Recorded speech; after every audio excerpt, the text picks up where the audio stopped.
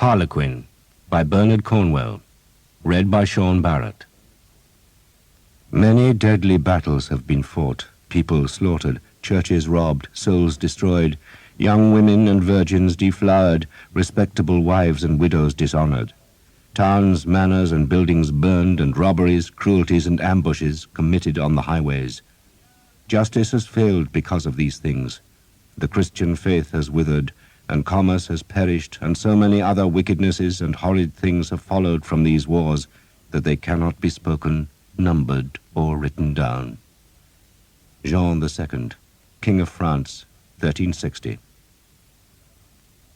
Harlequin, probably derived from the old French Harlequin, a troop of the devil's horsemen.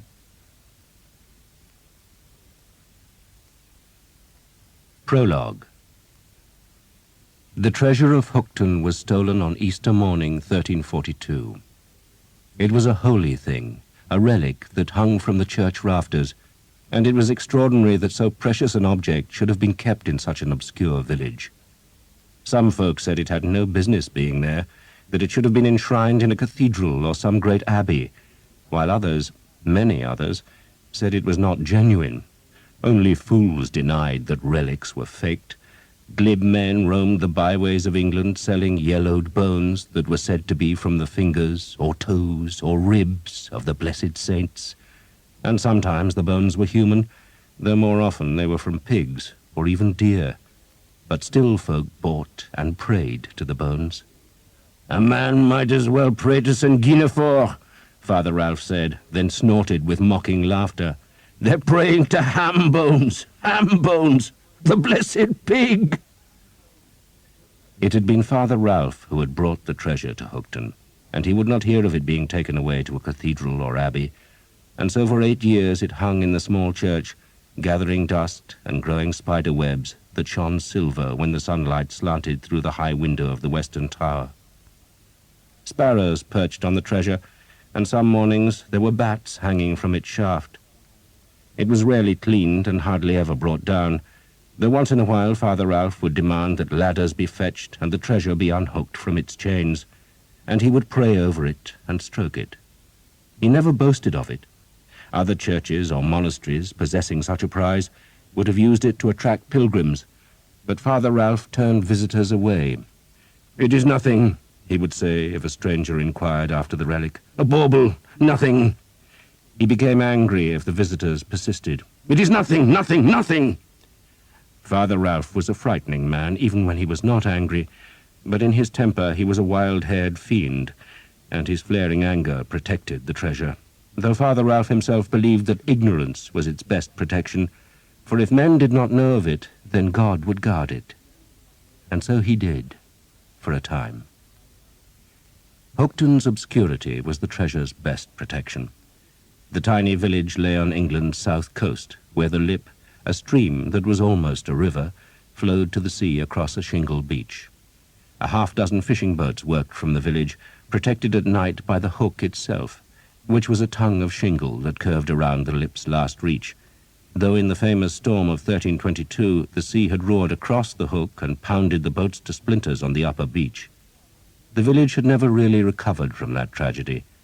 19 boats had sailed from the hook before the storm, but 20 years later only 6 small craft worked the waves beyond the Lip's treacherous bar. The rest of the villagers worked in the salt pans, or else herded sheep and cattle on the hills behind the huddle of thatched huts which clustered about the small stone church where the treasure hung from the blackened beams. That was Hookton, a place of boats, fish, salt and livestock, with green hills behind, ignorance within, and the wide sea beyond. Hookton, like every place in Christendom, held a vigil on the eve of Easter, and in 1342 that solemn duty was performed by 5 men who watched as Father Ralph consecrated the Easter sacraments and then laid the bread and wine on the white-draped altar. The wafers were in a simple clay bowl covered with a piece of bleached linen, while the wine was in a silver cup that belonged to Father Ralph. The silver cup was a part of his mystery. He was very tall, pious, and much too learned to be a village priest. It was rumored that he could have been a bishop, but that the devil had persecuted him with bad dreams, and it was certain that in the years before he came to Hookton he had been locked in a monastery's cell because he was possessed by demons.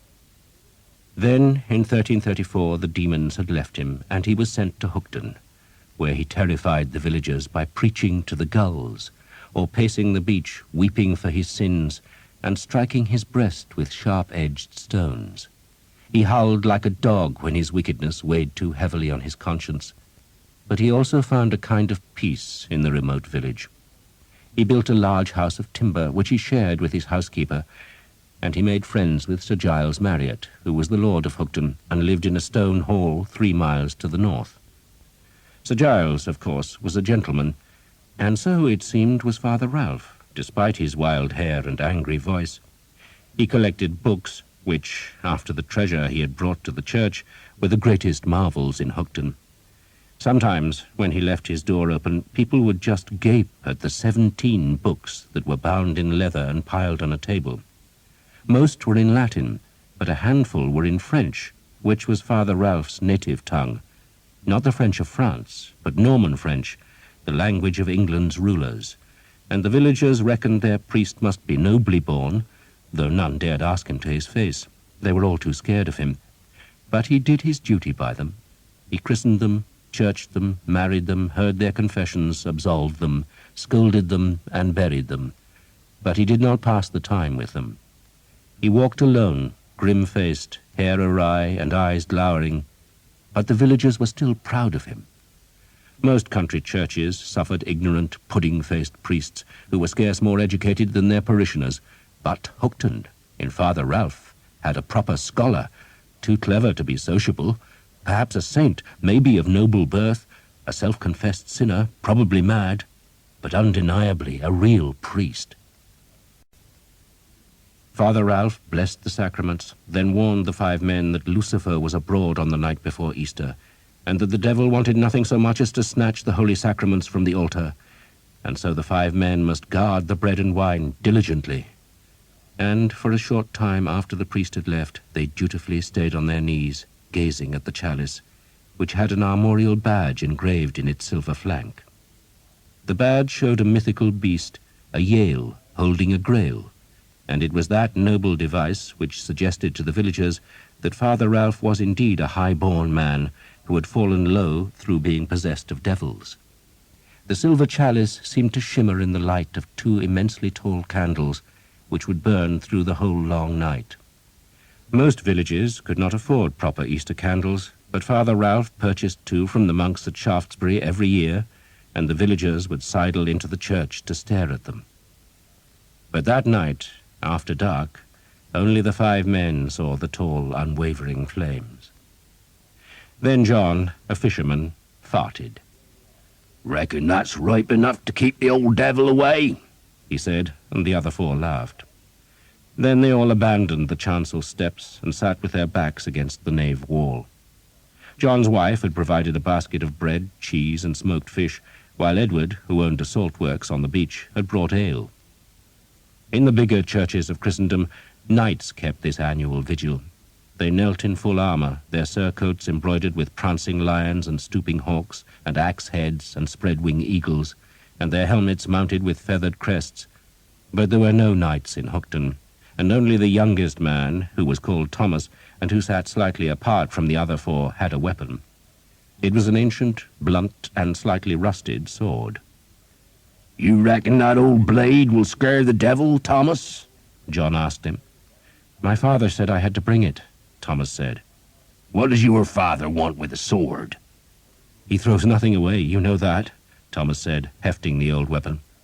It was heavy, but he lifted it easily. At 18, he was tall and immensely strong. He was well liked in Hookton, for, despite being the son of the village's richest man, he was a hard-working boy. He loved nothing better than a day at sea, hauling tarred nets that left his hands raw and bleeding. He knew how to sail a boat, had the strength to pull a good oar when the wind failed. He could lay snares, shoot a bow, dig a grave, geld a calf, lay thatch, or cut hay all day long. He was a big, bony, black-haired country boy, but God had given him a father who wanted Thomas to rise above common things. He wanted the boy to be a priest, which was why Thomas had just finished his first term at Oxford. "What do you do at Oxford, Thomas?" Edward asked him. "Everything I shouldn't," Thomas said. He pushed black hair away from his face that was bony like his father's.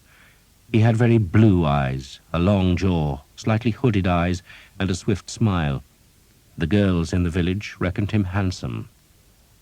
"Do they have girls at Oxford?" John asked slyly. "More than enough," Thomas said. "Don't tell your father that," Edward said, "or he'll be whipping you again. A good man with a whip, your father." "There's none better," Thomas agreed. "He only wants the best for you," John said. "Can't blame a man for that." Thomas did blame his father. He had always blamed his father. He had fought his father for years, and nothing so raised the anger between them as Thomas's obsession with bows. His mother's father had been a bowyer in the Weald, and Thomas had lived with his grandfather until he was nearly 10. Then his father had brought him to Hookton, where he had met Sir Giles Marriott's huntsman, another man skilled in archery, and the huntsman had become his new tutor. Thomas had made his first bow at 11, but when his father found the elmwood weapon, he had broken it across his knee and used the remnants to thrash his son. "You are not a common man," his father had shouted, beating the splintered staves on Thomas's back and head and legs. But neither the words nor the thrashing did any good.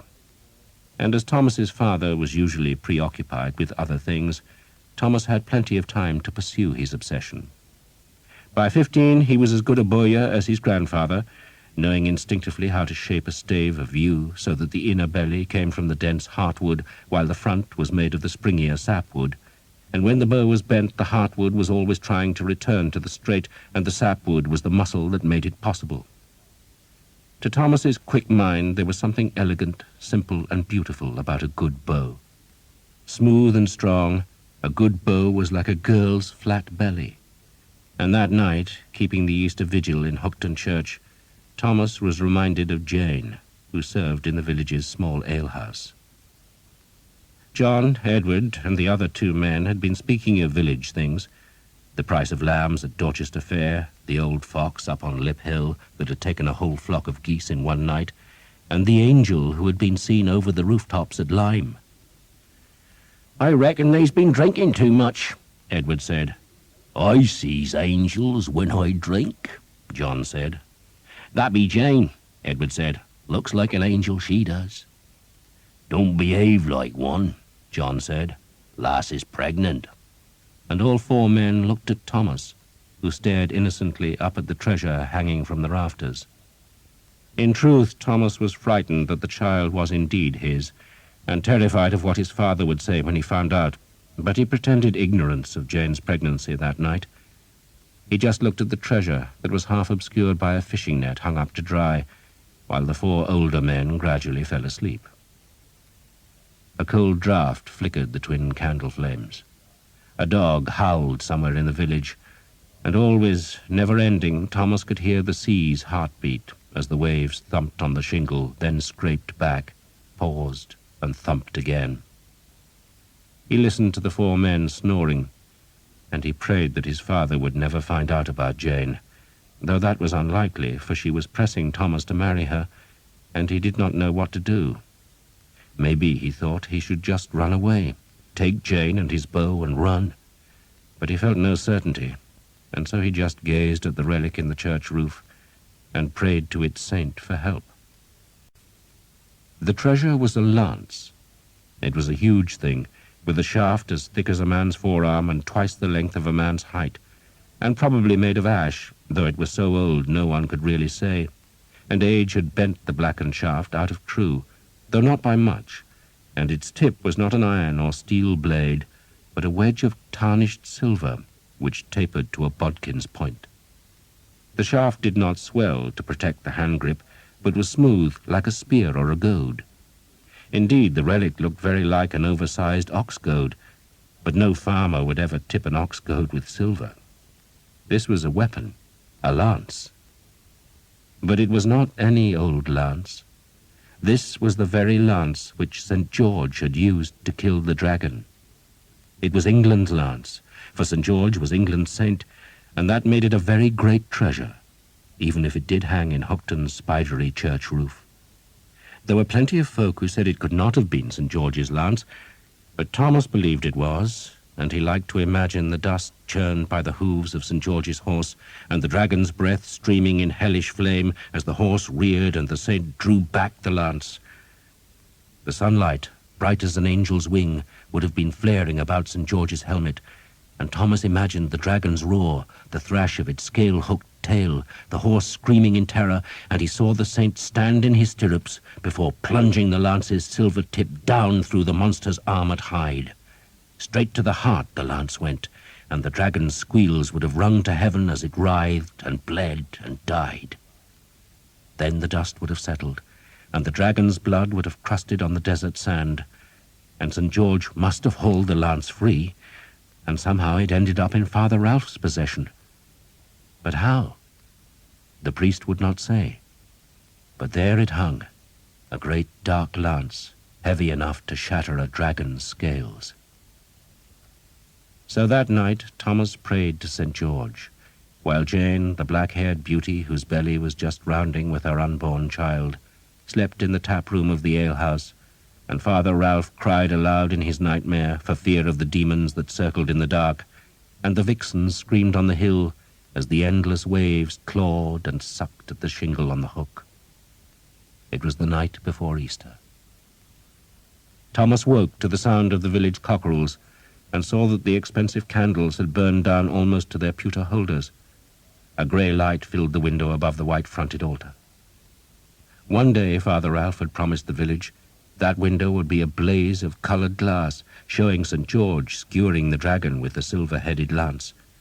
But for now the stone frame was filled with horn panes that turned the air within the church as yellow as urine.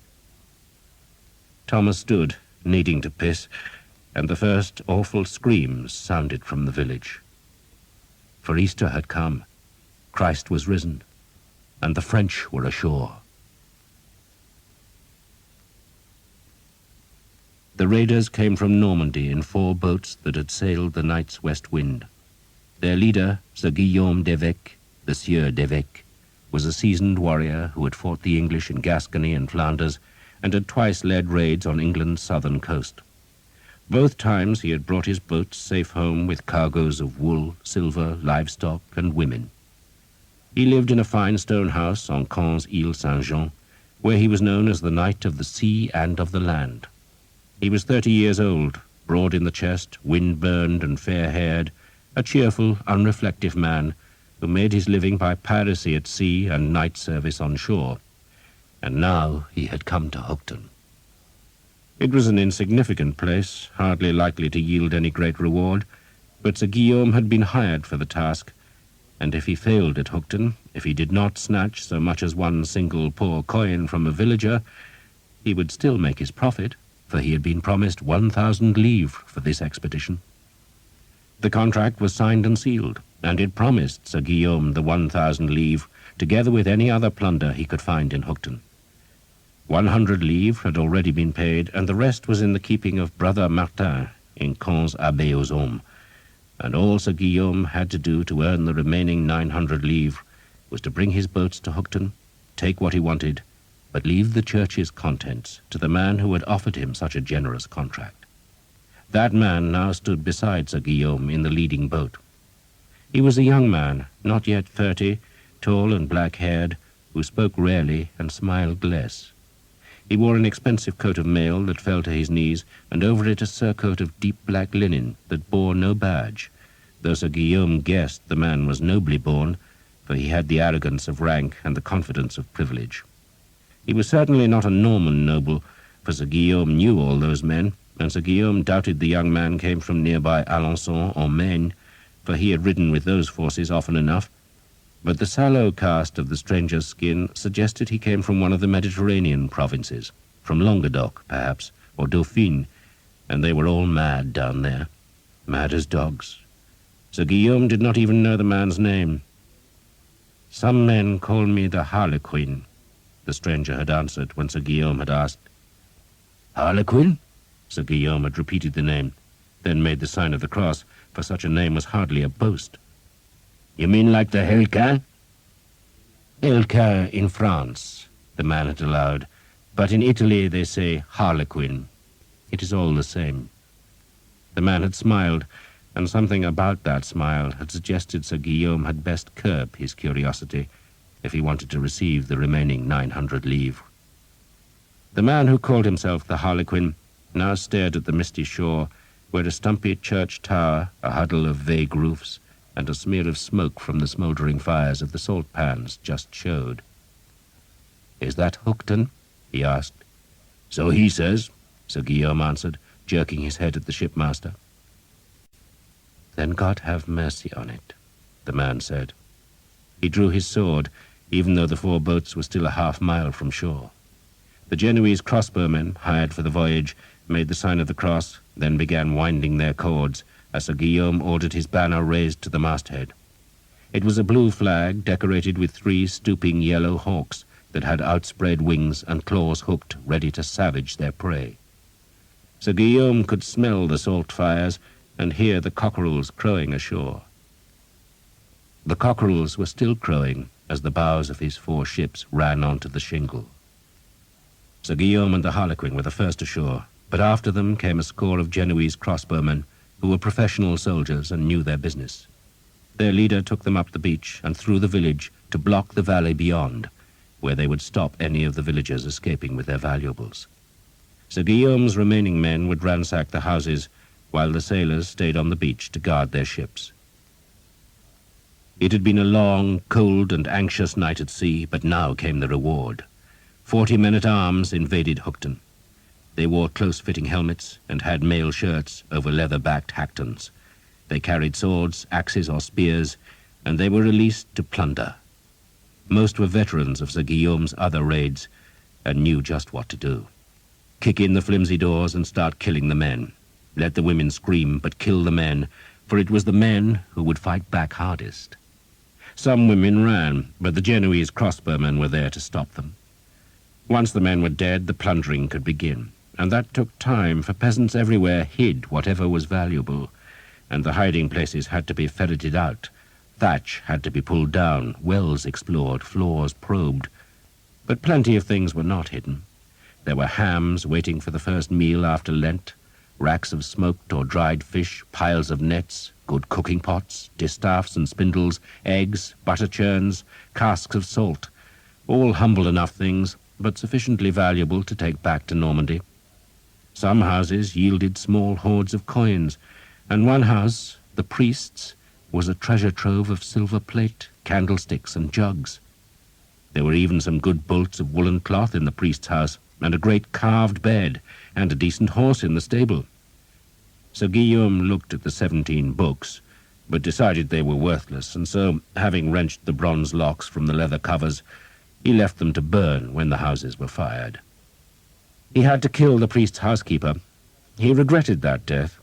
Sir Guillaume was not squeamish about killing women, but their deaths brought no honor, and so he discouraged such slaughter unless the woman caused trouble, and the priest's housekeeper wanted to fight.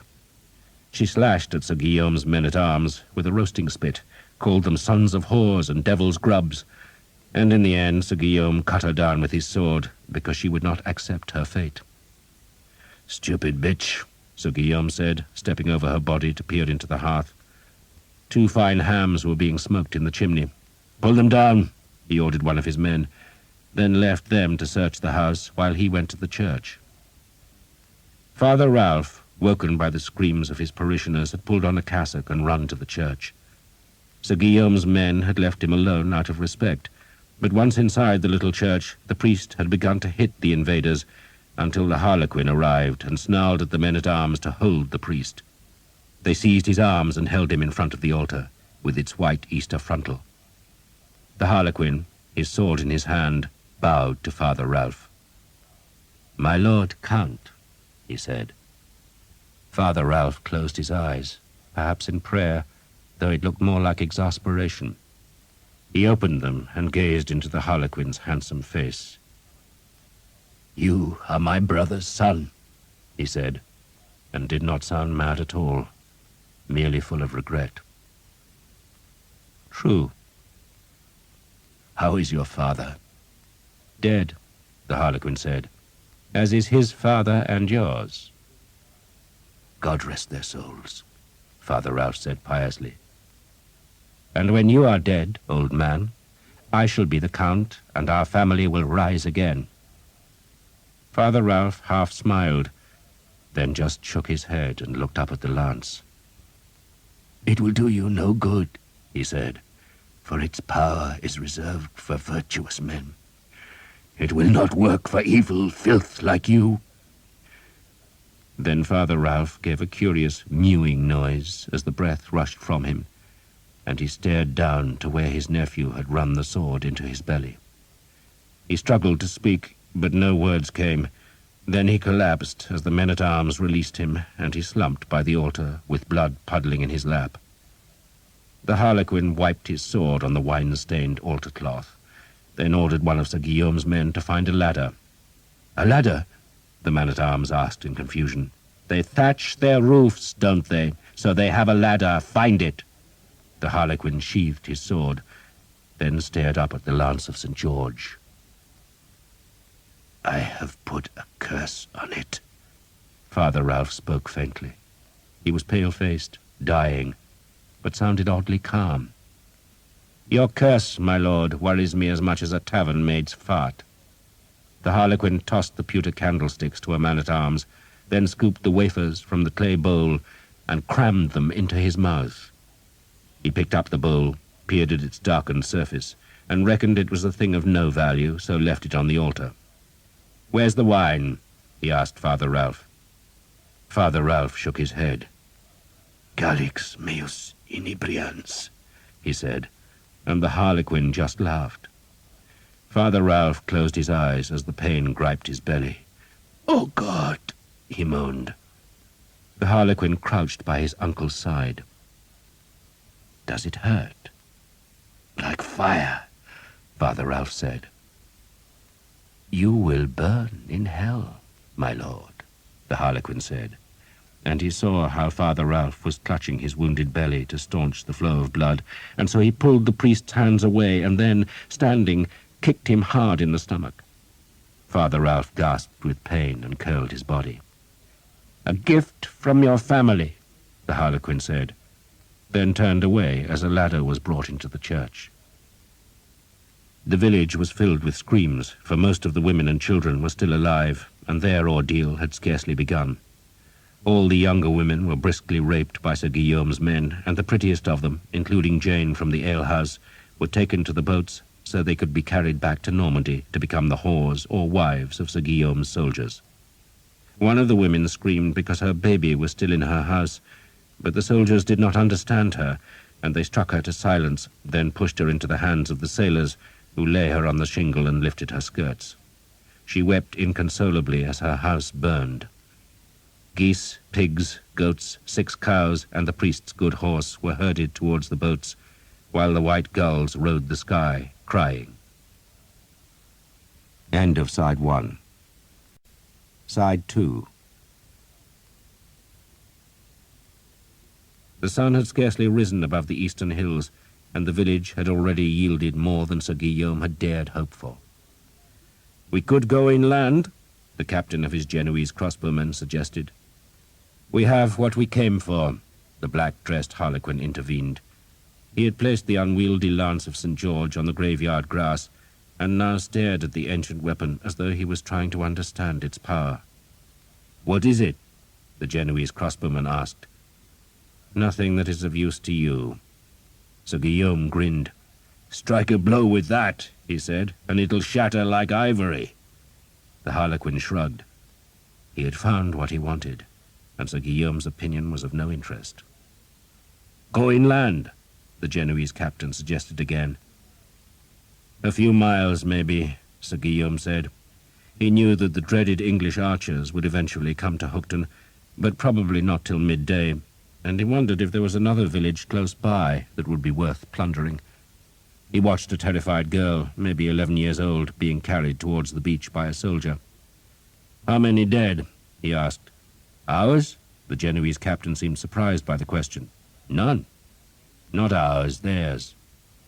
30 men, 40, a few women. And we haven't taken a scratch, Sir Guillaume exulted. Pity to stop now? He looked at his employer, but the man in black did not seem to care what they did, while the Genoese captain just grunted, which surprised Sir Guillaume, for he thought the man was eager to extend the raid. But then he saw that the man's sullen grunt was not caused by any lack of enthusiasm, but by a white-feathered arrow that had buried itself in his breast. The arrow had slit through the mail shirt and the padded hackton like a bodkin sliding through linen, killing the crossbowman almost instantly. Sir Guillaume dropped flat, and a heartbeat later another arrow whipped above him to thump into the turf. The Harlequin snatched up the lance and was running towards the beach, while Sir Guillaume scrambled into the shelter of the church porch. "Crossbows!" he shouted. "Crossbows!" Because someone was fighting back.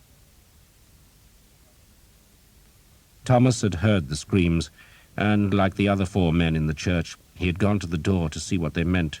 But no sooner had they reached the porch than a band of armed men, their mail and helmets dark grey in the dawn, appeared in the graveyard. Edward slammed the church door, dropped the bar into its brackets, then crossed himself. "Sweet Jesus!" he said in astonishment, then flinched as an axe thumped into the door. "Give me that!" He seized the sword from Thomas. Thomas let him take it. The church door was shaking now as 2 or 3 axes attacked the old wood. The villagers had always reckoned that Hookton was much too small to be raided, but the church door was splintering in front of Thomas's eyes, and he knew it must be the French. Tales were told up and down the coast of such landings, and prayers were said to keep folk from the raids. But the enemy was here, and the church echoed with the crash of their axe blows. Thomas was in panic, but did not know it. He just knew he had to escape from the church, and so he ran and jumped onto the altar. He crushed the silver chalice with his right foot and kicked it off the altar as he climbed onto the sill of the great east window, where he beat at the yellow panes, shattering the horn down into the churchyard. He saw men in red and green jackets running past the alehouse, but none looked his way as he jumped down into the churchyard and ran to the ditch, where he ripped his clothes as he wriggled through the thorn hedge on the other side. He crossed the lane, jumped the fence of his father's garden, and hammered on the kitchen door. But no one responded, and a crossbow bolt smacked into the lintel just inches from his face. Thomas ducked and ran through the bean plants to the cattle shed where his father stabled a horse. There was no time to rescue the beast, so instead Thomas climbed into the hayloft, where he hid his bow and arrows. A woman screamed close by. Dogs were howling. The French were shouting as they kicked down doors. Thomas seized his bow and arrow bag, ripped the thatch away from the rafters, squeezed through the gap, and dropped into the neighbour's orchard. He ran as though the devil was on his heels. A crossbow bolt thumped into the turf as he came to Lip Hill, and 2 of the Genoese archers started to follow him. But Thomas was young and tall and strong and fast. He ran uphill through a pasture bright with cowslips and daisies, leaped a hurdle that blocked a gap in a hedge, then twisted right towards the hill's crest. He went as far as the wood on the hill's far side, and there he dropped to catch his breath amidst a slope drifted with a haze of bluebells.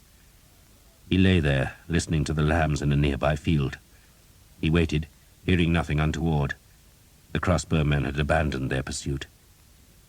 Thomas lay in the bluebells for a long time, but at last he crept cautiously back to the hilltop, from where he could see a straggle of old women and children scattering on the further hill. These folk had somehow evaded the crossbowmen, and would doubtless flee north to warn Sir Giles Marriott, but Thomas did not join them. Instead, he worked his way down to a hazel copse, where dog's mercury bloomed, and from where he could see his village dying. Men were carrying plunder to the 4 strange boats that were grounded on the hook shingle. The first thatch was being fired. 2 dogs lay dead in the street beside a woman, quite naked, who was being held down while Frenchmen hitched up their mail shirts to take their turns with her. Thomas remembered how, not long ago, she had married a fisherman whose first wife had died in childbirth. She had been so coy and happy, but now, when she tried to crawl off the road, a Frenchman kicked her in the head, then bent with laughter. Thomas saw Jane, the girl he feared he had made pregnant, being dragged towards the boats, and was ashamed that he felt a sense of relief that he would not have to confront his father with her news. More cottages were fired as Frenchmen hurled burning straw onto their thatch, and Thomas watched the smoke curl and thicken, then worked his way through the hazel saplings to a place where hawthorn blossom was thick, white, and concealing. It was there he strung his bow. It was the best bow he had ever made. It had been cut from a stave that had washed ashore from a ship that had foundered in the Channel. A dozen staves had come to Hookton's shingle on the south wind, and Sir Giles Marriott's huntsman reckoned they must have been Italian yew, for it was the most beautiful wood he had ever seen. Thomas had sold 11 of the tight-grained staves in Dorchester, but kept the best one. He carved it, steamed the ends to give them a slight bend against the wood's grain, then painted the bow with a mix of soot and flaxseed oil. He had boiled the mix in his mother's kitchen on days when his father was away, and Thomas's father had never known what he was doing, though sometimes he would complain of the smell, and Thomas's mother would say she had been making a potion to poison the rats. The bow had had to be painted to stop it from drying out, for then the wood would become brittle and shatter under the stress of the taut string. The paint had dried a deep golden colour, just like the bows Thomas's grandfather used to make in the Weald, but Thomas had wanted it to be darker, and so he had rubbed more soot into the wood and smeared it with beeswax, and he'd gone on doing it for a fortnight, until the bow was as black as the shaft of St. George's lance. He tipped the bow with 2 pieces of knocked horn to hold a cord that was made from woven hemp strands that had been soaked in hoof glue. Then he'd whipped the cord where the arrow would rest with still more hemp. He'd stolen coins from his father to buy arrowheads in Dorchester, then made the shafts from ash and goose feathers, and on that Easter morning he had 23 of those good arrows in his bag. Thomas strung the bow, took a white-fledged arrow from the bag, then looked at the 3 men beside the church. They were a long way off, but the black bow was as big a weapon as any ever made, and the power in its yew belly was awesome. One of the men had a simple mail coat, another a plain black surcoat, while the third had a red and green jacket over his mail shirt, and Thomas decided that the most gaudily dressed man must be the raid's leader, and so he should die. Thomas's left hand shook as he drew the bow. He was dry-mouthed, frightened. He knew he would shoot wild, so he lowered his arm and released the cord's tension. "Remember," he told himself, "remember everything you have ever been taught. An archer does not aim, he kills. It is all in the head, in the arms, in the eyes, and killing a man is no different from shooting a hind. Draw and loose, that was all, and that was why he had practiced for over 10 years, so that the act of drawing and loosing was as natural as breathing and as fluent as water flowing from a spring. Look and loose, do not think. Draw the string and let God guide the arrow." Smoke thickened above Hookton, and Thomas felt an immense anger surge like a black humour, and he pushed his left hand forward and drew back with the right, and he never took his eyes off the red and green coat. He drew till the cord was beside his right ear, and then he loosed. That was the first time Thomas of Hookton ever shot an arrow at a man, and he knew it was good as soon as it leaped from the string, for the bow did not quiver. The arrow flew true, and he watched it curve down, sinking from the hill to strike the green and red coat hard and deep. He let a second arrow fly, but the man in the mail coat dropped and scurried to the church porch, while the third man picked up the lance and ran towards the beach, where he was hidden by the smoke. Thomas had 21 arrows left. 1 each for the Holy Trinity, he thought, and another for every year of his life, and that life was threatened, for a dozen crossbowmen were running towards the hill. He loosed a third arrow, then ran back through the hazels. He was suddenly exultant, filled with a sense of power and satisfaction. In that one instant, as the first arrow slid into the sky, he knew he wanted nothing more from life. He was an archer. Oxford could go to hell for all he cared, for Thomas had found his joy. He whooped with delight as he ran uphill. Crossbow bolts ripped through the hazel leaves, and he noted that they made a deep, almost humming noise as they flew. Then he was over the hill's crest, where he ran west for a few yards before doubling back to the summit. He paused long enough to loose another arrow, then turned and ran again. Thomas led the Genoese crossbowmen a dance of death, from hill to hedgerow, along paths he had known since childhood, and like fools they followed him, because their pride would not let them admit that they were beaten. But beaten they were, and 2 died before a trumpet sounded from the beach, summoning the raiders to their boats. The Genoese turned away then, stopping only to fetch the weapon, pouches, mail and coat of one of their dead, but Thomas killed another of them as they stooped over the body, and this time the survivors just ran from him. Thomas followed them down to the smoke-palled village. He ran past the alehouse, which was an inferno, and so to the shingle where the 4 boats were being shoved into the sea reach. The sailors pushed off with long oars, then pulled out to sea. They towed the best 3 Hookton boats and left the others burning. The village was also burning, its thatch whirling into the sky in sparks and smoke and flaming scraps. Thomas shot one last useless arrow from the beach and watched it plunge into the sea short of the escaping raiders. Then he turned away and went back through the stinking, burning, bloody village to the church, which was the only building the raiders had not set alight. The 4 companions of his vigil were dead, but Father Ralph still lived. He was sitting with his back against the altar. The bottom of his gown was dark with fresh blood, and his long face was unnaturally white. Thomas kneeled beside the priest. "Father?" Father Ralph opened his eyes and saw the bow. He grimaced, though whether in pain or disapproval Thomas could not tell. "Did you kill any of them, Thomas?" the priest asked. "Yes," Thomas said, "a lot." Father Ralph grimaced and shuddered. Thomas reckoned the priest was one of the strongest men he had ever known, flawed perhaps, yet tough as a yew-stave. But he was dying now, and there was a whimper in his voice. "You don't want to be a priest, do you, Thomas?" He asked the question in French, his mother tongue. "No," Thomas answered in the same language. "You're going to be a soldier," the priest said, "like your grandfather." He paused and whimpered as another bolt of pain ripped up from his belly. Thomas wanted to help him, but in truth there was nothing to be done. The Harlequin had run his sword into Father Ralph's belly, and only God could save the priest now. "I argued with my father," the dying man said. "and he disowned me. He disinherited me, and I have refused to acknowledge him from that day to this. But you, Thomas, you are like him, very like him, and you have always argued with me." "Yes, Father," Thomas said. He took his father's hand, and the priest did not resist. "I loved your mother," Father Ralph said, "and that was my sin, and you are the fruit of that sin. I thought if you became a priest, you could rise above sin. It floods us, Thomas. It floods us. It is everywhere. I have seen the devil, Thomas, seen him with my own eyes, and we must fight him. Only the church can do that. Only the church."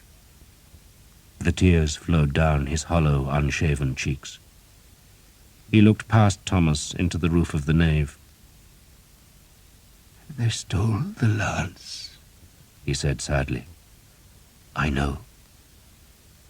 My great-grandfather brought it from the Holy Land," Father Ralph said. "And I stole it from my father, and my brother's son stole it from us today." He spoke softly. "He will do evil with it. Bring it home, Thomas. Bring it home." "I will," Thomas promised him. Smoke began to thicken in the church. The raiders had not fired it, but the thatch was catching the flames from the burning scraps that filled the air. "You say your brother's son stole it?" Thomas asked. "Your cousin," Father Ralph whispered, his eyes closed. "The one dressed in black. He came and stole it." "Who is he?" Thomas asked. "Evil," Father Ralph said. "Evil." He moaned and shook his head. "Who is he?" Thomas insisted. Calix meus inebrians, Father Ralph said in a voice scarce above a whisper. Thomas knew it was a line from a psalm and meant, "My cup makes me drunk," and he reckoned his father's mind was slipping as his soul hovered close to his body's end. "Tell me who your father was," Thomas demanded. "Tell me who I am," he wanted to say. "Tell me who you are, Father."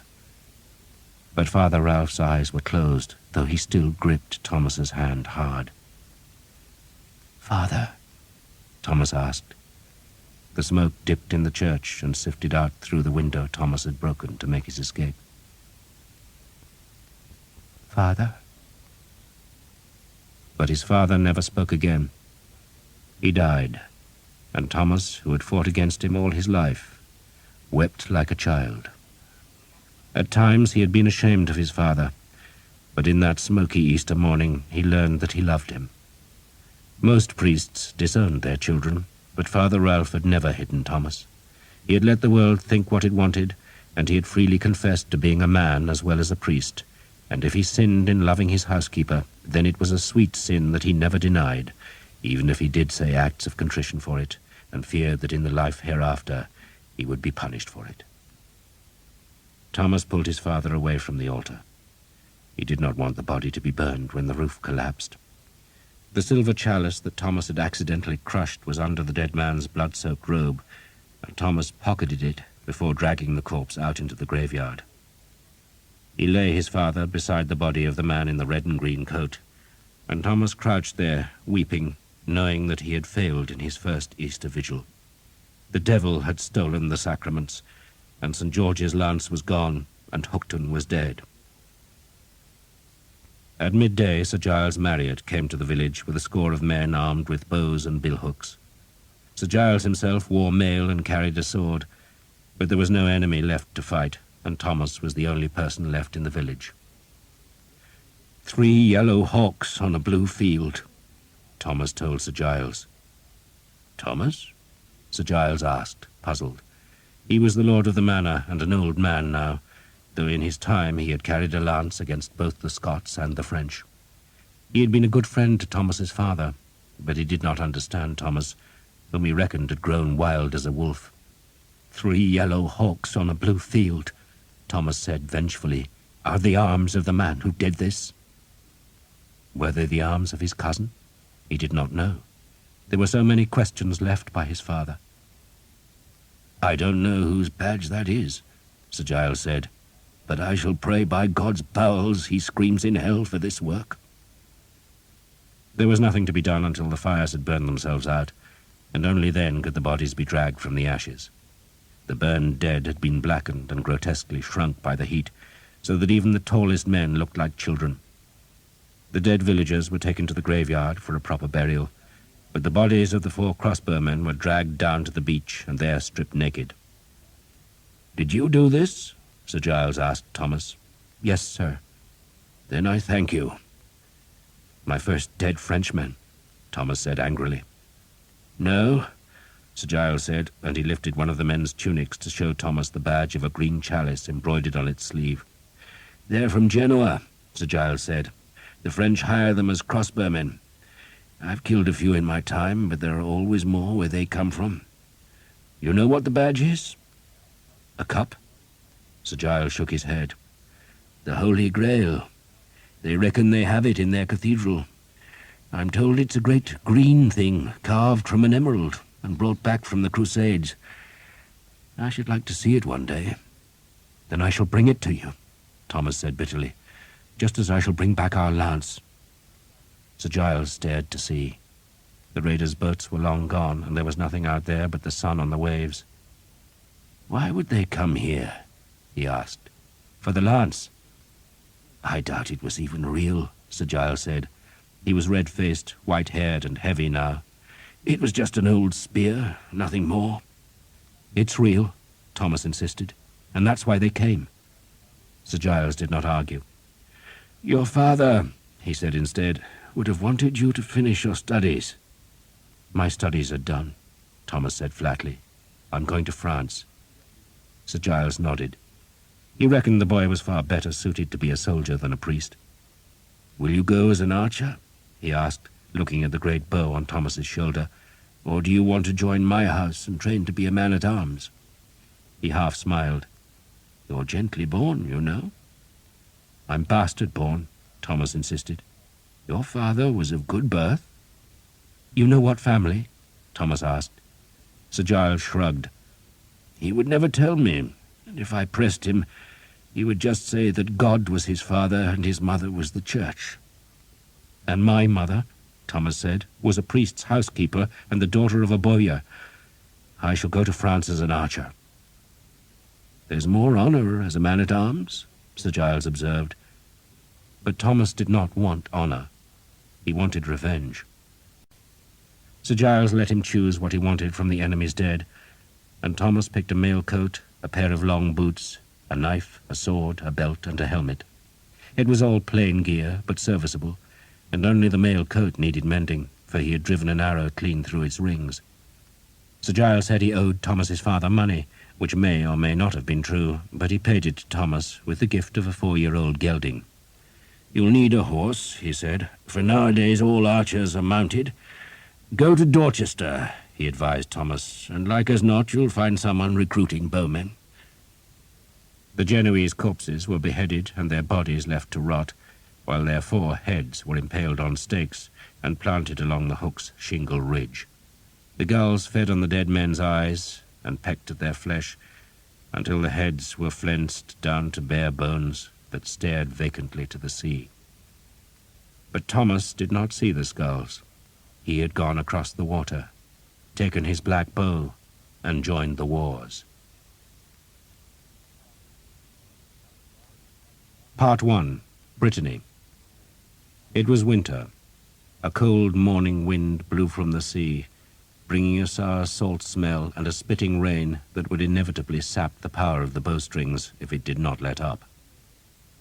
"What it is," Jake said, "is a waste of goddamn time." No one took any notice of him. "Could have stayed in Brest," Jake grumbled. "Been sitting by a fire, drinking ale." Again he was ignored.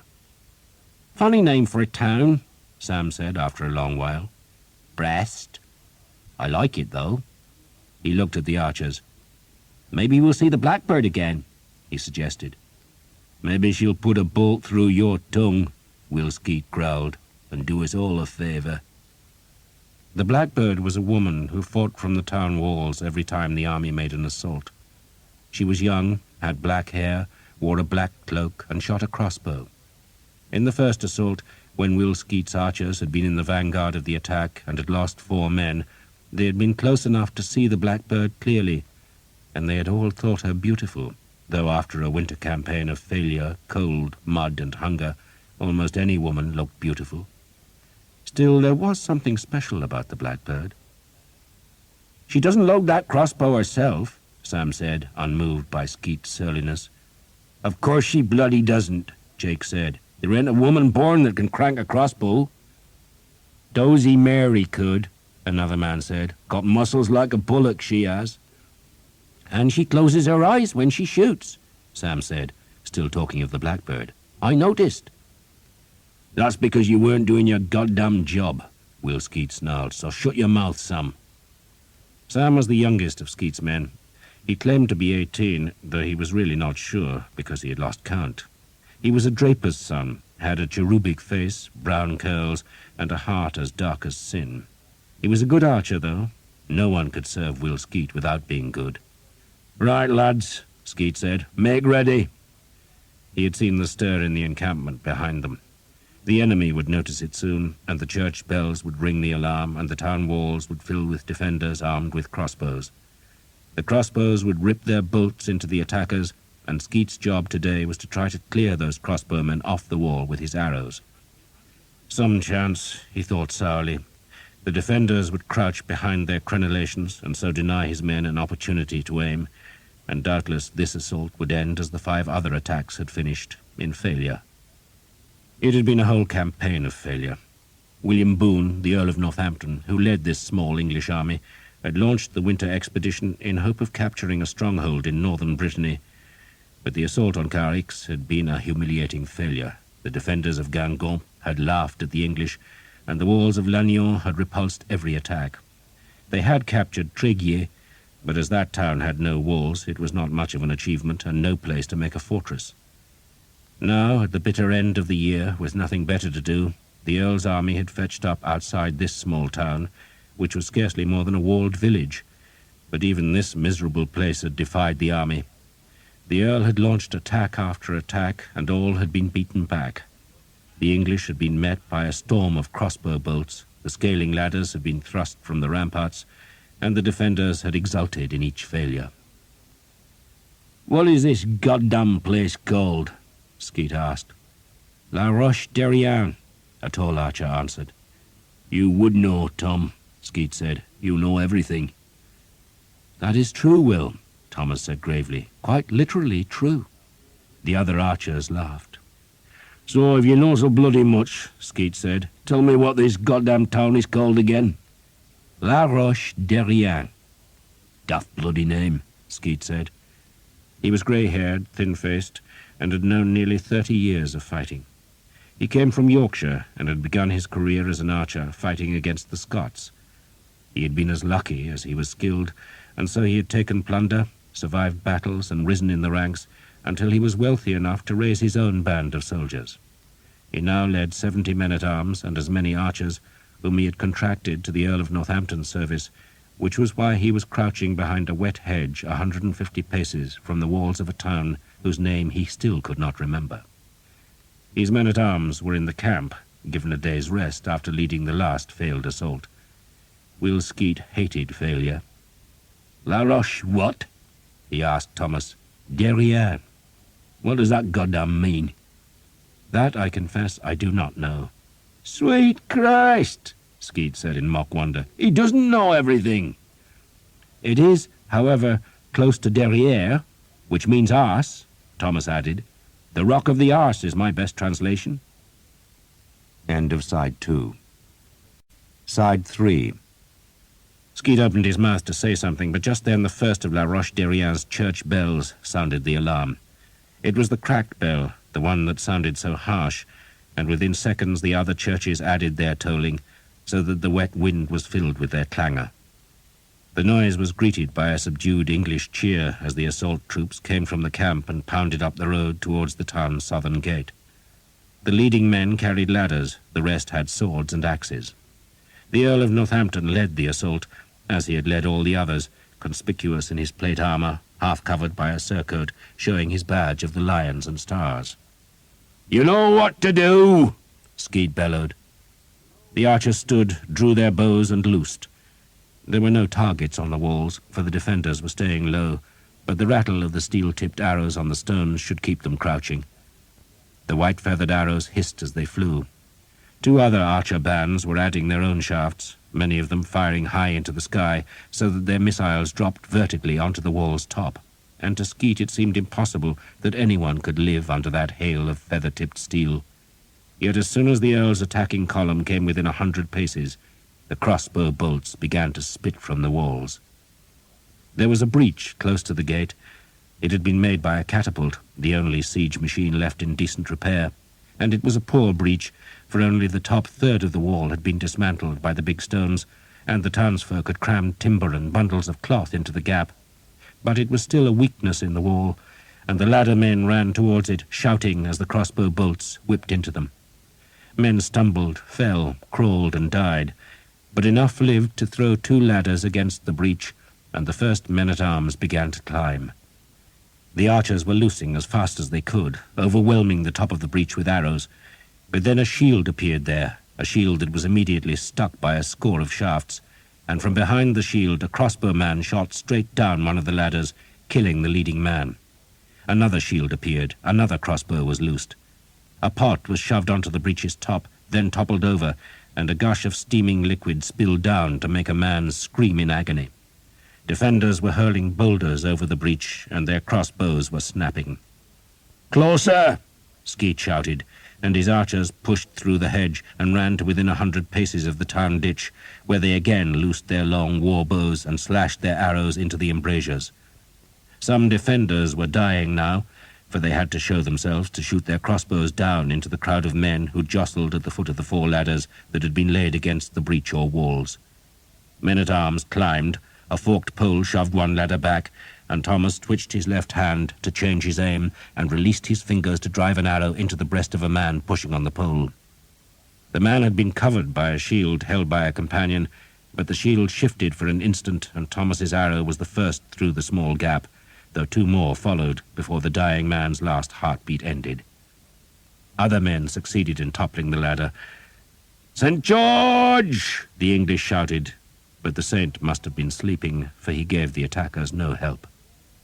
More stones were hurled from the ramparts. Then a great mass of flaming straw was heaved into the crowded attackers. A man succeeded in reaching the top of the breach, but was immediately killed by an axe that split his helmet and skull in 2. He slumped on the rungs, blocking the ascent, and the Earl tried to haul him free, but was struck on the head by one of the boulders and collapsed at the ladder's foot. 2 of his men-at-arms carried the stunned Earl back to the camp, and his departure took the spirit from the attackers. They no longer shouted. The arrows still flew, and men still tried to climb the wall, but the defenders sensed they had repelled this 6th attack, and their crossbow bolts spat relentlessly. It was then Thomas saw the blackbird on the tower above the gate. He laid the steel arrow tip on her breast, raised the bow a fraction, and then jerked his bow hand so that the arrow flew wild. Too pretty to kill, he told himself, and knew he was a fool for thinking it. She shot her bolt and vanished. A half-dozen arrows clattered onto the tower where she had been standing, but Thomas reckoned all 6 archers had let her shoot before they loosed. "Jesus wept," Skeet said. The attack had failed, and the men-at-arms were running from the crossbow bolts. One ladder still rested against the breach, with the dead man entangled in its upper rungs. "Back!" Skeet shouted. "Back!" The archers ran, pursued by quarrels, until they could push through the hedge and drop into the ditch. The defenders were cheering, and 2 men bared their backsides on the gate tower and briefly shoved their asses towards the defeated English. "Bastards," Skeet said. "Bastards." He was not used to failure. "There has to be a bloody way in," he growled. Thomas unlooped the string from his bow and placed it under his helmet. "I told you how to get in," he told Skeet. "Told you at dawn." Skeet looked at Thomas for a long time. "We tried it, lad." "I got to the stakes, Will. I promise I did. I got through them." "So tell me again," Skeet said, and Thomas did. He crouched in the ditch under the jeers of La Roche-Derrien's defenders, and he told Will Skeet how to unlock the town, and Skeet listened, because the Yorkshireman had learned to trust Thomas of Hookton. Thomas had been in Brittany for 3 years now, and though Brittany was not France, its usurping duke brought a constant succession of Frenchmen to be killed, and Thomas had discovered he had a skill for killing. It was not just that he was a good archer. The army was full of men who were as good as he, and there was a handful who were better. But he had discovered he could sense what the enemy was doing. He would watch them, watch their eyes, see where they were looking, and as often as not he anticipated an enemy move and was ready to greet it with an arrow. It was like a game, but one where he knew the rules and they did not. It helped that William Skeet trusted him. Skeet had been unwilling to recruit Thomas when they first met by the jail in Dorchester, where Skeet was testing a score of thieves and murderers to see how well they could shoot a bow. He needed recruits, and the king needed archers, so men who would otherwise have faced the gallows were being pardoned if they would serve abroad, and fully half of Skeet's men were such felons. Thomas, Skeet had reckoned, would never fit in with such rogues. He had taken Thomas's right hand, seen the calluses on the 2 bow fingers, which said he was an archer, but then he had tapped the boy's soft palm. "What have you been doing?" Skeet had asked. "My father wanted me to be a priest." "A priest, eh?" Skeet had been scornful. "Well, you can pray for us, I suppose." "I can kill for you, too." Skeet had eventually let Thomas join the band, not least because the boy brought his own horse. At first, Skeet thought Thomas of Hookton was little more than another wild fool looking for adventure. A clever fool, to be sure, but Thomas had taken to the life of an archer in Brittany with alacrity. The real business of the Civil War was plunder, and day after day Skeet's men rode into land that gave fealty to the supporters of Duke Charles, and they burned the farms, stole the harvest, and took the livestock. A lord whose peasants cannot pay rent is a lord who cannot afford to hire soldiers, so Skeet's men-at-arms and mounted archers were loosed on the enemy's land like a plague. And Thomas loved the life. He was young, and his task was not just to fight the enemy, but to ruin him. He burned farms, poisoned wells, stole seed grain, broke ploughs, fired the mills, ring-barked the orchards, and lived off his plunder.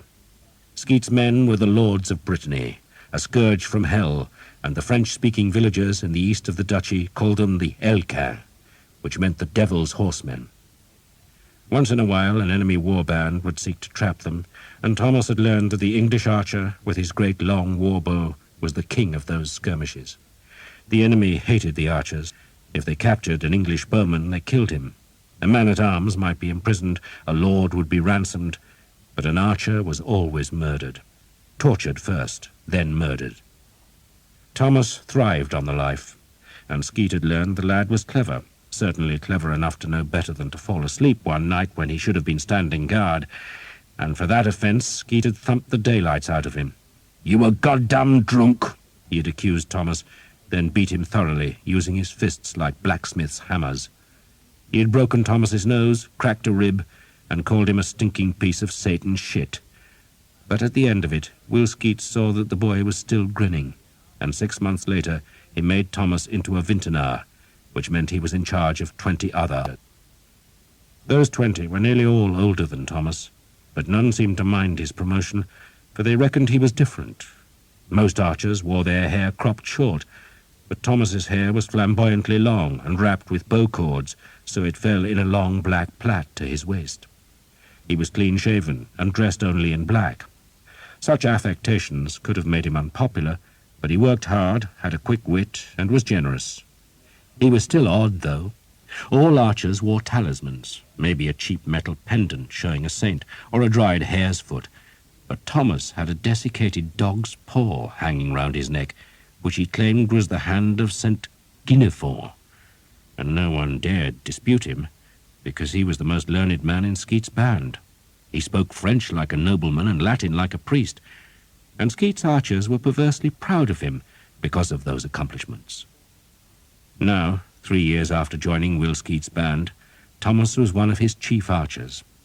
Skeet even asked his advice sometimes. He rarely took it, but he asked, and Thomas still had the dog's paw, a crooked nose, and an impudent grin. And now he had an idea how to get into La Roche-Derrien. That afternoon, when the dead man-at-arms with the split skull was still tangled in the abandoned ladder, Sir Simon Jekyll rode towards the town, and there trotted his horse back and forth beside the small, dark-feathered crossbow bolts that marked the furthest range of the defenders' weapons. His squire, a daft boy with a slack jaw and puzzled eyes, watched from a distance. The squire held Sir Simon's lance, and should any warrior in the town accept the implicit challenge of Sir Simon's mocking presence, the squire would give his master the lance, and the two horsemen would fight on the pasture until one or the other yielded. And it would not be Sir Simon, for he was as skilled a knight as any in the Earl of Northampton's army, and the poorest. His destrier was 10 years old, hard-mouthed and sway-backed. His saddle, which was high in pommel and cantle so that it held him firm in its grip, had belonged to his father, while his hauberk, a tunic of mail that covered him from neck to knees, had belonged to his grandfather. His sword was over 100 years old, heavy, and would not keep its edge. His lance had warped in the wet winter weather, while his helmet, which hung from his pommel, was an old steel pot with a worn leather lining. His shield, with its escutcheon of a mailed fist clutching a war-hammer, was battered and faded. His mail gauntlets, like the rest of his armour, were rusting, which was why his squire had a thick, reddened ear and a frightened face. Though the real reason for the rust was not that the squire did not try to clean the mail, but that Sir Simon could not afford the vinegar and fine sand that was used to scour the steel. He was poor. Poor and bitter and ambitious. And good. No one denied he was good. He had won the tournament at Tewkesbury and received a purse of £40. At Gloucester his victory had been rewarded by a fine suit of armour. At Chelmsford it had been £15 and a fine saddle, and at Canterbury he had half-hacked a Frenchman to death before being given a gilded cup filled with coins. But where were all those trophies now? In the hands of the bankers and lawyers and merchants who had a lien on the Berkshire estate that Sir Simon had inherited 2 years before, though in truth his inheritance had been nothing but debt, and the moment his father was buried the moneylenders had closed on Sir Simon like hounds on a wounded deer. Marry an heiress, his mother had advised, and she had paraded a dozen women for her son's inspection, but Sir Simon was determined his wife should be as beautiful as he was handsome. And he was handsome. He knew that. He would stare into his mother's mirror and admire his reflection. He had thick, fair hair, a broad face, and a short beard. At Chester, where he had unhorsed 3 knights inside 4 minutes, men had mistaken him for the king, who was reputed to fight anonymously in tournaments, and Sir Simon was not going to throw away his good royal looks on some wrinkled hag just because she had money. He would marry a woman worthy of himself, but that ambition would not pay the estate's debts, and so Sir Simon, to defend himself against his creditors, had sought a letter of protection from King Edward III. That letter shielded Sir Simon from all legal proceedings so long as he served the king in a foreign war. And when Sir Simon had crossed the Channel, taking 6 men-at-arms, a dozen archers, and a slack-jawed squire from his encumbered estate, he had left his creditors helpless in England. Sir Simon had also brought with him a certainty that he would soon capture some French or Breton nobleman whose ransom would be sufficient to pay off all he owed. But so far the winter campaign had not yielded a single prisoner of rank, and so little plunder that the army was now on half rations. And how many well-born prisoners could he expect to take in a miserable town like La Roche-Derrien? It was a shithole. Yet he rode up and down beneath its walls, hoping some knight would take the challenge and ride from the town's southern gate that had so far resisted 6 English assaults. But instead the defenders jeered him and called him a coward for staying out of their crossbows' range, and the insults piqued Sir Simon's pride, so that he rode closer to the walls, his horse's hoofs sometimes clattering on one of the fallen quarrels. Men shot at him, but the bolts fell well short, and it was Sir Simon's turn to jeer. "He's just a bloody fool," Jake said, watching from the English camp. Jake was one of William Skeet's felons, a murderer who had been saved from the gallows at Exeter. He was cross-eyed, yet still managed to shoot straighter than most men. "Now what's he doing?" Sir Simon had stopped his horse and was facing the gate, so that the men who watched thought that perhaps a Frenchman was coming to challenge the English knight who taunted them. Instead, they saw that a lone crossbowman was standing on the gate turret and beckoning Sir Simon forward, daring him to come within range. Only a fool would respond to such a dare, and Sir Simon dutifully responded. He was 25 years old, bitter and brave, and he reckoned a display of careless arrogance would dishearten the besieged garrison and encourage the dispirited English, and so he spurred the destrier deep into the killing ground where the French bolts had torn the heart out of the English attacks. No crossbow man fired now. There was just the lone figure standing on the gate tower, and Sir Simon, riding to within 100 yards, saw it was the Blackbird. This was the first time Sir Simon had seen the woman every archer called the Blackbird, and he was close enough to perceive that she was indeed a beauty. She stood straight, slender and tall, cloaked against the winter wind, but with her long black hair loose like a young girl's. She offered him a mocking bow, and Sir Simon responded, bending awkwardly in the tight saddle. Then he watched as she picked up her crossbow and put it to her shoulder. "And when we're inside the town," Sir Simon thought, "I'll make you pay for this. You'll be flat on your arse, Blackbird, and I'll be on top."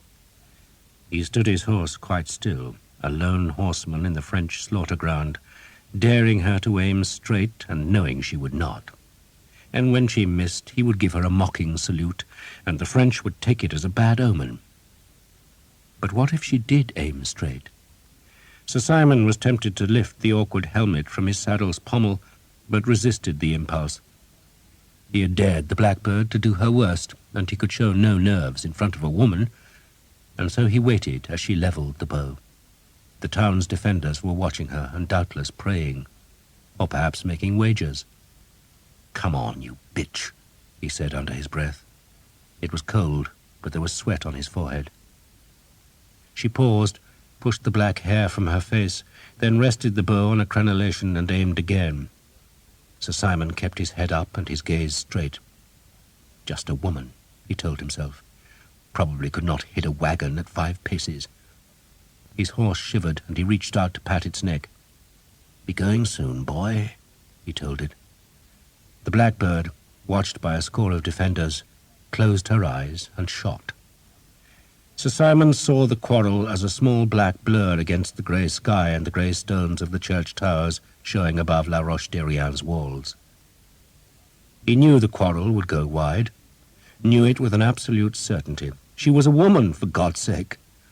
And that was why he did not move as he saw the blur coming straight for him. He could not believe it. He was waiting for the quarrel to slide to left or right, or to plough into the frost-hardened ground, but instead it was coming unerringly towards his breast, and at the very last instant he jerked up the heavy shield and ducked his head and felt a huge thump on his left arm as the bolt slammed home to throw him hard against the saddle's cantle. The bolt hit the shield so hard that it split through the willow boards, and its point gouged a deep cut through the mail sleeve and into his forearm. The French were cheering, and Sir Simon, knowing that other crossbowmen might now try to finish what the blackbird had begun, pressed his knee into his destrier's flank, and the beast obediently turned, and then responded to the spurs. "I'm alive!"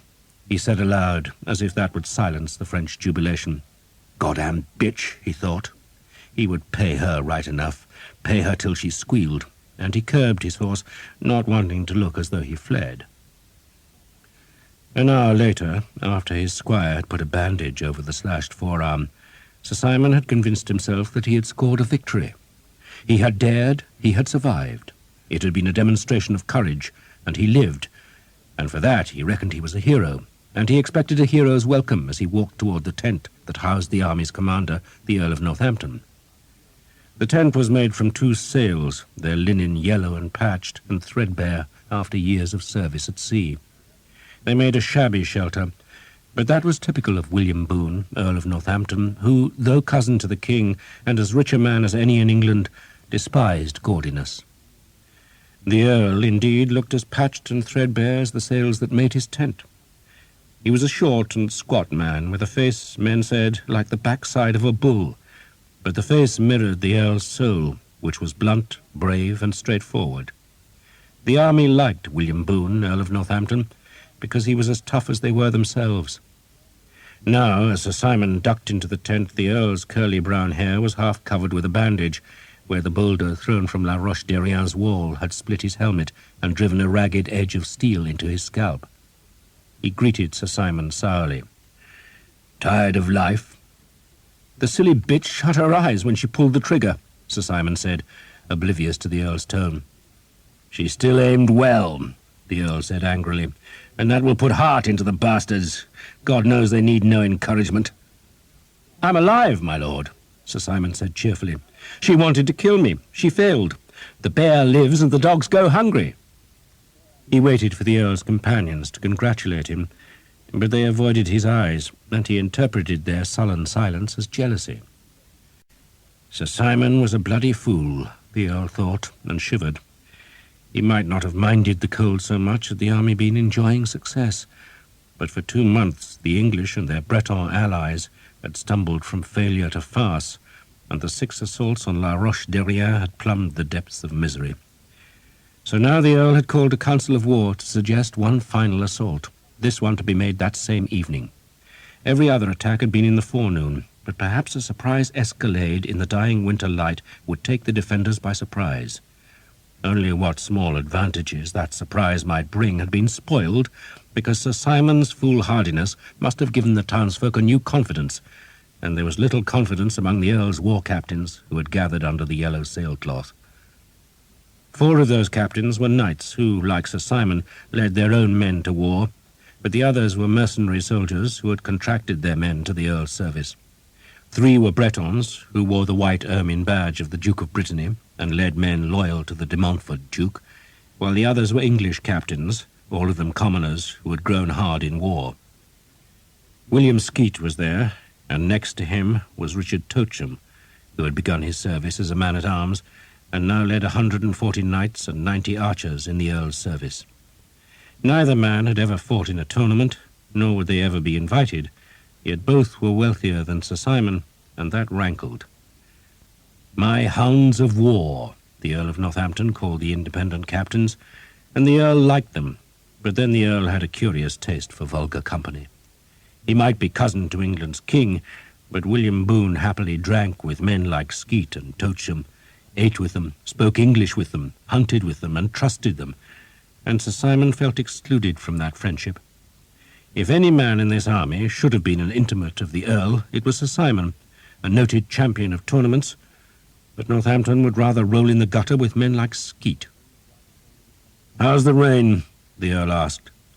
"Starting again," Sir Simon answered, jerking his head at the tent's roof, against which the rain pattered fitfully.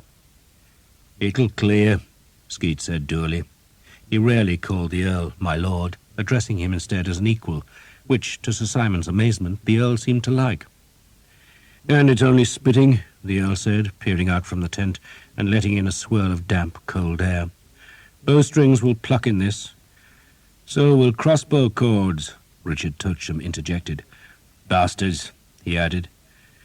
What made the English failure so galling was that La Roche-Derrien's defenders were not soldiers but townsfolk, fishermen and boat builders, carpenters and masons, and even the Blackbird, a woman. "And the rain might stop," Tocham went on, "but the ground will be slick. It'll be bad footing under the walls." "Don't go tonight," Will Skeet advised. "Let my boys go in by the river tomorrow morning." The Earl rubbed the wound on his scalp. For a week now he had assaulted La Roche-Derrien's southern wall, and he still believed his men could take those ramparts. Yet he also sensed the pessimism among his hounds of war. One more repulse, with another 20 or 30 dead, would leave his army dispirited and with the prospect of trailing back to Finisterre with nothing accomplished. "Tell me again," he said. Skeet wiped his nose on his leather sleeve. "At low tide," he said, "there's a way round the north wall. One of my lads was down there last night." "We tried it 3 days ago," one of the knights objected. "You tried the downriver side," Skeet said. "I want to go upriver." "That side has stakes, just like the other," the Earl said. "Loose," Skeet responded. One of the Breton captains translated the exchange for his companions. "My boy pulled a stake clean out," Skeet went on, "and he reckons half a dozen others will lift or break. They're old oak trunks, he says, instead of elm, and they're rotted through." "How deep is the mud?" the Earl asked. "Up to his knees." La Roche-Derrien's wall encompassed the west, south, and east of the town, while the northern side was defended by the river Joudie, and where the semicircular wall met the river, the townsfolk had planted huge stakes in the mud to block access at low tide. Skeet was now suggesting there was a way through those rotted stakes, but when the Earl's men had tried to do the same thing at the eastern side of the town, the attackers had got bogged down in the mud, and the townsfolk had picked them off with bolts. It had been a worse slaughter than the repulses in front of the southern gate. "But there's still a wall on the river bank," the Earl pointed out. "Aye," Skeet allowed, "but the silly bastards have broken it down in places. They've built quays there, and there's one right close to the loose stakes. So your men will have to remove the stakes and climb the quays, all under the gaze of men on the wall?" the Earl asked sceptically. "They can do it," Skeet said firmly. The Earl still reckoned his best chance of success was to close his archers on the south gate and pray that their arrows would keep the defenders cowering while his men-at-arms assaulted the breach. Yet that, he conceded, was the plan that had failed earlier in the day, and on the day before that. And he had, he knew, only a day or two left. He possessed fewer than 3,000 men, and a third of those were sick, and if he could not find them shelter, he would have to march back west with his tail between his legs. He needed a town, any town, even La Roche-Derrien. Will Skeet saw the worries on the Earl's broad face. "My lad was within 15 paces of the quay last night," he asserted. "He could have been inside the town and opened the gate." "So why didn't he?" Sir Simon could not resist asking. "Christ's bones," he went on, "but I'd have been inside." "You're not an archer," Skeet said sourly, then made the sign of the cross. At Guingamp, one of Skeet's archers had been captured by the defenders, who had stripped the hated bowman naked, then cut him to pieces on the rampart where the besiegers could see his long death. His 2 bow fingers had been severed first, then his manhood, and the man had screamed like a pig being gelded as he bled to death on the battlements. The Earl gestured for a servant to replenish the cups of mulled wine. "Would you lead this attack, Will?" he asked. "Not me," Skeet said. "I'm too old to wade through boggy mud. I'll let the lad who went past the stakes last night lead them in. He's a good boy, so he is. He's a clever bastard, but an odd one. He was going to be a priest, he was, only he met me and came to his senses." The Earl was plainly tempted by the idea. He toyed with the hilt of his sword, then nodded. "I think we should meet your clever bastard." "Is he near?" "Left him outside," Skeet said, then twisted on his stool. "Tom, you savage! Come in here!" Thomas stooped into the Earl's tent, where the gathered captains saw a tall, long-legged young man, dressed entirely in black, all but for his mail coat and the red cross sewn onto his tunic. All the English troops wore that cross of St. George, so that in a melee they would know who was a friend and who an enemy. The young man bowed to the Earl, who realized he had noticed this archer before, which was hardly surprising, for Thomas was a striking-looking man. He wore his black hair in a pigtail, tied with bowcord. He had a long, bony nose that was crooked, a clean-shaven chin, and watchful, clever eyes, though perhaps the most noticeable thing about him was that he was clean. That, and on his shoulder, the great bow that was one of the longest the Earl had seen, and not only long, but painted black, while mounted on the outer belly of the bow was a curious silver plate, which seemed to have a coat of arms engraved on it. There was vanity here, the Earl thought, vanity and pride, and he approved of both things. "For a man who was up to his knees in river mud last night," the Earl said with a smile, "you're remarkably clean." "I washed, my lord." "You'll catch cold," the Earl warned him. "What's your name?" "Thomas of Hookton, my lord." "So tell me what you found last night, Thomas of Hookton." Thomas told the same tale as Will Skeet, how, after dark, and as the tide fell, he had waded out into the Jaudi's mud. He had found the fence of stakes ill-maintained, rotting and loose, and he had lifted one out of its socket, wriggled through the gap, and gone a few paces towards the nearest quay. "I was close enough, my lord, to hear a woman singing," he said. The woman had been singing a song that his own mother had crooned to him when he was small, and he had been struck by that oddity. The Earl frowned when Thomas finished, not because he disapproved of anything the archer had said, but because the scalp wound that had left him unconscious for an hour was throbbing. "What were you doing at the river last night?" he asked, mainly to give himself more time to think about the idea. Thomas said nothing. "Another man's woman," Skeet eventually answered for Thomas. "That's what he was doing, my lord. Another man's woman." The assembled men laughed, all but Sir Simon Jekyll, who looked sourly at the blushing Thomas. The bastard was a mere archer, yet he was wearing a better coat of mail than Sir Simon could afford, and he had a confidence that stank of impudence. Sir Simon shuddered. There was an unfairness to life which he did not understand. Archers from the shires were capturing horses and weapons and armour, while he, a champion of tournaments, had not managed anything more valuable than a pair of goddamn boots. He felt an irresistible urge to deflate this tall, composed archer. "One alert sentinel, my lord." Sir Simon spoke to the Earl in Norman French, so that only the handful of well-born men in the tent would understand him. "And this boy will be dead, and our attack will be floundering in river mud." Thomas gave Sir Simon a very level look, insolent in its lack of expression, then answered in fluent French. "We should attack in the dark," he said, then turned back to the Earl. "The tide will be low just before dawn tomorrow, my lord." The Earl looked at him with surprise. "How did you learn French?" "From my father, my lord." "Do we know him?" "I doubt it, my lord." The Earl did not pursue the subject. He bit his lip and rubbed the pommel of his sword, a habit when he was thinking. "All well and good if you get inside," Richard Toacham, seated on a milking stool next to Will Skeet, growled at Thomas. Toacham led the largest of the independent bands and had on that account a greater authority than the rest of the captains. "But what do you do when you're inside?" Thomas nodded as though he had expected the question. "I doubt we can reach a gate," he said, "but if I can put a score of archers onto the wall beside the river, then they can protect it while ladders are placed." "And I've got 2 ladders," Skeet added. "They'll do." The Earl still rubbed the pommel of his sword. "When we tried to attack by the river before," he said, "we got trapped in the mud. It'll be just as deep where you want to go." "Hurdles, my lord," Thomas said. "I found some in a farm." Hurdles were fence sections made of woven willow that could make a quick pen for sheep or could be laid flat on mud to provide men with footing. "I told you he was clever," Will Skeet said proudly. "Went to Oxford, didn't you, Tom?" "When I was too young to know better," Thomas said dryly. The Earl laughed.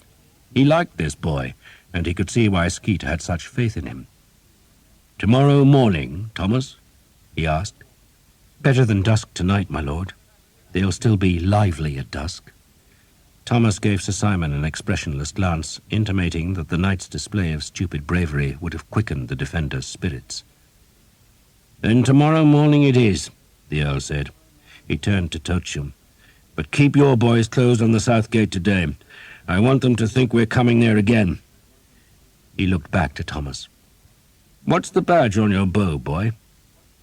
"Just something I found, my lord," Thomas lied, handing the bow to the Earl, who had held out his hand. In truth, he had cut the silver badge out of the crushed chalice that he had found under his father's robes, then pinned the metal to the front of the bow, where his left hand had worn the silver almost smooth. The Earl peered at the device. "A Yale?" "I think that's what the beast is called, my lord," Thomas said, pretending ignorance. "Not the badge of anyone I know," the Earl said, then tried to flex the bow and raised his eyebrows in surprise at its strength. He gave the black shaft back to Thomas, then dismissed him. "I wish you Godspeed in the morning, Thomas of Hookton." "My lord," Thomas said, and bowed. "I'll go with him, with your permission," Skeet said, and the Earl nodded, then watched the 2 men leave. "If we do get inside," he told his remaining captains, "then for God's sake don't let your men cry havoc. Hold their leashes tight. I intend to keep this town, and I don't want the townsfolk hating us. Kill when you must, but I don't want an orgy of blood." He looked at their skeptical faces. "I'll be putting one of you in charge of the garrison here, so make it easy for yourselves. Hold them tight." The captains grunted, knowing how hard it would be to keep their men from a full sack of the town. But before any of them could respond to the Earl's hopeful wishes, Sir Simon stood. "My lord, a request." The Earl shrugged. "Try me." "Would you let me and my men lead the ladder party?" The Earl seemed surprised at the request. "You think Skeet cannot manage on his own?" "I'm sure he can, my lord," Sir Simon said humbly, "but I still beg the honour." Better Sir Simon Jekyll dead than Will Skeet, the Earl thought. He nodded. "Of course, of course." The captain said nothing. What honour was there in being the first onto a wall that another man had captured? No, the bastard did not want honour. He wanted to be well placed to find the richest plunder in town. But none of them voiced this thought. They were captains, but Sir Simon was a knight, even if a penniless one. The Earl's army threatened an attack for the rest of that short winter's day, but it never came, and the citizens of La Roche-Derrien dared to hope that the worst of their ordeal was over, but made preparations in case the English did try again the next day. They counted their crossbow bolts, stacked more boulders on the ramparts, and fed the fires which boiled the pots of water that were poured onto the English. "Heat the wretches up," the town's priests had said, and the townsfolk liked that jest. They were winning, they knew, and they reckoned their ordeal must finish soon, for the English would surely be running out of food. All La Roche-Derrien had to do was endure, and then receive the praise and thanks of Duke Charles. The small rain stopped at nightfall. The townsfolk went to their beds, but kept their weapons ready. The sentries lit watchfires behind the walls and gazed into the dark. It was night, it was winter, it was cold, and the besiegers had one last chance. The Blackbird had been christened Jeannette Marie Alévi, and when she was 15, her parents had taken her to Guingamp for the annual tournament of the apples. Her father was not an aristocrat, so the family could not sit in the enclosure beneath Saint-Laurent's tower. But they found a place nearby, and Louis Alévi made certain his daughter was visible by placing their chairs on the farm wagon which had carried them from La Roche-Derrien. Jeanette's father was a prosperous shipmaster and wine merchant, though his fortune in business had not been mirrored in life. One son had died when a cut finger turned septic, and his second son had drowned on a voyage to Corunna. Jeanette was now his only child. There was calculation in the visit to Guingamp. The nobility of Brittany, at least those who favoured an alliance with France, assembled at the tournament where, for 4 days, in front of a crowd that came as much for the fair as for the fighting, they displayed their talents with sword and lance. Jeanette found much of it tedious, for the preambles to each fight were long and often out of earshot. Knights paraded endlessly, their extravagant plumes nodding, but after a while there would be a brief thunder of hoofs, a clash of metal, a cheer, and one knight would be tumbled in the grass. It was customary for every victorious knight to prick an apple with his lance and present it to whichever woman in the crowd attracted him, and that was why her father had taken the farm wagon to Guingamp.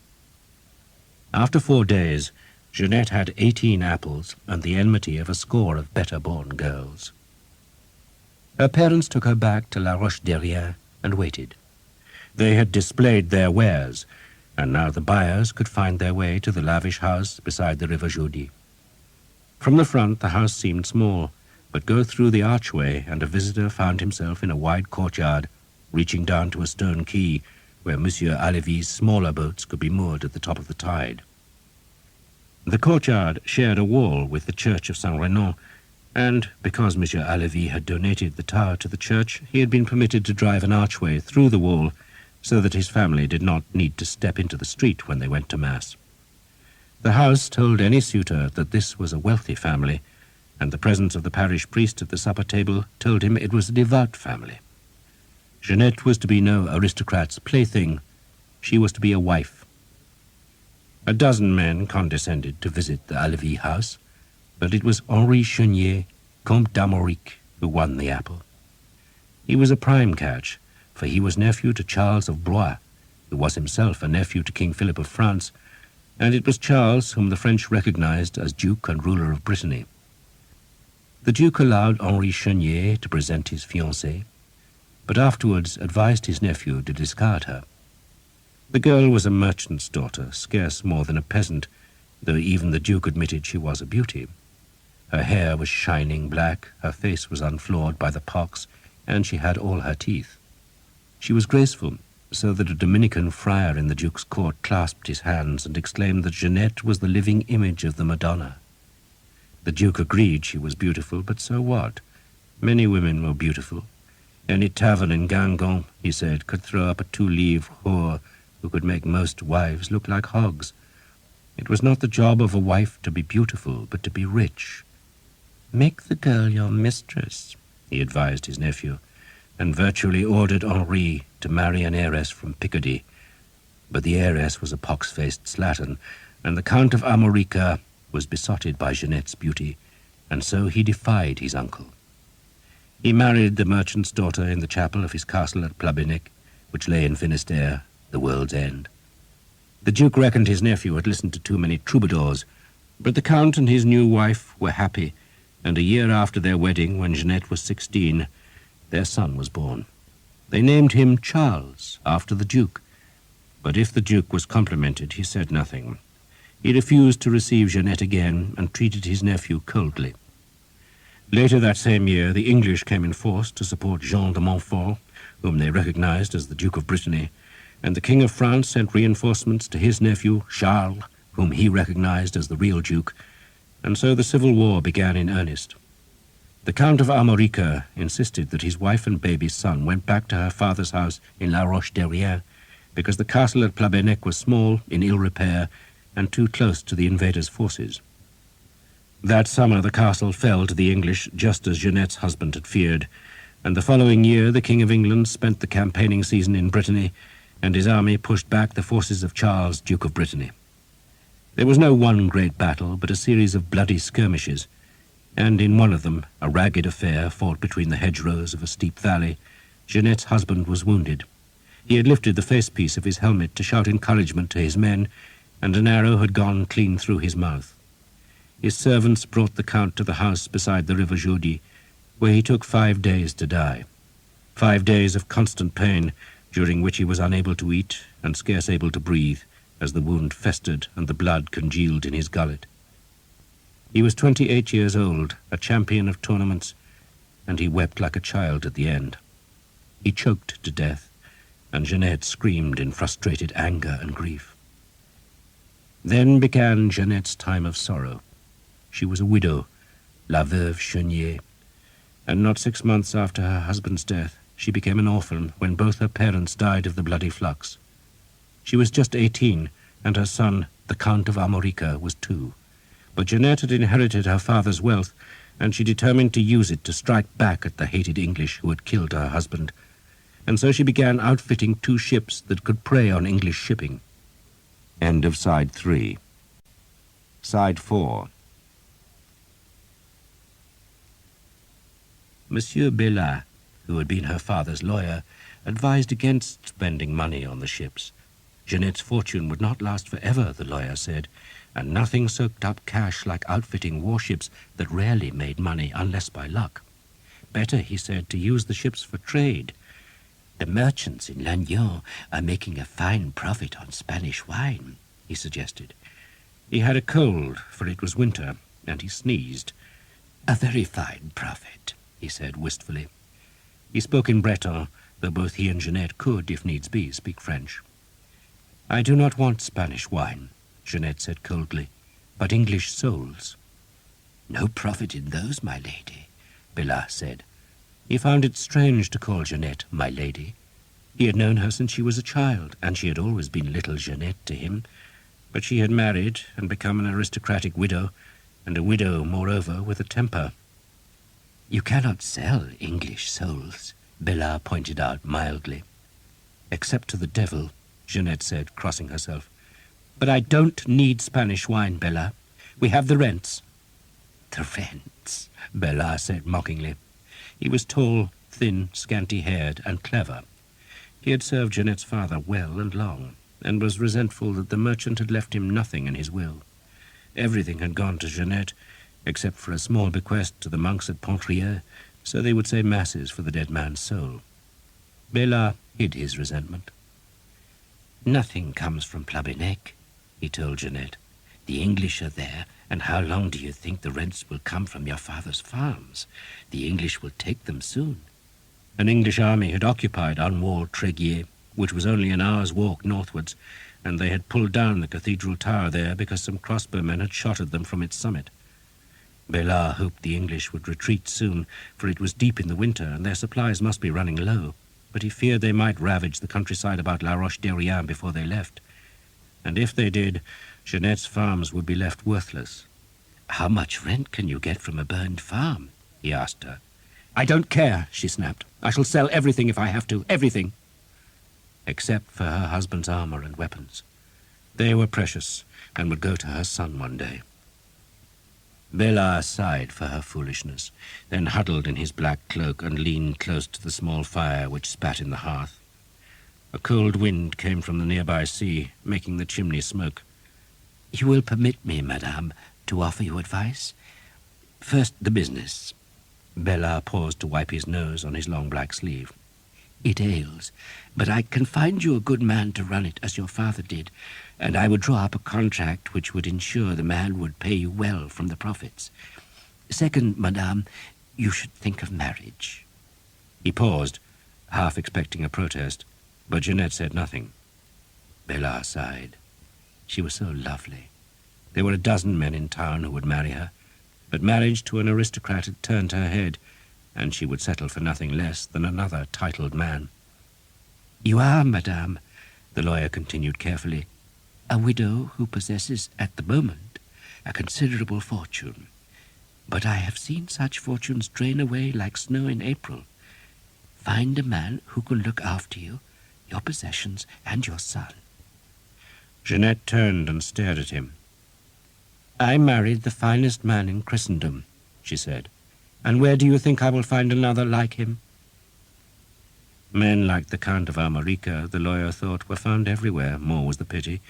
For what were they but brute fools in armour who believed war was a sport? Jeanette, he thought, should marry a prudent merchant, perhaps a widower, who had a fortune. But he suspected such advice would be wasted. "Remember the old saying, my lady," he said slyly. "Put a cat to watch a flock, and the wolves eat well." Jeanette shuddered with anger at the words. "You go beyond yourself, Monsieur Bellard." She spoke icily, then dismissed him, and the next day the English came to La Roche-Derrien, and Jeanette took her dead husband's crossbow from the place where she hid her wealth, and she joined the defenders on the walls.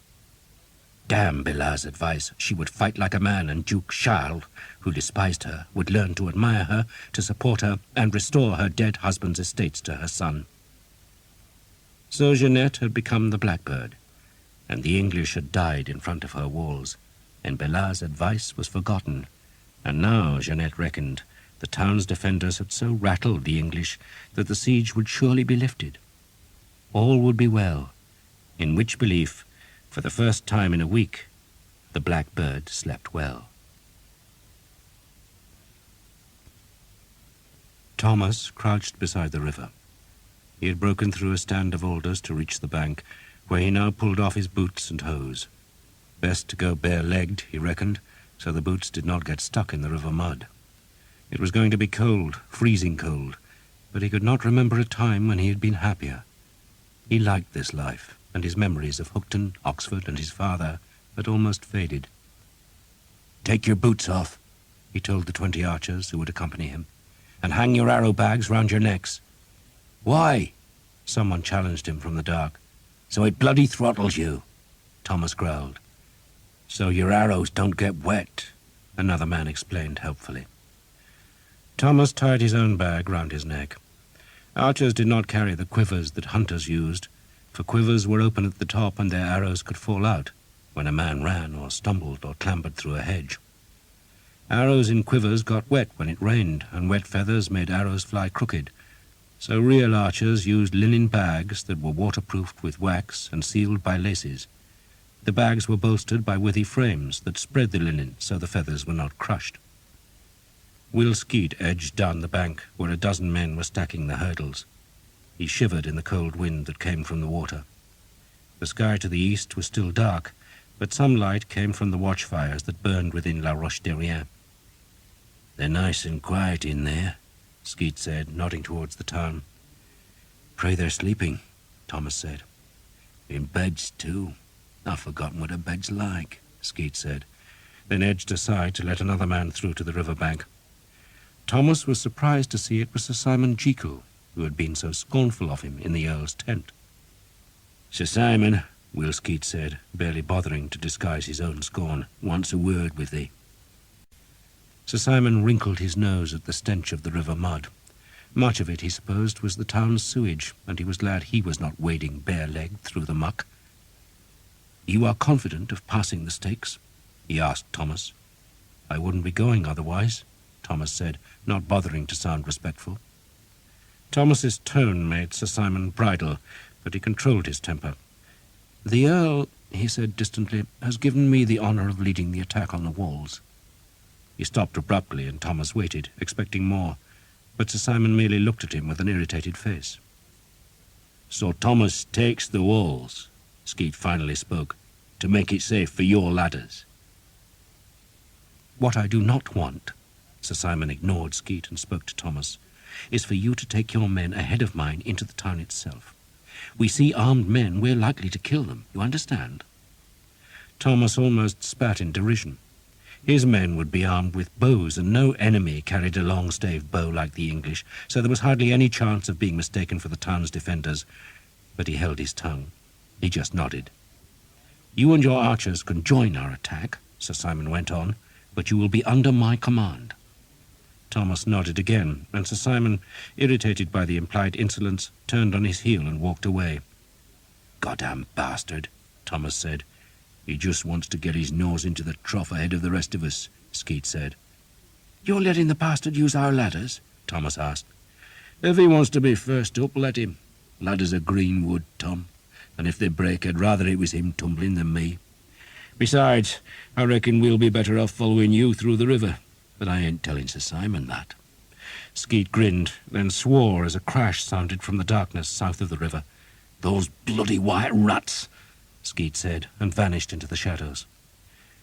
The white rats were the Bretons loyal to Duke John, men who wore his badge of a white ermine, and some 60 Breton crossbowmen had been attached to Skeet's soldiers, their job to rattle the walls with their bolts as the ladders were placed against the ramparts.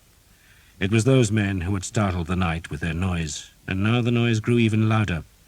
Some fool had tripped in the dark and thumped a crossbowman with a pavis, the huge shield behind which the crossbows were laboriously reloaded, and the crossbowman struck back, and suddenly the white rats were having a brawl in the dark. The defenders naturally heard them and started to hurl burning bales of straw over the ramparts, and then a church bell began to toll, then another, and all this long before Thomas had even started across the mud. Sir Simon Jekyll, alarmed by the bells and the burning straw, shouted that the attack must go in now. "Carry the ladders forward!" he bellowed. Defenders were running onto La Roche-Derrien's walls, and the first crossbow bolts were spitting off the ramparts that were lit bright by the burning bales. "Hold those goddamn ladders!" Will Skeet snarled at his men, then looked at Thomas. "What do you reckon?" "I think the bastards are distracted," Thomas said. "So you'll go?" "Got nothing better to do, Will." "Bloody white rats." Thomas led his men onto the mud. The hurdles were some help, but not as much as he had hoped, so that they still slipped and struggled their way towards the great stakes, and Thomas reckoned the noise they made was enough to wake King Arthur and his knights. But the defenders were making even more noise. Every church bell was clanging, a trumpet was screaming, men were shouting, dogs barking, cockerels were crowing, and the crossbows were creaking and banging as their cords were inched back and released. The walls loomed to Thomas's right. He wondered if the blackbird was up there. He had seen her twice now and been captivated by the fierceness of her face and her wild black hair. A score of other archers had seen her too, and all of them men who could thread an arrow through a bracelet at 100 paces. Yet the woman still lived. Amazing, Thomas thought, what a pretty face could do. He threw down the last hurdle, and so reached the wooden stakes, each one a whole tree trunk sunk into the mud. His men joined him, and they heaved against the timber until the rotted wood split like straw. The stakes made a terrible noise as they fell, but it was drowned by the uproar in the town. Jake, the cross-eyed murderer from Exeter jail, pulled himself alongside Thomas. To their right now was a wooden quay with a rough ladder at one end. Dawn was coming, and a feeble, thin, grey light was seeping from the east to outline the bridge across the Jeudi. It was a handsome stone bridge with a barbican at its further end, and Thomas feared the garrison of that tower might see them, but no one called an alarm, and no crossbow bolts thumped across the river. Thomas and Jake were first up the quay ladder, then came Sam, the youngest of Skeet's archers. The wooden landing stage served a timber yard, and a dog began barking frantically among the stacked trunks, but Sam slipped into the blackness with his knife, and the barking suddenly stopped. "Good doggy," Sam said as he came back. "String your bows," Thomas said. He had looped the hemp cord onto his own black weapon, and now untied the laces of his arrow bag. "I hate bloody dogs," Sam said. "One bit my mother when she was pregnant with me." "That's why you're daft," Jake said. "Shut your goddamn faces," Thomas ordered. More archers were climbing the quay, which was swaying alarmingly, but he could see that the walls he was supposed to capture were thick with defenders now. English arrows, their white goose feathers bright in the flame-light of the defenders' fires, flickered over the wall and thumped into the town's thatched roofs. "Maybe we should open the south gate," Thomas suggested. "Go through the town?" Jake asked in alarm. "It's a small town," Thomas said. "You're mad," Jake said, but he was grinning, and he meant the words as a compliment. "I'm going anyway," Thomas said. It would be dark in the streets, and their longbows would be hidden. He reckoned it would be safe enough. A dozen men followed Thomas, while the rest started plundering the nearer buildings. More and more men were coming through the broken stakes now, as Will Skeet sent them down the river bank, rather than wait for the wall to be captured. The defenders had seen the men in the mud and were shooting down from the end of the town wall, but the first attackers were already loose in the streets. Thomas blundered through the town. It was pitch black in the alleys and hard to tell where he was going, though by climbing the hill on which the town was built, he reckoned he must eventually go over the summit and so down to the southern gate. Men ran past him, but no one could see that he and his companions were English. The church bells were deafening. Children were crying, dogs howling, gulls screaming, and the noise was making Thomas terrified. This was a daft idea, he thought. Maybe Sir Simon had already climbed the walls. Maybe he was wasting his time. Yet white-feathered arrows still thumped into the town roofs, suggesting the walls were untaken, and so he forced himself to keep going. Twice he found himself in a blind alley, and the second time, doubling back into a wider street, he almost ran into a priest who had come from his church to fix a flaming torch in a wall bracket. "Go to the ramparts," the priest said sternly, then saw the longbows in the men's hands and opened his mouth to shout the alarm. He never had time to shout, for Thomas's bow-stave slammed point first into his belly. He bent over, gasping, and Jake casually slit his throat. The priest gurgled as he sank to the cobbles, and Jake frowned when the noise stopped. "I'll go to hell for that," he said. "You're going to hell anyway," Sam said. "We all are." "We're all going to heaven," Thomas said, "but not if we dawdle." He suddenly felt much less frightened, as though the priest's death had taken his fear. An arrow struck the church tower and dropped into the alley as Thomas led his men past the church and found himself on La Roche-Derrien's main street, which dropped down to where a watchfire burned by the southern gate. Thomas shrank back into the alley beside the church, for the street was thick with men, but they were all running to the threatened side of the town. And when Thomas next looked, the hill was empty. He could only see 2 sentinels on the ramparts above the gate arch. He told his men about the 2 sentries. "They're going to be scared as hell," he said. "We kill the bastards and open the gate." "But there might be others," Sam said. "There'll be a guardhouse." "Then kill them too," Thomas said. "Now come on." They stepped into the street, ran down a few yards, and there drew their bows. The arrows flew, and the 2 guards on the arch fell. A man stepped out of the guardhouse, built into the gate turret, and gawped at the archers, but before any could draw their bows, he stepped back inside and barred the door. "It's ours!" Thomas shouted, and led his men in a wild rush to the arch. The guardhouse stayed locked, so there was no one to stop the archers from lifting the bar and pushing open the 2 great gates. The Earl's men saw the gates open, saw the English archers outlined against the watchfire, and gave a great roar from the darkness that told Thomas a torrent of vengeful troops was coming towards him, which meant La Roche-Derrien's time of weeping could begin, for the English had taken the town. Jeanette woke to a church bell ringing as though it was the world's doom, when the dead were rising from their graves and the gates of hell were yawning wide for sinners. Her first instinct was to cross to her son's bed, but little Charles was safe. She could just see his eyes in the dark that was scarcely alleviated by the glowing embers of the fire. "Mamma," he cried, reaching up to her. "Quiet." She hushed the boy, then ran to throw open the shutters. A faint grey light showed above the eastern roofs, then steps sounded in the street, and she leaned from the window to see men running from their houses with swords, crossbows, and spears. A trumpet was calling from the town centre, then more church bells began tolling the alarm into a dying night. The bell of the Church of the Virgin was cracked and made a harsh, anvil-like noise that was all the more terrifying. "Madame!" a servant cried as she ran into the room. "The English must be attacking." Jeanette forced herself to speak calmly.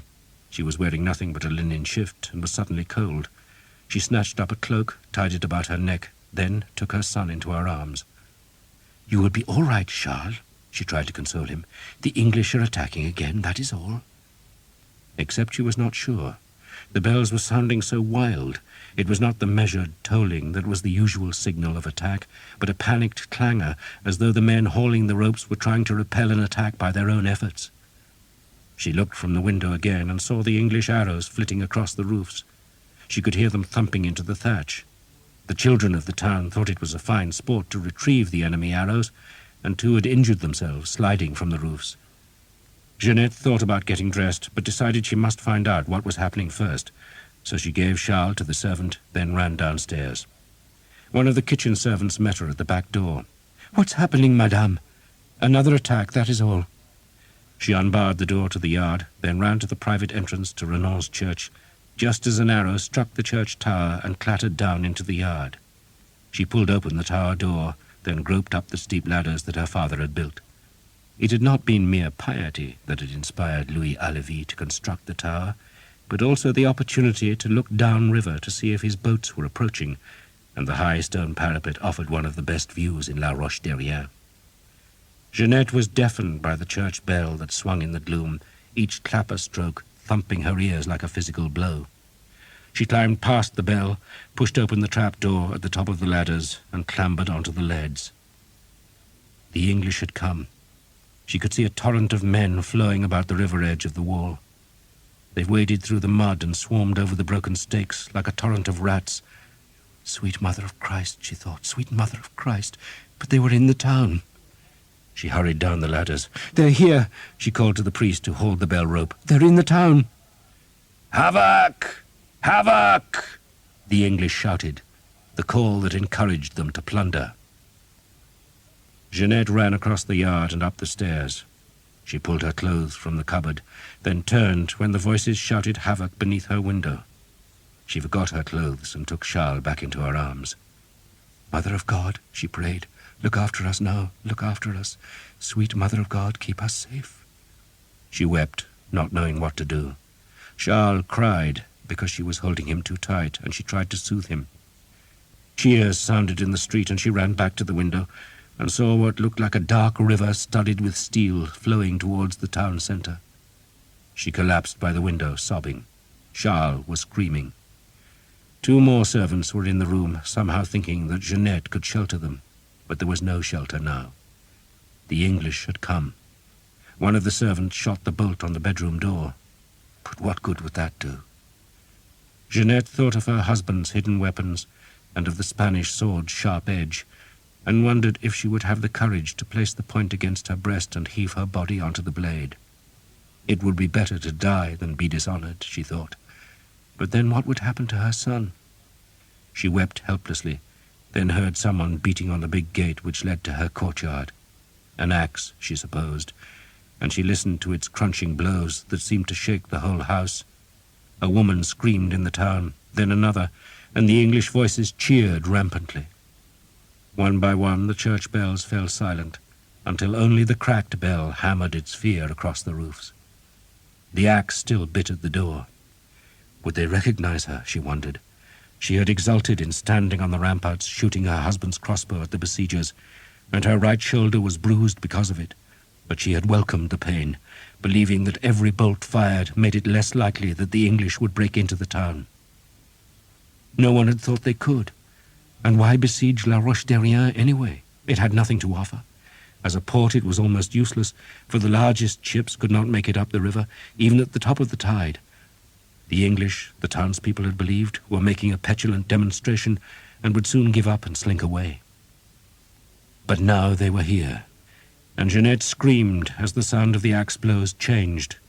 They had broken through, and doubtless were trying to lift the bar. She closed her eyes, shaking as she heard the gate scrape on the cobbles. It was open. It was open. "Oh, Mother of God," she prayed, "be with us now." The screams sounded downstairs. Feet thumped on the stairs. Men's voices shouted in a strange tongue. "Be with us now and at the hour of our death, for the English had come." Sir Simon Jekyll was annoyed. He had been prepared to climb the ladders if Skeet's archers ever gained the walls, which he doubted, but if the ramparts were captured, then he intended to be first into the town. He foresaw cutting down a few panicked defenders, then finding some great house to plunder. But nothing happened as he had imagined it.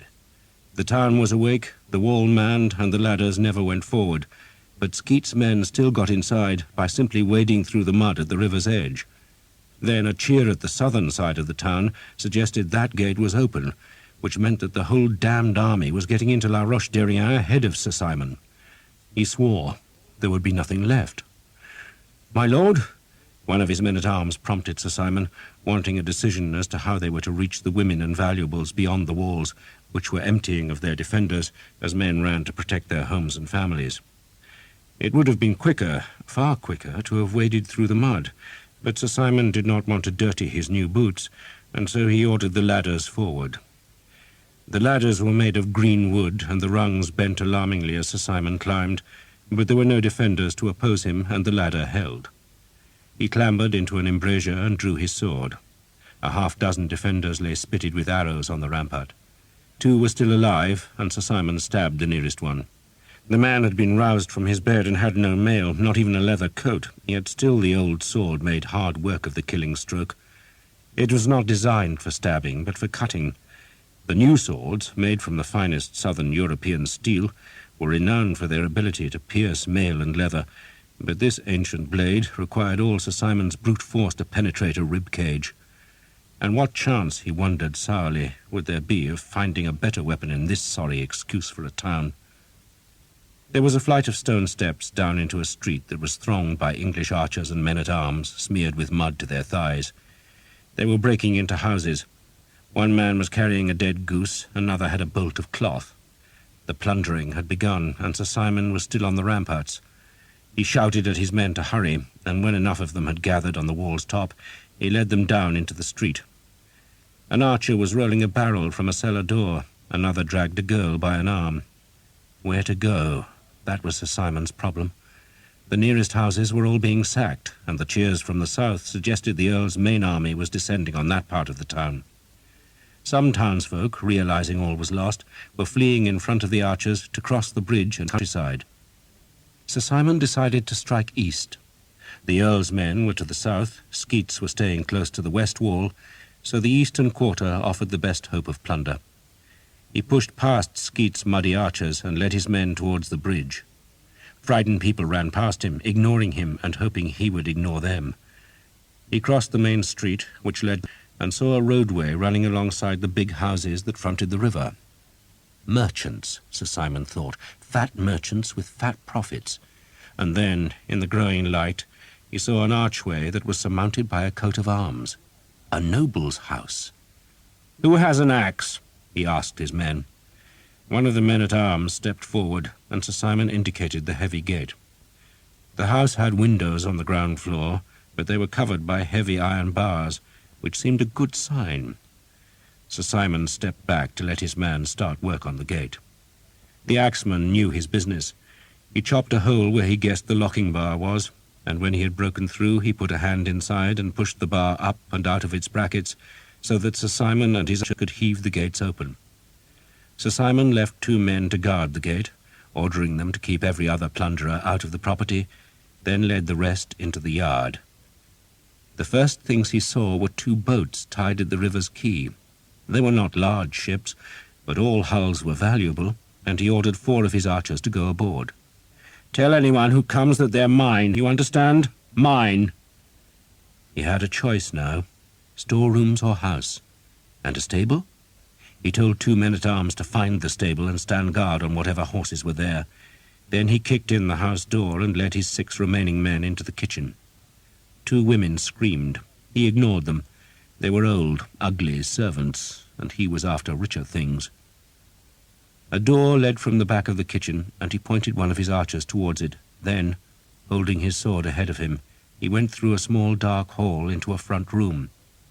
A tapestry showing Bacchus, the god of wine, hung on one wall, and Sir Simon had an idea that valuables were sometimes hidden behind such wall coverings, so he hacked at it with his blade, then hauled it down from its hooks, but there was only a plaster wall behind. He kicked the chairs, then saw a chest that had a huge dark padlock. "Get it open," he ordered 2 of his archers, "and whatever's inside is mine." Then, ignoring 2 books, which were of no use to man or beast, he went back into the hall and ran up a flight of dark wooden stairs. Sir Simon found a door leading to a room at the front of the house.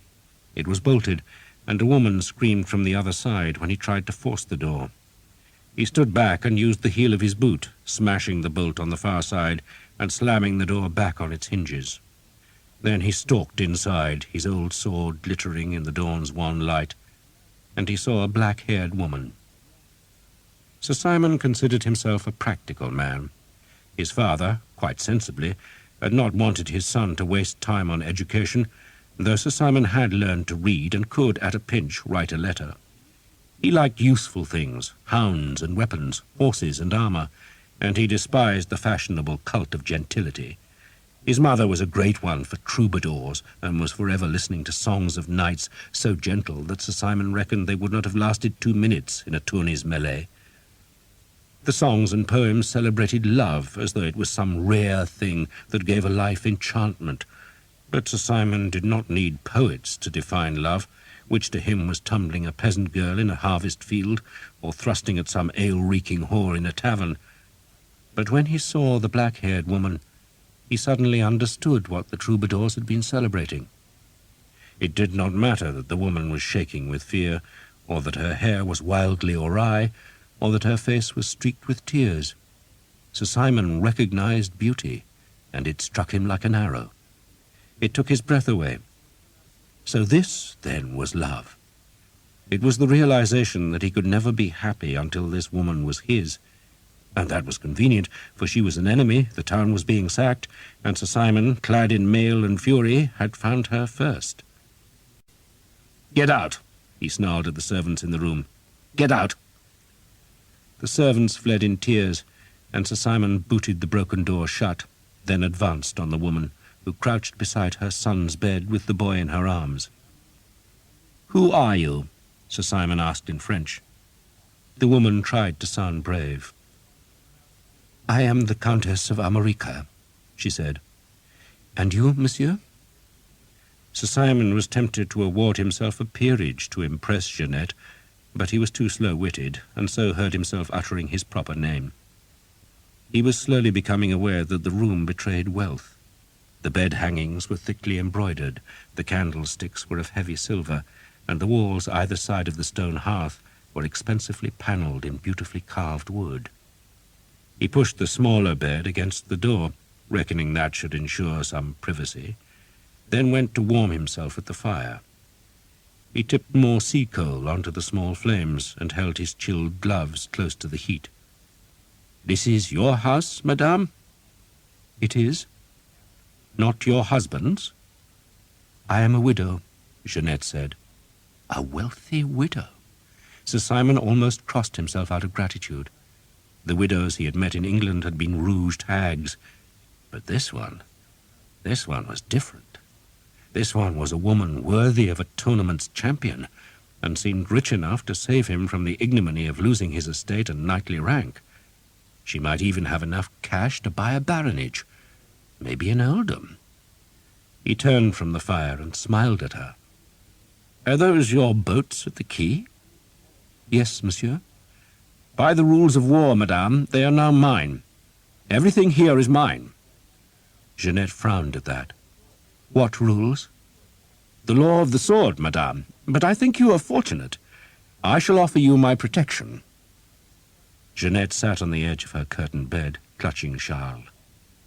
"The rules of chivalry, my lord," she said, "ensure my protection." She flinched as a woman screamed in a nearby house. "Chivalry?" Sir Simon asked. "Chivalry? I have heard it mentioned in songs, madame, but this is a war. Our task is to punish the followers of Charles of Blois for rebelling against their lawful lord. Punishment and chivalry do not mix." He frowned at her. "You're the Blackbird," he said, suddenly recognizing her in the light of the revived fire. "The Blackbird?" Jeanette did not understand. "You fought us from the walls. You scratched my arm." Sir Simon did not sound angry, but astonished. He had expected to be furious when he met the Blackbird, but her reality was too overpowering for rage. He grinned. "You closed your eyes when you shot the crossbow. That's why you missed." "I did not miss," Jeanette said indignantly. "A scratch," Sir Simon said, showing her the rent in his mail sleeve. "But why, madame, do you fight for the false duke?" "My husband," she said stiffly, "was nephew to Duke Charles." Sweet God, Sir Simon thought, sweet God! A prize indeed. He bowed to her. So your son, he said, nodding at Charles, who was peering anxiously from his mother's arms, is the present Count? He is, Jeanette confirmed. A fine boy. Sir Simon forced himself to the flattery. In truth, he thought Charles was a pudding-faced nuisance whose presence inhibited him from a natural urge to thrust the blackbird onto her back and thus show her the realities of war, but he was acutely aware that this widow was an aristocrat, a beauty, and related to Charles of Blois, who was nephew to the King of France. This woman meant riches, and Sir Simon's present necessity was to make her see that her best interest lay in sharing his ambitions. A fine boy, madame, he went on, who needs a father. Jeanette just stared at him. Sir Simon had a blunt face. It was bulbous-nosed, firm-chinned, and showed not the slightest sign of intelligence or wit. He had confidence, though, enough to have persuaded himself that she would marry him. Did he really mean that? She gaped, then gave a startled cry as angry shouting erupted beneath her window. Some archers were trying to get past the men guarding the gate. Sir Simon pushed open the window. "This place is mine," he snarled in English. "Go find your own chickens to pluck." He turned back to Jeanette. "You see, madame, how I protect you? So there is chivalry in war?" "There is opportunity in war, madame. You are wealthy. You are a widow. You need a man." She gazed at him with disturbingly large eyes, hardly daring to believe his temerity. "Why?" she asked simply. "Why?" Sir Simon was astonished by the question. He gestured at the window. "Listen to the screams, woman. What do you think happens to women when a town falls?" "But you said you would protect me," she pointed out. "So I will." He was getting lost in this conversation. The woman, he thought, though beautiful, was remarkably stupid. "I will protect you," he said, "and you will look after me." "How?" Sir Simon sighed. "You have money?" Jeanette shrugged. "There's a little downstairs, my lord, hidden in the kitchen." Sir Simon frowned angrily. Did she think he was a fool, that he would take that bait and go downstairs, leaving her to climb out of the window? "I know one thing about money, madame," he said, "and that is that you never hide it where the servants can find it. You hide it in the private rooms, in a bed-chamber." He pulled open a chest and emptied its linens onto the floor, but there was nothing hidden there, and then, on an inspiration, he began rapping the wooden panelling. He had heard that such panels often concealed a hiding place, and he was rewarded almost instantly by a satisfyingly hollow sound. "No, monsieur," Jeanette said. Sir Simon ignored her, drawing his sword and hacking at the limewood panels that splintered and pulled away from their beams. He sheathed the blade and tugged with his gloved hands at the shattered wood. "No," Jeanette wailed. Sir Simon stared. Money was concealed behind the panelling, a whole barrel of coins. But that was not the prize. The prize was a suit of armour and a set of weapons, such as Sir Simon had only ever dreamed of. A shining suit of plate armour, each piece chased with subtle engravings and inlaid with gold. Italian work? And the sword! When he drew it from the scabbard, it was like holding Excalibur itself. There was a blue sheen to the blade, which was not nearly as heavy as his own sword, but felt miraculously balanced. A blade from the famous swordsmiths of Poitiers, perhaps, or even better, Spanish. "They belonged to my husband," Jeanette appealed to him, "and it is all I have of his. They must go to Charles." Sir Simon ignored her. He traced his gloved finger down the gold inlay on the breastplate. That piece alone was worth an estate. "They are all he has of his father's," Jeanette pleaded. Sir Simon unbuckled his sword belt and let the old weapon drop to the floor, then fastened the Count of Armorica's sword about his waist. He turned and stared at Jeanette, marvelling at her smooth, unscarred face. These were the spoils of war that he had dreamed about, and had begun to fear would never come his way.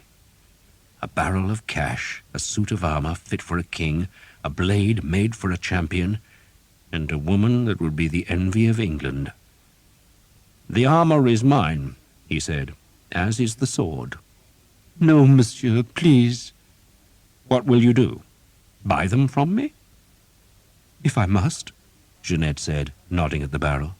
"That, too, is mine, madame," Simon said, and to prove it he strode to the door, unblocked it, and shouted for two of his archers to come up the stairs. He gestured at the barrel and the suit of armour. "Take them down," he said, "and keep them safe, and don't think I haven't counted the cash, because I have. Now go." Jeanette watched the theft. She wanted to weep for pity, but forced herself to stay calm. "If you steal everything I own," she said to Sir Simon, "how can I buy the armour back?" Sir Simon shoved the boy's bed against the door again, then favoured her with a smile. "There is something you can use to buy the armour, my dear," he said winningly.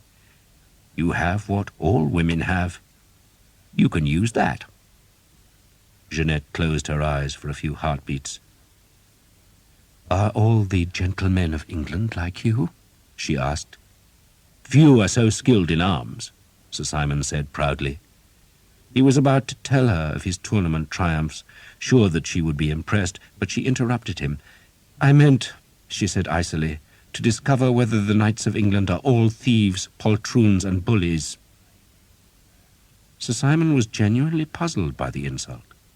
The woman simply did not seem to appreciate her good fortune, a failing he could only ascribe to innate stupidity. "You forget, madame," he explained, "that the winners of war get the prizes. I am your prize."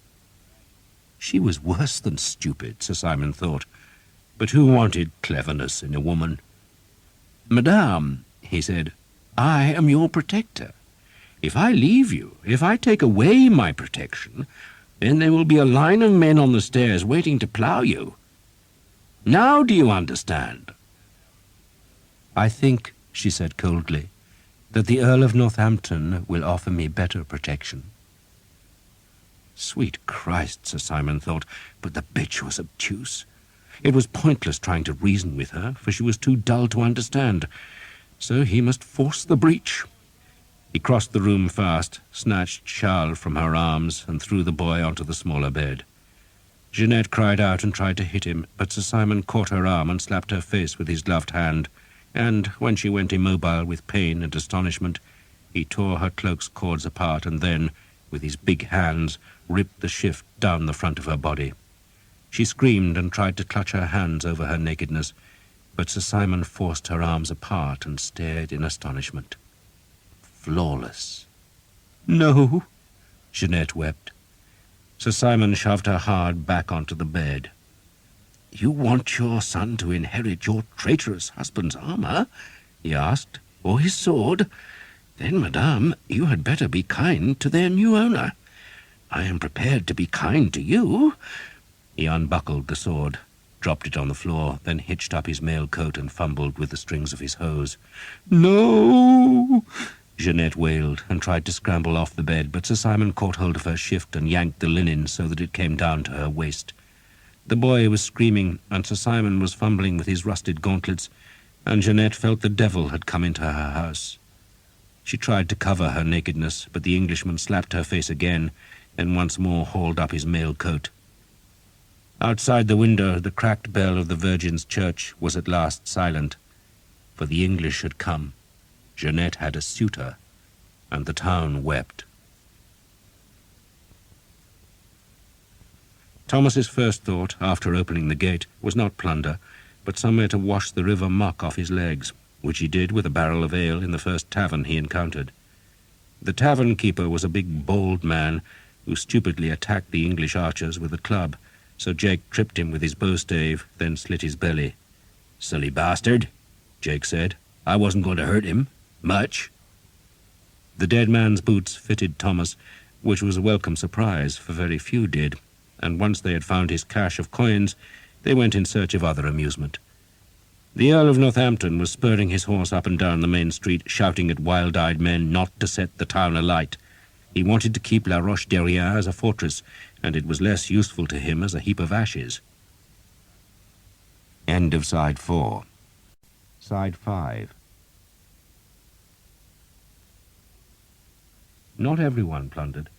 Some of the older men, even a few of the younger, were disgusted by the whole business and attempted to curb the wilder excesses, but they were wildly outnumbered by men who saw nothing but opportunity in the fallen town.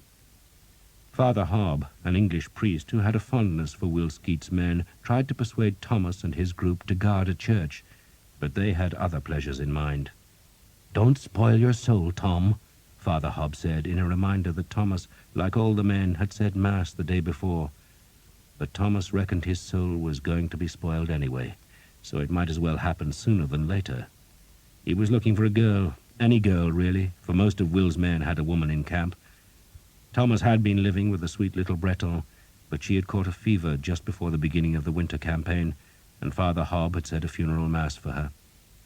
Thomas had watched as the girl's unshrouded body had thumped into the shallow grave, and he had thought of the graves at Hookton and of the promise he had made to his dying father, but then he had pushed the promise away.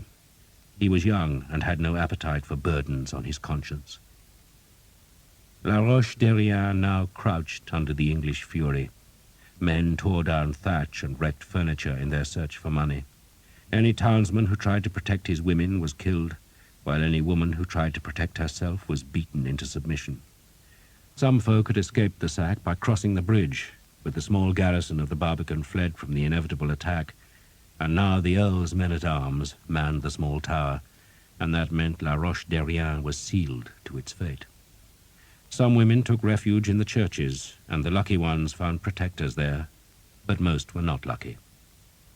Thomas, Jake, and Sam finally discovered an unplundered house that belonged to a tanner, a stinking fellow with an ugly wife and 3 small children.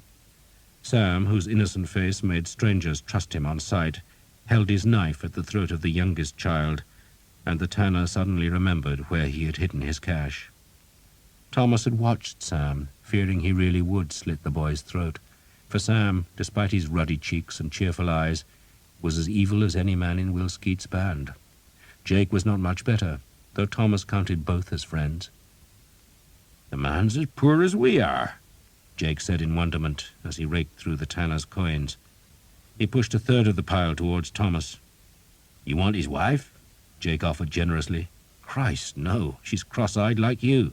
"Is she?"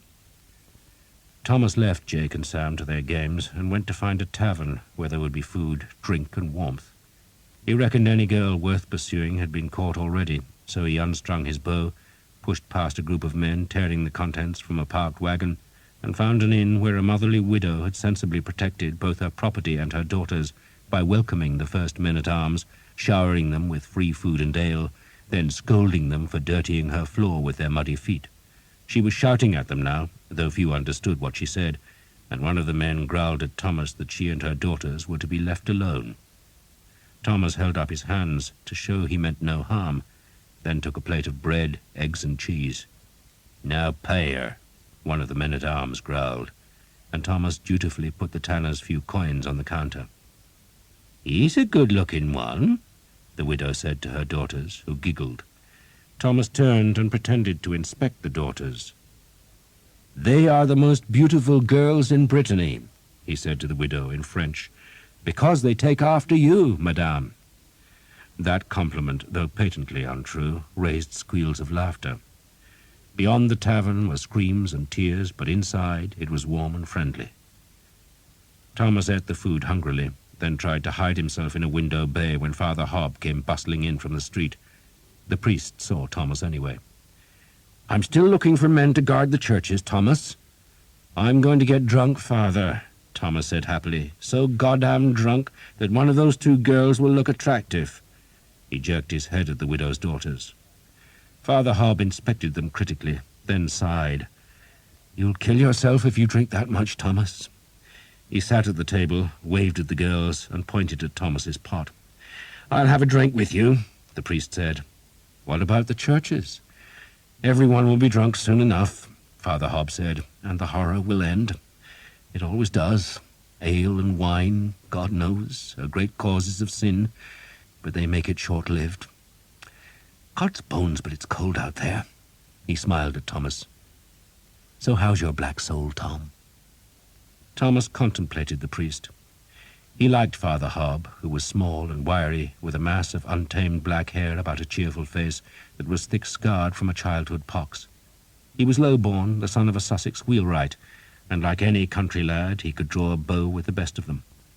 He sometimes accompanied Skeet's men on their forays into Duke Charles's country, and he willingly joined the archers when they dismounted to form a battle line. Church law forbade a priest from wielding an edged weapon, but Father Hob always claimed he used blunt arrows, though they seemed to pierce enemy mail as efficiently as any other.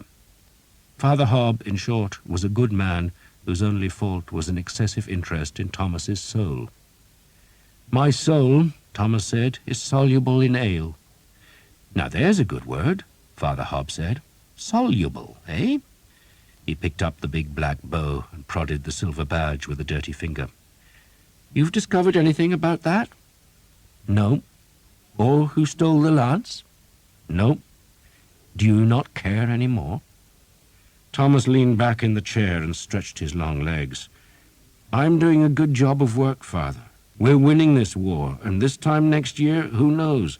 We might be giving the King of France a bloody nose." Father Hob nodded agreement, though his face suggested Thomas's words were irrelevant. He traced his finger through a puddle of ale on the tabletop. "You made a promise to your father, Thomas, and you made it in a church. Isn't that what you told me? A solemn promise, Thomas, that you would retrieve the lance. God listens to such vows." Thomas smiled. "Outside this tavern, Father, there's so much rape and murder and theft going on that all the quills in heaven can't keep up with the list of sins. And you worry about me?" "Yes, Thomas, I do. Some souls are better than others. I must look after them all, but if you have a prize ram in the flock, then you do well to guard it." Thomas sighed. "One day, Father, I'll find the man who stole that goddamn lance, and I'll ram it up his arse until it tickles the hollow of his skull. One day. Will that do?" Father Hob smiled beatifically. "It'll do, Thomas. But for now there's a small church that could do with an extra man by the door. It's full of women. Some of them are so beautiful that your heart will break just to gaze at them. You can get drunk afterwards." "Are the women really beautiful?" "What do you think, Thomas? Most of them look like bats and smell like goats, but they still need protection." So Thomas helped guard a church, and afterwards, when the army was so drunk it could do no more damage, he went back to the widow's tavern, where he drank himself into oblivion. He had taken a town, he had served his lord well, and he was content. Thomas was woken by a kick. A pause, then a second kick, and a cup of cold water in his face. "Jesus! That's me," Will Skeet said. "Father Hob told me you'd be here." "Oh, Jesus!" Thomas said again. His head was sore, his belly sour, and he felt sick. He blinked feebly at the daylight, then frowned at Skeet. "It's you. It must be grand to be so clever," Skeet said. He grinned at Thomas, who was naked in the straw of the tavern stables that he was sharing with one of the widow's daughters. "You must have been drunk as a lord to sheathe your sword in that," Skeet added, looking at the girl, who was pulling a blanket over herself. "I was drunk," Thomas groaned. "Still am." He staggered to his feet and put on his shirt. "The Earl wants to see you," Skeet said with amusement. "Me?" Thomas looked alarmed. "Why?" "Perhaps he wants you to marry his daughter," Skeet said. "Christ bones, Tom, but look at the state of you." Thomas pulled on his boots and mail coat, then retrieved his hose from the baggage camp and donned a cloth jacket over his mail. The jacket bore the Earl of Northampton's badge of 3 green and red stars being pounced on by a trio of lions. He splashed water on his face, then scraped at his stubble with a sharp knife. "Grow a beard, lad," Skeet said. "It saves trouble." "Why does Billy want to see me?" Thomas asked, using the Earl's nickname. "After what happened in the town yesterday," Skeet suggested thoughtfully. "He reckons he's got to hang someone as an example. So he asked me if I had any useless bastards I wanted to be rid of, and I thought of you." "The way I feel," Thomas said, "he might as well hang me." He retched dryly, then gulped down some water. He and Will Skeet went back into the town to find the Earl of Northampton sitting in state. The building where his banner hung was supposed to be a guildhall, though it was probably smaller than the guard-room in the Earl's own castle. But the Earl was sitting at one end as a succession of petitioners pleaded for justice. They were complaining about being robbed, which was pointless considering they had refused to surrender the town, but the Earl listened politely enough. Then a lawyer, a weasel-snouted fellow called Bella, bowed to the Earl and declaimed a long moan about the treatment offered to the Countess of Armorica. Thomas had been letting the word slide past him, but the insistence in Bella's voice made him take notice. "If your lordship," Bella said, smirking at the Earl, "had not intervened, then the Countess would have been raped by Sir Simon Chico." Sir Simon stood to one side of the hall. "That is a lie," he protested in French. The Earl sighed. "So why were your breeches round your ankles when I came into the house?" Sir Simon reddened as the men in the hall laughed. Thomas had to translate for Will Skeet, who nodded, for he had already heard the tale. "The bastard was about to roger some titled widow," he explained to Thomas, "when the Earl came in. Heard her scream, see? And he'd seen a coat of arms on the house. The aristocracy look after each other." The lawyer now laid a long list of charges against Sir Simon. It seemed he was claiming the widow and her son as prisoners who must be held for ransom. He had also stolen the widow's 2 ships, her husband's armour, his sword, and all the Countess's money. Bela made the complaints indignantly, then bowed to the Earl. "You have a reputation as a just man, my lord," he said obsequiously, "and I place the widow's fate in your hands." The Earl of Northampton looked surprised to be told his reputation for fairness. "What is it you want?" he asked. Bela preened.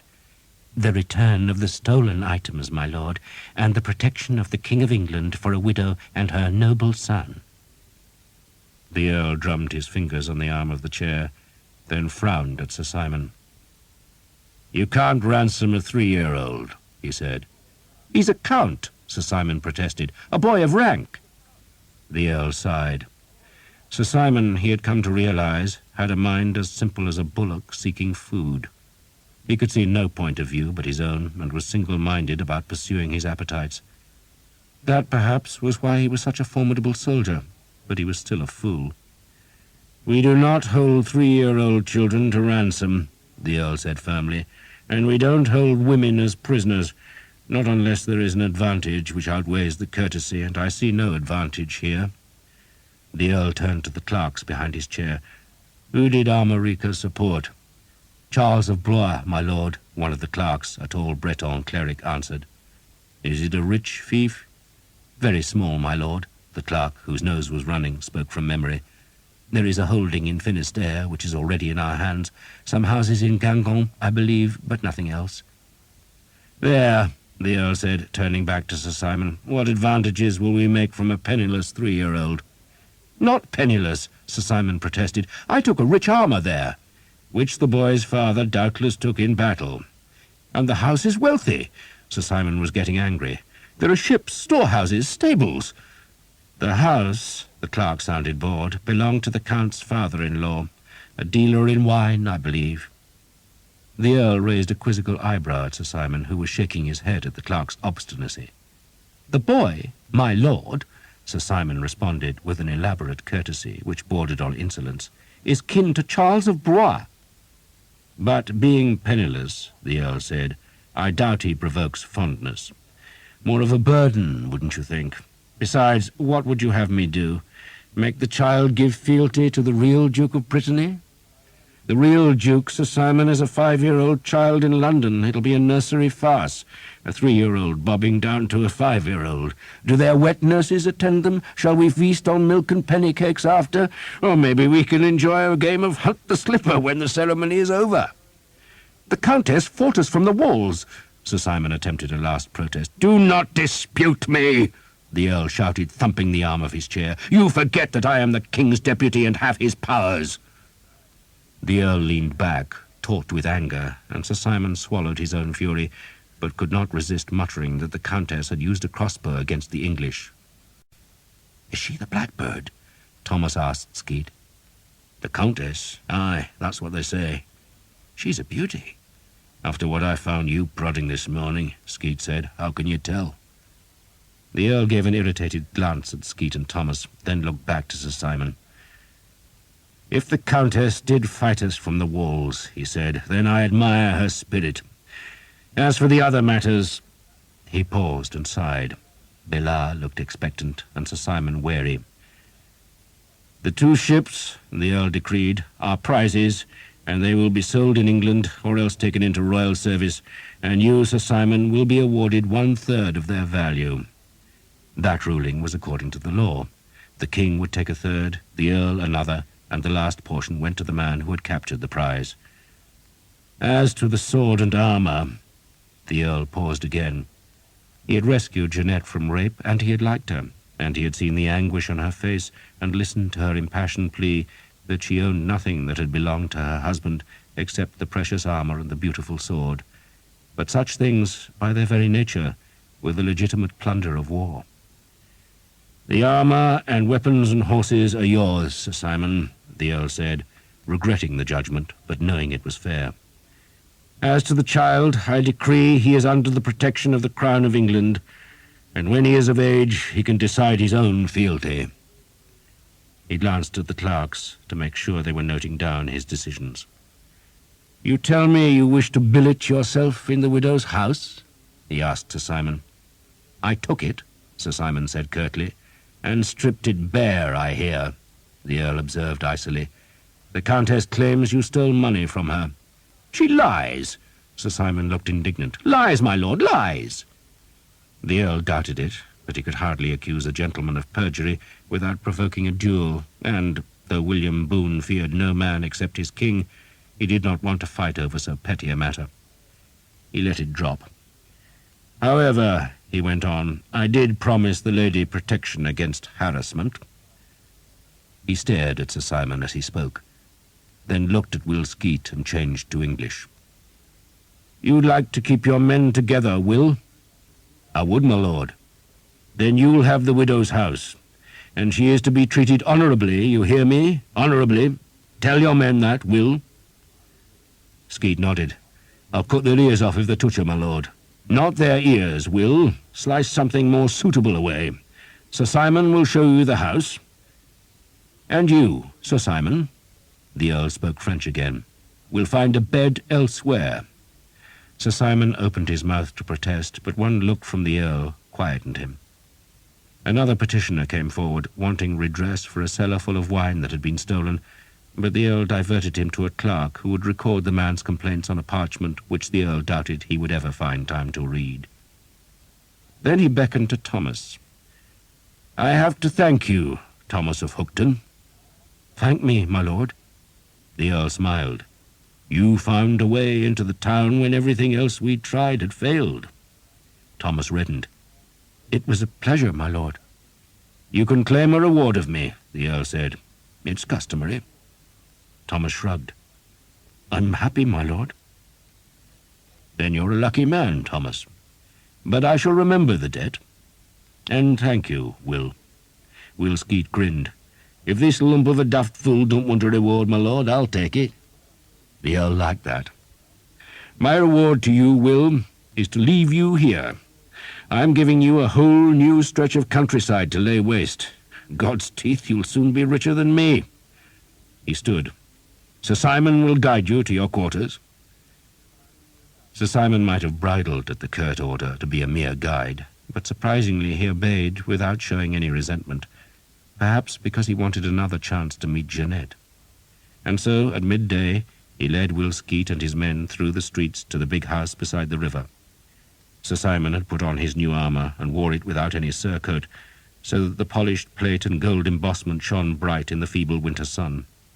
He ducked his helmeted head under the yard's archway, and immediately Jeanette came running from the kitchen door, which lay just to the gate's left. "Get out!" she shouted in French. "Get out!" Thomas, riding close behind Sir Simon, stared at her. She was indeed the Blackbird, and she was as beautiful at close range as she had been when he had glimpsed her on the walls. "Get out, all of you!" She stood, hands on her hips, bareheaded, shouting. Sir Simon pushed up the pig-snout visor of the helmet. "This house is commandeered, my lady," he said happily. "The Earl ordered it." "The Earl promised I would be left alone," Jeanette protested hotly. "Then his lordship has changed his mind," Sir Simon said. She spat at him. "You have already stolen everything else of mine. Now you would take the house too?" "Yes, madame," Sir Simon said, and he spurred the horse forward so that it crowded her. "Yes, madame," he said again, then wrenched the reins so that the horse twisted and thumped into Jeanette, throwing her onto the ground. "I'll take your house," Sir Simon said, "and anything else I want, madame." The watching archers cheered at the sight of Jeanette's long bare legs. She snatched her skirts down and tried to stand, but Sir Simon edged his horse forward to force her into an undignified scramble across the yard. "Let the lass up," Will Skeet shouted angrily. "She and I are old friends, Master Skeet," Sir Simon answered, still threatening Jeanette with the horse's heavy hoofs. "I said let her up and leave her be," Will snarled.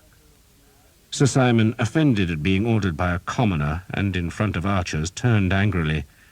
But there was a competence about Will Skeet that gave the knight pause. Skeet was twice Sir Simon's age, and all those years had been spent in fighting, and Sir Simon retained just enough sense not to make a confrontation.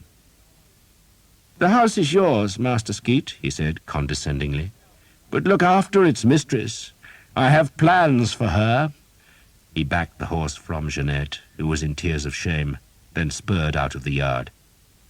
Jeanette did not understand English, but she recognized that Will Skeet had intervened on her behalf, and so she stood and appealed to him. "He has stolen everything from me," she said, pointing at the retreating horseman. "Everything." "You know what the lass is saying, Tom?" Skeet asked. "She doesn't like Sir Simon," Thomas said laconically. He was leaning on his saddle pommel, watching Jeanette. "Calm the girl down, for Christ's sake," Skeet pleaded, then turned in his saddle. "Jake, make sure there's water and hay for horses. Peter, kill 2 of them heifers so we can sup before the light goes. Rest of you, stop gawping at the lass and get yourself settled." "Thief!" Jeanette called after Sir Simon, then turned on Thomas. "Who are you?" "My name is Thomas, madame." He slid out of the saddle and threw his reins to Sam. "The Earl has ordered us to live here," Thomas went on, "and to protect you." "Protect me?" Jeanette blazed at him. "You are all thieves. How can you protect me? There is a place in hell for thieves like you, and it is just like England. You are thieves, every one of you. Now go! Go!" "We're not going," Thomas said flatly. "How can you stay here?" Jeanette demanded. "I am a widow. It is not proper to have you here." "We're here, madame," Thomas said, "and you and us will have to make the best of it. We'll not encroach. Just show me where your private rooms are, and I'll make sure no man trespasses." "You? Make sure? Ha!" Jeanette turned away, then immediately turned back. "You want me to show you my rooms, yes? So you know where my valuable properties are? Is that it? You want me to show you where you can thieve from me? Why don't I just give you everything?" Thomas smiled. "I thought you said Sir Simon had already stolen everything." "He has taken everything. Everything. He is no gentleman. He is a pig. He is—" Jeanette paused, wanting to contrive a crushing insult. "He is English." Jeanette spat at Thomas's feet and pulled open the kitchen door. "You see this door, Englishman? Everything beyond this door is private. Everything." She went inside, slammed the door, then immediately opened it again. "And the Duke is coming. The proper Duke, not your snivelling puppet child, so you will all die. Good." The door slammed again. Will Skeet chuckled. "She don't like you either, Tom. What was the last saying?" "They were all going to die." "Aye, that's true enough. But in our beds, by God's grace. And she says we're not to go past that door." "Plenty of room out here," Skeet said placidly, watching as one of his men swung an axe to kill a heifer. The blood flowed over the yard, attracting a rush of dogs to lap at it, while 2 archers began butchering the still twitching animal. "Listen!" Skeet had climbed a mounting block beside the stables and now shouted at all his men. "The Earl has given orders that the lass who was spitting at Tom is not to be molested.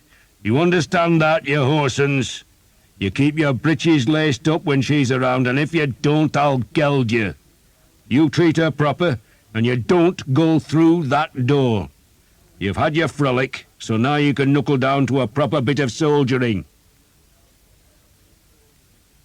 The Earl of Northampton left after a week, taking most of his army back to the fortresses in Finisterre, which was the heartland of Duke John's supporters.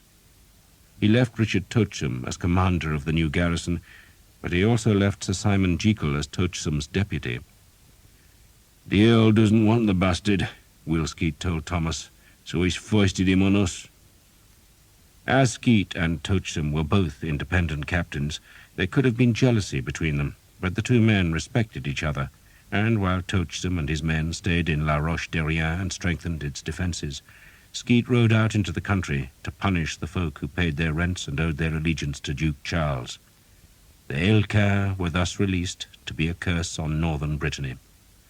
It was a simple business to ruin a land. The houses and barns might be made of stone, but their roofs would burn.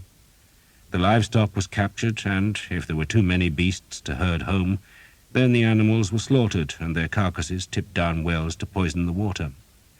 Skeet's men burned what would burn, broke what would break, and stole what could be sold.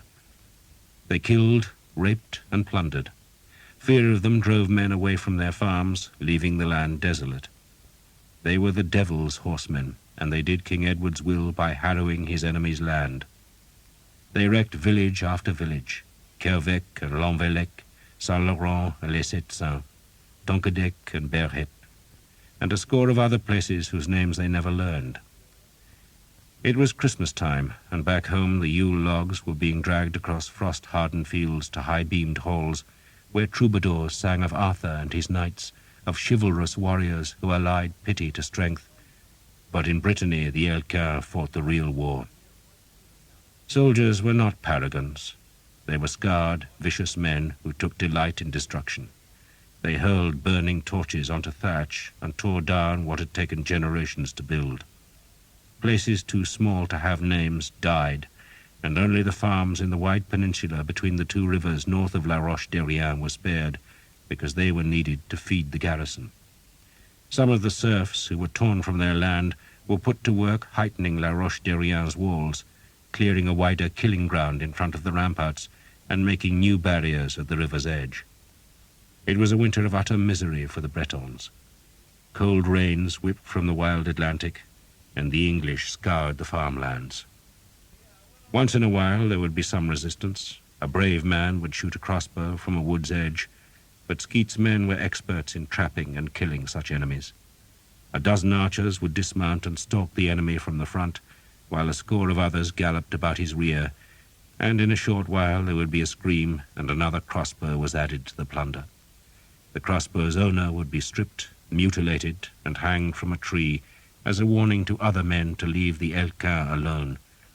And the lessons worked, for such ambushes became fewer. It was the wrecking time, and Skeet's men became rich. There were days of misery, days of slogging through cold rain with chapped hands and wet clothes, and Thomas always hated it when his men fetched the duty of leading the spare horses and then driving the captured livestock home. Geese were easy. Their necks were wrung and the dead birds hung from the saddles.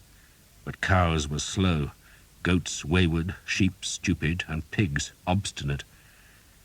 There were, however, enough farm-bred boys in the ranks to ensure that the animals reached La Roche-Derrien safely. Once there, they were taken to a small square that had become a slaughter yard and stank of blood. Will Skeet also sent cartloads of plunder back to the town, and most of that was shipped home to England. It was usually humble stuff: pots, knives, plough blades, harrow spikes, stools, pails, spindles, anything that could be sold, until it was said that there was not a house in southern England which did not possess at least one object plundered from Brittany. In England they sang of Arthur and Lancelot, of Gawain and Percival, but in Brittany the Aelcar were loose. And Thomas was a happy man. Jeanette was loath to admit it, but the presence of Will Skeet's men was an advantage to her. As long as they were in the courtyard, she felt safe in the house, and she began to dread the long periods they spent away from the town, for it was then that Sir Simon Jekyll would haunt her. She had begun to think of him as the devil, a stupid devil, to be sure, but still a remorseless, unfeeling lout who had convinced himself Jeanette must wish nothing so much as to be his wife. At times he would force himself to a clumsy courtesy, though usually he was bumptious and crude, and always he stared at her like a dog gazing at a haunch of beef. He took Mass in the church of Saint-Renan so he could woo her, and it seemed to Jeanette she could not walk in the town without meeting him. Once, encountering Jeanette in the alley beside the Church of the Virgin, he crowded her against the wall and slid his strong fingers up to her breasts.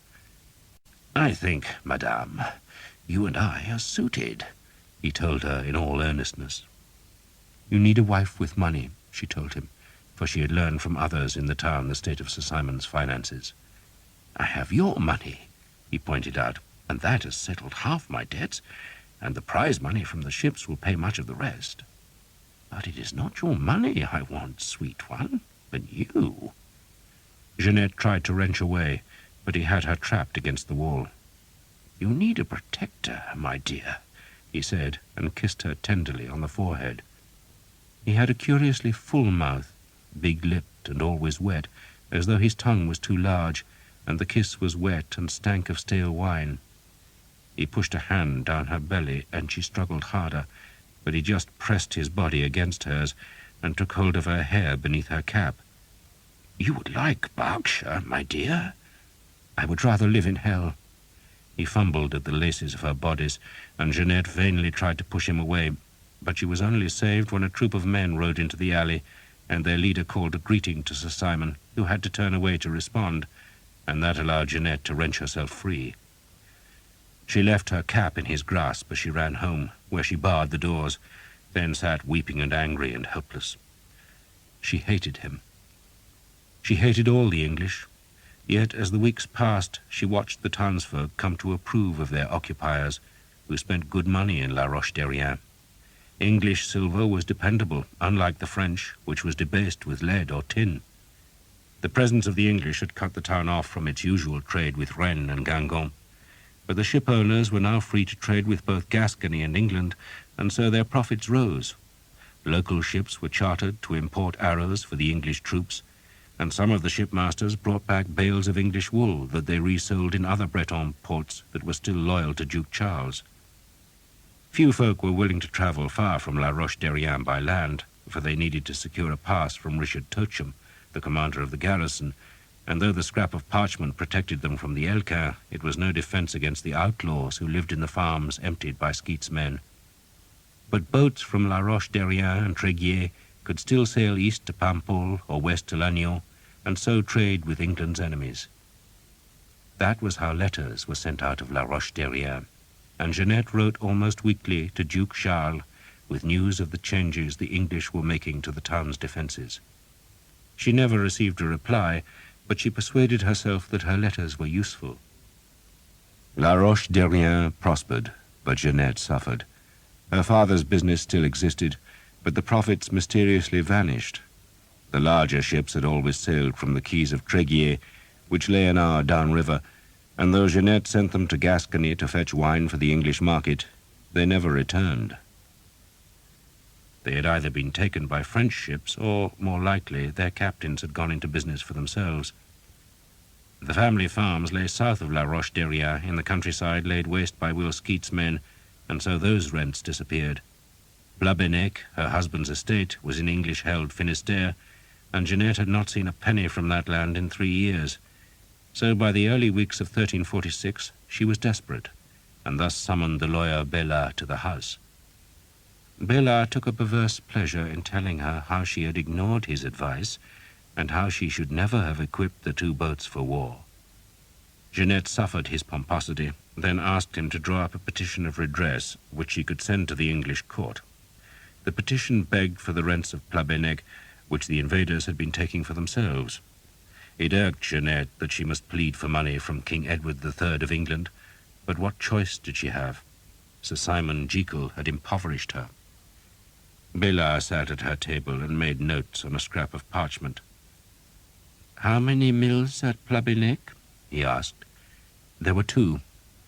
2, he said, noting the figure. "You do know," he added cautiously, "that the Duke has made a claim for those rents?" "The Duke?" Jeanette asked in astonishment. "For Plabennec?"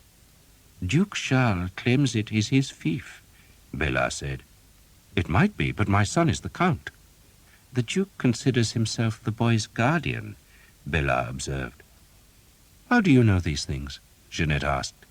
Bella shrugged. I have had correspondence from the Duke's men of business in Paris. What correspondence? Jeanette demanded sharply. About another matter, Bella said dismissively. Another matter entirely.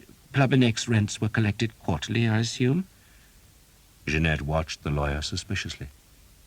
Why would the Duke's men of business mention Plubbenec to you?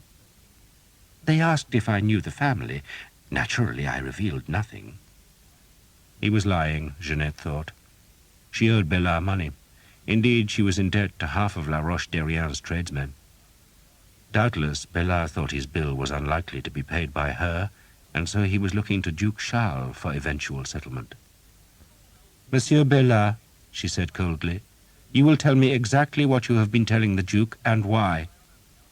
Bella shrugged. I have nothing to tell.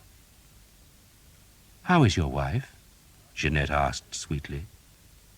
Her aches are passing as winter ends, thank God. She is well, madame.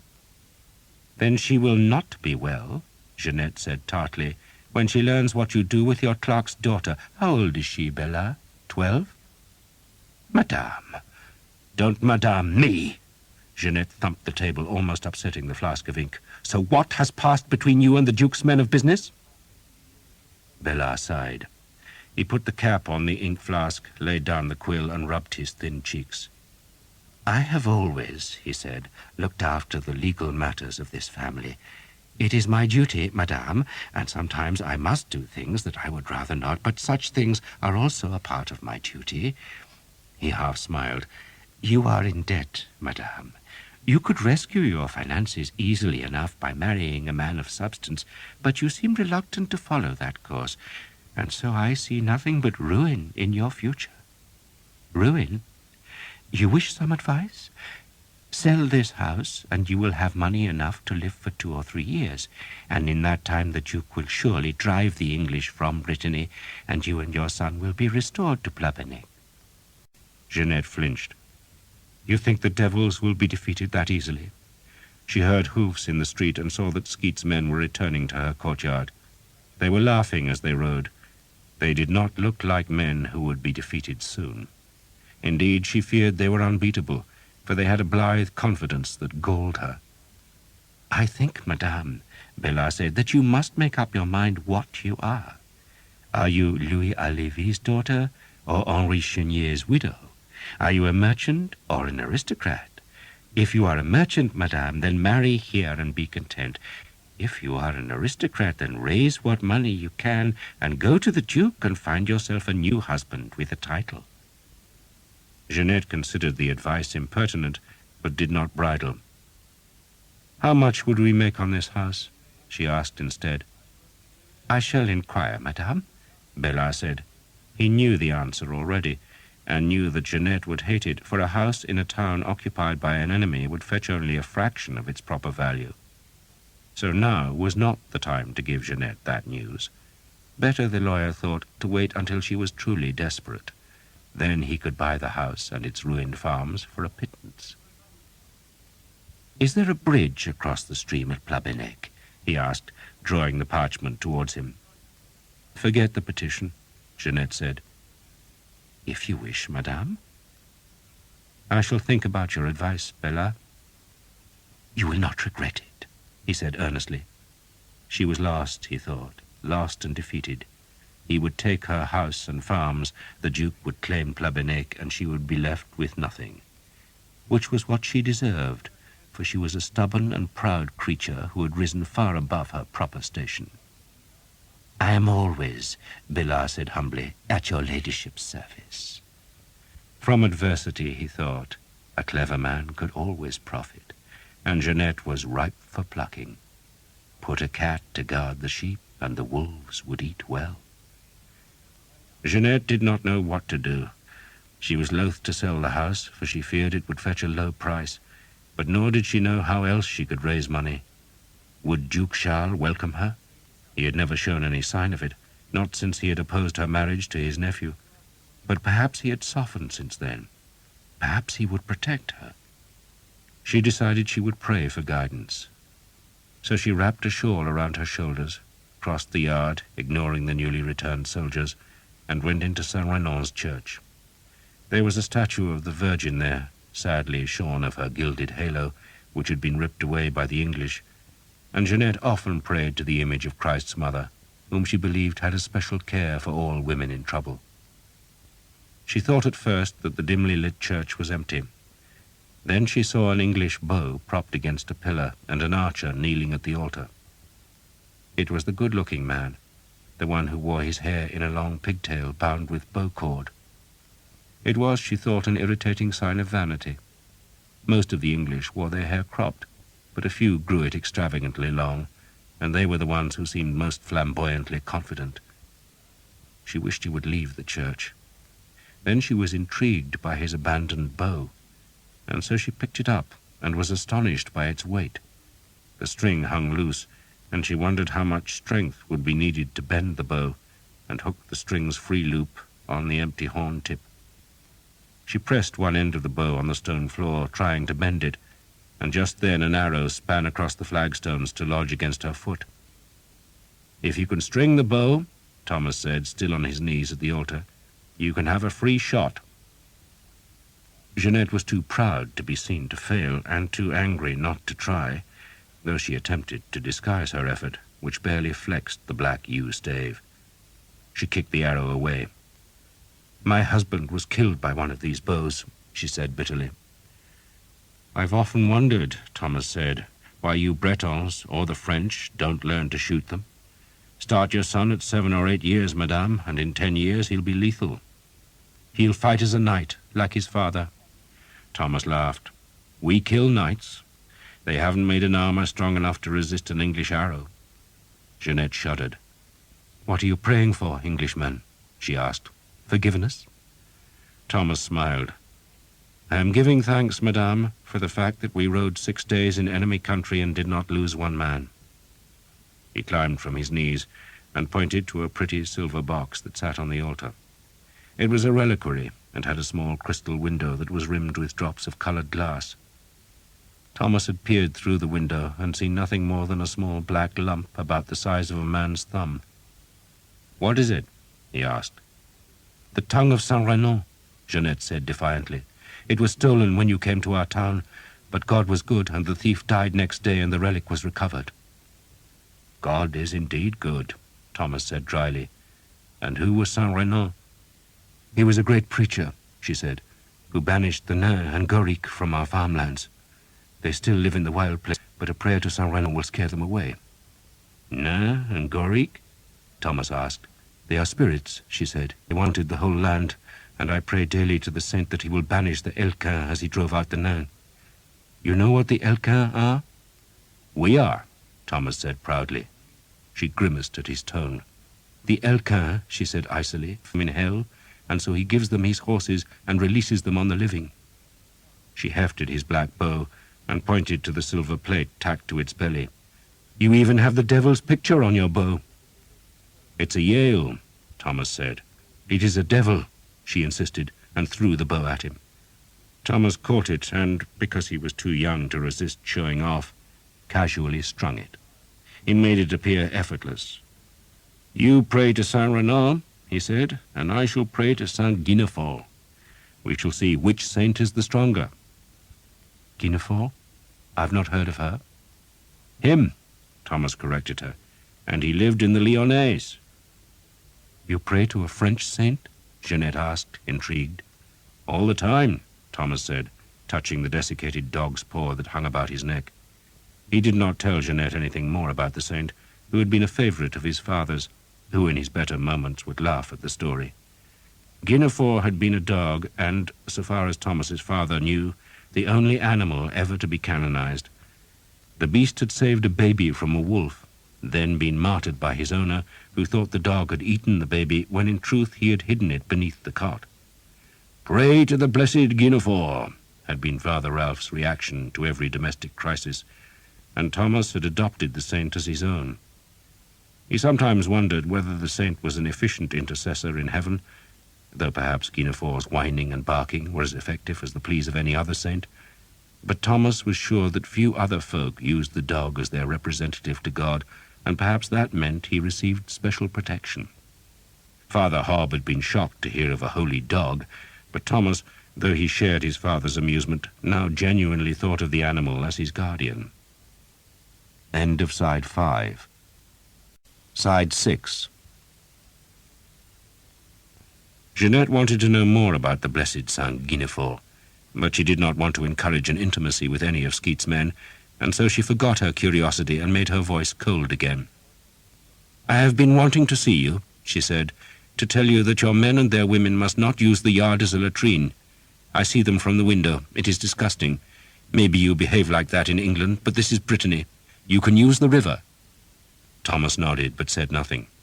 Instead, he carried his bow down the nave, which had one of its long sides obscured by fishing nets hung up for mending. He went to the church's western end, which was gloomily decorated by a painting of the Doom.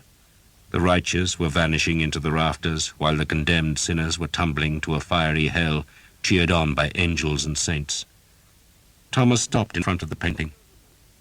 "Have you ever noticed," he said, "how the prettiest women are always falling down to hell, and the ugly ones are going up to heaven?" Jeanette almost smiled, for she had often wondered about that same question. But she bit her tongue and said nothing, as Thomas walked back up the nave beside a painting of Christ walking on a sea that was grey and white-crested, like the ocean off Brittany. A shoal of mackerel were poking their heads from the water to watch the miracle. "What you must understand, madame," Thomas said, gazing up at the curious mackerel, "is that our men do not like being unwelcome. You won't even let them use the kitchen. Why not? It's big enough, and they'd be glad of a place to dry their boots after a wet night's riding. Why should I have you English in my kitchen? So you can use that as a latrine as well?" Thomas turned and looked at her. "You have no respect for us, madame, so why should we have respect for your house?" "Respect?" She mocked the word. "How can I respect you? Everything that is precious to me was stolen by you." "By Sir Simon Jekyll," Thomas said. "You or Sir Simon?" Jeanette asked. "What is the difference?" Thomas picked up the arrow and dropped it into his bag. "The difference, madame, is that once in a while I talk to God, while Sir Simon thinks he is God. I shall ask the lads to piss in the river, but I doubt they'll want to please you much." He smiled at her, then was gone. Spring was greening the land, giving a haze to the trees and filling the twisting laneways with bright flowers. New green moss grew on thatch, there was white stitchwort in the hedgerows, and kingfishers whipped between the new yellow leaves of the riverside sallows. Skeet's men were having to go further from La Roche-Derrien to find new plunder, and their long rides took them dangerously close to Guingamp, which was Duke Charles's headquarters, though the town's garrison rarely came out to challenge the raiders. Guingamp lay to the south, while to the west was Lannion, a much smaller town with a far more belligerent garrison that was inspired by Sir Geoffrey de Pontblanc, a knight who had sworn an oath that he would lead Skeet's raiders back to Lannion in chains. He announced that the Englishmen would be burned in Lannion's marketplace because they were heretics, the devil's men. Will Skeet was not worried by such a threat. "I might lose a wink of sleep if the silly bastard had proper archers," he told Tom, "but he ain't, so he can blunder about as much as he likes. Is that his real name?" "Geoffrey of the White Bridge." "Daft bastard. Is he Breton or French?" "I'm told he's French." "Have to teach him a lesson then, won't we?" Sir Geoffrey proved an unwilling pupil. Will Skeet dragged his coat closer and closer to Lannion, burning houses within sight of its walls, in an effort to lure Sir Geoffrey out into an ambush of archers, but Sir Geoffrey had seen what English arrows could do to mounted knights, and so he refused to lead his men in a wild charge that would inevitably finish as a pile of screaming horses and bleeding men. He stalked Skeet instead, looking for some place where he could ambush the Englishmen, but Skeet was no more of a fool than Sir Geoffrey, and for 3 weeks the two war bands circled and skirted each other. Sir Geoffrey's presence slowed Skeet, but did not stop the destruction. The two forces clashed twice, and both times Sir Geoffrey threw his crossbowmen forward on foot, hoping they could finish off Skeet's archers, but both times the longer arrows won, and Sir Geoffrey drew off without forcing a fight he knew he must lose. After the second inconclusive clash, he even tried appealing to Will Skeet's honour. He rode forward all alone, dressed in an armour as beautiful as Sir Simon Jekyll's, though Sir Geoffrey's helmet was an old-fashioned pot with perforated eye-holes. His surcoat and his horse's trapper were dark blue, on which white bridges were embroidered, and the same device was blazoned on his shield. He carried a blue-painted lance, from which he had hung a white scarf to show he came in peace. Skeet rode forward to meet him, with Thomas as interpreter. Sir Geoffrey lifted off his helmet and pushed a hand through his sweat-flattened hair. He was a young fellow, golden-haired and blue-eyed, with a broad, good-humoured face, and Thomas felt he would probably have liked the man if he had not been an enemy. Sir Geoffrey smiled as the two Englishmen curbed their horses. "It is a dull thing," he said, "to shoot arrows at each other's shadows. I suggest you bring your men-at-arms into the field centre and meet us there on equal terms." Thomas did not even bother to translate, for he knew what Skeet's answer would be. "I have a better idea," he said. "You bring your men-at-arms, and we'll bring our archers." Sir Geoffrey looked puzzled. "Do you command?" he asked Thomas. He had thought that the older and grizzled Skeet was the captain, but Skeet stayed silent. "He lost his tongue fighting the Scots," Thomas said, "so I speak for him." "Then tell him I want an honourable fight," Sir Geoffrey said spiritedly. "Let me pit my horsemen against yours." He smiled as if to suggest his suggestion was as reasonable as it was chivalrous as it was ridiculous. Thomas translated for Skeet, who twisted in his saddle and spat into the clover. "He says," Thomas said, "that our archers will meet your men.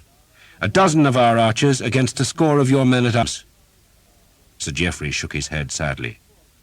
"You have no sense of sport, you English," he said, then put his leather-lined pot back on his head and rode away. Thomas told Skeet what had passed between them. "Silly goddamn bastard," Skeet said. "What did he want? A tournament? Who does he think we are, the Knights of the Round Bloody Table? I don't know what happens to some folk. They put a sir in front of their names and their brains get addled. Fighting fair? Who ever heard of anything so daft? Fight fair and you lose, bloody fool." Sir Geoffrey of the White Bridge continued to haunt the Elka, but Skeet gave him no chance for a fight. There was always a large band of archers watching the Frenchmen's forces, and whenever the men from Lannion became too bold, they were likely to have the goose-feathered arrows thumping into their horses. So Sir Geoffrey was reduced to a shadow, but he was an irritating and persistent shadow, following Skeet's men almost back to the gates of La Roche-Derrien. The trouble occurred the third time that he trailed Skeet, and so came close to the town. Sir Simon Jekyll had heard of Sir Geoffrey, and warned by a sentinel on the highest church tower that Skeet's men were in sight, he led out 100 of the garrison's men-at-arms to meet the Elka. Skeet was just over a mile from the town, and Sir Geoffrey, with 50 men-at-arms and as many mounted crossbowmen, was just another half-mile behind. The Frenchman had caused no great problems to Skeet, and if Sir Geoffrey wanted to ride home to Lannion and claim that he had chased the Elka back to their lair, then Skeet was quite happy to give the Frenchman that satisfaction. Then Sir Simon came, and it was all suddenly display and arrogance. The English lances went up, the helmet visors clanged shut, and their horses were prancing. Sir Simon rode towards the French and Breton horsemen, bellowing a challenge. Will Skeet followed Sir Simon and advised him to let the bastards be, but the Yorkshireman was wasting his breath. Skeet's men-at-arms were at the front of the column, escorting the captured livestock and 3 wagons filled with plunder, while the rear guard was formed by 60 mounted archers. Those 60 men had just reached the big woods where the army had camped during the siege of La Roche-Derrien, and at a signal from Skeet they split into 2 groups and rode into the trees either side of the road. They dismounted in the woods, tied their horses' reins to branches, then carried their bows to the edge of the trees. The road ran between the 2 groups, edged by wide grassy verges. Sir Simon wheeled his horse to confront Will Skeet. "I want 30 of your men-at-arms, Skeet," he demanded peremptorily.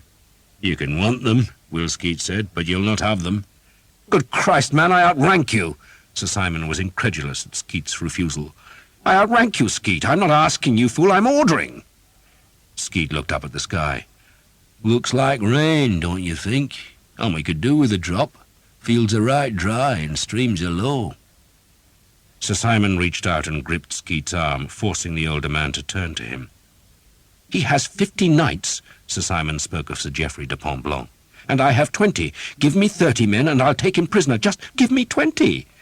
He was pleading, all arrogance gone, for this was a chance for Sir Simon to fight a proper skirmish, horseman against horseman, and the winner would have renown and the prize of captured men and horses. But Will Skeet knew everything about men, horses, and renown. "I'm not out here to play games," he said, shaking his arm free. "And you can order me till the cows sprout wings, but you'll not have a man of mine." Sir Simon looked anguished, but then Sir Geoffrey de Pontblanc decided the matter. He saw how his men-at-arms outnumbered the English horsemen, and so he ordered 30 of his followers to ride back and join the crossbowmen. Now the two troops of horsemen were evenly matched, and Sir Geoffrey rode forward on his big black stallion that was swathed in its blue and white trapper and had a boiled leather mask for face armour, a chanfron. Sir Simon rode to meet him in his new armour, but his horse had no padded trapper and no chanfron, and he wanted both, just as he wanted this fight. All winter he had endured the misery of a peasant's war, all muck and murder, and now the enemy was offering honour, glory, and the chance to capture some fine horses, armour, and good weapons. The two men saluted each other by dipping their lances, then exchanged names and compliments. Will Skeet had joined Thomas in the woods. "You might be a woolly-headed fool, Tom," Skeet said, "but there's plenty more stupid than you. Look at the daft bastards, not a brain between either of them. You could shake them by the heels and nothing would drop out of their ears but dried muck." He spat. Sir Geoffrey and Sir Simon agreed on the rules of the fight. Tournament rules, really, only with death to give the sport spice. An unhorsed man was out of the fight, they agreed, and would be spared, though such a man could be taken prisoner. They wished each other well, then turned and rode back to their men. Skeet tied his horse to a tree and strung his bow. "There's a place in York," he said, "where you can watch the mad folk. They keep them caged up, and you pay a farthing to go and laugh at them. They should put those two silly bastards in with them." "My father was mad for a time," Thomas said. "Don't surprise me, lad. Don't surprise me at all," Skeet said. He looped his bow cord onto a stave that had been carved with crosses. His archers watched the men-at-arms from the edge of the woods.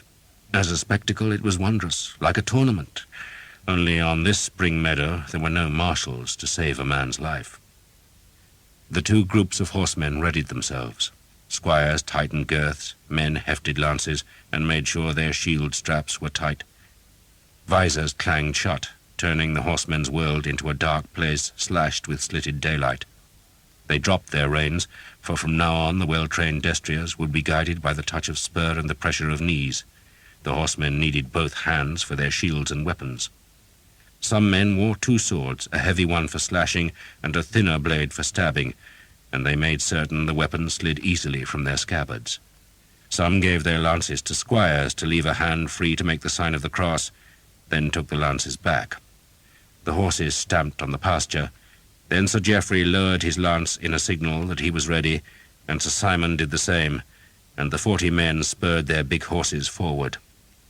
These were not the light-boned mares and geldings that the archers rode, but the heavy destriers, stallions all, and big enough to carry a man and his armour. The beasts snorted, tossed their heads, and lumbered into a trot as the riders lowered their long lances. One of Sir Geoffrey's men made the beginner's mistake of lowering the lance too much, so that the point stuck in the dry turf, and he was lucky not to be unhorsed. He left the lance behind and drew his sword. The horsemen spurred into the canter, and one of Sir Simon's men swerved to the left, probably because his horse was ill-trained, and it bumped the next horse, and the ripple of colliding horses went down the line as the spurs rowelled back to demand the gallop. Then they struck. The sound of the wooden lances striking shields and mail was a crunch like splintering bones. 2 horsemen were rammed back out of their high saddles, but most of the lance thrusts had been parried by shields, and now the horsemen dropped the shivered weapons as they galloped past their opponents. They sawed on the reins and drew their swords, but it was plain to the watching archers that the enemy had gained an advantage. Both of the unhorsed riders were English, and Sir Geoffrey's men were much more closely aligned, so that when they turned to bring their swords to the melee, they came as a disciplined group that struck Sir Simon's men in a clangor of sword against sword.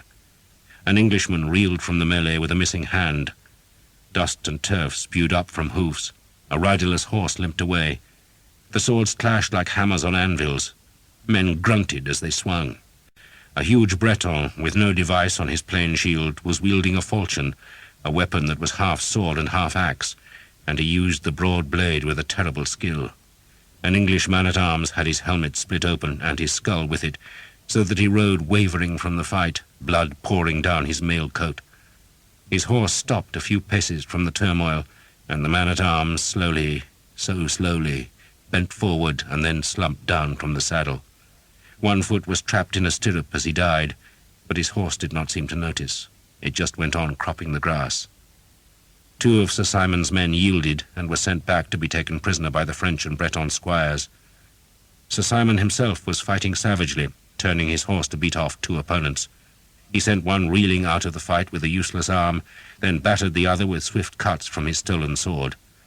The French had 15 men still fighting, but the English were down to 10, when the great brute with the falchion decided to finish Sir Simon off. He roared as he charged, and Sir Simon caught the falchion on his shield and lunged his sword into the mail under the Breton's armpit. He yanked the sword free, and there was blood pouring from the rent in the enemy's mail and leather tunic. The big man twitched in the saddle, and Sir Simon hammered the sword onto the back of his head, then turned his horse to beat off another assailant, before wheeling back to drive his heavy weapon in a crushing blow against the big Breton's Adam's apple. The man dropped his falchion and clutched his throat as he rode away. "He's good, isn't he?" Skeet said flatly. "Got suet for brains, but he knows how to fight." But, despite Sir Simon's prowess, the enemy was winning, and Thomas wanted to advance the archers. They only needed to run about 30 paces, and then would have been in easy range of the rampaging enemy horsemen, but Will Skeet shook his head. "Never kill 2 Frenchmen when you can kill a dozen, Tom," he said reprovingly. "Our men are getting beat," Thomas protested. "Then that'll teach 'em not to be bloody fools, won't it?" Skeet said. He grinned. "Just wait, lad, just wait, and we'll skin the cat proper." The English men-at-arms were being beaten back, and only Sir Simon was fighting with spirit. He was indeed good. He had driven the huge Breton from the fight, and was now holding off 4 of the enemy, and doing it with a ferocious skill, but the rest of his men, seeing that their battle was lost, and that they could not reach Sir Simon because there were too many enemy horsemen around him, turned and fled. "Sam!" Will shouted across the road. "When I give you the word, take a dozen men and run away. You hear me, Sam?" "I'll run away," Sam shouted back. The English men-at-arms, some bleeding and one half falling from his tall saddle, thundered back down the road towards La Roche-Derrien.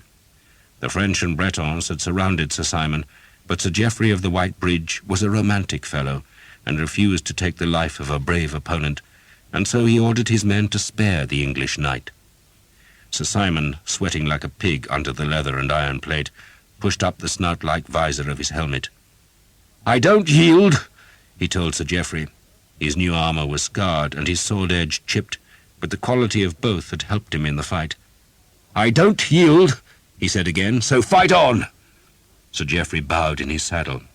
"I salute your bravery, Sir Simon," he said magnanimously, "and you are free to go with all honour." He waved his men-at-arms aside, and Sir Simon, miraculously alive and free, rode away with his head held high. He had led his men into disaster and death, but he had emerged with honour. Sir Geoffrey could see past Sir Simon, down the long road that was thick with fleeing men-at-arms, and beyond them the captured livestock and the heaped carts of plunder that were being escorted by Skeet's men. Then Will Skeet shouted at Sam, and suddenly Sir Geoffrey could see a bunch of panicked archers riding northwards as hard as they could. "He'll fall for it," Skeet said knowingly. "You just see if he don't." Sir Geoffrey had proved in the last weeks that he was no fool, but he lost his wits that day. He saw a chance to cut down the hated Harlequin archers and recapture 3 carts of plunder, and so he ordered his remaining 30 men-at-arms to join him, and, leaving his 4 prisoners and 9 captured horses in the care of his crossbowmen, waved his knights forward. Will Skeet had been waiting weeks for this. Sir Simon turned in alarm as he heard the sound of hooves. Nearly 50 armoured men on big destriers charged towards him, and for a moment he thought they were trying to capture him, and so he spurred his horse towards the woods, only to see the French and Breton horsemen crash past him at full gallop. Sir Simon ducked under branches and swore at Will Skeet, who ignored him. He was watching the enemy. Sir Geoffrey de Pontblanc led the charge and saw only glory.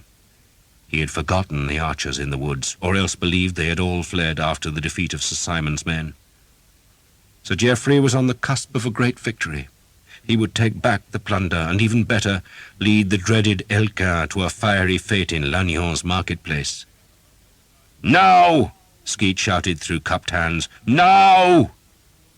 There were archers on both sides of the road, and they stepped out from the new spring foliage and loosed their bowstrings. Thomas's second arrow was in the air before the first even struck. Look and loose, he thought, do not think, and there was no need to aim, for the enemy was a tight group, and all the archers did was pour their long arrows into the horsemen, so that in an eye blink the charge was reduced to a tangle of rearing stallions, fallen men, screaming horses, and splashing blood. The enemy had no chance. A few at the back managed to turn and gallop away, but the majority were trapped in a closing ring of bowmen who drove their arrows mercilessly through mail and leather. Any man who even twitched invited 3 or 4 arrows. The pile of iron and flesh was spiked with feathers, and still the arrows came, cutting through mail and driving deep into horseflesh. Only the handful of men at the rear and a single man at the very front of the charge survived. That man was Sir Geoffrey himself. He had been 10 paces in front of his men, and maybe that was why he was spared, or perhaps the archers had been impressed by the manner in which he had treated Sir Simon. But for whatever reason, he rode ahead of the carnage like a charmed soul. Not an arrow flew close, but he heard the screams and clatter behind, and he slowed his horse, then turned to see the horror. He watched with disbelief for an instant, then walked his stallion back towards the arrow-stuck pile that had been his men. Skeet shouted at some of his bowmen to turn and face the enemy's crossbowmen, but they, seeing the fate of their men-at-arms, were in no mood to face the English arrows. They retreated southwards. There was a curious stillness then. Fallen horses twitched, and some beat at the road with their hooves. A man groaned, another called on Christ, and some just whimpered. Thomas, an arrow still on his bowstring, could hear larks, the call of plovers, and the whisper of wind in the leaves. A drop of rain fell, splashing the dust on the road, but it was a lone outrider of a shower that went to the west. Sir Geoffrey stood his horse beside his dead and dying men, as if inviting the archers to add his corpse to the heap that was streaked with blood and flecked with goose feathers. "See what I mean, Tom," Skeet said. "Wait long enough and the bloody fools will always oblige you." "Right, lads, finish the bastards off." Men dropped their bows, drew their knives, and ran to the shuddering heap, but Skeet held Thomas back. "Go and tell that stupid White Bridge bastard to make himself scarce." Thomas walked to the Frenchman, who must have thought he was expected to surrender, for he pulled off his helmet and extended his sword handle. "My family cannot pay a great ransom," he said apologetically. "You're not a prisoner," Thomas said. Sir Geoffrey seemed perplexed by the words. "You release me?" "We don't want you," Thomas said. "You might think about going to Spain," he suggested, "or the Holy Land. Not too many Harlequins in either place." Sir Geoffrey sheathed his sword. "I must fight against the enemies of my king, so I shall fight here. But I thank you." He gathered his reins, and just at that moment Sir Simon Jekyll rode out of the trees, pointing his drawn sword at Sir Geoffrey. "He's my prisoner," he called to Thomas. "My prisoner!" "He's no one's prisoner," Thomas said. "We're letting him go." "You're letting him go?" Sir Simon sneered. "Do you know who commands here?" "What I know," Thomas said, "is that this man is no prisoner." He thumped the trapper-covered rump of Sir Geoffrey's horse to send it on its way. "Spain or the Holy Land?" he called after Sir Geoffrey. Sir Simon turned his horse to follow Sir Geoffrey, then saw that Will Skeet was ready to intervene and stop any such pursuit, so he turned back to Thomas. You had no right to release him. No right. He released you, Thomas said. Then he was a fool, and because he is a fool, I must be? Sir Simon was quivering with anger. Sir Geoffrey might have declared himself a poor man, hardly able to raise a ransom, but his horse alone was worth at least £50, and Skeet and Thomas had just sent that money trotting southwards. Sir Simon watched him go, then lowered the sword blade so that it threatened Thomas's throat. From the moment I first saw you, he said, you have been insolent. I am the highest-born man on this field, and it is I who decides the fate of prisoners. You understand that? He yielded to me, Thomas said, not to you, so it don't matter what bed you were born in. You're a pup, Sir Simon spat. Skeet, I want recompense for that prisoner, you hear me? Skeet ignored Sir Simon, but Thomas did not have enough sense to do the same. Jesus, he said in disgust. That man spared you, and you'd not return the favour. You're not a bloody knight, you're just a bully. Go and boil your arse. The sword rose, and so did Thomas's bow. Sir Simon looked at the glittering arrow point, its edges feathered white through sharpening, and he had just enough wit not to strike with his sword. He sheathed it instead, slamming the blade into the scabbard, then wheeled his destrier and spurred away, which left Skeet's men to sort out the enemy's dead. There were 18 of them, and another 23 grievously wounded. There were also 16 bleeding horses and 24 dead and that, as Will Skeet remarked, was a wicked waste of good horseflesh. And Sir Geoffrey had been taught his lesson. There was a fuss back in La Roche-Derrien. Sir Simon Jekyll complained to Richard Toachsome that Will Skeet had failed to support him in battle, then also claimed to have been responsible for the death or wounding of 41 enemy men-at-arms. He boasted he had won the skirmish, then returned to his theme of Skeet's perfidy, but Richard Toachsome was in no mood to endure Sir Simon's querulousness. Did you win the fight or not? Of course we won, Sir Simon blinked indignantly. They're dead, ain't they? So why did you need Will's men-at-arms? Toachsome asked. Sir Simon searched for an answer and found none. He was impertinent, he complained.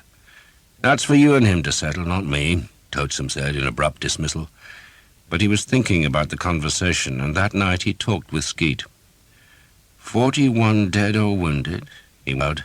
That must be a third of Lanion's men-at-arms. Near as may be, aye. Toachsome's quarters were near the river, and from his window he could watch the water slide under the bridge arches. Bats flitted about the Barbican tower that guarded the bridge's further side, while the cottages beyond the river were lit by a sharp-edged moon. They'll be short-handed, Will, Toachsome said. They'll not be happy, that's for sure. And the place will be stuffed with valuables. Like as not, Skeet agreed. Many folk, fearing the Elcaire, had taken their belongings to the nearby fortresses, and Lannion must be filled with their goods.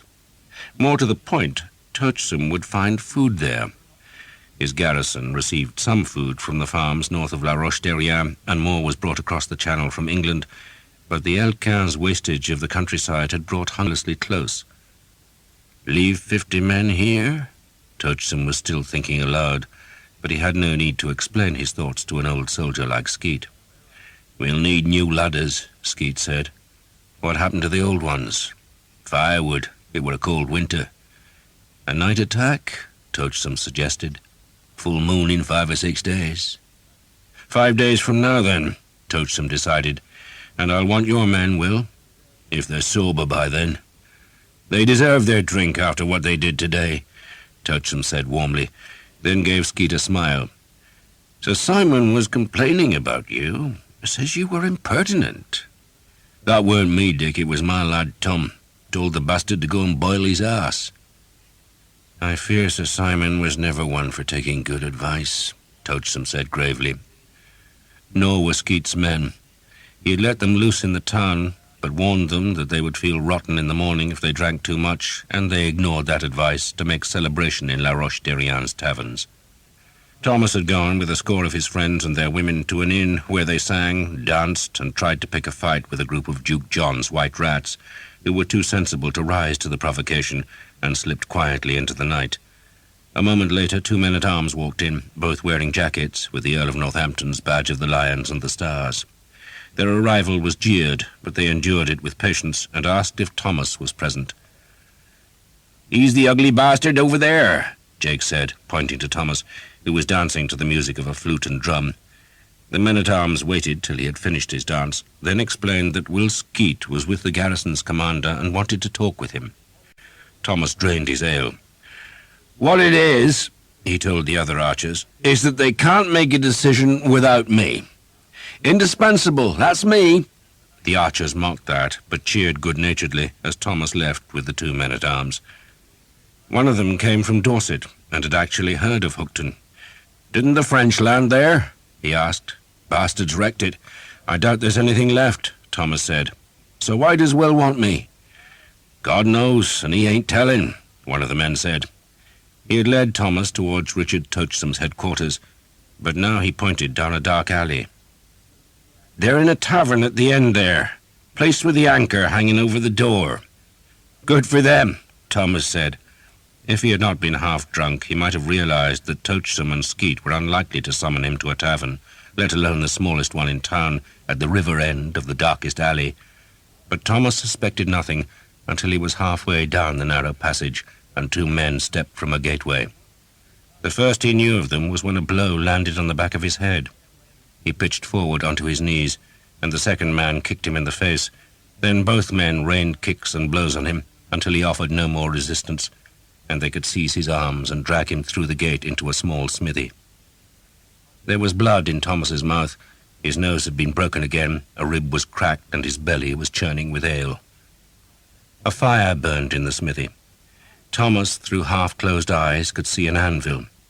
Then more men surrounded him and gave him a second kicking, so that he rolled into a ball in a vain attempt to protect himself.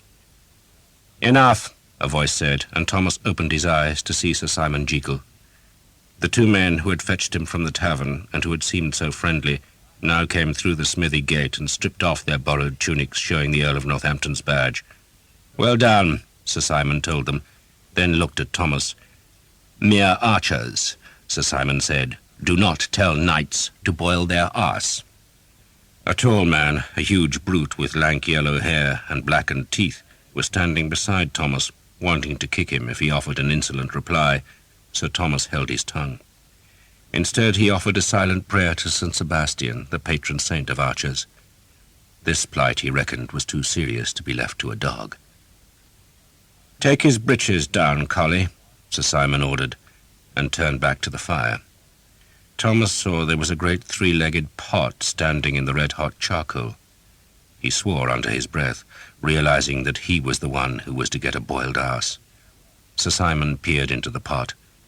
"You are to be taught a lesson in courtesy," he told Thomas, who whimpered as the yellow-haired brute cut through his belt, then dragged his breeches down. The other men searched Thomas's pockets, taking what coins they found and a good knife. Then they turned him onto his belly so that his naked arse was ready for the boiling water. Sir Simon saw the first wisps of steam float from the pot. "Take it to him," he ordered his men. 3 of Sir Simon's soldiers were holding Thomas down, and he was too hurt and too weak to fight them, so he did the only thing he could. He screamed murder. He filled his lungs and bellowed as loud as he could. He reckoned he was in a small town that was crowded with men, and someone must hear, and so he shrieked the alarm. "Murder! Murder!" A man kicked his belly, but Thomas went on shouting. "For Christ's sake, silence him!" Sir Simon snarled, and Collie, the yellow-haired man, kneeled beside Thomas and tried to stuff straw into his mouth, but Thomas managed to spit it out. "Murder!" he screamed. "Murder!" Collie swore, took a handful of filthy mud and slapped it into Thomas's mouth, muffling his noise. "Bastard," Collie said, and thumped Thomas's skull. "Bastard!" Thomas gagged on the mud, but he could not spit it out. Sir Simon was standing over him now. "You are to be taught good manners," he said, and watched as the steaming pot was carried across the smithy yard. Then the gate opened, and a newcomer stepped into the yard. "What in God's name is happening here?" the man asked. and Thomas could have sung a Te Deum in praise of St. Sebastian if his mouth had not been crammed with mud. For his rescuer was Father Hobb, who must have heard the frantic shouting and come running down the alley to investigate. "What are you doing?" the priest demanded of Sir Simon. "It is not your business, Father," Sir Simon said. "Thomas, is it you?" He turned back to the knight. "By God, it is my business." Father Hobb had a temper, and he lost it now. "Who the devil do you think you are?" "Be careful, priest," Sir Simon snarled. "Be careful? Me? I will have your soul in hell if you don't leave." The small priest snatched up the smith's huge poker and wielded it like a sword. "I'll have all your souls in hell. Leave! All of you! Out of here! Out! In the name of God! Get out! Get out!" Sir Simon backed down. It was one thing to torture an archer, but quite another to get into a fight with a priest, whose voice was loud enough to attract still more attention. Sir Simon snarled that Father Hobb was an interfering bastard, but he retreated all the same. Father Hobb knelt beside Thomas and hooked some of the mud from his mouth, along with tendrils of thick blood and a broken tooth. "You poor lad," Father Hobb said, then helped Thomas stand. "I'll take you home, Tom, take you home and clean you up." Thomas had to vomit first, but then, holding his breeches up, he staggered back to Jeanette's house, supported all the way by the priest. A dozen archers greeted him, wanting to know what had happened, but Father Hobb brushed them aside. "Where's the kitchen?" he demanded. "She won't let us in there," Thomas said, his voice indistinct because of his swollen mouth and bleeding gums. "Where is it?" Father Hobb insisted. One of the archers nodded at the door, and the priest just pushed it open and half-carried Thomas inside. He sat him on a chair and pulled the rush lights to the table's edge so he could see Thomas's face. "Dear God," he said, "what have they done to you?" He patted Thomas's hand, then went to find water. Jeanette came into the kitchen, full of fury. "You are not supposed to be here. You will get out." Then she saw Thomas's face, and her voice trailed away. If someone had told her that she would see a badly beaten English archer, she would have been cheered. But to her surprise, she felt a pang of sympathy. "What happened?" "Sir Simon Jekyll did this," Thomas managed to say. "Sir Simon? He's an evil man." Father Hobb had heard the name and came from the scullery with a big bowl of water. "He's an evil thing, evil." He spoke in English. "You have some cloths?" he asked Jeanette. "She doesn't speak English," Thomas said. Blood was trickling down his face. "Sir Simon attacked you?" Jeanette asked. "Why?" "Because I told him to boil his arse," Thomas said, and was rewarded with a smile. "Good," Jeanette said. She did not invite Thomas to stay in the kitchen, but nor did she order him to leave. Instead, she stood and watched as the priest washed his face, then took off Thomas's shirt to bind up the cracked rib. "Tell her she could help me," Father Hobb said. "She's too proud to help," Thomas said. "It's a sinful, sad world," Father Hobb declared, then knelt down. "Hold still, Tom," he said, "for this will hurt like the very devil."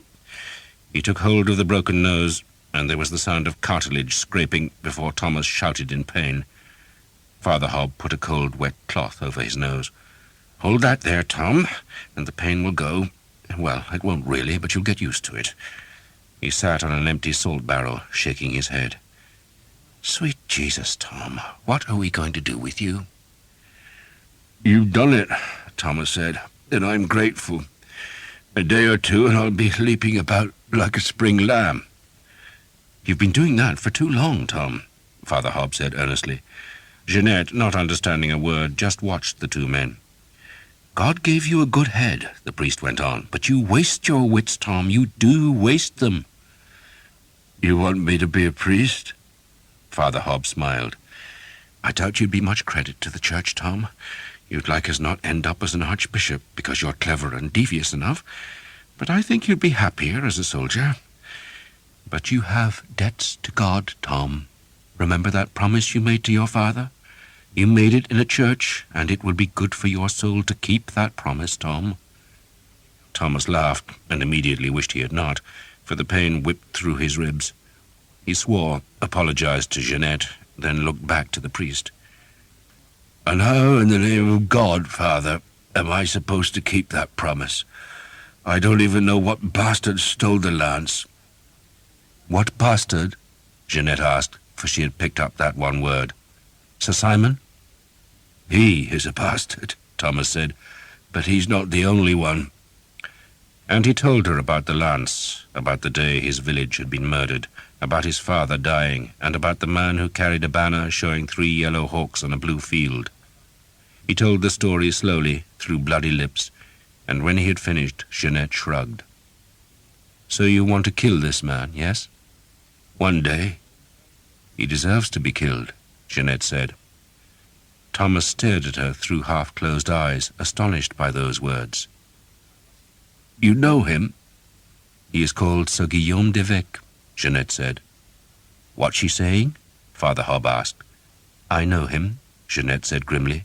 "In Caen, where he comes from, he is sometimes called the Lord of the Sea and of the Land." "Because he fights on both?" Thomas guessed. "He is a knight," Jeanette said, "but he is also a sea raider, a pirate. My father owned 16 ships, and Guillaume d'Evêque stole 3 of them." "He fought against you?" Thomas sounded surprised. Jeanette shrugged. "He thinks any ship that is not French is an enemy. We are Bretons." Thomas looked at Father Hob. "There you are, Father," he said lightly. "To keep my promise, all I must do is fight the Knight of the Sea and of the Land." Father Hob had not followed the French, but he shook his head sadly. "How you keep the promise, Thomas, is your business. But God knows you made it, and I know you were doing nothing about it." He fingered the wooden cross he wore on a leather lace about his neck. "And what shall I do about Sir Simon?" "Nothing," Thomas said. "I must tell Tochsome at least," the priest insisted. "Nothing, Father." Thomas was just as insistent. "Promise me." Father Hob looked suspiciously at Thomas. "You're not thinking of taking your own revenge, are you?" Thomas crossed himself and hissed because of the pain in his rib. "Doesn't our Mother Church tell us to turn the other cheek?" he asked. "It does," Father Hob said dubiously, "but it wouldn't condone what Sir Simon did tonight." "We shall turn away his wrath with a soft answer," Thomas said, and Father Hob, impressed by this display of genuine Christianity, nodded his acceptance of Thomas's decision. Jeanette had been following the conversation as best she could, and had at least gathered the gist of their words. "Are you discussing what to do to Sir Simon?" she asked Thomas. "I'm going to murder the bastard," Thomas said in French. She offered him a sour grimace. "That is a very clever idea, Englishman. So you will be a murderer, and they will hang you? Then, thanks be to God, there will be 2 dead Englishmen." "What's she saying, Thomas?" Father Hob asked. "She's agreeing that I ought to forgive my enemies, Father." Good woman," Father Hob said. "Do you really want to kill him?" Jeanette demanded coldly. Thomas shuddered with the pain, but he was not so hurt that he could not appreciate Jeanette's closeness. She was a hard woman, he reckoned, but still as lovely as the spring, and, like the rest of Will Skeet's men, he had harbored impossible dreams of knowing her better. A question gave him that chance. "I'll kill him," he assured her, "and in killing him, my lady, I'll fetch you your husband's armor and sword." Jeanette frowned at him. "You can do that?" "If you help me." She grimaced. "How?" So Thomas told her, and to his astonishment she did not dismiss the idea in horror, but instead nodded a grudging acceptance. "It might really work," she said after a while. "It really might work." Which meant that Sir Simon had united his enemies, and Thomas had found himself an ally. Jeanette's life was encompassed by enemies. She had her son, but everyone else she loved was dead, and those who were left she hated. There were the English, of course, occupying her town, but there was also Bella, the lawyer, and the shipmasters who had cheated her, and the tenants who used the presence of the English to default on their rent, and the town's merchants who dunned her for money she did not have. She was a countess, yet her rank counted for nothing. At night, brooding on her plight, she would dream of meeting a great champion, a duke perhaps, who would come to La Roche-Derrien and punish her enemies one by one. She saw them whimpering with terror, pleading for mercy, and receiving none. But in each dawn there was no duke, and her enemies did not cringe, and Jeanette's troubles were unrelieved, until Thomas promised to help her kill the one enemy she hated above the rest.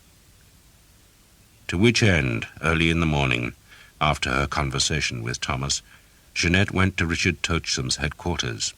She went early because she hoped Sir Simon Jekyll would still be in bed, and though it was essential he knew the purpose of her visit, she did not want to meet him. Let him learn from others what she planned. End of Side 6. Side 7. The headquarters, like her own house, fronted the River Jeudi, and the waterfront yard, despite the early hour, already held a score of petitioners seeking favours from the English. Jeanette was told to wait with the other petitioners. "I am the Countess of Armorica," she told the clerk. "You must wait like the rest," the clerk answered in poor French, then cut another notch in a tally stick on which he was counting arrow sheaves that were being unloaded from a lighter that had come upriver from the deep-water harbour at Tréguier. A second lighter held barrels of red herrings, and the stench of the fish made Jeanette shudder. English food! They did not even gut the herrings before smoking them, and the red fish came from the barrels covered in yellow-green mould, yet the archers ate them with relish. She tried to escape the reeking fish by crossing the yard to where a dozen local men trimmed great lengths of timber propped on saw-horses. One of the carpenters was a man who had sometimes worked for Jeanette's father, though he was usually too drunk to hold a job for more than a few days. He was barefoot, ragged, hump-backed, and hare-lipped, though when he was sober he was as good a labourer as any in the town. "Jacques," Jeanette called, "what are you doing?" She spoke in Breton. Jacques tugged his forelock and bobbed down. "You're looking well, my lady." Only a few folk could understand his speech, for his split lip mangled the sounds. "Your father always said you were his angel." "I asked what you are doing." "Ladders, my lady, ladders." Jacques cuffed a stream of mucus from his nose. There was a weeping ulcer on his neck, and the stink of it was as bad as the red herrings. "They want 6 ever so long ladders." "Why?" Jacques looked left and right to make sure no one could overhear him. "What he says," he jerked his head at the Englishman, who was supposedly supervising the work, "what he says is that they're taking them to Lannion, and they're long enough for that big wall, ain't they?" "Lannion?" "He likes his ale, he does," Jacques said, explaining the Englishman's indiscretion. "Hey, handsome!" the supervisor shouted at Jacques. "Get to work!" Jacques, with a grin to Jeanette, picked up his tools. "Make the rungs loose," Jeanette advised Jacques in Breton, then turned because her name had been called from the house. Sir Simon Jekyll, looking heavy-eyed and sleepy, was standing in the doorway, and Jeanette's heart sank at the sight of him. "My lady," Sir Simon offered Jeanette a bow, "you should not be waiting with the common folk." "Tell that to the clerk," Jeanette said coldly.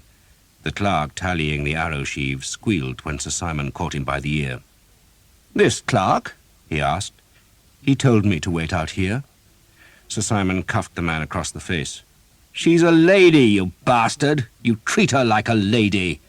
He kicked the man away, then pulled the door fully open. "Come, my lady," he invited her. Jeanette went to the door and was relieved to see 4 more clerks busy at tables inside the house. "The army," Sir Simon said, as she brushed past him, "has almost as many clerks as archers. Clerks, farriers, masons, cooks, herdsmen, butchers, anything else on 2 legs that can take the king's coin." He smiled at her, then brushed a hand down his threadbare wool robe that was trimmed with fur. "If I had known you were gracing us with a visit, my lady, I would have dressed." Sir Simon, Jeanette noted gladly, was in a puppy mood this morning. He was always either boorish or clumsily polite, and she hated him in either mood, but at least he was easier to deal with when he tried to impress her with his manners. "I came," she told him, "to request a pass from Monsieur Toachsom." The clerks watched her surreptitiously, their quills scratching and spluttering on the scraped parchment. "I can give you a pass," Sir Simon said gallantly. though I trust you are not leaving La Roche-Derrien permanently. I just wish to visit Louannec, Jeanette said. And where, dear lady, is Louannec? It is on the coast, Jeanette said, north of Lannion. Lannion, eh? He perched on a table's edge, his bare legs swinging. Can't have you wandering near Lannion. Not this week. Next, maybe, but only if you can persuade me that you have a good reason to travel. He smoothed his fair moustache. And I can be very persuadable. I wish to pray at the shrine there, Jeanette said. I would not keep you from your prayers, Sir Simon said. He was thinking that he should have invited her through into the parlour, but in truth he had small appetite for love's games this morning. He had consoled himself for his failure to boil Thomas of Hookton's backside by drinking deep into the darkness, and his belly felt liquid, his throat was dry, and his head was banging like a kettle drum. "Which saint will have the pleasure of hearing your voice?" he asked. The shrine is dedicated to Eve, who protects the sick. My son has a fever. "Poor boy," Sir Simon said in mock sympathy, then peremptorily ordered a clerk to write the pass for her ladyship. "You will not travel alone, madame?" he asked. I shall take servants. "You would be better with soldiers. There are bandits everywhere." I do not fear my own countrymen, Sir Simon. "Then you should," he said tartly. "How many servants?" 2. Sir Simon told the clerk to note 2 companions on the pass, then looked back to Jeanette. "You really would be much safer with soldiers as escort." God will preserve me, Jeanette said. Sir Simon watched as the ink on the pass was sanded dry and a blob of hot wax was dropped onto the parchment. He pressed a seal into the wax, then held the document to Jeanette. "Maybe I should come with you, madame." I would rather not travel at all, Jeanette said, refusing to take the pass. "Then I shall relinquish my duties to God," Sir Simon said. Jeanette took the pass, forced herself to thank him, then fled. She half expected that Sir Simon would follow her, but he let her go unmolested. She felt dirty, but also triumphant, because the trap was baited now. Well and truly baited. She did not go straight home, but went instead to the house of the lawyer, Bellin, who was still eating a breakfast of blood sausage and bread. The aroma of the sausage put an edge to Jeanette's hunger, but she refused his offer of a plate. She was a countess, and he was a mere lawyer, and she would not demean herself by eating with him. Bellin straightened his robe, apologized that the parlour was cold, and asked whether she had at last decided to sell the house. "It is the sensible thing to do, madame. Your debts mount." I shall let you know my decision, she said, but I have come on other business. Bellin opened the parlour shutters. "Business costs money, madame, and your debts, forgive me, are mounting." It is Duke Charles' business, Jeanette said. Do you still write to his men of business? "From time to time," Bellin said guardedly. How do you reach them? Jeanette demanded. Bellin was suspicious of the question, but finally saw no harm in giving an answer. "The messages go by boat to Paimpol," he said, "then overland to Guingamp." How long does it take? 2 days, 3. It depends if the English are riding the country between Paimpol and Guingamp. Then write to the Duke, Jeanette said, and tell him from me that the English will attack Lannion at the end of this week. They are making ladders to scale the wall. She had decided to send the message through Bellin, for her own couriers were 2 fishermen who only came to sell their wares in La Roche-Derrien on a Thursday, and any message sent through them must arrive too late. Bellin's couriers, on the other hand, could reach Guingamp in good time to thwart the English plans. Bellin dabbed egg from his thin beard. "You are sure, madame?" Of course I'm sure. She told him about Jacques and the ladders, and about the indiscreet English supervisor, and how Sir Simon had forced her to wait a week before venturing near Lannion on her expedition to the shrine at Louannec. "The Duke," Bellin said as he ushered Jeanette to the house door, "will be grateful." Bellin sent the message that day, though he did not say it came from the Countess, but instead claimed all the credit for himself. He gave the letter to a shipmaster who sailed that same afternoon, and next morning a horseman rode south from Paimpol. There were no Harlequins in the wasted country between the port and the Duke's capital, so the message arrived safely. And in Guingamp, which was Duke Charles' headquarters, the farriers checked the war horses' shoes, the crossbowmen greased their weapons, squires scrubbed mail till it shone, and 1,000 swords were sharpened. The English raid on Lannion had been betrayed. Jeanette's unlikely alliance with Thomas had soothed the hostility in her house. Skeet's men now used the river as their lavatory instead of the courtyard, and Jeanette allowed them into the kitchen, which proved useful, for they brought their rations with them, and so her household ate better than it had since the town had fallen, though she still could not bring herself to try the smoked herrings with their bright red, mould-covered skins. Best of all was the treatment given to 2 importunate merchants who arrived demanding payment from Jeanette, and were so badly manhandled by a score of archers that both men left hatless, limping, unpaid, and bloody. "I will pay them when I can," she told Thomas. "Sir Simon's likely to have money on him," he told her. "He is?"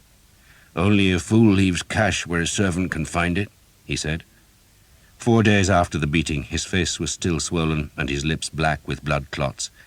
His rib hurt and his body was a mass of bruises, but he had insisted to Skeet that he was well enough to ride to Lannion. They would leave that afternoon. At midday, Jeanette found him in St. Renan's church. "Why are you praying?" she asked him. "I always do before a fight." "There will be a fight today? I thought you were not riding till tomorrow." "I love a well-kept secret," Thomas said, amused. "We're going a day early. Everything's ready. Why wait?" "Going where?" Jeanette asked, though she already knew. "To wherever they take us," Thomas said. Jeanette grimaced and prayed silently that her message had reached Duke Charles. "Be careful," she said to Thomas, not because she cared for him, but because he was her agent for taking revenge on Sir Simon Jekyll. "Perhaps Sir Simon will be killed," she suggested. "God will save him from me," Thomas said. "Perhaps he won't follow me to Luanek." "He'll follow you like a dog," Thomas said. "But it will be dangerous for you." "I shall get the armor back," Jeanette said, "and that is all that matters. Are you praying to Saint Renan?" "To Saint Sebastian," Thomas said, "and to Saint Guinefort." "I asked the priest about Guinefort," Jeanette said accusingly, "and he said he had never heard of him." "He probably hasn't heard of Saint Wilgefortis either," Thomas said. "Wilgefortis?" Jeanette stumbled over the unfamiliar name. "Who is he?" "She," Thomas said, "and she was a very pious virgin who lived in Flanders and grew a long beard. She prayed every day that God would keep her ugly so that she could stay chaste." Jeanette could not resist laughing. "That isn't true." "It is true, my lady," Thomas assured her. "My father was once offered a hair of her holy beard, but he refused to buy it." "Then I shall pray to the bearded saint that you survive your raid," Jeanette said, "but only so you can help me against Sir Simon. Other than that, I hope you all die." The garrison at Guingamp had the same wish, and to make it come true they assembled a strong force of crossbowmen and men-at-arms to ambush the Englishmen on their way to Lannion.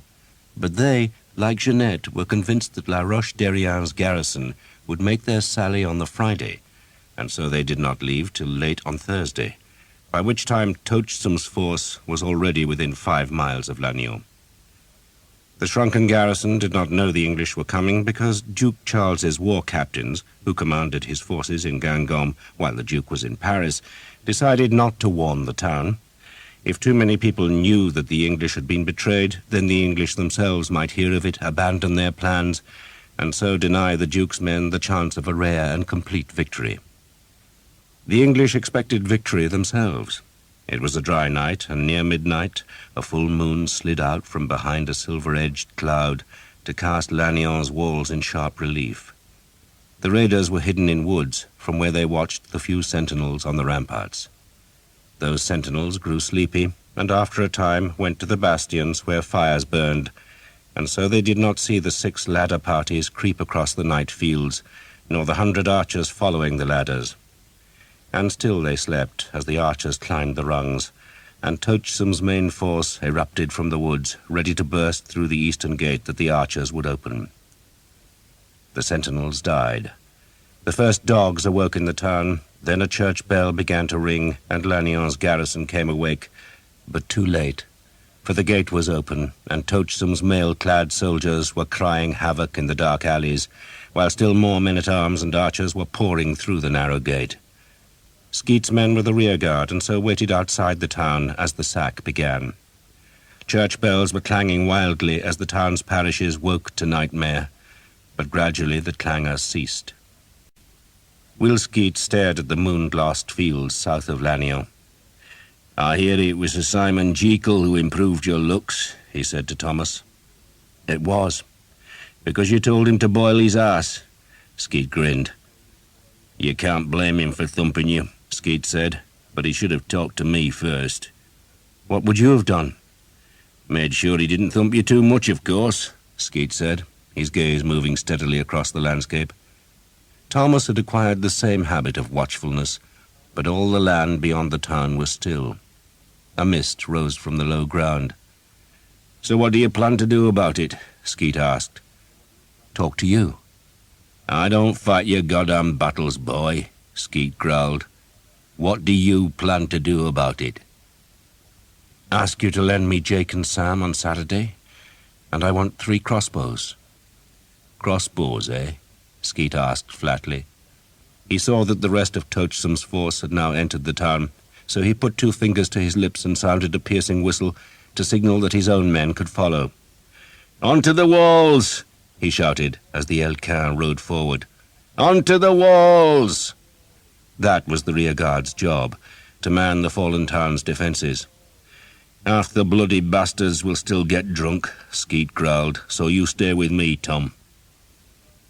Most of Skeet's men did their duty and climbed the stone steps to the town's ramparts, but a few slipped away in search of plunder and drink, so Skeet, Thomas, and a half-dozen archers scoured the town to find those laggards and drive them back to the walls. A score of Tochsom's men-at-arms were doing much the same, dragging men out of taverns and setting them to loading the many wagons that had been stored in the town to keep them from the Harlequin. Tochsom particularly wanted food for his garrison, and his more reliable men-at-arms did their best to keep the English soldiers from drink, women, or anything else that would slow the plunder.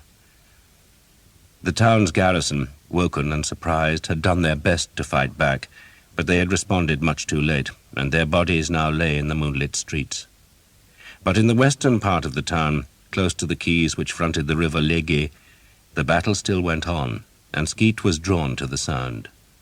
Most men were ignoring it, too intent on kicking down house doors and ransacking warehouses, but Skeet reckoned no one in town was safe until all the defenders were dead. Thomas followed him to find a group of Tochsom's men-at-arms who had just retreated from a narrow street.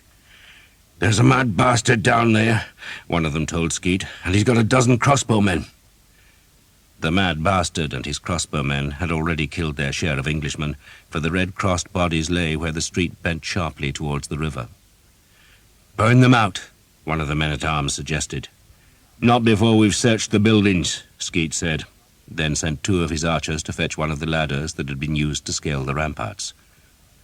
Once the ladder was fetched, he propped it against the nearest house and looked at Thomas, who grinned, climbed the rungs, and then clambered up the steep thatch. His broken rib hurt, but he gained the ridge and there took the bow from his shoulder and fitted an arrow onto the cord. He walked along the rooftop, his moon-cast shadow long on the sloping straw. The roof ended just above the place where the enemy waited, and so, before reaching the ridge's peak, he drew the bow to its full extent, then took 2 steps forward. The enemy saw him, and a dozen crossbows jerked up, but so did the unhelmeted face of a fair-haired man who had a long sword in his hand. Thomas recognized him. It was Sir Geoffrey de Pontblanc, and Thomas hesitated because he admired the man. But then the first bolt whipped so close to his face that he felt the wind of its passing on his cheek, and so he loosed, and he knew the arrow would go straight into the open mouth of Sir Geoffrey's upturned face. He did not see it strike, though, for he had stepped back as the other crossbows twanged and their bolts seared up towards the moon. "He's dead!" Thomas shouted. There was a tramp of feet as the men-at-arms charged before the crossbowmen could reload their clumsy weapons. Thomas stepped back to the ridge's end and saw the swords and axes rise and fall. He saw the blood splash up onto the plastered house fronts. saw the men hacking at Sir Geoffrey's corpse just to make certain he was really dead. A woman shrieked in the house that Sir Geoffrey had been defending. Thomas slithered down the thatch and jumped into the street where Sir Geoffrey had died, and there he picked up 3 of the crossbows and a bag of bolts that he carried back to Will Skeet. The Yorkshireman grinned. "Crossbows, eh? That means you'll be pretending to be the enemy, and you can't do that in La Roche-Derrien, so you're waylaying Sir Simon somewhere outside the town, am I right?" "Something like that. I could read you like a bloody book, boy, if I could read, which I can't on account of having too much sense." Skeet walked on towards the river, where 3 ships were being plundered, and another 2, their holds already emptied, were burning fiercely. "But how do you get the bastard out of town?" Skeet asked. "He's not a complete fool." "He is when it comes to the Countess." "Ah," Skeet grinned. "And the Countess, she's suddenly being nice to us all. So it's you and her, is it?" "It's not her and me, no." "Soon will be, though, won't it?" Skeet said. "I doubt it." "Why? Because she's a countess, still a woman, boy. But I'd be careful of her." "Careful?"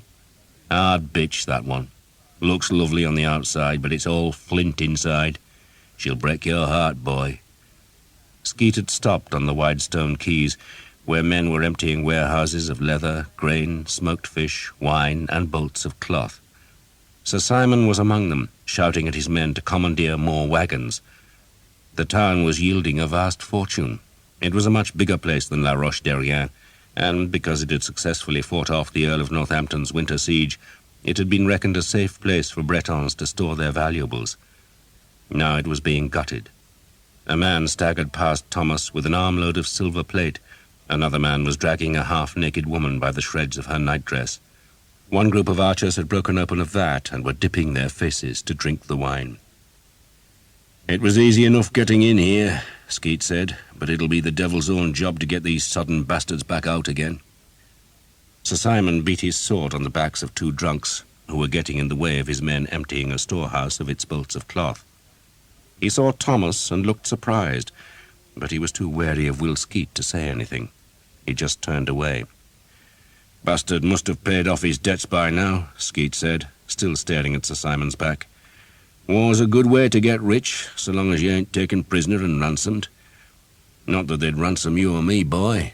Slit our bellies and prick our eyes out, more like. Have you ever shot a crossbow?" "No."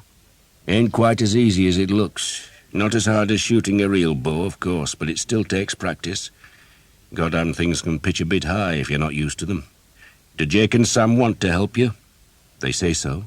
"Of course they do, evil bastards that they are." Skeet still stared at Sir Simon, who was wearing his new, shining armour. "I reckon the bastard will carry his cash with him." "I would think so, yes." "Half mine, Tom, and I'll ask no questions come Saturday." "Thanks, Will." "But do it proper, Tom," Skeet said savagely. "Do it proper. I don't want to watch you hang. I don't mind watching most fools doing the rope dance with the piss running down their legs, but it'd be a shame to watch you twitching your way to the devil." They went back to the walls. Neither man had collected any plunder, but they'd already taken more than enough from their raids on the North Breton farms, and it was now the turn of Toachsom's men to gorge themselves on a captured town. One by one the houses were searched and the tavern barrels were drained. Richard Toachsom wanted his force to leave Lannion at dawn, but there were too many captured carts waiting to get through the narrow eastern gate, and not nearly enough horses to pull the carts, so men were harnessing themselves to the shafts rather than leave their pickings behind. Other men were drunk and senseless, and Toachsom's men-at-arms scoured the town to find them. But it was fire that drove most of the drunks from their refuges. The townsfolk fled south as the English set the thatched roofs alight. The smoke thickened into a vast dirty pillar that drifted south on the small sea wind. The pillar glowed a lurid red on its underside, and it must have been that sight which first told the approaching force from Gangom that they had arrived too late to save the town. They had marched through the night, expecting to find some place where they could lay an ambush for Toachsom's men, but the damage was already done. Lannion was burning, and its wealth was piled on carts that were still being manhandled through the gate. But if the hated English could not be ambushed on their way to the town, then they could be surprised as they left, and so the enemy commanders swung their forces eastwards towards the road which led back to La Roche-Derrien. Cross-eyed Jake saw the enemy first. He was gazing south through the pearly mist that lay over the flat land, and he saw the shadows in the vapor. At first he thought it was a herd of cows. Then he decided it had to be refugees from the town. But then he saw a banner and a lance and the dull grey of a mailed coat, and he shouted to Skeet that there were horsemen in sight. Skeet peered over the ramparts. "Can you see anything, Tom?"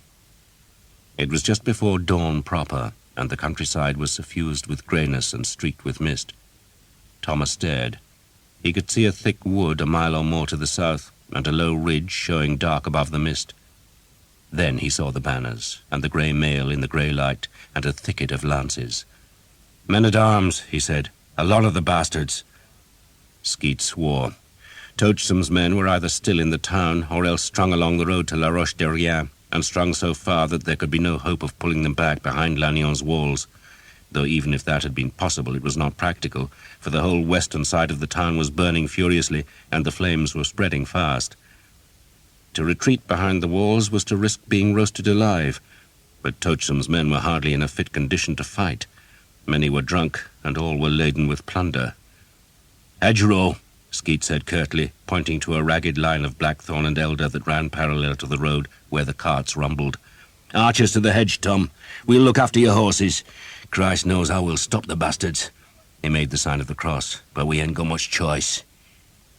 Thomas bullied a passage at the crowded gate and led 40 archers across a soggy pasture to the hedgerow that seemed a flimsy barrier against the enemy massing in the silvery mist. There were at least 300 horsemen there. They were not advancing yet, but instead grouping themselves for a charge, and Thomas had only 40 men to stop them. "Spread out!" he shouted. "Spread out!" He briefly went onto one knee and made the sign of the cross. "Saint Sebastian," he prayed, "be with us now. Saint Guinevere, protect me." He touched the desiccated dog's paw, then made the sign of the cross again. A dozen more archers joined his force, but it was still far too small. A score of page boys, mounted on ponies and armed with toy swords, could have massacred the men on the road, for Thomas's hedge did not provide a complete screen, but rather straggled into nothingness about half a mile from the town. The horsemen only had to ride round that open end, and there would be nothing to stop them. Thomas could take his archers into the open ground, but 50 men could not stop 300. Archers were at their best when they were massed together, so that their arrows made a hard, steel-tipped rain. 50 men could make a shower, but they would still be overrun and massacred by the horsemen. "Crossbowmen," Jake grunted, and Thomas saw the men in green and red jackets emerging from the woods behind the enemy men-at-arms. The new dawn light reflected cold from mail, swords, and helmets. "Bastards are taking their time," Jake said nervously. He had planted a dozen arrows in the base of the hedge, which was just thick enough to stop the horsemen, but not nearly dense enough to slow a crossbow bolt. Will Skeet had gathered 60 of his men-at-arms beside the road, ready to countercharge the enemy, whose numbers increased every minute. Duke Charles's men and their French allies were riding eastwards now, looking to advance about the open end of the hedge, where there was an inviting swathe of green and open land leading all the way to the road. Thomas wondered why the hell they were waiting. He wondered if he would die here. Dear God, he thought, but there were not nearly enough men to stop this enemy. The fires continued to burn in Lannion, pouring smoke into the pale sky. He ran to the left of the line, where he found Father Hobb holding a bow. "You shouldn't be here, Father," he said. "God will forgive me," the priest said. He had tucked his cassock into his belt and had a small stand of arrows stuck into the hedge bank. Thomas gazed at the open land, wondering how long his men would last in that immensity of grass. Just what the enemy wanted, he thought, a stretch of bare, flat land on which their horses could run hard and straight. Only the land was not entirely flat, for it was dotted with grassy hummocks through which 2 grey herons walked stiff-legged as they hunted for frogs or ducklings. Frogs, Thomas thought, and ducklings. Sweet God, it was a marsh! The spring had been unusually dry, yet his boots were soaking from the damp field he had crossed to reach the hedgerow. the realization burst on Thomas like the rising sun. The open land was marsh. No wonder the enemy was waiting. They could see Tochsom's men strung out for slaughter, but they could see no way across the swampy ground. "This way!" Thomas shouted at the archers. "This way! Hurry! Hurry! Come on, you bastards!" He led them round the edge of the hedge into the swamp, where they leaped and splashed through a maze of marsh, tussocks, and streamlets. They went south, towards the enemy, and once in range, Thomas spread his men out and told them to indulge in target practice. His fear had gone, replaced by exultation. The enemy was balked by the marsh. Their horses could not advance, but Thomas's light archers could leap across the tussocks like demons, like Elka. "Kill the bastards!" he shouted. The white-fledged arrows hissed across the wet land to strike horses and men. Some of the enemy tried to charge the archers, but their horses floundered in the soft ground and became targets for volleys of arrows. The crossbowmen dismounted and advanced, but the archers switched their aim to them, and now more archers were arriving, dispatched by Skeet and Tochsom, so that the marsh was suddenly swarming with English and Welsh bowmen, who poured a steel-tipped hell on the befuddled enemy. It became a game. Men wagered on whether or not they could strike a particular target. The sun rose higher, casting shadows from the dead horses. The enemy was edging back to the trees. One brave group tried a last charge, hoping to skirt the marsh, but their horses stumbled in the soft ground, and the arrows spitted and sliced at them, so that men and beasts screamed as they fell. One horseman struggled on, flailing his beast with the flat of his sword. Thomas put an arrow into the horse's neck, and Jake skewered its haunch, and the animal screeched piteously as it thrashed in pain and collapsed into the swamp. The man somehow extricated his feet from his stirrups and stumbled, cursing, towards the archers, with his sword held low and shield high, but Sam buried an arrow in his groin, and then a dozen more bowmen added their arrows before swarming over the fallen enemy. Knives were drawn, throats cut, then the business of plunder could begin. The corpses were stripped of their mail and weapons, and the horses of their bridles and saddles. Then Father Hob prayed over the dead, while the archers counted their spoils. The enemy was gone by mid-morning. They left 200 of dead men, and twice that number had been wounded, but not a single Welsh or English archer had died. Duke Charles's men slunk back to Gangon. Lannion had been destroyed, they had been humiliated, and Will Skeet's men celebrated in La Roche-Derrien. They were the Helka, they were the best, and they could not be beaten. The following morning, Thomas, Sam, and Jake left La Roche-Derrien before daybreak. They rode west towards Lannion, but once in the woods they swerved off the road and picketed their horses deep among the trees. Then, moving like poachers, they worked their way back to the wood's edge.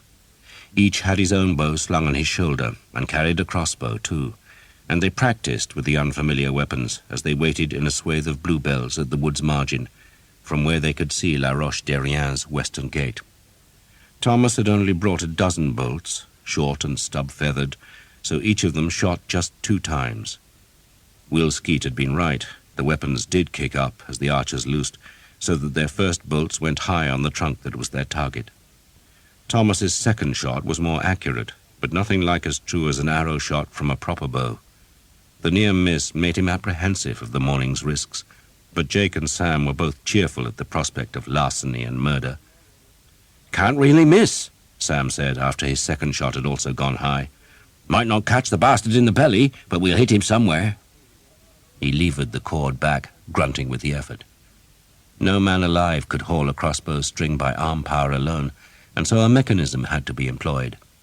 The most expensive crossbows, those with the longest range, used a jack screw. The archer would place a cranked handle on the screw's end and wind the cord back, inch by creaking inch, until the pawl above the trigger engaged the string. Some crossbowmen used their bodies as a lever. They wore thick leather belts to which a hook was attached, and by bending down, attaching the hook to the cord and then straightening, they could pull the twisted strings back. But the crossbows Thomas had brought from Lannion used a lever, shaped like a goat's hind leg, that forced the cord and bent the short bow shaft, which was a layered thing of horn, wood, and glue. The lever was probably the fastest way of cocking the weapon, though it did not offer the power of a screw-cocked bow, and was still slow compared to a yew shaft. In truth, there was nothing to compare with the English bow, and Skeet's men debated endlessly why the enemy did not adopt the weapon. "Because they're daft," was Sam's curt judgment, though the truth, Thomas knew, was that other nations simply did not start their sons early enough. To be an archer meant starting as a boy, then practicing and practicing until the chest was broad, the arm muscles huge, and the arrow seemed to fly without the archer giving its aim any thought. Jake shot his second bolt into the oak and swore horribly when it missed the mark. He looked at the bow. "Piece of shit," he said. "How close are we going to be?" "Close as we can get," Thomas said. Jake sniffed. "If I can poke the bloody bow into the bastard's belly, I might not miss." 30-40 feet should be all right, Sam reckoned. "Aim at his crotch," Thomas encouraged them, "and we should gut him." "It'll be all right," Jake said. "3 of us. One of us has got to skewer the bastard." "In the shadows, lads," Thomas said, gesturing them deeper into the trees. He had seen Jeanette coming from the gate, where the guards had inspected her pass, then waved her on. She sat sideways on a small horse that Will Skeet had lent her, and was accompanied by 2 grey-haired servants, a man and a woman, both of whom had grown old in her father's service, and now walked beside their mistress's horse. If Jeanette had truly planned to ride to Luanic, then such a feeble and aged escort would have been an invitation for trouble. But trouble, of course, was what she intended, and no sooner had she reached the trees than the trouble appeared, as Sir Simon Jekyll emerged from the archway's shadow, riding with 2 other men. "What if those 2 bastards stay close to him?" Sam asked. "They won't," Thomas said. He was certain of that, just as he and Jeanette had been certain that Sir Simon would follow her, and that he would wear the expensive suit of plate he had stolen from her. "She's a brave lass," Jake grunted. "She's got spirit," Thomas said. "Knows how to hate someone." Jake tested the point of a quarrel. "You and her?" he asked Thomas. "Doing it, are you?" "No, but you'd like to." "I would." "I don't know," Thomas said. He thought Jeanette beautiful, but Skeet was right. There was a hardness in her that repelled him. "I suppose so," he admitted. "Of course you would," Jake said. "Be daft not to."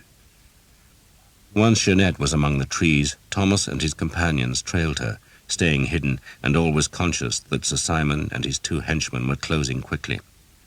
Those 3 horsemen trotted once they reached the wood, and succeeded in catching up with Jeanette in a place that was almost perfect for Thomas's ambush. The road ran within yards of a clearing where a meandering stream had undercut the roots of a willow. The fallen trunk was rotted and thick with disc-like fungi. Jeanette, pretending to make way for the 3 armoured horsemen, turned into the clearing and waited beside the dead tree.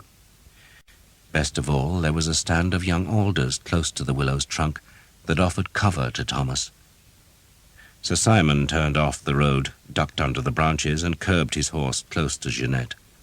One of his companions was Henry Colley, the brutal yellow-haired man who had hurt Thomas so badly, while the other was Sir Simon's slack-jawed squire, who grinned in expectation of the coming entertainment.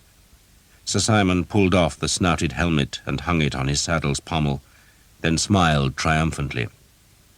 "It is not safe, madame," he said, "to travel without an armed escort." "I am perfectly safe," Jeanette declared. Her 2 servants cowered beside her horse as Colley and the squire hemmed Jeanette in place with their horses. Sir Simon dismounted with a clank of armour. "I had hoped, dear lady," he said, approaching her, "that we could talk on our way to Luanic." "You wish to pray to the Holy Eve?" Jeanette asked. "What will you beg of him? That he grants you courtesy?" "I would just talk with you, madame," Sir Simon said. "Talk of what?" "Of the complaint you made to the Earl of Northampton. You fouled my honour, lady." "Your honour?" Jeanette laughed. "What honour do you have that could be fouled? Do you even know the meaning of the word?" Thomas, hidden behind the straggle of alders, was whispering a translation to Jake and Sam. All 3 crossbows were cocked and had their wicked little bolts lying in the troughs. "If you will not talk to me on the road, madame, then we must have our conversation here," Sir Simon declared. I have nothing to say to you." "Then you will find it easy enough to listen," he said, and reached up to haul her out of the saddle. She beat at his armoured gauntlets, but no resistance of hers could prevent him from dragging her to the ground. The two servants shrieked protests, but Colley and the squire silenced them by grabbing their hair, then pulling them out of the clearing to leave Jeanette and Sir Simon alone. Jeanette had scrabbled backwards and was now standing beside the fallen tree. Thomas had raised his crossbow, but Jake pushed it down, for Sir Simon's escort was still too near. Sir Simon pushed Jeanette hard so that she sat down on the rotting trunk. Then he took a long dagger from his sword belt and drove its narrow blade hard through Jeanette's skirts so that she was pinned to the fallen willow. He hammered the knife hilt with his steel-shod foot to make sure it was deep in the trunk. Colley and the squire had vanished now, and the noise of their horses' hooves had faded among the leaves. Sir Simon smiled, then stepped forward and plucked the cloak from Jeanette's shoulders. "When I first saw you, my lady," he said, "I confess I thought of marriage. But you have been perverse, so I have changed my mind." He put his hands at her bodice's neckline and ripped it apart, tearing the laces from their embroidered holes. Jeanette screamed as she tried to cover herself, and Jake again held Thomas's arm down. "Wait till he gets the armour off," Jake whispered. They knew the bolts could pierce mail, but none of the three knew how strong the plate armour would prove. Sir Simon slapped Jeanette's hands away. "There, madame," he said, gazing at her breasts. "Now we can have discourse." Sir Simon stepped back and began to strip himself of the armour. He pulled off the plated gauntlets first, unbuckled the sword belt, then lifted the shoulder pieces on their leather harness over his head. He fumbled with the side buckles of the breast and back plates that were attached to a leather coat that also supported the rear braces and vambraces that protected his arms. The coat had a chain skirt, which, because of the weight of the plate and ring mail, made it a struggle for Sir Simon to drag over his head. He staggered as he pulled at the heavy armour, and Thomas again raised the crossbow, but Sir Simon was stepping back and forward as he tried to steady himself, and Thomas could not be sure of his aim, and so kept his finger off the trigger. The armour-laden coat thumped onto the ground, leaving Sir Simon tousle-haired and bare-chested, and Thomas again put the crossbow stock into his shoulder. But now Sir Simon sat down to strip off the cuisses, greaves, polaines, and boots, and he sat in such a way that his armoured legs were towards the ambush and kept getting in the way of Thomas's aim. Jeanette was struggling with the knife, scared out of her wits that Thomas had not stayed close, but tug as she might, the dagger would not move. Sir Simon pulled off the sollerets that covered his feet, then wriggled out of the leather breeches to which the leg plates were attached. "Now, madame," he said, standing whitely naked, "we can talk properly." Jeanette heaved a last time at the dagger, hoping to plunge it into Sir Simon's pale belly, and just then Thomas pulled his trigger. The bolt scraped across Sir Simon's chest. Thomas had aimed at the knight's groin, hoping to send the short arrow deep into his belly, but the bolt had grazed one of the whip-like alder boughs and been deflected. Blood streaked on Sir Simon's skin, and he dropped to the ground so fast that Jake's bolt whipped over his head. Sir Simon scrambled away, going first to his discarded armour. Then he realized he had no time to save the plate, and so he ran for his horse, and it was then that Sam's bolt caught him in the flesh of his right thigh, so that he yelped, half fell, and decided there was no time to rescue his horse either, and just limped naked and bleeding into the woods. Thomas loosed a second bolt that rattled past Sir Simon to whack into a tree, and then the naked man vanished. Thomas swore. He had meant to kill, but Sir Simon was all too alive. End of Side 7. Side 8. "I thought you weren't here," Jeanette said as Thomas appeared. She was clutching her torn clothing to her breasts. "We missed the bastard," Thomas said angrily. He heaved the dagger free of her skirts, while Jake and Sam thrust the armour into 2 sacks. Thomas threw down the crossbow and took his own black bow from his shoulder. What he should do now, he thought, was track Sir Simon through the trees and kill the bastard. He could pull out the white-feathered arrow and put a crossbow bolt into the wound, so that whoever found him would believe that bandits or the enemy had killed the knight. "Search the bastard's saddle pouches," he told Jake and Sam. Jeanette had tied the cloak round her neck, and her eyes widened as she saw the gold pour from the pouches. "You're going to stay here with Jake and Sam," Thomas told her. "Where are you going?" she asked. "To finish the job," Thomas said grimly. He loosed the laces of his arrow bag and dropped one crossbow bolt in among the longer arrows. "Wait here," he told Jake and Sam. "I'll help you," Sam said. "No," Thomas insisted. "Wait here and look after the Countess." He was angry with himself. He should have used his own bow from the start and simply removed the telltale arrow and shot a bolt into Sir Simon's corpse, but he had fumbled the ambush. But at least Sir Simon had fled westwards, away from his 2 men-at-arms, and he was naked, bleeding, and unarmed. Easy prey, Thomas told himself, as he followed the blood drops among the trees. The trail went west, and then, as the blood thinned, southwards. Sir Simon was obviously working his way back towards his companions, and Thomas abandoned caution and just ran, hoping to cut the fugitive off. Then, bursting through some hazels, he saw Sir Simon, limping and bent. Thomas pulled the bow back, and just then Colley and the squire came into view, both with swords drawn and both spurring their horses at Thomas. He switched his aim to the nearest and loosed without thinking. He loosed as a good archer should, and the arrow went true and fast, smack into the mailed chest of the squire, who was thrown back in his saddle. His sword dropped to the ground as his horse swerved hard to its left, going in front of Sir Simon. Colley wrenched his reins and reached for Sir Simon, who clutched at his outstretched hand, and then half ran and was half carried away into the trees. Thomas had dragged a second arrow from the bag, but by the time he loosed it, the 2 men were half hidden by trees, and the arrow glanced off a branch and was lost among the leaves. Thomas swore. Colley had stared straight at Thomas for an instant. Sir Simon had also seen him, and Thomas, a third arrow on his string, just stared at the trees as he understood that everything had just fallen apart. In one instant, everything. He ran back to the clearing by the stream. "You're to take the Countess to the town," he told Jake and Sam, "but for Christ's sake go carefully. They'll be searching for us soon. You'll have to sneak back." They stared at him, not understanding, and Thomas told them what had happened. How he had killed Sir Simon's squire, and how that made him both a murderer and a fugitive. He had been seen by Sir Simon and by the yellow-haired Colley, and they would both be witnesses at his trial and celebrants at his execution. He told Jeanette the same in French. "You can trust Jake and Sam," he told her, "but you mustn't be caught going home. You have to go carefully." Jake and Sam argued, but Thomas knew well enough what the consequences of the killing arrow were. "Tell Will what happened," he told them. "Blame it all on me, and say I'll wait for him at Quatre-Vents." That was a village the Elka had laid waste south of La Roche-Derrien.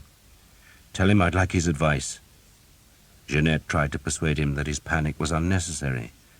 "Perhaps they did not recognize you," she suggested. "They recognized me, my lady," Thomas said grimly. He smiled ruefully. "I am sorry, but at least you have your armor and sword. Hide them well." He pulled himself into Sir Simon's saddle. "Quatre-Vents," he told Jake and Sam, then spurred southwards through the trees. He was a murderer, a wanted man and a fugitive, and that meant he was any man's prey, alone in the wilderness made by the Elka. He had no idea what he should do or where he could go, only that if he was to survive, then he must ride like the devil's horseman that he was. So he did. Quatre-Vents had been a small village, scarce larger than Hookton, with a gaunt, barn-like church, a cluster of cottages where cows and people had shared the same thatched roofs, a watermill, and some outlying farms crouched in sheltered valleys. Only the stone walls of the church and mill were left now. The rest was just ashes, dust, and weeds. The blossom was blowing from the untended orchards when Thomas arrived on a horse sweated white by its long journey. He released the stallion to graze in a well-hedged and overgrown pasture, then took himself into the woods above the church. He was shaken, nervous, and frightened, for what had seemed like a game had twisted his life into darkness. Not a few hours before, he had been an archer in England's army, and, though his future might not have appealed to the young men with whom he had rioted in Oxford, Thomas had been certain he would at least rise as high as Will Skeet. He had imagined himself leading a band of soldiers, becoming wealthy, following his black bow to fortune and even rank. But now he was a hunted man. He was in such panic that he began to doubt Will Skeet's reaction, fearing that Skeet would be so disgusted at the failure of the ambush that he would arrest Thomas and lead him back to a rope-dancing end in La Roche-Derrien's marketplace. He worried that Jeanette would have been caught going back to the town. Would they charge her with murder too? He shivered as night fell. He was 22 years old, he had failed utterly, he was alone and he was lost. He woke in a cold, drizzling dawn. Hares raced across the pasture where Sir Simon Jekyll's destrier cropped the grass. Thomas opened the purse he kept under his mailed coat and counted his coins. There was the gold from Sir Simon's saddle pouch and his own few coins, so he was not poor. But like most of the Harlequins, he left the bulk of his money in Will Skeet's keeping. Even when they were out raiding, there were always some men left in La Roche-Derrien to keep an eye on the horde. What would he do? He had a bow and some arrows, and perhaps he could walk to Gascony, though he had no idea how far that was. But at least he knew there were English garrisons there who would surely welcome another trained archer. Or perhaps he could find a way to cross the channel, go home, find another name, start again. Except he had no home. What he must never do was find himself within a hanging rope's distance of Sir Simon Jekyll. The Harlequins arrived shortly after midday. The archers rode into the village first, followed by the men-at-arms, who were escorting a one-horse wagon that had wooden hoops supporting a flapping cover of brown cloth. Father Hobb and Will Skeet rode beside the wagon, which puzzled Thomas, for he had never known the Harlequins use such a vehicle before. But then Skeet and the priest broke away from the men-at-arms and spurred their horses towards the field where the stallion grazed.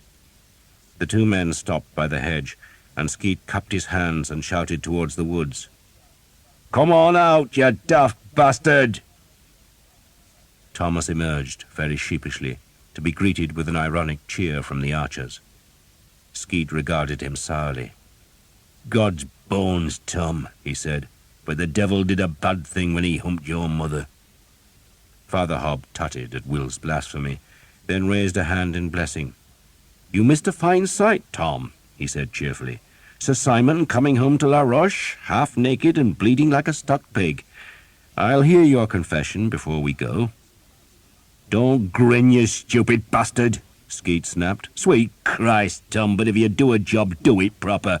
Do it proper. Why did you leave the bastard alive?" "I missed." "Then you go and kill some poor bastard squire instead. Sweet Christ, but you're a goddamn bloody fool." "I suppose they want to hang me?" Thomas asked. "Oh, no," Skeet said in feigned surprise. "Of course not. They want to feast you, hang garlands round your neck, and give you a dozen virgins to warm your bed. What the hell do you think they want to do with you? Of course they want you dead, and I swore on my mother's life I'd bring you back if I found you alive."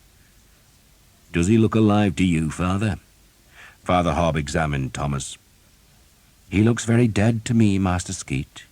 "He bloody deserves to be dead, the daft bastard." "Did the Countess get safe home?" Thomas asked. "She got home, if that's what you mean," Skeet said.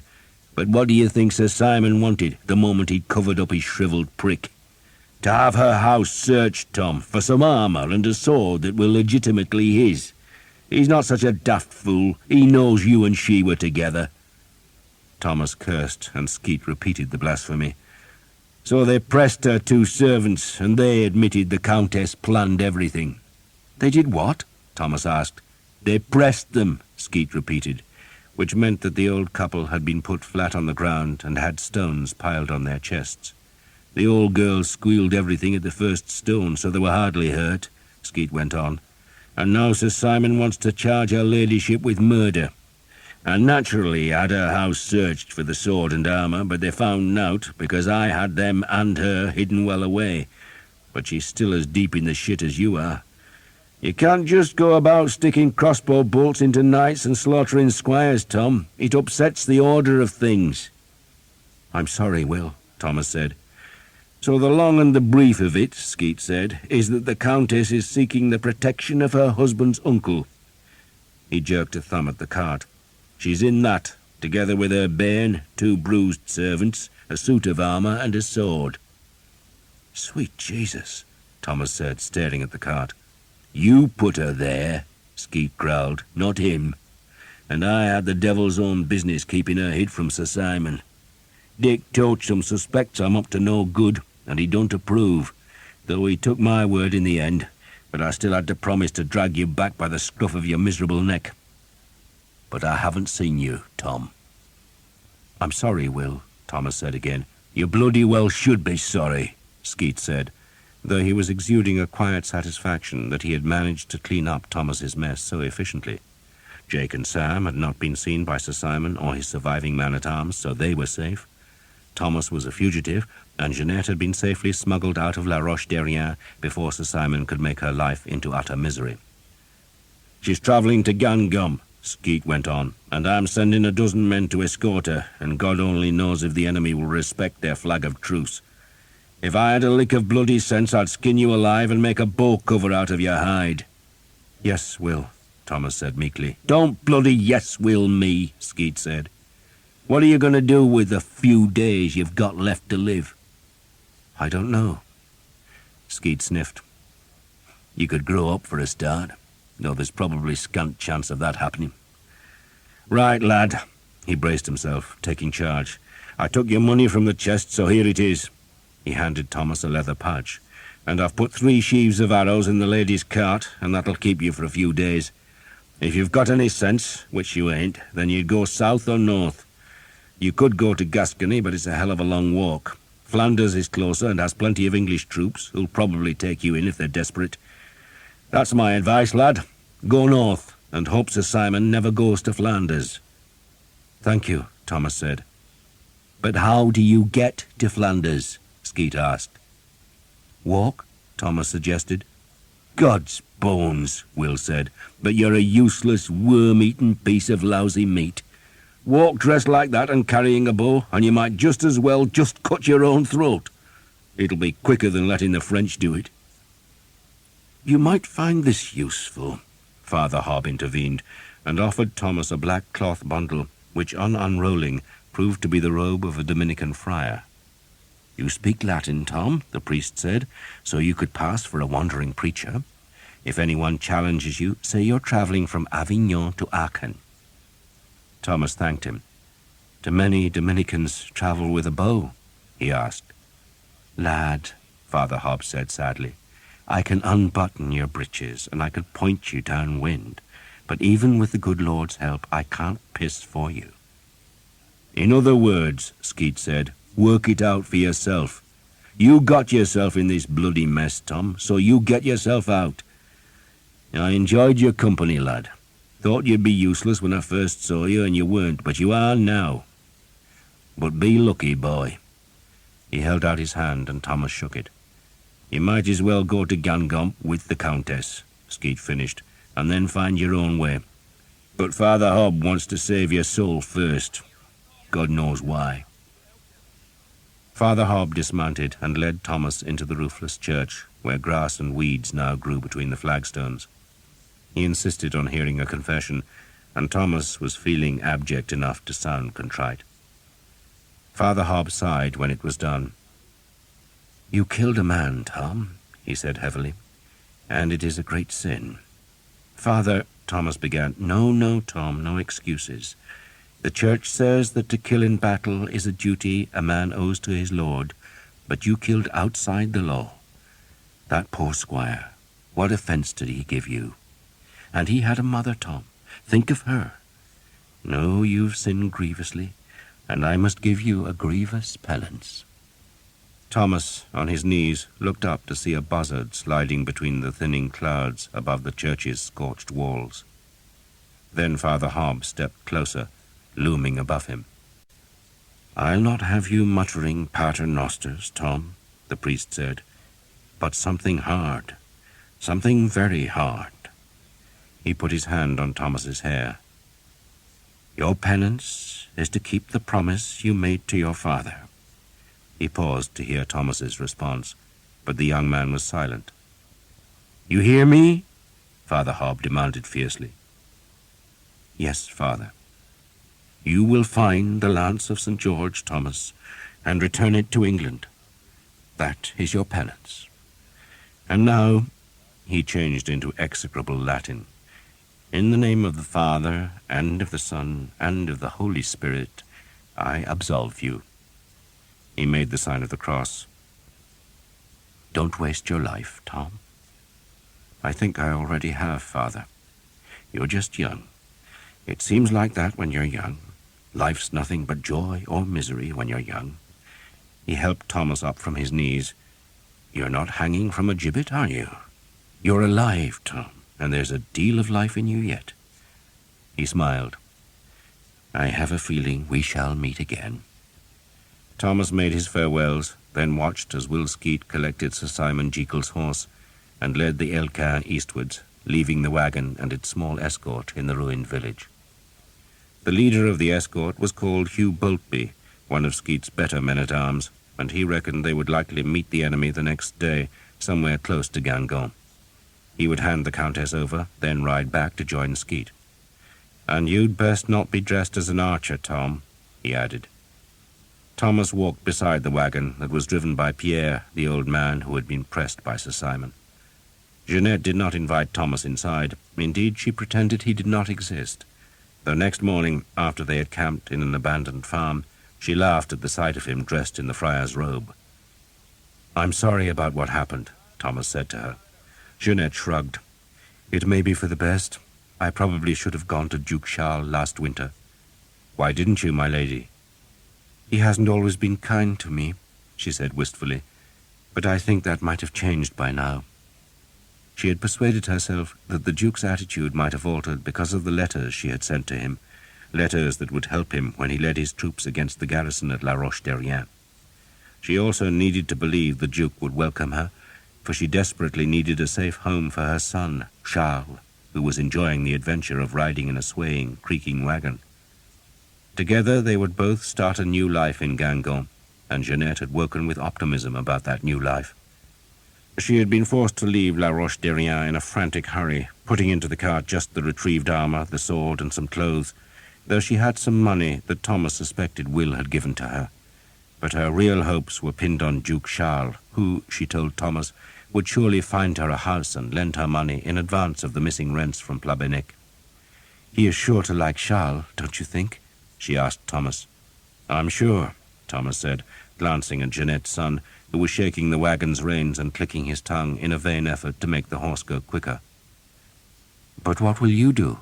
Jeanette asked. "I'll survive," Thomas said, unwilling to admit that he did not know what he would do. "Go to Flanders, probably, if he could ever reach there. Join another troop of archers, and pray nightly that Sir Simon Jekyll never came his way again. As for his penance, the lance, he had no idea how he was to find it or, having found it, retrieve it." Jeanette, on that second day of the journey, decided Thomas was a friend after all. "When we get to Guingamp," she told him, "you find somewhere to stay, and I shall persuade the Duke to give you a pass.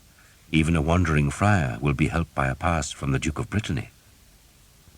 But no friar ever carried a bow, let alone a long English war bow, and Thomas did not know what to do with the weapon.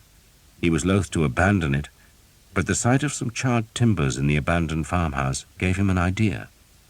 He broke off a short length of blackened timber and lashed it crosswise to the unstrung bowstave so that it resembled a pilgrim's cross-staff. He remembered a Dominican visiting Hookton with just such a staff. The friar, his hair cropped so short he looked bald, had preached a fiery sermon outside the church until Thomas's father became tired of his ranting and sent him on his way. And Thomas now reckoned he would have to pose as just such a man. Jeanette suggested he tied flowers to the staff to disguise it further, and so he wrapped it with clovers that grew tall and ragged in the abandoned fields. The wagon, hauled by a bony horse that had been plundered from Lannion, lurched and lumbered southwards. The men-at-arms became ever more cautious as they neared Guingamp, fearing an ambush of crossbow bolts from the woods that pressed close to the deserted road. One of the men had a hunting horn that he sounded constantly to warn the enemy of their approach and to signal that they came in peace, while Boltby had a strip of white cloth hanging from the tip of his lance. There was no ambush, but a few miles short of Guingamp they came in sight of a ford where a band of enemy soldiers waited. 2 men-at-arms and a dozen crossbowmen ran forward, their weapons cocked, and Boltby summoned Thomas from the wagon. "Talk to them," he ordered. Thomas was nervous. "What do I say?" "Give them a bloody blessing, for Christ's sake," Boltby said, disgusted, "and tell them we're here in peace." So, with a beating heart and a dry mouth, Thomas walked down the road. The black gown flapped awkwardly about his ankles as he waved his hands at the crossbowmen. "Lower your weapons," he called in French. "Lower your weapons. The Englishmen come in peace." One of the horsemen spurred forward. His shield bore the same white ermine badge that Duke John's men carried, though these supporters of Duke Charles had surrounded the ermine with a blue wreath on which fleur-de-lis had been painted. "Who are you, father?" the horseman demanded. Thomas opened his mouth to answer, but no words came. He gaped up at the horseman, who had a reddish moustache and oddly yellow eyes. A hard-looking bastard, Thomas thought, and he raised a hand to touch St. Guinefort's paw. Perhaps the saint inspired him, for he was suddenly possessed of devilment and began to enjoy playing a priest's role. "I am merely one of God's humbler children, my son," he answered unctuously. "Are you English?" the man-at-arms demanded suspiciously. Thomas's French was near perfect, but it was the French spoken by England's rulers rather than the language of France itself. Thomas again felt panic fluttering in his breast, but he bought time by making the sign of the cross, and as his hand moved, so inspiration came to him. "I am a Scotsman, my son," he said, and that allayed the yellow-eyed man's suspicions.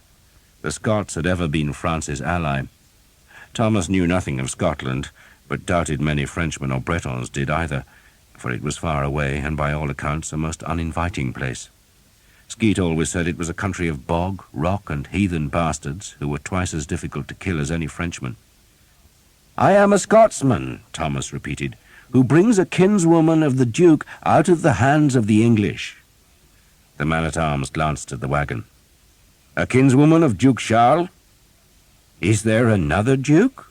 Thomas asked innocently. "She is the Countess of Armorica," he went on, "and her son, who is with her, is the Duke's grandnephew and a count in his own right. The English have held them prisoner these 6 months, but by God's good grace they have relented and set her free.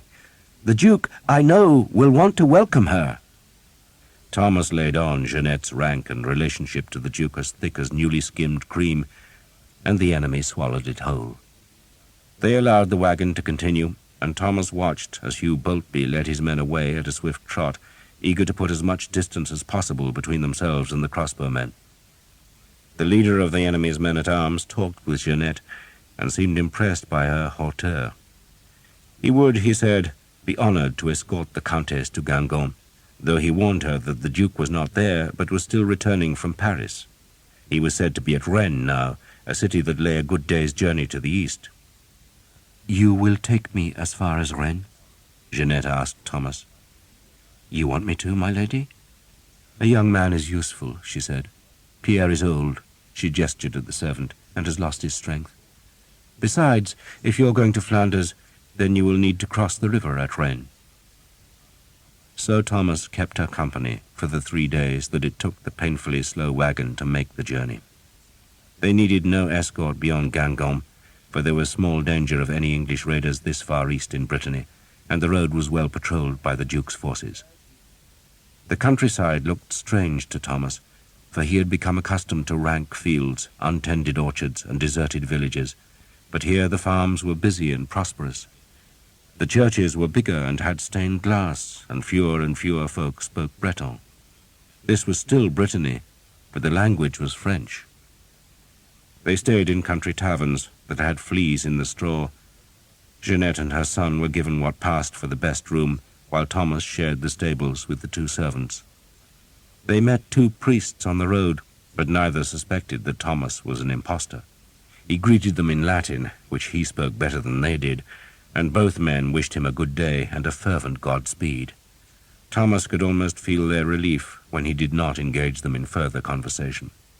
The Dominicans were not popular with parish priests. The friars were priests themselves, but were charged with the suppression of heresy, so a visitation by the Dominicans suggested that a parish priest had not been doing his duty, and even a rough, wild, and young friar like Thomas was unwelcome. They reached Rennes in the afternoon. There were dark clouds in the east, against which the city loomed, larger than any place Thomas had ever seen. The walls were twice as high as those at Lannion or La Roche-Derrien, and had towers with pointed roofs every few yards to serve as buttresses from which crossbowmen could pour bolts on any attacking force. Above the walls, higher even than the turrets, the church towers, or the cathedral, was the citadel, a stronghold of pale stone hung with banners. The smell of the city wafted westwards on a chill wind, a stink of sewage, tanneries, and smoke. The guards at the western gate became excited when they discovered the arrows in the wagon, but Jeanette persuaded them that they were trophies she was taking to the Duke. Then they wanted to levy a customs duty on the fine armour, and Jeanette harangued them again, using her title and the Duke's name liberally. The soldiers eventually gave in and allowed the wagon into the narrow streets, where shop wares protruded onto the roadway. Beggars ran beside the wagon, and soldiers jostled Thomas, who was leading the horse. The city was crammed with soldiers. Most of the men-at-arms were wearing the wreathed white ermine badge, but many had the green Grail of Genoa on their tunics, and the presence of so many troops confirmed that the Duke was indeed in the city, and readying himself for the campaign that would eject the English from Brittany. They found a tavern beneath the cathedral's looming twin towers. Jeanette wanted to ready herself for her audience with the Duke, and demanded a private room, though all she got for her cash was a spider-haunted space beneath the tavern's eaves. The innkeeper, a sallow fellow with a twitch, suggested Thomas would be happier in the Dominican friary that lay by the church of Saint-Germain, north of the cathedral. But Thomas declared his mission was to be among sinners, not saints, and so the innkeeper grudgingly said he could sleep in Jeanette's wagon that was parked in the inn yard. "But no preaching, father," the man added. "No preaching. There's enough of that in the city without spoiling the 3 keys." Jeanette's maid brushed her mistress's hair, then coiled and pinned the black tresses into ram's horns that covered her ears. Jeanette put on a red velvet dress that had escaped the sack of her house, and which had a skirt that fell from just beneath her breasts to the floor, while the bodice, intricately embroidered with cornflowers and daisies, hooked tight up to her neck. Its sleeves were full, trimmed with fox fur, and dropped to her red shoes, which had horn buckles.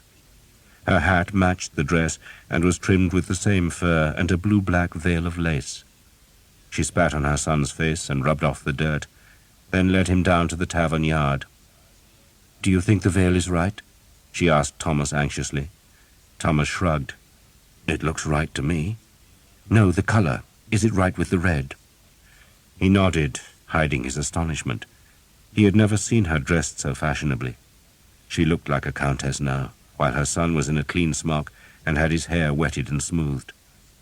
"You're to meet your great-uncle," Jeanette told Charles, licking a finger and rubbing at some more dirt on his cheek. "And he's nephew to the King of France, which means you're related to the king." "Yes, you are. Aren't you a lucky boy?" Charles recoiled from his mother's fussing, but she did not notice, for she was busy instructing Pierre, her manservant, to stow the armour and sword in a great sack. She wanted the Duke to see the armour. "I want him to know," she told Thomas, "that when my son comes of age, he will fight for him." Pierre, who claimed to be 70 years old, lifted the sack and almost fell over with the weight. Thomas offered to carry it to the citadel instead, but Jeanette would not hear of it. "You might pass for a Scotsman among the common folk, but the Duke's entourage will have men who may have visited the place." She smoothed wrinkles from the red velvet skirt. "You wait here," she told Thomas, "and I'll send Pierre back with a message, maybe even some money. I'm sure the Duke is going to be generous. I shall demand a pass for you. What name shall I use? A Scots name? Just Thomas the Friar? As soon as he sees you," she was now talking to her son, "he'll open his purse, won't he? Of course he will." Pierre managed to hoist the armour onto his shoulder without falling over, and Jeanette took her son's hand. "I shall send you a message," she promised Thomas. "God's blessing, my child," Thomas said, "and may the blessed St. Guinevere watch over you." Jeanette wrinkled her nose at that mention of St. Guinevere. who she had learned from Thomas was really a dog. "I shall put my trust in Saint Renan," she said reprovingly, and with those words she left. Pierre and his wife followed her, and Thomas waited in the yard, offering blessings to ostlers, stray cats, and tapmen. "Be mad enough," his father had once said, "and they will either lock you away or make you a saint." The night fell, damp and cold, with a gusting wind sighing in the cathedral's towers and rustling the tavern's thatch. Thomas thought of the penance that Father Hobb had demanded. Was the lance real? Had it truly smashed through a dragon's scales, pierced the ribs, and riven a heart in which cold blood flowed? He thought it was real. His father had believed, and his father, though he might have been mad, had been no fool. And the lance had looked old, so very old. Thomas had used to pray to St. George, but he no longer did, and that made him feel guilty, so that he dropped to his knees beside the wagon and asked the saint to forgive him his sins, to forgive him for the squire's murder, and for impersonating a friar. "I do not mean to be a bad person," he told the dragon killer, "but it is so easy to forget heaven and the saints. And if you wish," he prayed, "I will find the lance, but you must tell me what to do with it. Should he restore it to Hookton, that, so far as Thomas knew, no longer existed? Or should he return it to whoever had owned it before his grandfather stole it? And who was his grandfather? And why had his father hidden from his family? And why had the family sought him out to take the lance back?" Thomas did not know, and for the past 3 years he had not cared. But suddenly, in the tavern yard, he found himself consumed by curiosity. He did have a family somewhere. His grandfather had been a soldier and a thief. But who was he? He added a prayer to St. George to allow him to discover them. "Praying for rain, Father?" one of the ostlers suggested. "I reckon we're going to get it. We need it." Thomas could have eaten in the tavern, but he was suddenly nervous of the crowded room where the Duke's soldiers and their women sang, boasted, and brawled. Nor could he face the landlord's sly suspicions. The man was curious why Thomas did not go to the friary, and even more curious why a friar should travel with a beautiful woman. "She is my cousin," Thomas had told the man, who had pretended to believe the lie. But Thomas had no desire to face more questions, and so he stayed in the yard and made a poor meal from the dry bread, sour onions, and hard cheese that was the only food left in the wagon. It began to rain, and he retreated into the wagon and listened to the drops patter on the canvas cover. He thought of Jeanette and her little son being fed sugared delicacies on silver plates before sleeping between clean linen sheets in some tapestry-hung bedchamber, and then began to feel sorry for himself. He was a fugitive. Jeanette was his only ally, and she was too high and mighty for him. Bells announced the shutting of the city's gates. Watchmen walked the streets, looking for fires that could destroy a city in a few hours.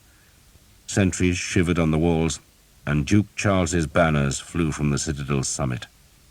Thomas was among his enemies, protected by nothing more than wit and a Dominican's robe. And he was alone.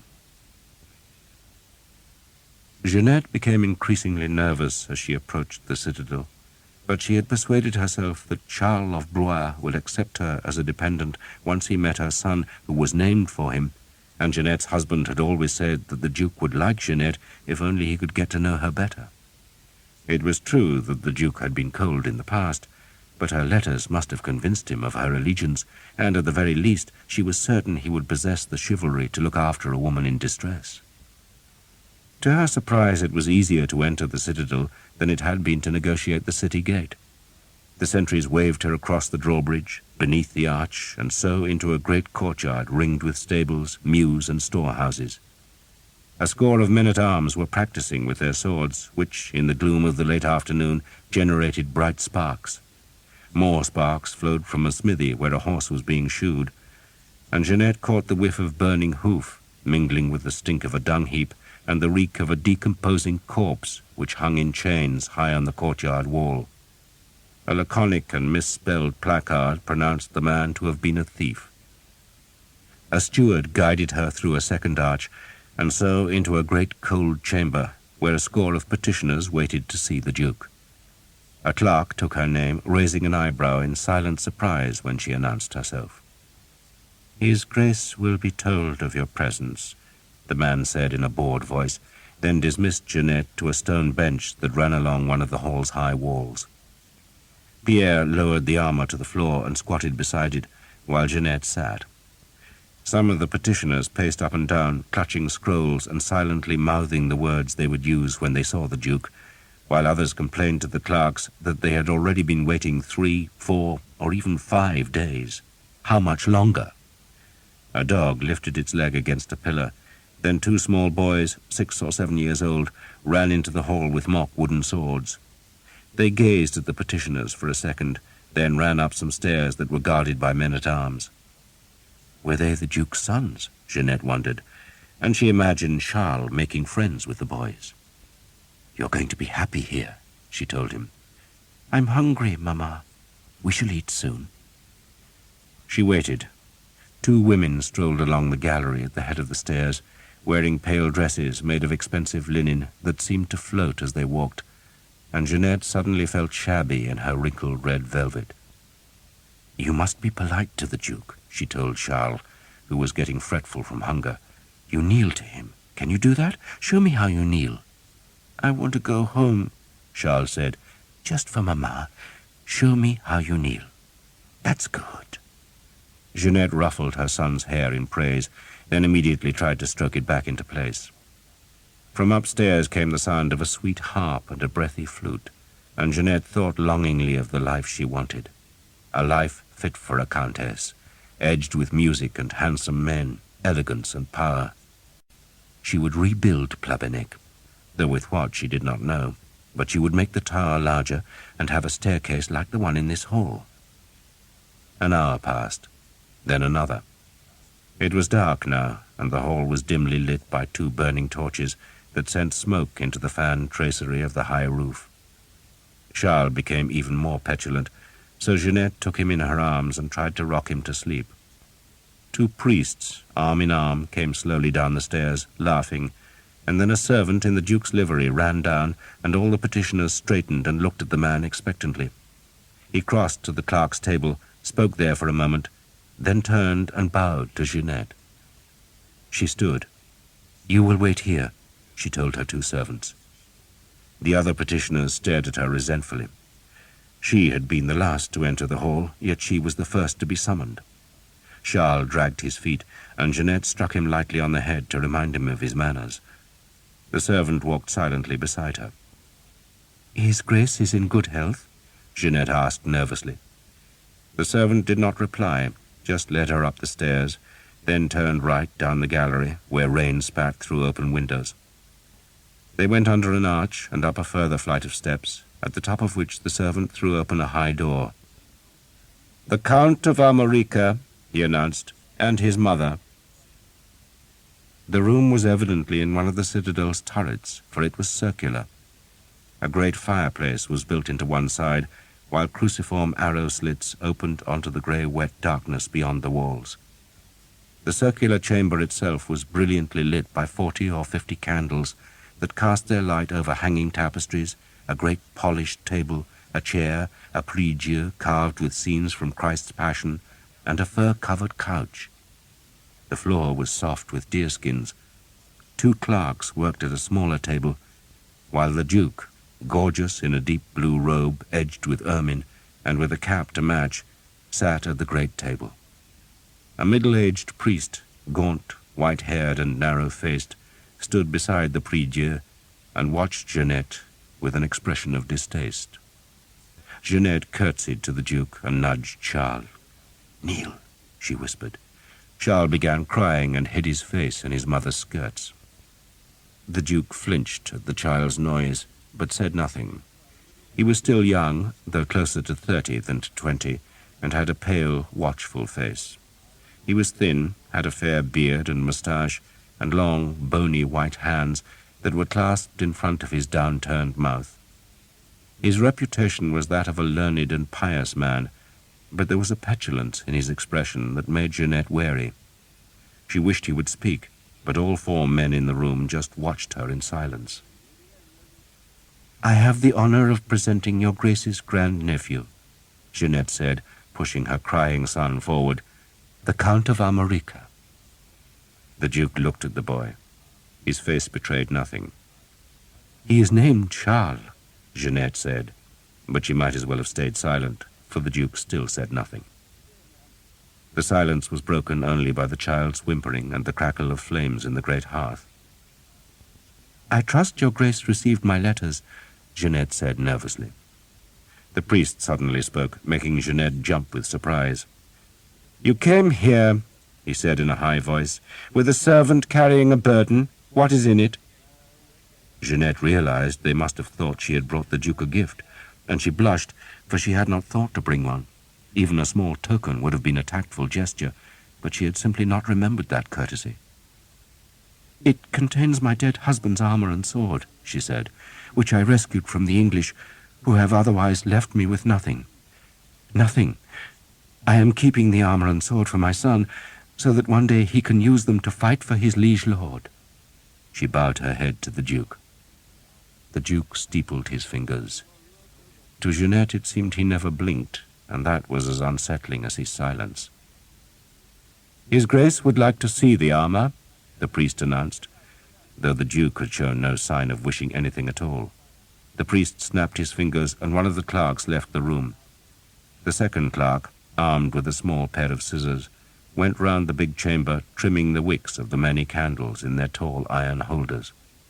The Duke and the priest ignored him. "You say," the priest spoke again, "that you wrote letters to his Grace, concerning what?" "I wrote about the new defences at La Roche-Derrien, Father, and I warned his Grace of the English attack on Lannion." "So you say," the priest said. "So you say."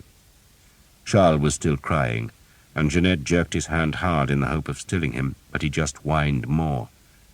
The clerk, head averted from the Duke, went from candle to candle. The scissors snipped, a puff of smoke would writhe for a heartbeat, then the flame would brighten and settle. Charles began crying louder. "His Grace," the priest said, "does not like snivelling infants." "He is hungry, Father," Jeanette explained nervously. "You came with 2 servants?" "Yes, Father," Jeanette said. "They can eat with the boy in the kitchens," the priest said, and snapped his fingers towards the candle-trimming clerk, who, abandoning his scissors on a rug, took the frightened Charles by the hand.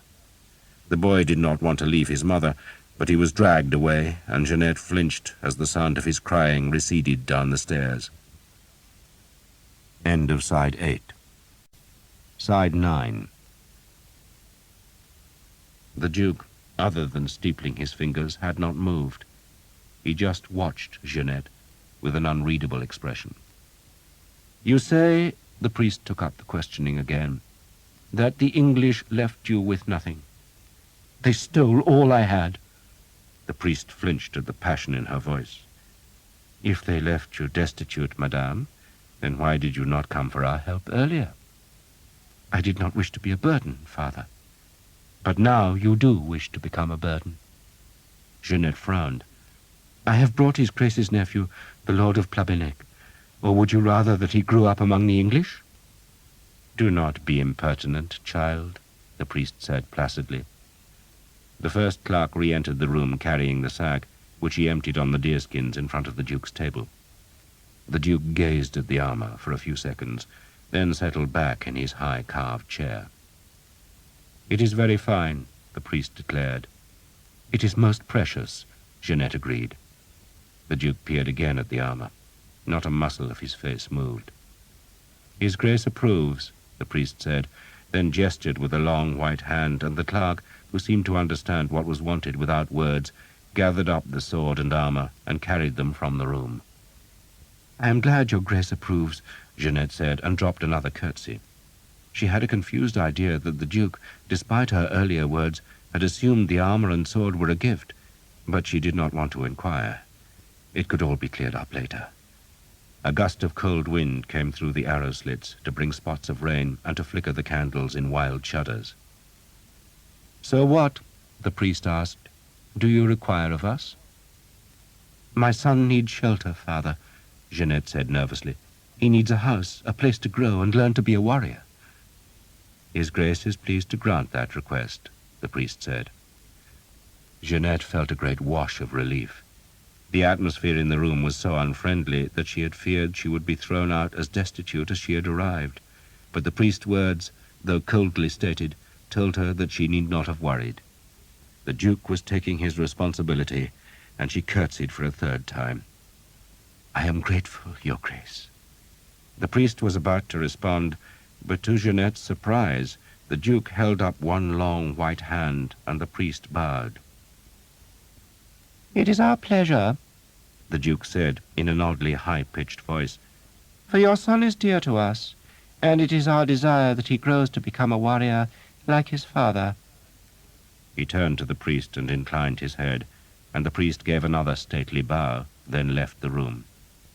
The Duke stood and walked to the fire, where he held his hands to the small flames. "It has come to our notice," he said distantly, "that the rents of Plabennec have not been paid these 12 quarters.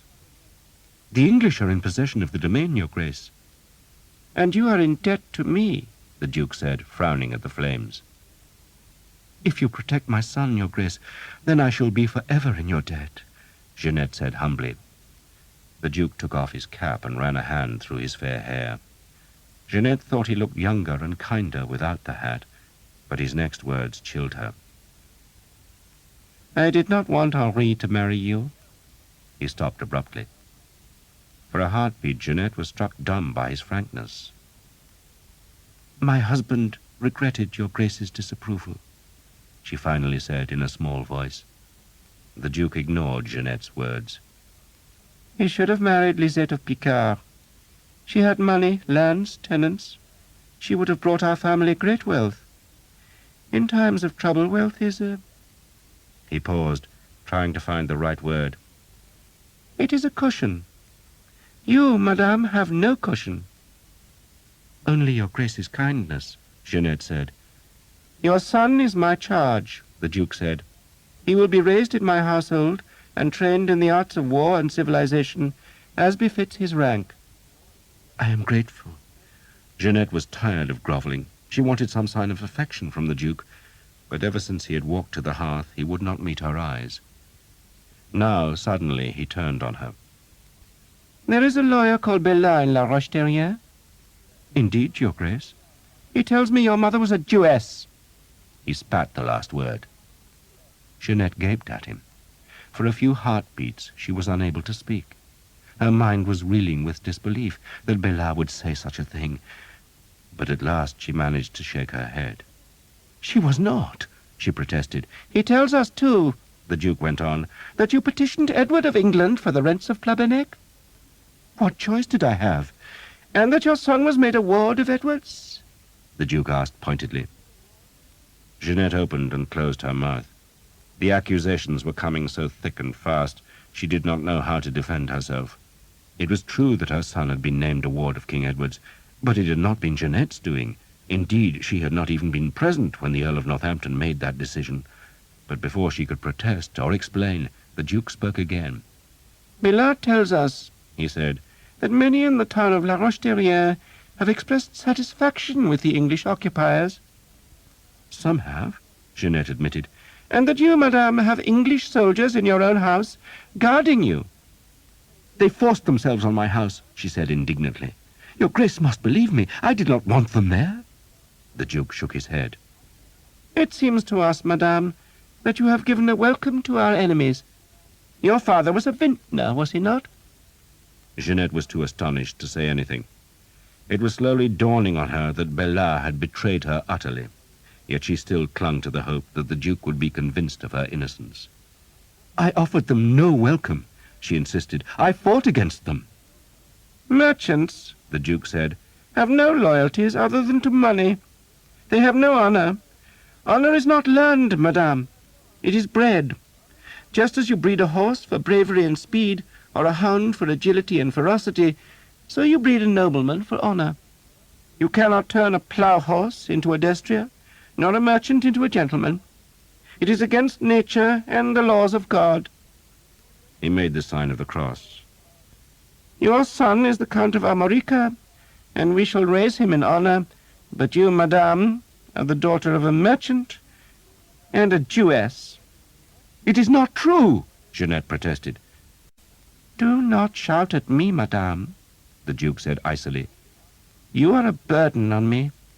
You dare to come here, tricked out in fox fur, expecting me to give you shelter. What else? Money? I will give your son a home, but you, madame, I shall give you a husband. He walked towards her, his feet silent on the deerskin rugs. You are not fit to be the Count of Armorica's mother. You have offered comfort to the enemy. You have no honor. Jeanette began to protest again, but the Duke slapped her hard across the cheek. You will be silent, madame, he commanded. Silent. He pulled at the laces of her bodice, and when she dared to resist, he slapped her again. You are a whore, madame, the Duke said, then lost patience with the intricate cross laces, retrieved the discarded scissors from the rug, and used them to cut through the laces to expose Jeanette's breasts.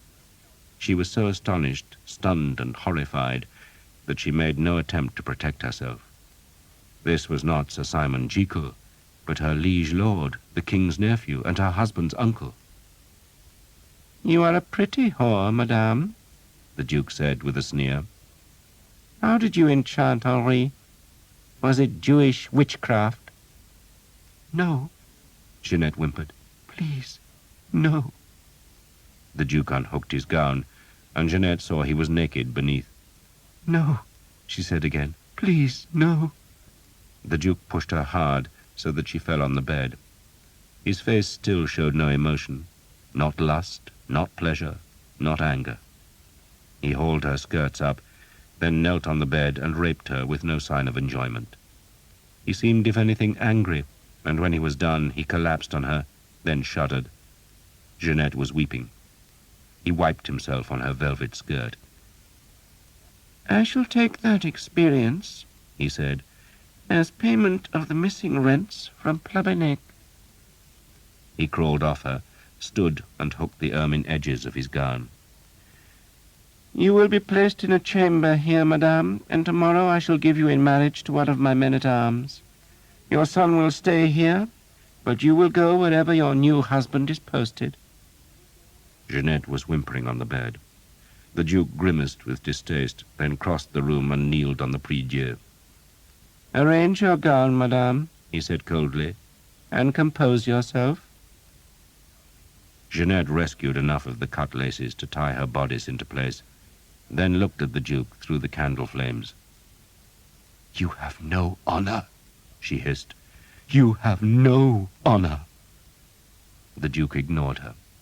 He rang a small handbell, then clasped his hands and closed his eyes in prayer. He was still praying when the priest and a servant came and, without a word, took Jeanette by her arms and walked her to a small room on the floor beneath the Duke's chamber. They thrust her inside, shut the door, and she heard a bolt slide into place on the far side. There was a straw-filled mattress and a stack of brooms in the makeshift cell, but no other furnishing. She lay on the mattress and sobbed till her broken heart was raw. The wind howled at the window, and rain beat on its shutters, and Jeanette wished she was dead. The city's cockerels woke Thomas to a brisk wind and pouring rain that beat on the cart's leaking cover. He opened the flap and sat watching the puddles spread across the cobbles of the inn yard. No message had come from Jeanette, nor, he thought, would there be one. Will Skeet had been right. She was as hard as mail, and now she was in her proper place, which in this cold, wet dawn was probably a deep bed in a room warmed by a fire, tended by the Duke's servants. She would have forgotten Thomas. And what message, Thomas asked himself, had he been expecting? A declaration of affection? He knew that was what he wanted, but he persuaded himself he merely waited so Jeanette could send him the pass signed by the Duke. Yet he knew he did not need a pass. He must just walk east and north and trust that the Dominican's robe protected him. He had little idea how to reach Flanders, but had a notion that Paris lay somewhere close to that region, so he reckoned he would start by following the river Seine, which would lead him from Rennes to Paris. His biggest worry was that he would meet some real Dominican on the road who would quickly discover Thomas had only the haziest notion of the Brotherhood's rules and no knowledge at all of their hierarchy. But he consoled himself that Scottish Dominicans were probably so far from civilization that such ignorance would be expected of them. He would survive, he told himself. He stared at the rain spattering in the puddles. Expect nothing from Jeanette, he told himself, and to prove that he believed that bleak prophecy, he readied his small baggage.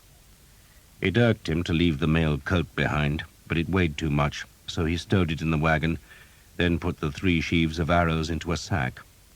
The 72 arrows were heavy, and their points threatened to tear open the sack, but he was reluctant to travel without the sheaves that were wrapped in hempen bowstring cord, and he used one cord to tie his knife to his left leg where, like his money pouch, it was hidden by the black robe.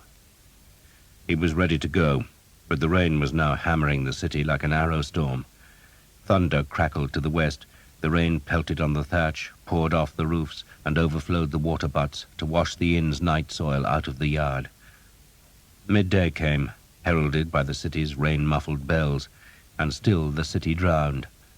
Wind-driven dark clouds wreathed the cathedral's towers, and Thomas told himself he would leave the moment the rain slackened, but the storm just became fiercer. Lightning flickered above the cathedral, and a clap of thunder rocked the city. Thomas shivered, awed by the sky's fury. He watched the lightning reflected in the cathedral's great west window, and was amazed by the sight. So much glass. Still it rained, and he began to fear that he would be trapped in the cart till the next day. And then, just after a peal of thunder seemed to stun the whole city with its violence, he saw Jeanette. He did not know her at first. He just saw a woman standing in the arched entrance to the inn's yard, with the water flowing about her shoes. Everyone else in Rennes was huddling in shelter, but this woman suddenly appeared, soaked and miserable. Her hair, which had been looped so carefully over her ears, hung lank and black down the sopping red velvet dress, and it was the dress that Thomas recognized. Then he saw the grief on her face. He clambered out of the wagon. "Jeanette!" She was weeping, her mouth distorted by grief. She seemed incapable of speaking, but just stood and cried. "My lady," Thomas said. "Jeanette!" "We must go," she managed to say. "We must go." She had used soot as a cosmetic about her eyes, and it had run to make grey streaks down her face. "We can't go in this," Thomas said. "We must go!" she screamed at him angrily. "We must go!" "I'll get the horse," Thomas said. "There's no time, there's no time." She plucked at his robe. "We must go, now!" She tried to tug him through the arch into the street. Thomas pulled away from her and ran to the wagon, where he retrieved his disguised bow and the heavy sack. There was a cloak of Jeanette's there, and he took that too, and wrapped it about her shoulders, though she did not seem to notice. "What's happening?" Thomas demanded. "They'll find me here, they'll find me," Jeanette declared in a panic, and she pulled him blindly out of the tavern's archway. Thomas turned her eastwards onto a crooked street that led to a fine stone bridge across the Seine, and then to a city gate.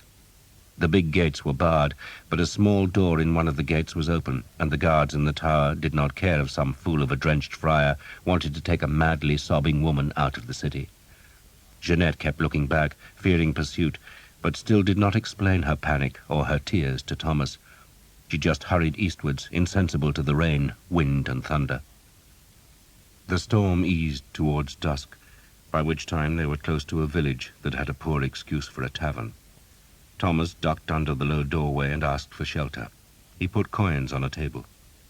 "I need shelter for my sister," he said, reckoning that anyone would be suspicious of a friar traveling with a woman. "Shelter, food, and a fire," he said, adding another coin. "Your sister?"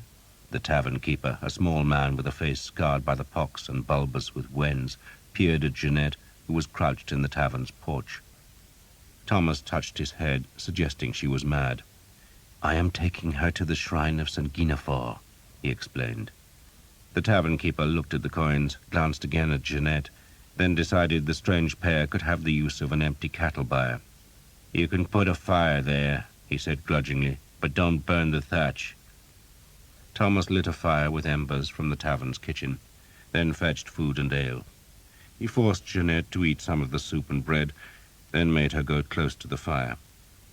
It took over 2 hours of coaxing before she would tell him the story, and telling it only made her cry again. Thomas listened, appalled. "So how did you escape?" he asked when she was finished. A woman had unbolted the room, Jeanette said, to fetch a broom. The woman had been astonished to see Jeanette there, and even more astonished when Jeanette ran past her. Jeanette had fled the citadel, fearing the soldiers would stop her, but no one had taken any notice of her, and now she was running away. Like Thomas, she was a fugitive, but she had lost far more than he.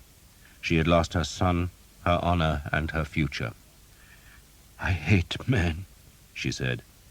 She shivered, for the miserable fire of damp straw and rotted wood had scarcely dried her clothes. "I hate men," she said again, then looked at Thomas. "What are we going to do?" "You must sleep," he said, "and tomorrow we'll go north." She nodded, but he did not think she had understood his words. She was in despair. The wheel of fortune that had once raised her so high had taken her into the utter depths.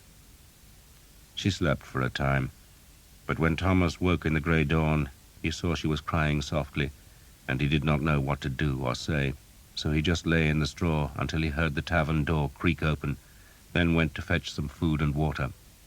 The tavern-keeper's wife cut some bread and cheese, while her husband asked Thomas how far he had to walk.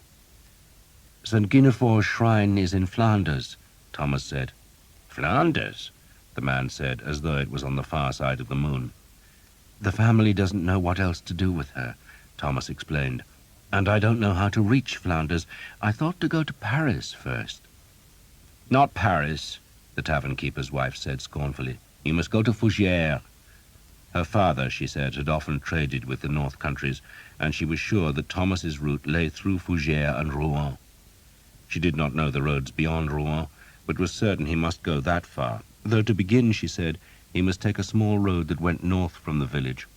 It went through woods, her husband added, and he must be careful, for the trees were hiding places for terrible men escaping justice.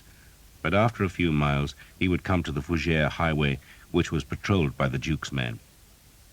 Thomas thanked her, offered a blessing to the house, then took the food to Jeanette, who refused to eat. She seemed drained of tears, almost of life, but she followed Thomas willingly enough as he walked north. The road, deep rutted by wagons and slick with mud from the previous day's rain, twisted into deep woods that dripped with water. Jeanette stumbled for a few miles, then began to cry. "I must go back to Rennes," she insisted. "I want to go back to my son." Thomas argued, but she would not be moved. He finally gave in, but when he turned to walk south, she just began to cry even harder. The Duke had said she was not a fit mother. She kept repeating the words. "Not fit, not fit." She screamed at the sky. "He made me his whore."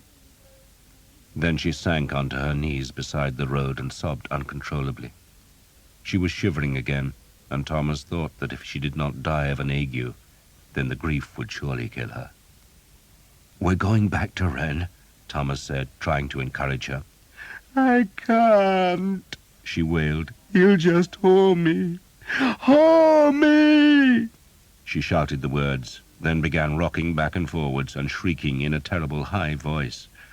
Thomas tried to raise her up, tried to make her walk, but she fought him. She wanted to die, she said. She just wanted to die.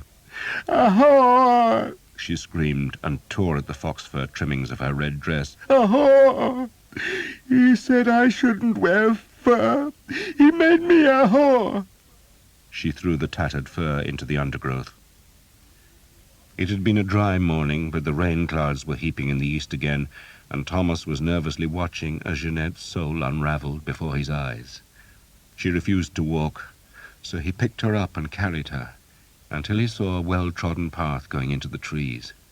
He followed it, to find a cottage so low and with its thatch so covered with moss that at first he thought it was just a mound among the trees, until he saw blue-grey wood smoke seeping from a hole at its top.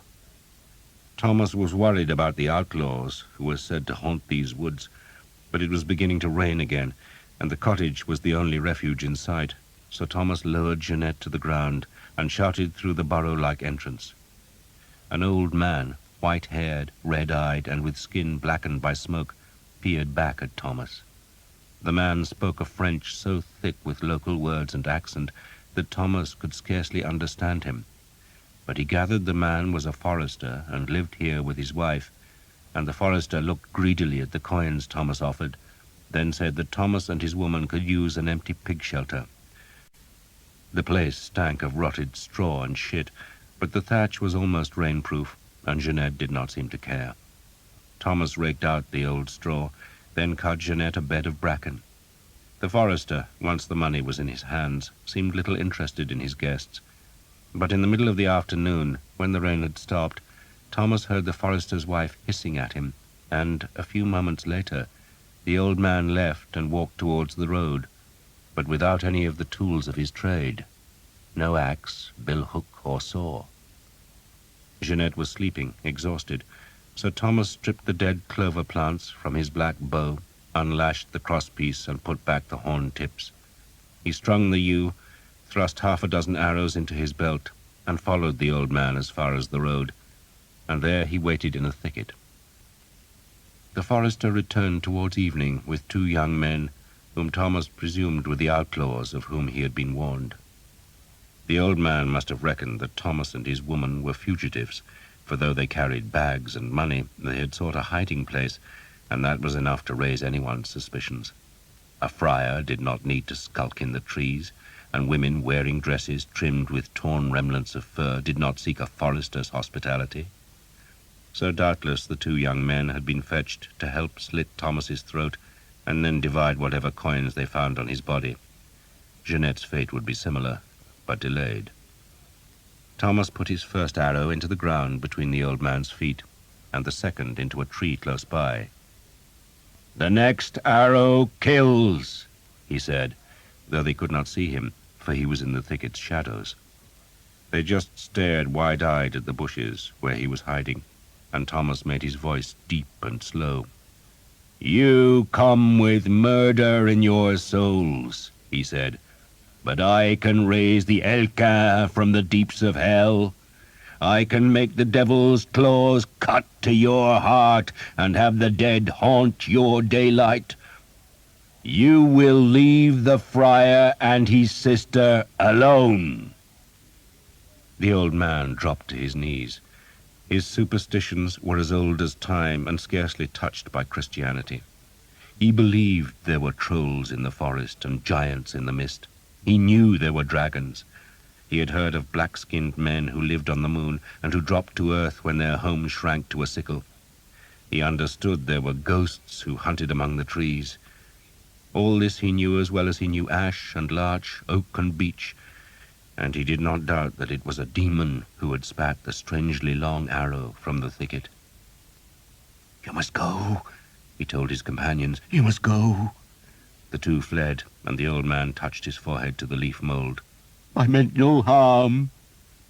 "Go home," Thomas said. He waited till the old man had gone. Then he dug the arrow out of the tree, and that night he went to the forester's cottage, crawled through the low doorway, and sat on the earthen floor facing the old couple. "I shall stay here," he told them, "until my sister's wits are recovered. We wish to hide her shame from the world, that is all. When we go, we shall reward you. But if you try to kill us again, I shall summon demons to torment you, and I will leave your corpses as a feast for the wild things that lurk in the trees." He put another small coin on the earth floor. "You will bring us food each night," he told the woman, "and you will thank God that though I can read your hearts, I still forgive you." They had no more trouble after that. Every day the old man went off into the trees with his bill-hook and axe, and every night his wife brought her visitors gruel or bread. Thomas took milk from their cow, shot a deer, and thought Jeanette would die. For days she refused to eat, and sometimes he would find her rocking back and forth in the noxious shed and making a keening noise. Thomas feared she had gone mad forever. His father would sometimes tell him how the mad were treated, how he himself had been treated, How starvation and beating were the only cures. "The devil gets into the soul," Father Ralph had said, "and he can be starved out or he can be thrashed out, but there is no way he will be coaxed out. Beat and starve, boy, beat and starve. It is the only treatment the devil understands." But Thomas could neither starve nor beat Jeanette, so he did his best by her. He kept her dry, he persuaded her to take some warm milk fresh from the cow. He talked with her through the nights, he combed her hair and washed her face, and sometimes, when she was sleeping and he was sitting by the shed and staring at the stars through the tangled trees, he would wonder whether he and the Harlequin had left other women as broken as Jeanette. He prayed for forgiveness. He prayed a lot in those days, and not to St. Guinevere, but to the Virgin and to St. George. The prayers must have worked, for he woke one dawn to see Jeanette sitting in the shed's doorway, with her thin body outlined by the bright new day. She turned to him, and he saw there was no madness in her face any more, just a profound sorrow. She looked at him a long time before she spoke. "Did God send you to me, Thomas?"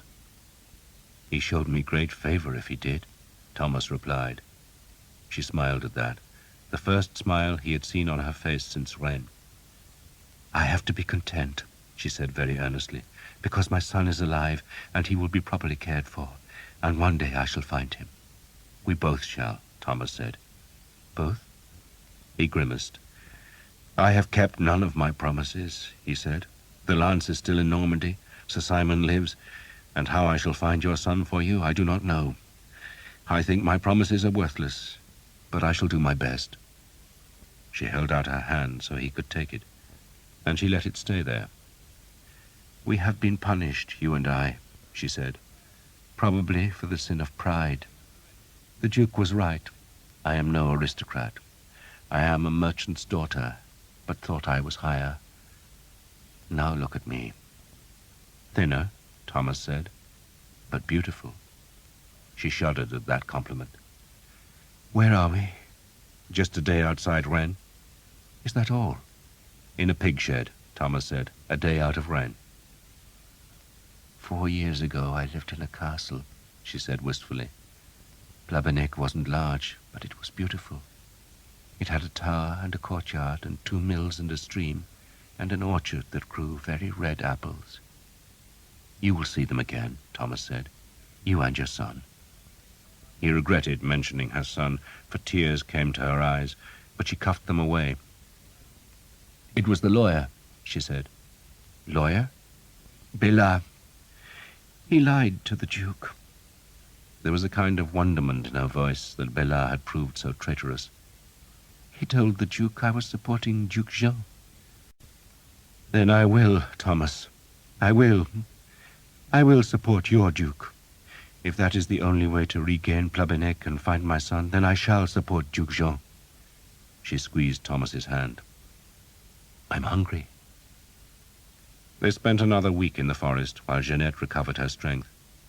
For a while, like a beast struggling to escape a trap, she devised schemes that would give her instant revenge on Duke Charles and restore her son. But the schemes were wild and hopeless, and as the days passed, she accepted her fate. "I have no friends," she said to Thomas one night. "You have me, my lady." "They died," she said, ignoring him. "My family died. My husband died. Do you think I am a curse on those I love?" "I think," Thomas said, "that we must go north." She was irritated by his practicality. "I'm not sure I want to go north." "I do," Thomas said stubbornly. Jeanette knew that the further north she went, the further she went from her son, but she did not know what else to do, and that night, as if accepting that she would now be guided by Thomas, she came to his bracken bed, and they were lovers. She wept afterwards, but then made love to him again, this time fiercely, as though she could slake her misery in the consolations of the flesh. Next morning they left, going north. Summer had come, clothing the countryside in thick green. Thomas had disguised the bow again, lashing the crosspiece to the stave and hanging it with bindweed and willow herb instead of clover. His black robe had become ragged, and no one would have taken him for a friar, while Jeanette had stripped the remains of the fox fur from the red velvet, which was dirty, creased, and threadbare. They looked like vagabonds, which they were, and they moved like fugitives, skirting the towns and bigger villages to avoid trouble. They bathed in streams, slept beneath the trees, and only ventured into the smallest villages when hunger demanded they buy a meal and cider in some slatternly tavern. If they were challenged, they claimed to be Bretons, brother and sister, going to join their uncle, who was a butcher in Flanders, and if anyone disbelieved the tale, they were unwilling to cross Thomas, who was tall and strong and always kept his knife visible. By preference, though, they avoided villages and stayed in the woods, where Thomas taught Jeanette how to tickle the trout out of their streams. They would light fires, cook their fish, and cut bracken for a bed. They kept close to the road, though they were forced to a long detour to avoid the drum-like fortress of Saint-Aubin-du-Cormier, and another to skirt the city of Fougères, and somewhere north of that city they entered Normandy. They milked cows in their pastures, stole a great cheese from a wagon parked outside a church, and slept under the stars. They had no idea what day of the week it was, nor even what month it was anymore.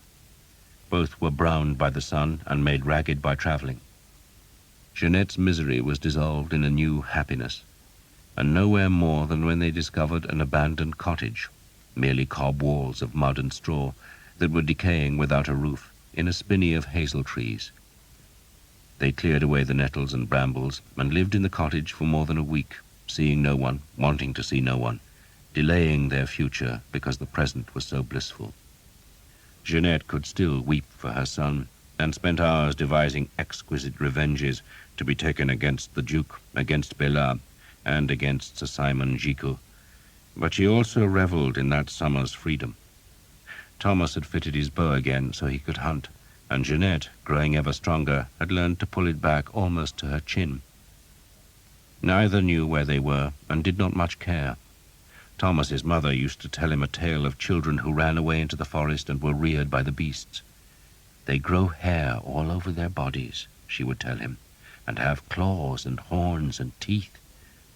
And now Thomas would sometimes examine his hands to see if claws were coming. He saw none. Yet if he was becoming a beast, then he was happy. He had rarely been happier, but he knew that the winter, even though far off, was nevertheless coming, and so, perhaps a week after midsummer, they moved gently north again, in search of something that neither of them could quite imagine. Thomas knew he had promised to retrieve a lance and restore Jeanette's son, but he did not know how he was to do either of those things. He only knew he must go to a place where a man like Will Skeet would employ him, though he could not talk of such a future with Jeanette. She did not want to hear about archers or armies or of men and mail coats, but she, like him, knew they could not stay forever in their refuge. "I shall go to England," she told him, "and appeal to your king." Out of all the schemes she had dreamed of, this was the only one that made sense. The Earl of Northampton had placed her son under the King of England's protection, so she must appeal to Edward and hope he would support her. They walked north, still keeping the road to Rouen in sight. They forded a river and climbed into a broken country of small fields, deep woods, and abrupt hills, and somewhere in that green land, unheard by either of them, the wheel of fortune creaked again. Thomas knew that the great wheel governed mankind. It turned in the dark to determine good or evil, high or low, sickness or health, happiness or misery. Thomas reckoned God must have made the wheel to be the mechanism by which he ruled the world while he was busy in heaven. And in that midsummer, when the harvest was being flailed on the threshing floors, and the swifts were gathering in the high trees, and the rowan trees were in scarlet berry, and the pastures were white with ox-eye daisies, the wheel lurched for Thomas and Jeanette. They walked to the wood's edge one day to check that the road was still in view. They usually saw little more than a man driving some cows to market, a group of women following with eggs and vegetables to sell. A priest might pass on a poor horse, and once they had seen a knight with his retinue of servants and men-at-arms. But most days the road lay white, dusty, and empty under the summer sun. Yet this day it was full. Folk were walking southwards, driving cows and pigs and sheep and goats and geese. Some pushed handcarts, others had wagons drawn by oxen or horses, and all the carts were loaded high with stools, tables, benches, and beds. Thomas knew he was seeing fugitives. They waited till it was dark. Then Thomas beat the worst dirt off the Dominican's gown, and, leaving Jeanette in the trees, walked down to the road where some of the travellers were camping beside small, smoky fires. "God's peace be on you," Thomas said to one group. "We have no food to spare, father," a man answered, eyeing the stranger suspiciously. "I am fed, my son," Thomas said, and squatted near their fire. "Are you a priest or a vagabond?" the man asked. He had an axe, and he drew it towards him protectively, for Thomas's tangled hair was wildly long and his face as dark as any outlaw's. "I am both," Thomas said with a smile. "I have walked from Avignon," he explained, "to do penance at the shrine of St. Guinevere." None of the refugees had ever heard of the blessed Guinevere, but Thomas's words convinced them, for the idea of pilgrimage explained his woebegone condition, while their own sad condition, they made clear, was caused by war. They had come from the coast of Normandy, only a day's journey away, and in the morning they must be up early and travelling again to escape the enemy. Thomas made the sign of the cross. "What enemy?" he asked, expecting to hear that 2 Norman lords had fallen out and were ravaging each other's estates. But the ponderous wheel of fortune had turned unexpectedly. King Edward III of England had crossed the Channel. Such an expedition had long been expected, but the king had not gone to his lands in Gascony, as many had thought he would, nor to Flanders, where other Englishmen fought, but had come to Normandy. His army was just a day away, and at the news Thomas's mouth dropped open. "You should flee them, father," one of the women advised Thomas. "They know no pity, not even for friars." Thomas assured them he would, thanked them for their news, then walked back up the hill to where Jeanette waited. All had changed. His king had come to Normandy. They argued that night. Jeanette was suddenly convinced that they should turn back to Brittany, and Thomas could only stare at her in astonishment. "Brittany?" he asked faintly. She would not meet his eyes, but stubbornly stared at the camp fires that burned all along the road, while further north, on the night's horizon, great red glows showed where larger fires burned, and Thomas knew that English soldiers must have been ravaging the fields of Normandy, just as the Harlequin had harrowed Brittany. "I can be near Charles if I'm in Brittany," Jeanette said. Thomas shook his head. He was dimly aware that the sight of the army's destruction had forced them both into a reality from which they had been escaping in these last weeks of freedom, but he could not connect that with her sudden wish to head back to Brittany. "You can be near Charles," he said carefully, "but can you see him? Will the Duke let you near him?" "Maybe he will change his mind," Jeanette said without much conviction. "And maybe he'll rape you again," Thomas said brutally. "And if I don't go," she said vehemently, "maybe I will never see Charles again, never." "Then why come this far?" "I don't know. I don't know." She was angry, as she used to be when Thomas first met her in La Roche-Derrien. "Because I was mad," she said sullenly. "You say you want to appeal to the king," Thomas said, "and he's here." He flung a hand towards the livid glow of the fires. "So appeal to him here." "Maybe he won't believe me," Jeanette said stubbornly. "And what will we do in Brittany?" Thomas asked. But Jeanette would not answer. She looked sulky and still avoided his gaze. "You can marry one of the Duke's men-at-arms," Thomas went on. "That's what he wanted, isn't it? A pliant wife, have a pliant follower, so that when he feels like taking his pleasure, he can." "Isn't that what you do?" she challenged him, looking him in the face at last. "I love you," Thomas said. Jeanette said nothing. "I do love you," Thomas said, and felt foolish, for she had never said the same to him. Jeanette looked at the glowing horizon that was tangled by the leaves of the forest. "Will your king believe me?" she asked him. "How can he not?" "Do I look like a countess?" She looked ragged, poor, and beautiful. "You speak like a countess," Thomas said, "and the king's clerks will make inquiries of the Earl of Northampton." He did not know if that was true, but he wanted to encourage her. Jeanette sat with her head bowed. "Do you know what the Duke told me? That my mother was a Jewess." She looked up at him, expecting him to share her indignation. Thomas frowned. "I've never met a Jew," he said. Jeanette almost exploded. "You think I have? You need to meet the devil to know he is bad? A pig to discover he stinks?" She began to weep. "I don't know what to do." "We should go to the king," Thomas said. And next morning he walked north, and after a few heartbeats, Jeanette followed him. She had tried to clean her dress, though it was so filthy that all she could manage was to brush the twigs and leaf mold from the velvet. She coiled her hair and pinned it with slivers of wood. "What kind of man is the king?" she asked Thomas. "They say he's a good man." "Who says?" "Everyone. He's straightforward." "He's still English," Jeanette said softly, and Thomas pretended not to hear. "Is he kind?" she asked him. "No one says he's cruel," Thomas said, then held up a hand to silence Jeanette. He had seen horsemen in mail. Thomas had often found it strange that when the monks and scriveners made their books, they painted warfare as gaudy.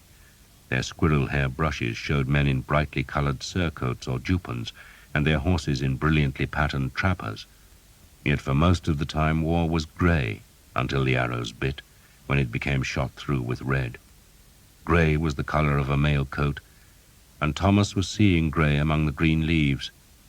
He did not know if they were Frenchmen or Englishmen, but he feared both.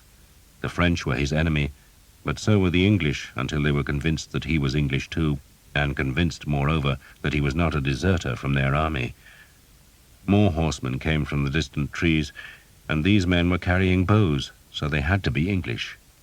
Still Thomas hesitated, reluctant to face the problems of persuading his own side that he was not a deserter. Beyond the horsemen, hidden by the trees, a building must have been set on fire, for smoke began to thicken above the summer leaves. The horsemen were looking towards Thomas and Jeanette, but the pair were hidden by a bank of gorse, and after a while, satisfied that no enemy threatened, the troops turned and rode eastwards. End of Side 9. Side 10. Thomas waited till they were out of sight, then led Jeanette across the open land, into the trees, and out to where a farm burned. The flames were pale in the bright sun. No one was in sight. There was just a farm blazing, and a dog lying next to a duck pond that was surrounded by feathers.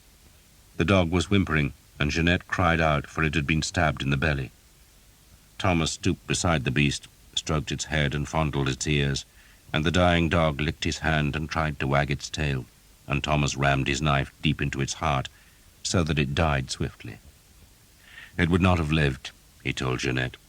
She said nothing, just stared at the burning thatch and rafters. Thomas pulled out the knife and patted the dog's head. "Go to St. Guinevere," he said, cleaning the blade. "I always wanted a dog when I was a child," he told Jeanette, "but my father couldn't abide them." "Why?" "Because he was strange." He sheathed the knife and stood. A track, imprinted with hoof marks, led north from the farm, and they followed it cautiously, between hedges thick with cornflowers, ox-eye, and dogwood. They were in a country of small fields, high banks, sudden woods, and lumpy hills, a country for ambush, but they saw no one until, from the top of a low hill, they glimpsed a squat stone church tower in a valley, and then the unburned roofs of a village, and after that the soldiers. There were hundreds of them, camped in the fields beyond the cottages, and more in the village itself. Some large tents had been raised close to the church, and they had the banners of nobles planted by their entrances. Thomas still hesitated, reluctant to finish these good days with Jeanette. Yet he knew there was no choice, and so, bow on his shoulder, he took her down to the village. Men saw them coming, and a dozen archers, led by a burly man in a mail hauberk, came to meet them. "What the hell are you?" was the burly man's first question. His archers grinned wolfishly at the sight of Jeanette's ragged dress. "You're either a bleeding priest who stole a bow," the man went on, "or an archer who filched a priest's robe." "I'm English," Thomas said. The big man seemed unimpressed. "Serving who?" "I was with Will Skeet in Brittany," Thomas said.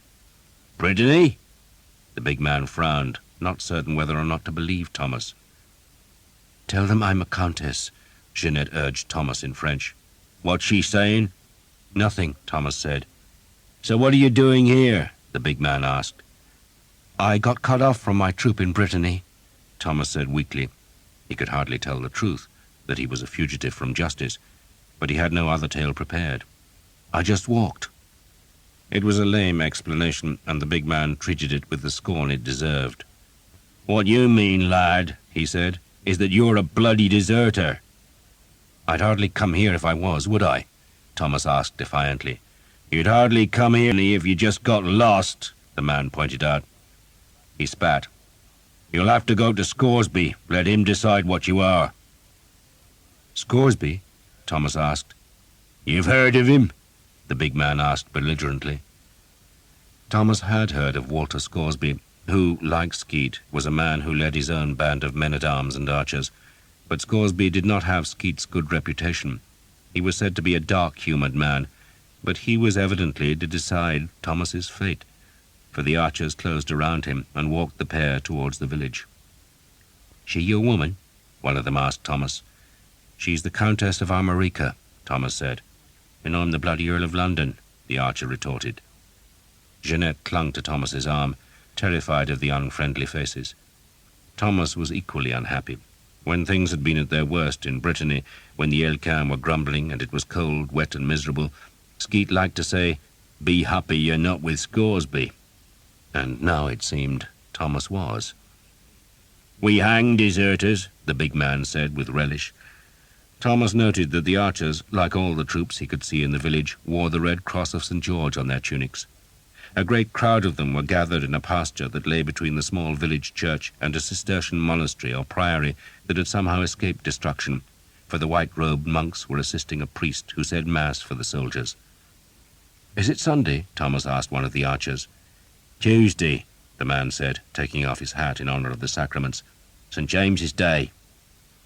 They waited at the pasture's edge, close to the village church, where a row of new graves suggested that some villagers had died when the army came, but most had probably fled south or west. One or two remained. An old man, bent double from work and with a white beard that almost reached the ground, mumbled along with the distant priest, while a small boy, perhaps 6 or 7 years old, tried to draw an English bow to the amusement of its owner. The mass ended, and the mail-clad men climbed from their knees and walked towards the tents and houses. One of the archers from Thomas's escort had gone into the dispersing crowd, and he now reappeared with a group of men. One stood out because he was taller than the others and had a new coat of mail that had been polished so it seemed to shine. He had long boots, a green cloak, and a gold-hilted sword with a scabbard wrapped in red cloth.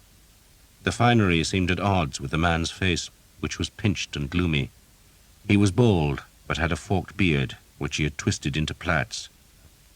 "That's Scoresby," one of the archers muttered, and Thomas had no need to guess which of the approaching soldiers he meant.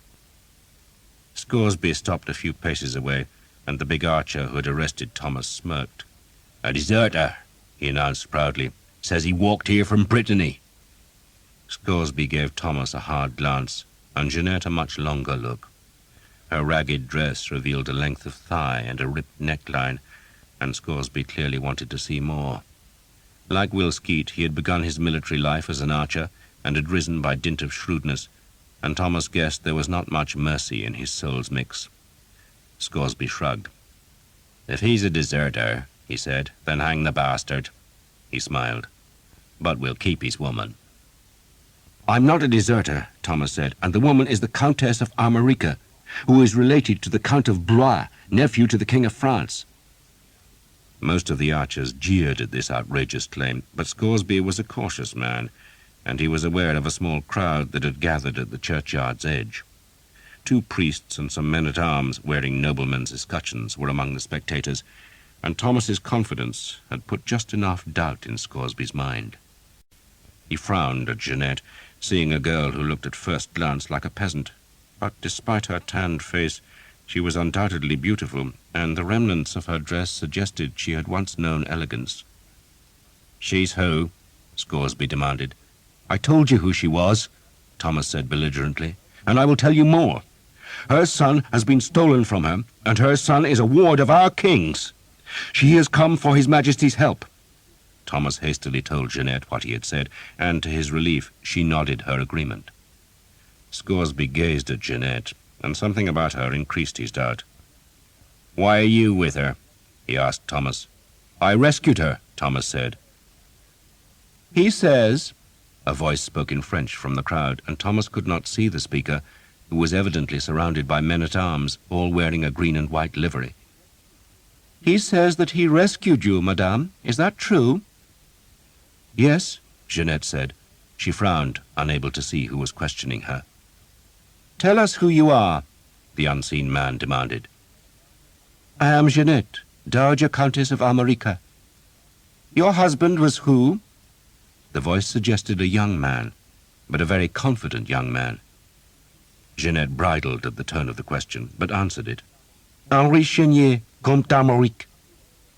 "And why are you here, madame?" "Because Charles of Blois has kidnapped my child," Jeanette answered angrily. "A child who was placed under the protection of the King of England." The young man said nothing for a while.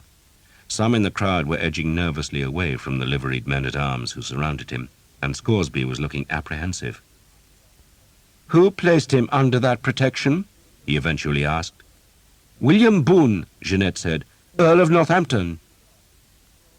"I believe her," the voice said, and the men-at-arms stepped aside so that Thomas and Jeanette could see the speaker, who proved to be scarce more than a boy. Indeed, Thomas doubted he had even begun to shave, though he was surely full-grown, for he was tall, taller even than Thomas, and had only stayed hidden because his men-at-arms had been wearing green and white plumes in their helmets. The young man was fair-haired, had a face slightly burned by the sun, was dressed in a green cloak, plain breeches, and a linen shirt, and nothing except his height explained why men were suddenly kneeling on the grass. "Down!" Scoresby hissed at Thomas, who, perplexed, went on one knee. Now only Jeanette, the boy, and his escort of 8 tall men-at-arms were standing. The boy looked at Thomas. "Did you really walk here from Brittany?" he asked in English, though, like many noblemen, his English was touched with a French accent. "We both did, sire," Thomas said in French. "Why?" he demanded harshly.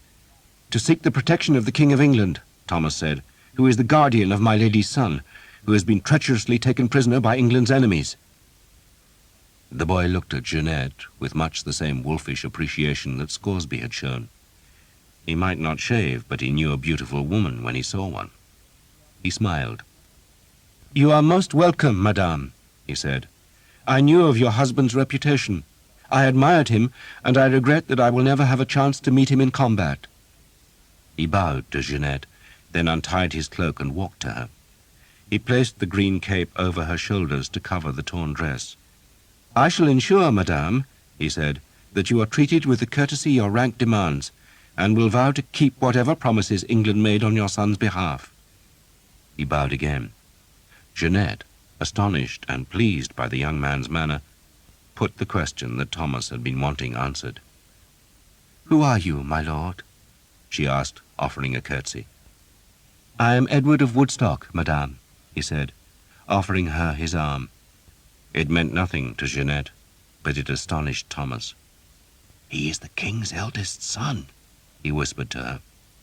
She dropped to one knee, but the smooth-cheeked boy raised her and walked her towards the priory. He was Edward of Woodstock, Earl of Chester, Duke of Cornwall and Prince of Wales. And the wheel of fate had once again spun Jeanette high. The wheel seemed indifferent towards Thomas. He was left alone, abandoned. Jeanette walked away on the prince's arm and did not so much as glance back at Thomas. He heard her laugh. He watched her. He had nursed her, fed her, carried her, and loved her. And now, without a thought, she had discarded him. No one else was interested in him. Scoresby and his men, cheated of a hanging, had gone to the village, and Thomas wondered just what he was supposed to do. "God damn," he said aloud. He felt conspicuously foolish in his tattered robe. "God damn," he said again. Anger, thick as the black humour that could make a man sick, rose in him. But what could he do? He was a fool in a ragged robe, and the prince was the son of a king.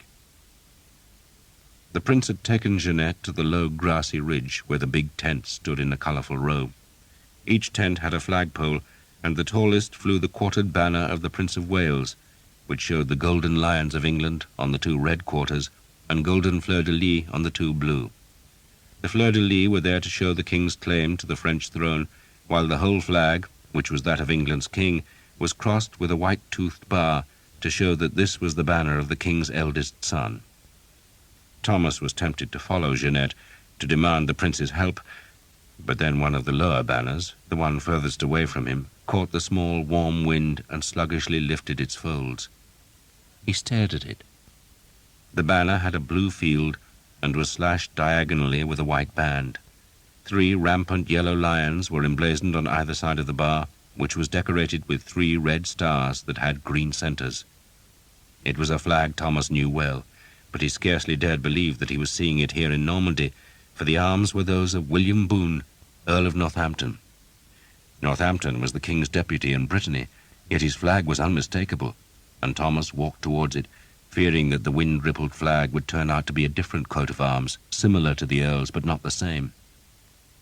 But it was the Earl's banner, and the Earl's tent, in contrast to the other stately pavilions on the low ridge, was still the grubby shelter made from 2 worn-out sails. A half-dozen men-at-arms wearing the Earl's livery barred Thomas's way as he neared the tent. "Have you come to hear his lordship's confession or put an arrow in his belly?" one asked. "I would speak to his lordship," Thomas said, barely suppressing the anger provoked by Jeanette's abandonment of him. "But will he talk to you?" the man asked, amused at the ragged archer's pretensions. "He will," Thomas said with a confidence he did not entirely feel. "Tell him the man who gave him La Roche-Derrien is here," he added. The man-at-arms looked startled. He frowned, but just then the tent flap was thrown back and the Earl himself appeared, stripped to the waist, to reveal a muscled chest covered in tight red curls. He was chewing on a goose-bone and peered up at the sky as though fearing rain. The man-at-arms turned to him, indicated Thomas, then shrugged as if to say he was not responsible for a madman showing up unannounced. The Earl stared at Thomas. "Good God," he said after a while. "Have you taken orders?" "No, my lord." The Earl stripped a piece of flesh from the bone with his teeth. "Thomas, ain't that right?" "Yes, my lord." "Never forget a face," the Earl said, "and I have cause to remember yours, though I hardly expected you to fetch up here. Did you walk?" Thomas nodded. "I did, my lord." Something about the Earl's demeanour was puzzling, almost as though he was not really surprised to see Thomas in Normandy. "Will told me about you," the Earl said. "Told me all about you. So Thomas, my modest hero from La Roche-Derrien, is a murderer, eh?" He spoke grimly. "Yes, my lord," Thomas said humbly. The Earl threw away the stripped bone, then snapped his fingers, and a servant tossed him a shirt from within the tent. He pulled it on and tucked it into his hose. "God's teeth, boy, do you expect me to save you from Sir Simon's vengeance? You know he's here." Thomas gaped at the Earl, said nothing. Sir Simon Jekyll was here, and Thomas had just brought Jeanette to Normandy. Sir Simon could hardly hurt her so long as she was under the prince's protection, but Sir Simon could harm Thomas well enough, and delight in it. The Earl saw Thomas blanch, and he nodded. "He's with the king's men because I didn't want him, but he insisted on travelling because he reckons there's more plunder to be had in Normandy than Brittany, and I dare say he's right. But what will truly put a smile on his face is the sight of you. Ever been hanged, Thomas?" "Hanged, my lord?" Thomas asked vaguely. He was still reeling from the news that Sir Simon had sailed to Normandy. He had just walked all this way to find his enemy waiting. "Sir Simon will hang you," the Earl said with indecent relish. "He'll let you strangle on the rope, and there'll be no kindly soul tugging on your ankles to make it quick. You could last an hour, 2 hours, in utter agony. You could choke for even longer. One fellow I hanged lasted from matins till prime and still managed to curse me. So I suppose you want my help, yes? Thomas belatedly went onto one knee. You offered me a reward after La Roche-Derrien, my lord. Can I claim it now? The servant brought a stool from the tent, and the Earl sat, his legs set wide. Murder is murder, he said, picking his teeth with a sliver of wood. Half Will Skeet's men are murderers, my lord, Thomas pointed out. The Earl thought about that, then reluctantly nodded. But they're pardoned murderers, he answered. He sighed. I wish Will was here, he said, evading Thomas's demand. I wanted him to come, but he can't come until Charles of Blois is put back into his cage. He scowled at Thomas. If I give you a pardon, the Earl went on, then I make an enemy out of Sir Simon. Not that he's a friend now, but still, why spare you? For La Roche-Derrien, Thomas said. Which is a great debt, the Earl agreed. A very great debt. We'd have looked bloody fools if we hadn't taken that town, miserable goddamn place though it be. God's teeth, boy, but why didn't you just walk south? Plenty of bastards to kill in Gascony. He looked at Thomas for a while, plainly irritated by the undeniable debt he owed the archer and the nuisance of paying it. He finally shrugged. I'll talk to Sir Simon, offer him money, and if it's enough, he'll pretend you're not here. As for you... He paused, frowning as he remembered his earlier meetings with Thomas. You're the one who wouldn't tell me who your father was, ain't I right? I didn't tell you, my lord, because he was a priest. The Earl thought that was a fine jest. God's teeth! A priest! So you're a devil's whelp, are you? That's what they say in Caen, that the children of priests are the devil's whelps. He looked Thomas up and down, amused again at the ragged robe. They say the devil's whelps make good soldiers, he said. Good soldiers and better whores. I suppose you've lost your horse? Yes, my lord. All my archers are mounted, the Earl said, then turned to one of his men-at-arms. Find the bastard a sway-back nag till he can filch something better, then give him a tunic and offer him to John Armstrong. He looked back to Thomas. You're joining my archers, which means you'll wear my badge. You're my man, devil's whelp, and perhaps that will protect you if Sir Simon wants too much money for your miserable soul. I shall try to repay your lordship, Thomas said. Pay me, boy, by getting us into Caen. You got us into La Roche-Derrien, but that little place is nothing compared to Caen. Caen is a true bastard. We go there tomorrow, but I doubt we'll see the backside of its walls for a month or more, if ever. Get us into Caen, Thomas, and I'll forgive you a score of murders. He stood, nodded a dismissal, and went back into the tent. Thomas did not move. Caen, he thought. Caen. Caen was the city where Sir Guillaume d'Evêque lived, and he made the sign of the cross, for he knew fate had arranged all this. Fate had determined that his crossbow arrow would miss Sir Simon Jekyll, and it had brought him to the edge of Caen, because fate wanted him to do the penance that Father Hobart demanded. God, Thomas decided, had taken Jeanette from him because he had been slow to keep his promise. But now the time for the keeping of promises had come, for God had brought Thomas to Caen. Part 2. Normandy. The Earl of Northampton had been summoned from Brittany to be one of the Prince of Wales's advisers. The prince was just 16, though John Armstrong reckoned the boy was as good as any grown man. "Ain't nothing wrong with young Edward," he told Thomas. "Knows his weapons. Headstrong, maybe, but brave." That, in John Armstrong's world, was high praise. He was a 40-year-old man-at-arms who led the Earl's personal archers and was one of those hard, common men that the Earl liked so much. Armstrong, like Skeet, came from the North Country and was said to have been fighting the Scots since he had been weaned. His personal weapon was a falchion, a curved sword with a heavy blade as broad as an axe, though he could draw a bow with the best of his troop. He also commanded 70 of hoblars, light horsemen mounted on shaggy ponies and carrying spears. "They don't look up to much," he said to Thomas, who was gazing at the small horsemen, who all had long, shaggy hair and bent legs, "but they're rare at scouting. We send swarms of yon bastards into the Scottish hills to find the enemy. Be dead else."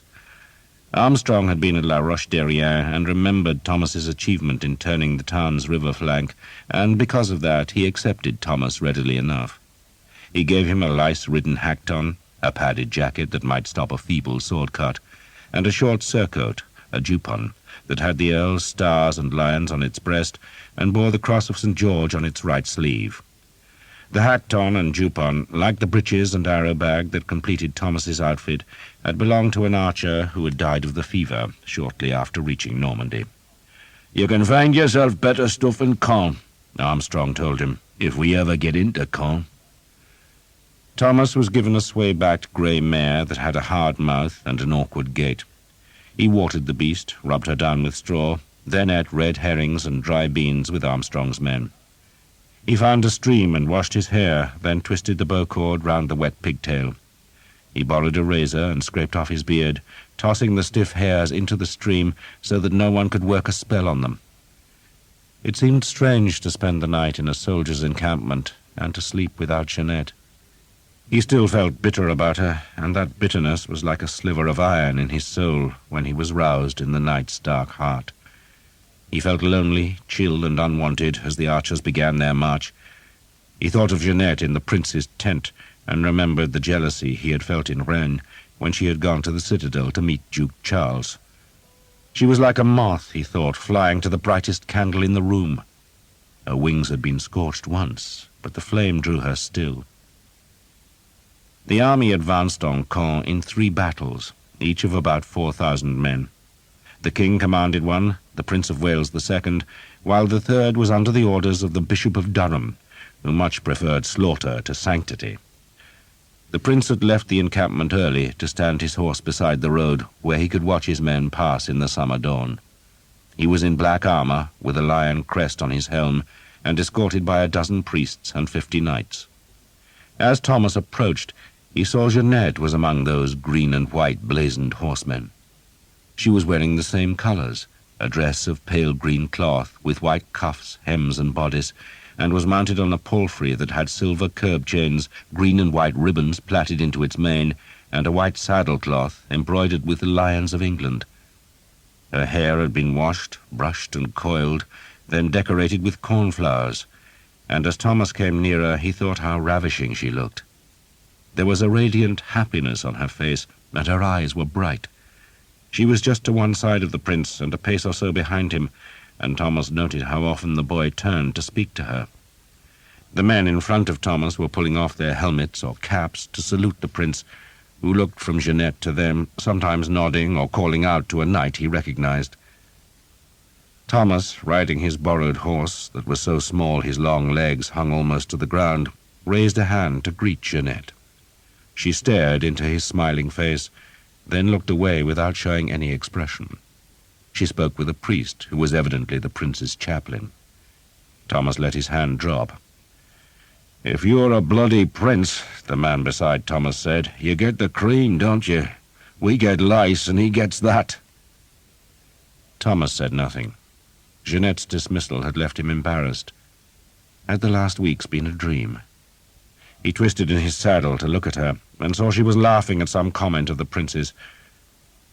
"You are a fool," Thomas told himself, "a fool." And he wondered why he felt so hurt. Jeanette had never declared any love for him, yet her abandonment bit his heart like a snake.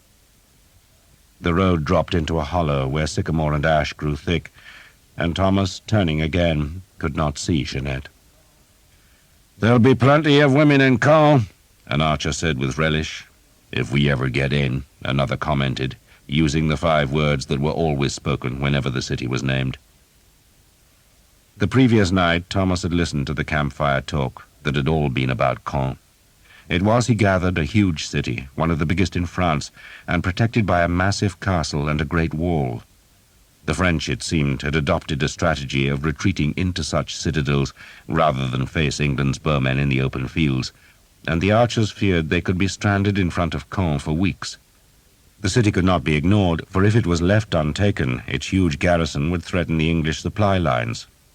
So Caen had to fall, and no one believed it would be easy, though some men reckoned the new guns that the king had fetched to France would knock down the city's ramparts as easily as Joshua's trumpets had felled the walls of Jericho. The king himself must have been skeptical of the guns' power, for he had decided to scare the city into surrender by the sheer numbers of his army.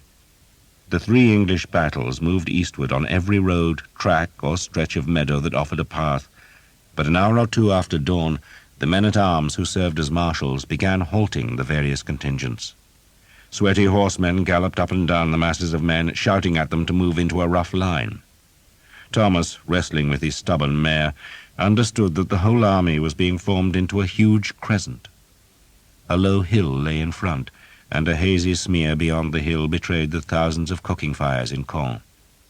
When the signal was given, the whole clumsy crescent of mailed men would be advanced to the hilltop, so that the defenders, instead of seeing a few English scouts trickle from the woods, would be presented with an overwhelming host, and, to make the army seem double its real size, the marshals were pushing and shouting the camp followers into the curved line.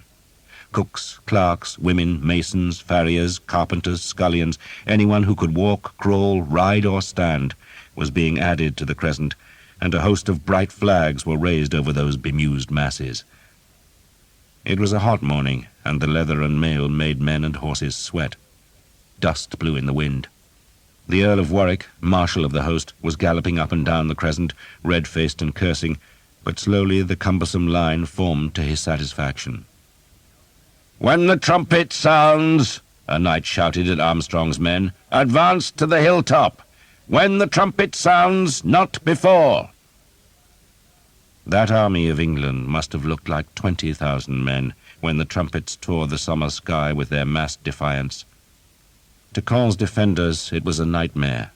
One moment the horizon was empty, even though the sky beyond had long been blanched by the dust kicked up by hoofs and boots, and then there was a sudden host, a horde, a swarm of men glinting iron-hard in the sun, and topped by a forest of raised lances and flags. The whole north and east of the city was ringed with men who, when they saw Caen, gave a great roar of incoherent scorn. There was plunder ahead of them, a whole rich city waiting to be taken. It was a fine and famous city, bigger even than London, and that was the biggest city in England.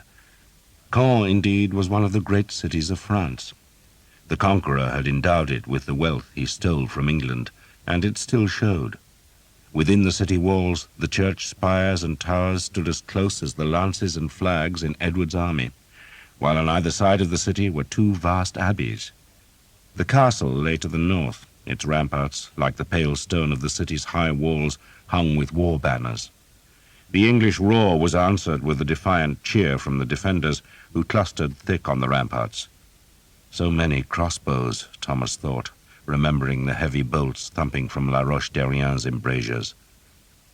The city had spread beyond its walls, but instead of placing the new houses beside the ramparts, as most towns did, here they had been built on a sprawling island that lay to the south of the old city. Formed by a maze-like tangle of tributaries that fed the 2 main rivers which flowed by Caen, the island had no walls, for it was protected by the waterways. It needed such protection, for even from the hilltop, Thomas could see that the island was where the wealth of Caen lay. The old city, within its high walls, would be a labyrinth of narrow alleys and cramped houses, but the island was filled with large mansions, big churches, and wide gardens. But even though it appeared to be the wealthiest part of Caen, it did not seem to be defended. No troops were visible there. Instead, they were all on the ramparts of the old city. The town's boats had been moored on the island's bank, opposite the city wall, and Thomas wondered if any of them belonged to Sir Guillaume d'Evêque. The Earl of Northampton, released from the prince's entourage, joined John Armstrong at the head of the archers, and nodded towards the city walls. "Brute of a place, John," the Earl said cheerfully. "Formidable, my lord," Armstrong grunted. "The island's named for you," the Earl said glibly. "For me?" Armstrong sounded suspicious. "It's the Île Saint-Jean," the Earl said. then pointed to the nearer of the two abbeys, a great monastery that was surrounded by its own ramparts, which were joined to the city's higher walls. "The Abbé aux Hommes," the Earl said. "You know what happened when they buried the Conqueror there? They left him in the abbey for too long, and when the time came to put him in the vault, he was rotted and swollen. His body burst, and they reckon the stench of it drove the congregation out of the abbey." "God's vengeance, my lord," Armstrong said stoically. The Earl gave him a quizzical look. "Maybe," he said uncertainly. "There's no love of William in the North Country," Armstrong said. "Long time ago, John. Not so long that I won't spit on his grave," Armstrong declared, then explained himself. "He might have been our king, my lord, but he were no Englishman." "I suppose he wasn't," the Earl allowed. "Time for revenge," Armstrong said loudly enough for the nearest archers to hear.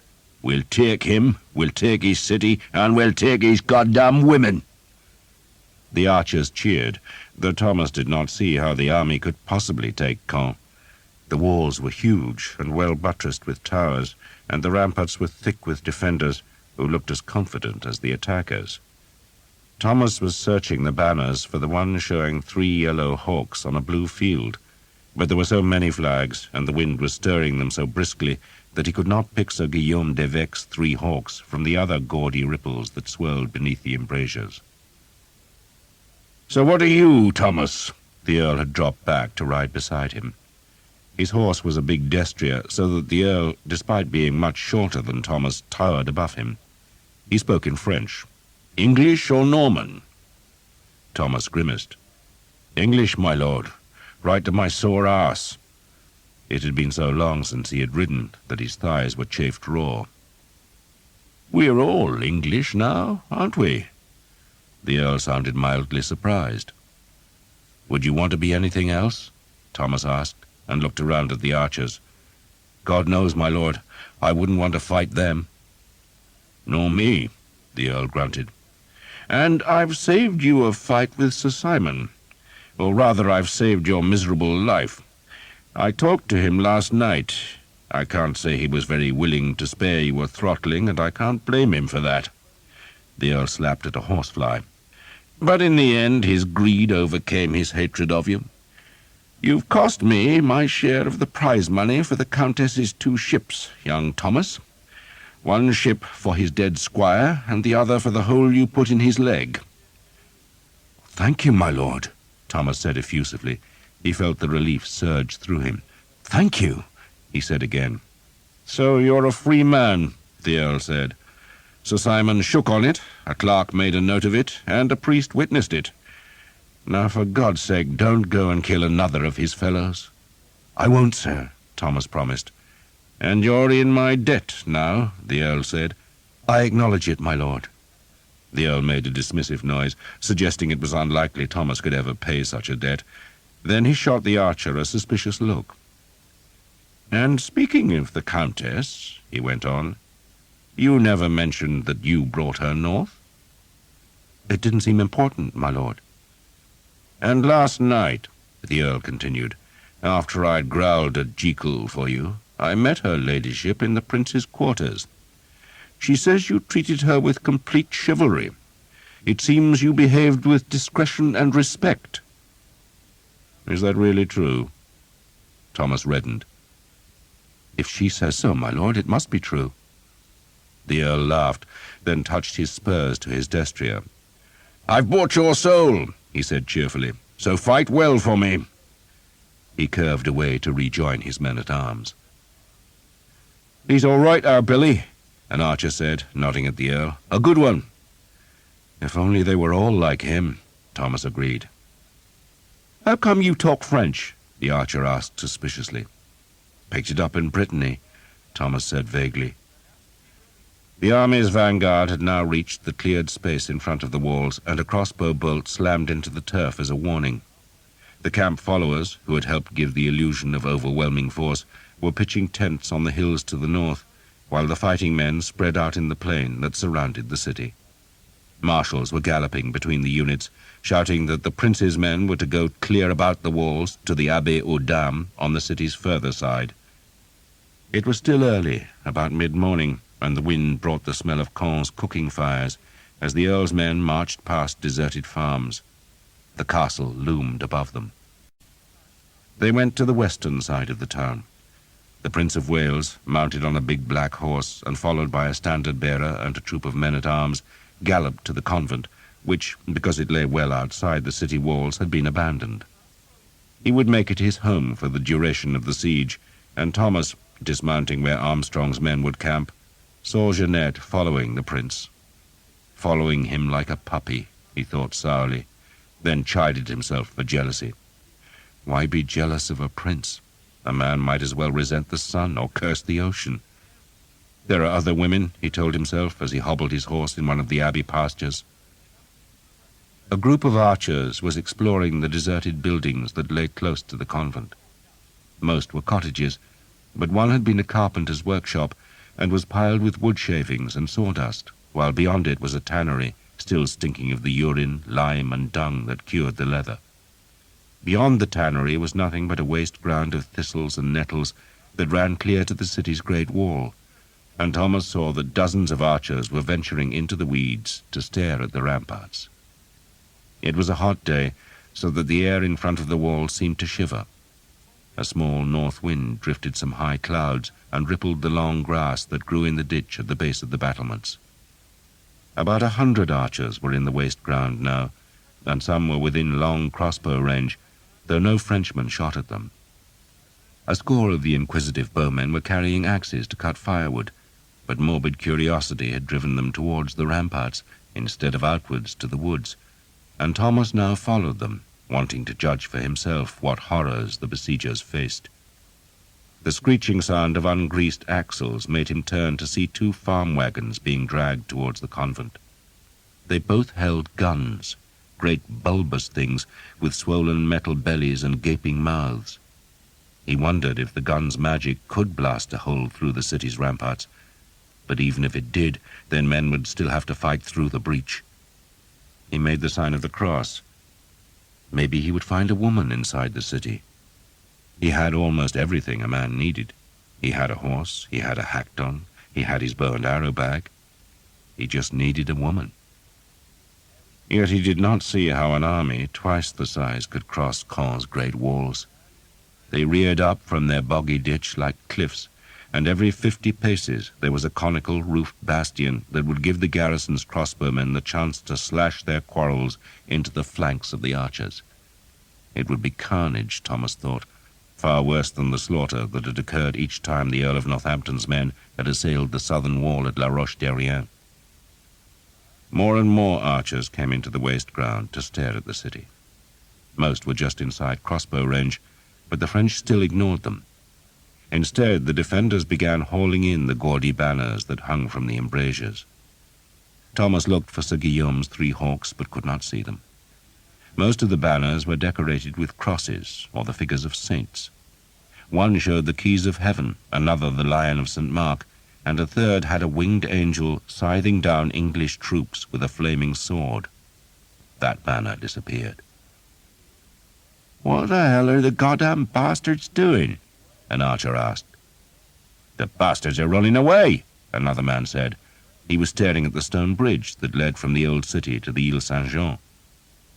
That bridge was thronged with soldiers, some mounted, most on foot, and all of them streaming out of the walled city onto the island of big houses, churches, and gardens. Thomas walked a few paces southwards to get a better view, and saw crossbowmen and men-at-arms appear in the alleys between the island's houses. "They're going to defend the island," he said to anyone in earshot. By now, carts were being pushed over the bridge, and he could see women and children being chivied on their way by men-at-arms. More defenders crossed the bridge, and still more banners vanished from the walls, until there was only a handful left. The big flags of the great lord still flew from the castle's topmost towers, and pious banners hung down the keep's long walls. But the city ramparts were almost bare, and there must have been 1,000 archers from the Prince of Wales's battle watching those walls now. They should have been cutting firewood, building shelters or digging latrines, but a slow suspicion was dawning on them that the French were not planning to defend both the city and the island, but only the island, which meant the city had been abandoned. That seemed so unlikely that no one even dared mention it. They just watched the city's inhabitants and defenders crowd across the stone bridge, and then, as the last banner was hauled from the ramparts, someone began walking towards the nearest gate. No one gave any orders. No prince, earl, constable, or knight ordered the archers forward. They simply decided to approach the city themselves. Most wore the Prince of Wales's green and white livery, but a good few, like Thomas, had the Earl of Northampton's stars and lions. Thomas half expected crossbowmen to appear and greet the straggling advance with a terrible volley of spitting quarrels, but the embrasures stayed empty, and that emboldened the archers, who saw birds settling on the crenellations, a sure sign that the defenders had abandoned the wall. The men with axes ran to the gate and started to hack at its timbers, and no crossbow bolts flew from the flanking bastions. The great walled city of William the Conqueror had been left unguarded. The axemen broke through the iron-studded planks, lifted the bar, and pulled the big gates open to reveal an empty street. A handcart with one broken wheel was abandoned on the cobbles, but no Frenchmen were visible. There was a pause as the archers stared in disbelief. Then the shouting began. "Havoc! Havoc!" The first thought was plunder, and men eagerly broke into the houses, but found little except chairs, tables, and cupboards. Everything of real value, like every person in the city, was gone to the island. End of Side 10. Side 11. Still more archers were coming into the city. A few climbed towards the open ground surrounding the castle, where 2 died from crossbow bolts spat from the high ramparts, but the rest spread through the city to find it bare, and so more and more men were drawn towards the bridge that spanned the river Odon and led to the Ile Saint-Jean. At the bridge's southern end, where it reached the island, there was a barbican tower that was thick with crossbows, but the French did not want the English getting close to the barbican, and so they had hastily thrown up a barricade on the bridge's northern side out of a great heap of wagons and furniture, and they had garrisoned the barrier with a score of men-at-arms, reinforced by as many crossbowmen. There was another bridge at the island's further side, but the archers did not know of its existence, and besides it was a long way off, and the barricaded bridge was the quickest route to the enemy's riches. The first white-fledged arrows began to fly. Then came the harder sounds of the enemy's crossbows discharging, and the crack of bolts striking the stones of the church beside the bridge. The first men died. There were still no orders. No man of rank was inside the city yet, just a mass of archers, as mindless as wolves smelling blood. They poured arrows at the barricade, forcing its defenders to crouch behind the overturned wagons. Then the first group of English gave a cheer and charged at the barricade with swords, axes, and spears. More men followed as the first tried to climb the ungainly pile. The crossbows banged from the barbican, and men were thrown back by the heavy bolts. The French men-at-arms stood to repel the survivors, and swords clashed on axes. Blood was slick on the bridge approach, and one archer slipped and was trampled underfoot by his colleagues going to the fight. The English were howling, the French were shouting, a trumpet was calling from the barbican, and every church bell on the Ile Saint-Jean was tolling the alarm. Thomas, having no sword of his own, was standing in the porch of a church which stood hard beside the bridge, from where he was shooting arrows up at the barbican tower. But his aim was obscured because a thatch in the old city was on fire and the smoke was curling over the river like a low cloud. The French held all the advantages. Their crossbowmen could shoot from the barbican and from the shelter of the barricade, and to attack them the English had to funnel onto the narrow bridge approach, which was littered with bodies, blood, and bolts.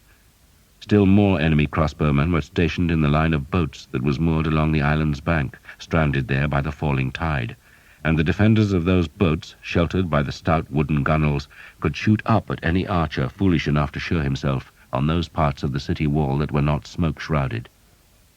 More and more crossbowmen were coming to the bridge, until it seemed as if the air above the river was as thick with quarrels as a flock of starlings. Another rush of archers charged from the alleys to fill the narrow street leading to the barricade. They screamed as they charged. They were not fighting with their bows, but rather with axes, swords, billhooks, and spears.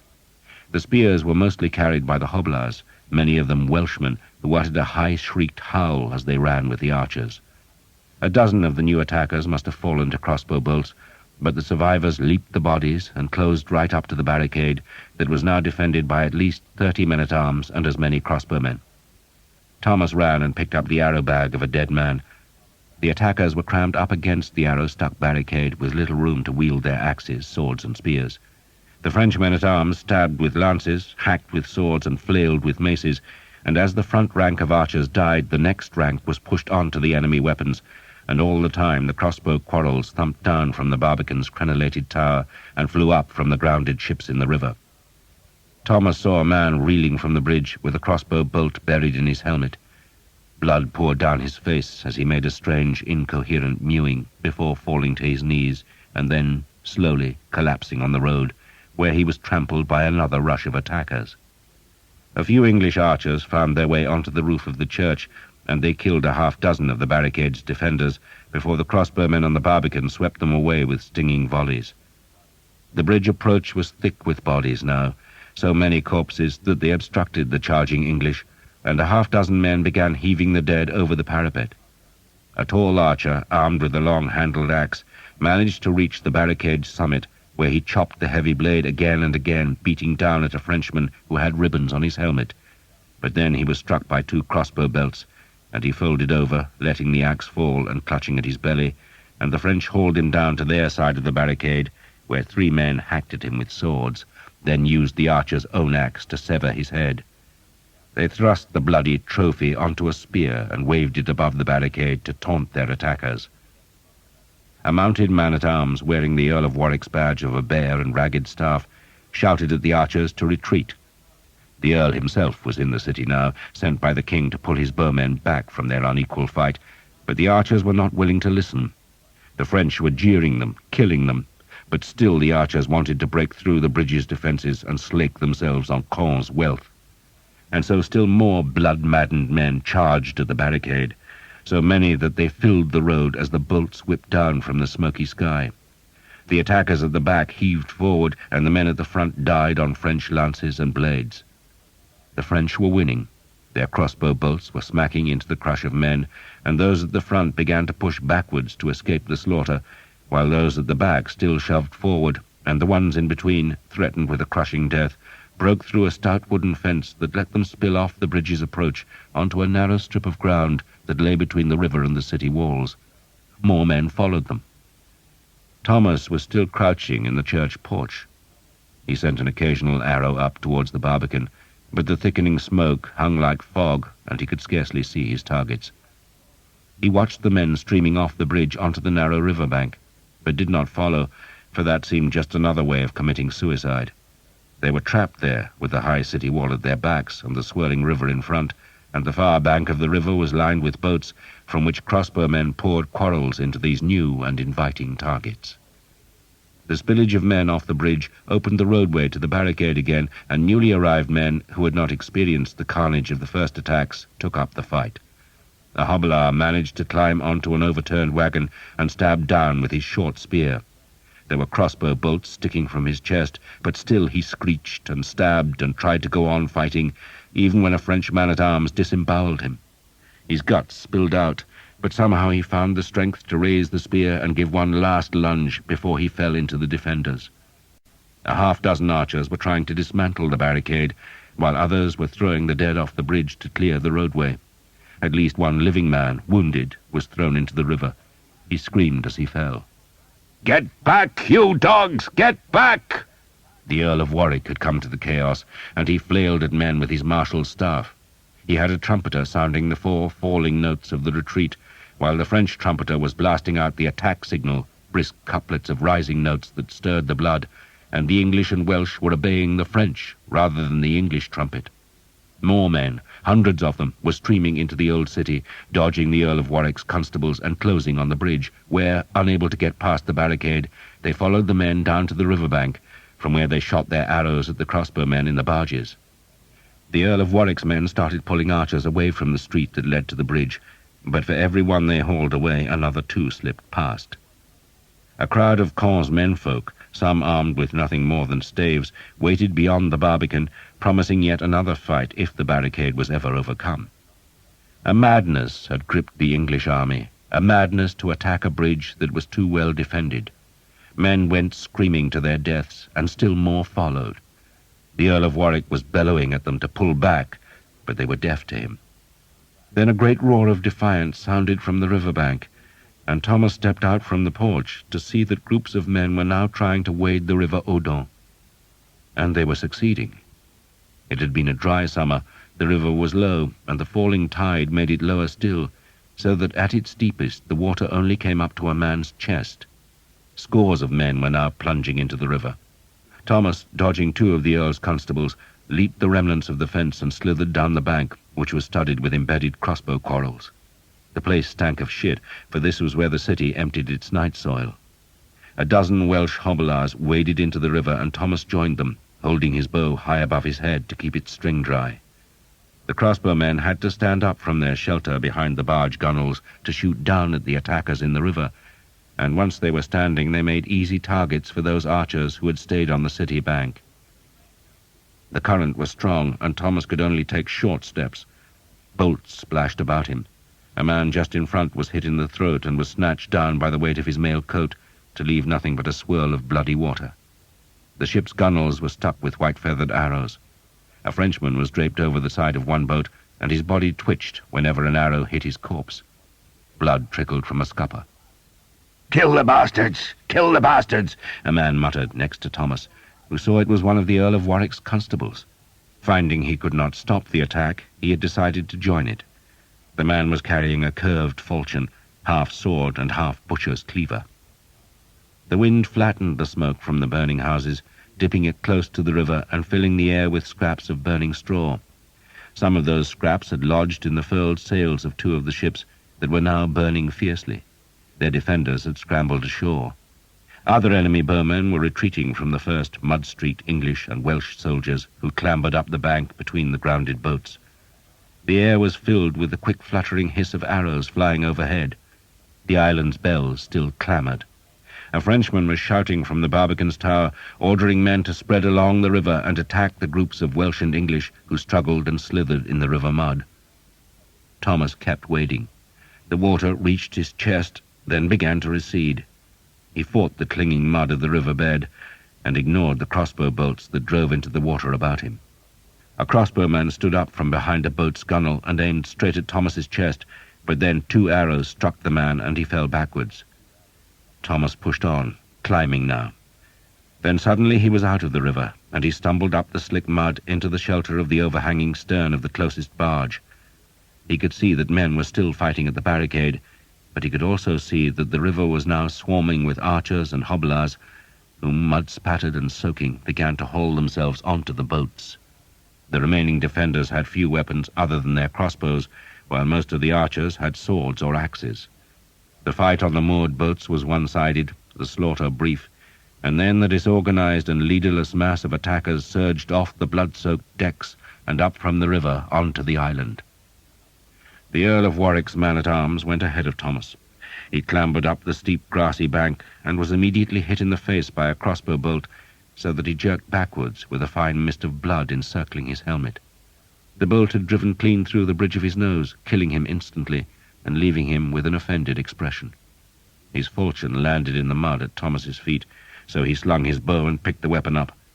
It was surprisingly heavy. There was nothing sophisticated about a falchion. It was simply a killing tool with an edge designed to cut deep because of the weight of the broad blade. It was a good weapon for a melee. Will Skeet had once told Thomas how he had seen a Scottish horse decapitated with a single blow of a falchion, and just to see one of the brutal blades was to feel terror in the gut. The Welsh hobblars were on the barge, finishing off its defenders. Then they gave a shout in their strange language and leaped ashore, and Thomas followed them, to find himself in a loose rank of crazed attackers who ran towards a row of tall and wealthy houses, defended by the men who had escaped from the barges and by the citizens of Caen. The crossbowmen had time to loose one bolt apiece, but they were nervous and most shot wide, and then the attackers were onto them like hounds onto a wounded deer. Thomas wielded the falchion two-handed. A crossbowman tried to defend himself with his bow, but the heavy blade sliced through the weapon's stock as if it had been made of ivory, then buried itself in the Frenchman's neck. A spurt of blood jetted over Thomas's head as he wrenched the heavy sword free and kicked the crossbowman between the legs. A Welshman was grinding a spear blade into a Frenchman's ribs. Thomas stumbled on the man he had struck down, caught his balance, and shouted the English war cry, "St. George!" He swung the blade again, chopping through the forearm of a man wielding a club. He was close enough to smell the man's breath and the stink of his clothes. A Frenchman was swinging a sword, while another was beating at the Welsh with an iron-studded mace. This was tavern fighting, outlaw fighting, and Thomas was screaming like a fiend. God damn them all! He was spattered with blood as he kicked and clawed and slashed his way down the alley. The air seemed unnaturally thick, moist and warm. It stank of blood. The iron-studded mace missed his head by a finger's breadth and struck the wall instead, and Thomas swung the falchion upwards so it cut into the man's groin. The man yelled out, and Thomas kicked the back of the blade to drive it home. "Bastard!" he said, kicking the blade again. "Bastard!" A Welshman speared the man, and two more leaped his body and, their long hair and beards smeared with blood, lunged their red-bladed spears at the next rank of defenders. There must have been 20 or more enemy in the alley, and Thomas and his companions were fewer than a dozen. But the French were nervous and the attackers were confident, and so they ripped into them with spear and sword and falchion, just hacking and stabbing, slicing and cursing them, killing in a welter of summer hatred. More and more English and Welsh were swarming up from the river, and the sound they made was a keening noise, a howl for blood, and a wail of derision for a wealthy enemy. These were the hounds of war that had escaped from their kennels, and they were taking this great city that the lords of the army had supposed would hold the English advance for a month. The defenders in the alley broke and ran. Thomas hacked a man down from behind and wrenched the blade free with a scraping noise of steel on bone. The hobblers kicked in a door, claiming the house beyond as their property. A rush of archers in the Prince of Wales's green and white livery poured down the alley, following Thomas into a long and pretty garden where pear trees grew about neat plots of herbs. Thomas was struck by the incongruity of such a beautiful place under a sky filled with smoke and terrible with screams. The garden had a border of sweet rocket, wallflowers and peonies, and seats under a vine trellis, and for an instant it looked like a scrap of heaven. But then the archers trampled the herbs, threw down the grape arbor, and ran across the flowers. A group of Frenchmen tried to drive the invaders out of the garden. They approached from the east, from out of the mass of men waiting behind the bridge's barbican. They were led by 3 mounted men-at-arms, who all wore blue surcoats decorated with yellow stars. They jumped their horses over the low fences and shouted as they raised their long swords, ready to strike. The arrows smacked into the horses. Thomas had not unslung his bow, but some of the prince's archers had arrows on their cords, and they aimed at the horses instead of the riders. The arrows bit deep, the horses screamed, reared, and fell, and the archers swarmed over the fallen men with axes and swords. Thomas went to the right, heading off the Frenchmen on foot, most of whom seemed to be townsfolk, armed with anything from small axes to thatch hooks to ancient two-handed swords. He cut the falchion through a leather coat, kicked the blade free, swung it so that blood streamed in droplets from the blade, then hacked again. The French wavered, saw more archers coming from the alley, and fled back to the barbican. The archers were hacking at the unsaddled horsemen. One of the fallen men screamed as the blades chopped at his arms and trunk. The blue and yellow surcoats were soaked in blood. Then Thomas saw that it was not yellow stars on a blue field, but hawks. Hawks with their wings raised and their claws outstretched. Sir Guillaume d'Evêque's men. Maybe Sir Guillaume himself. But when he looked at the grimacing, blood-spattered faces, Thomas saw that all 3 had been young men. But Sir Guillaume was here in Caen, and the lands, Thomas thought, must be near. He broke through the fence and headed down another alley. Behind him, in the house that the hobblers had commandeered, a woman cried, the first of many. The church bells were falling silent. Edward III, by the grace of God, King of England, led close to 12,000 fighting men, and by now 1/5 of them were on the island, and still more were coming. No one had led them there. The only orders they had received were to retreat. But they had disobeyed, and so they had captured Caen, though the enemy still held the bridge barbican, from where they were spitting crossbow bolts. Thomas emerged from the alley into the main street, where he joined a group of archers who swamped the crenellated tower with arrows, and under their cover a howling mob of Welsh and English overwhelmed the Frenchmen cowering under the barbican's arch, before charging the defenders of the bridge barricade, who were now assailed on both sides.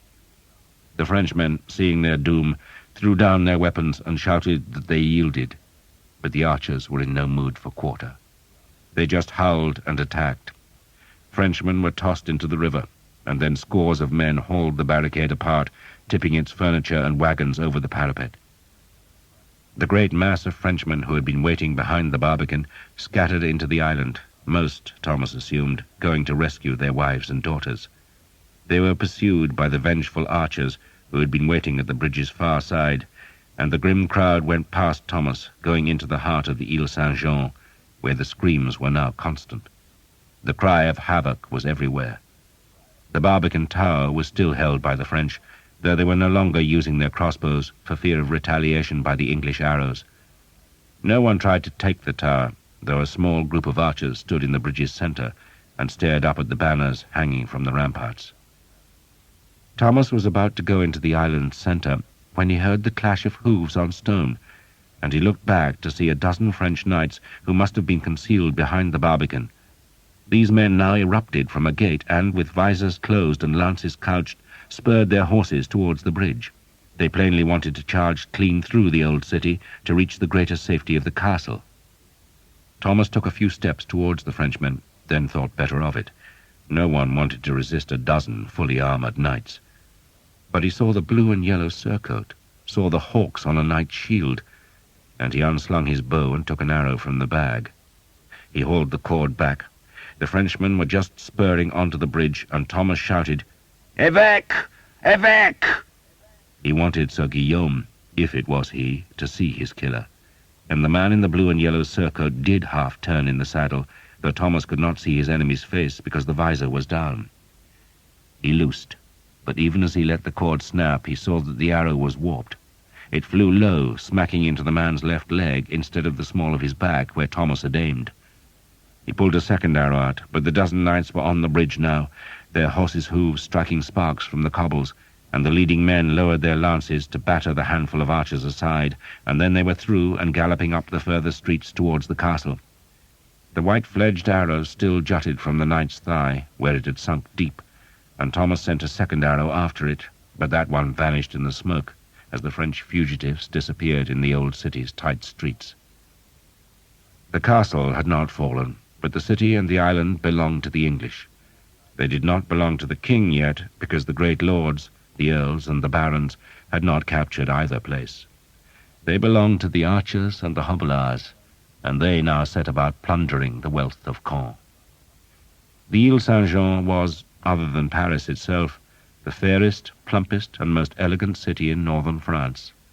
Its houses were beautiful, its gardens fragrant, its streets wide, its churches wealthy, and its citizens, as they should be, civilized.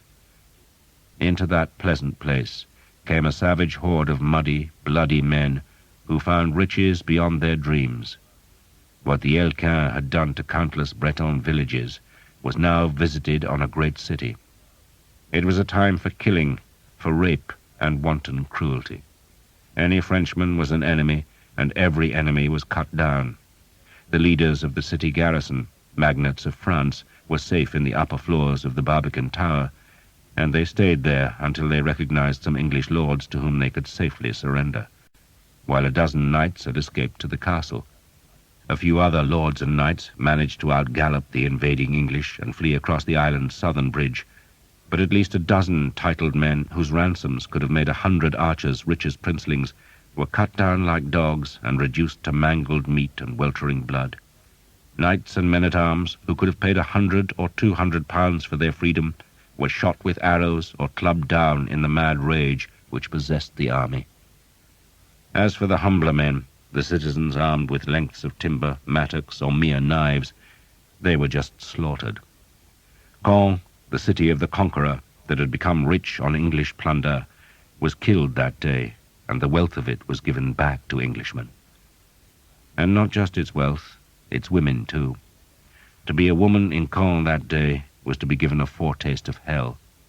There was little fire, for men wanted the houses to be plundered rather than burned, but there were devils aplenty. Men begged for the honor of their wives and daughters, then were forced to watch that honor being trampled. Many women hid, but they were found soon enough by men accustomed to riddling out hiding places in attics or under stairs. The women were driven to the streets, stripped bare, and paraded as trophies. One merchant's wife, monstrously fat, was harnessed to a small cart and whipped naked up and down the main street, which ran the length of the island.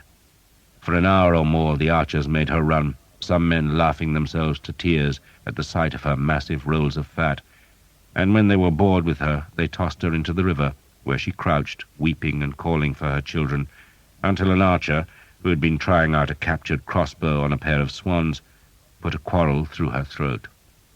Men laden with silver plate were staggering over the bridge, others were still searching for riches, and instead found ale, cider, or wine, and so the excesses grew worse. A priest was hanged from a tavern sign after he tried to stop a rape. Some men-at-arms, very few, tried to stem the horror, but they were hugely outnumbered and driven back to the bridge. The church of Saint-Jean, which was said to contain the finger bones of St. John the Divine, a hoof of the horse St. Paul was riding to Damascus, and one of the baskets that had held the miraculous loaves and fishes, was turned into a brothel, where the women who had fled to the church for sanctuary were sold to grinning soldiers. Men paraded in silks and lace and threw dice for the women from whom they had stolen the finery. Thomas took no part. What happened could not be stopped, not by one man, nor even by 100 men. Another army could have quelled the mass rape, but in the end Thomas knew it would be the stupor of drunkenness that would finish it. Instead, he searched for his enemy's house, wandering from street to street, until he found a dying Frenchman and gave him a drink of water before asking where Sir Guillaume d'Evêque lived. The man rolled his eyes, gasped for breath, and stammered that the house was in the southern part of the island.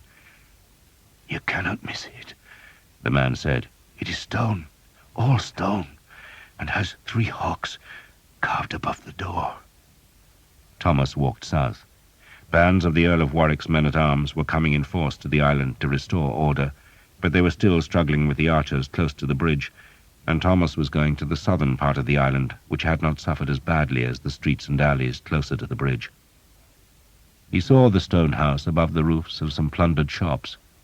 Most other buildings were half-timbered and straw-roofed, but Sir Guillaume d'Evêque's 2-story mansion was almost a fortress.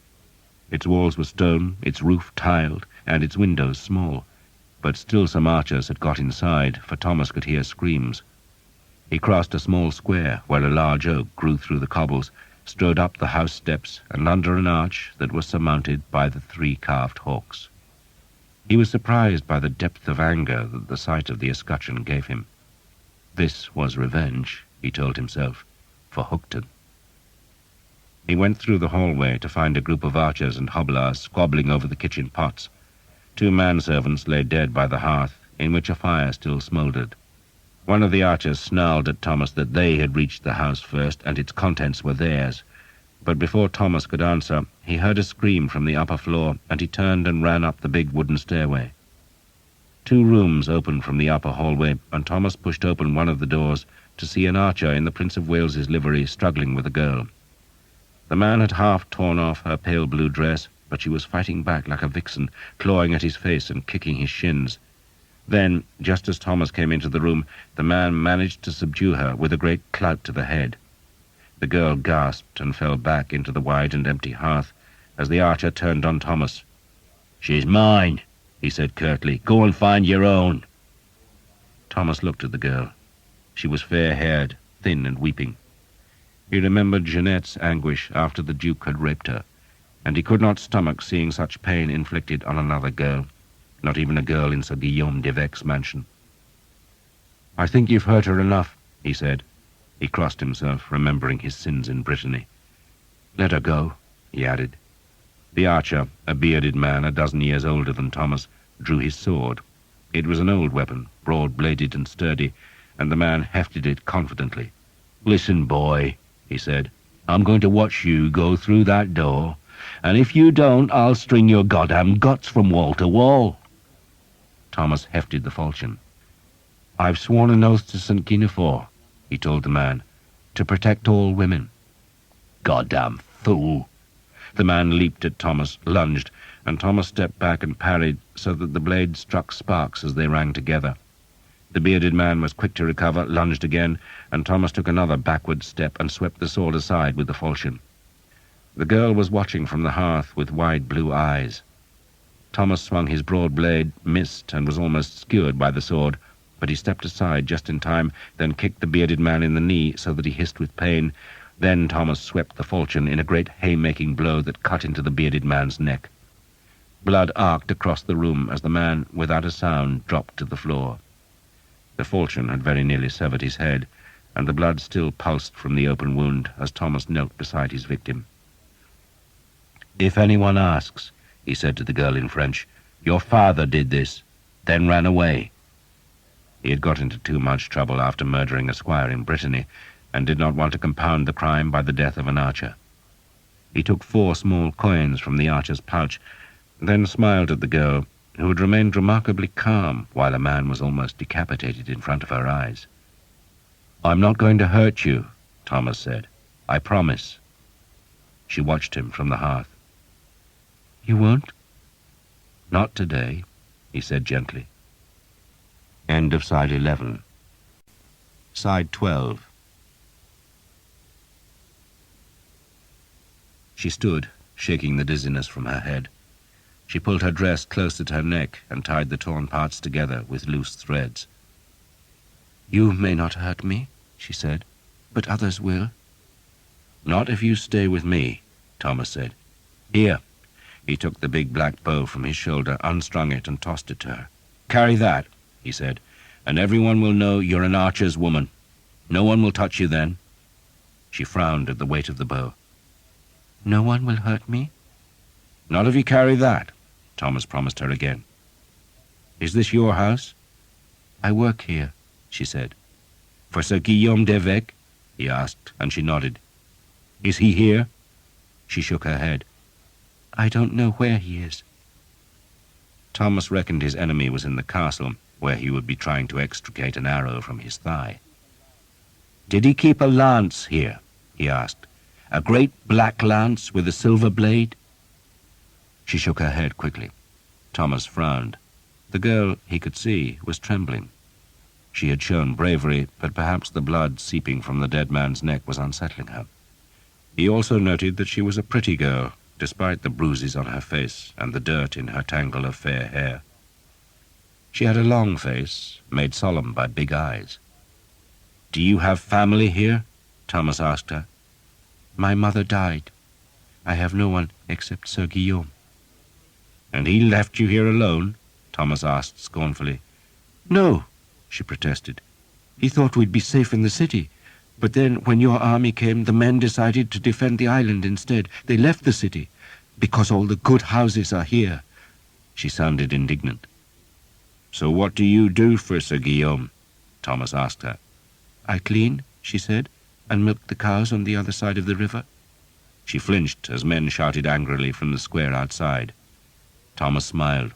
"It's all right. No one will hurt you. Hold on to the bow. If anyone looks at you, say, 'I am an archer's woman.'" He repeated it slowly, then made her say the phrase over and over till he was satisfied. "Good," he smiled at her. "What's your name?" "Eleanor." He doubted it would serve much purpose to search the house, though he did, but there was no lance of St. George hidden in any of the rooms.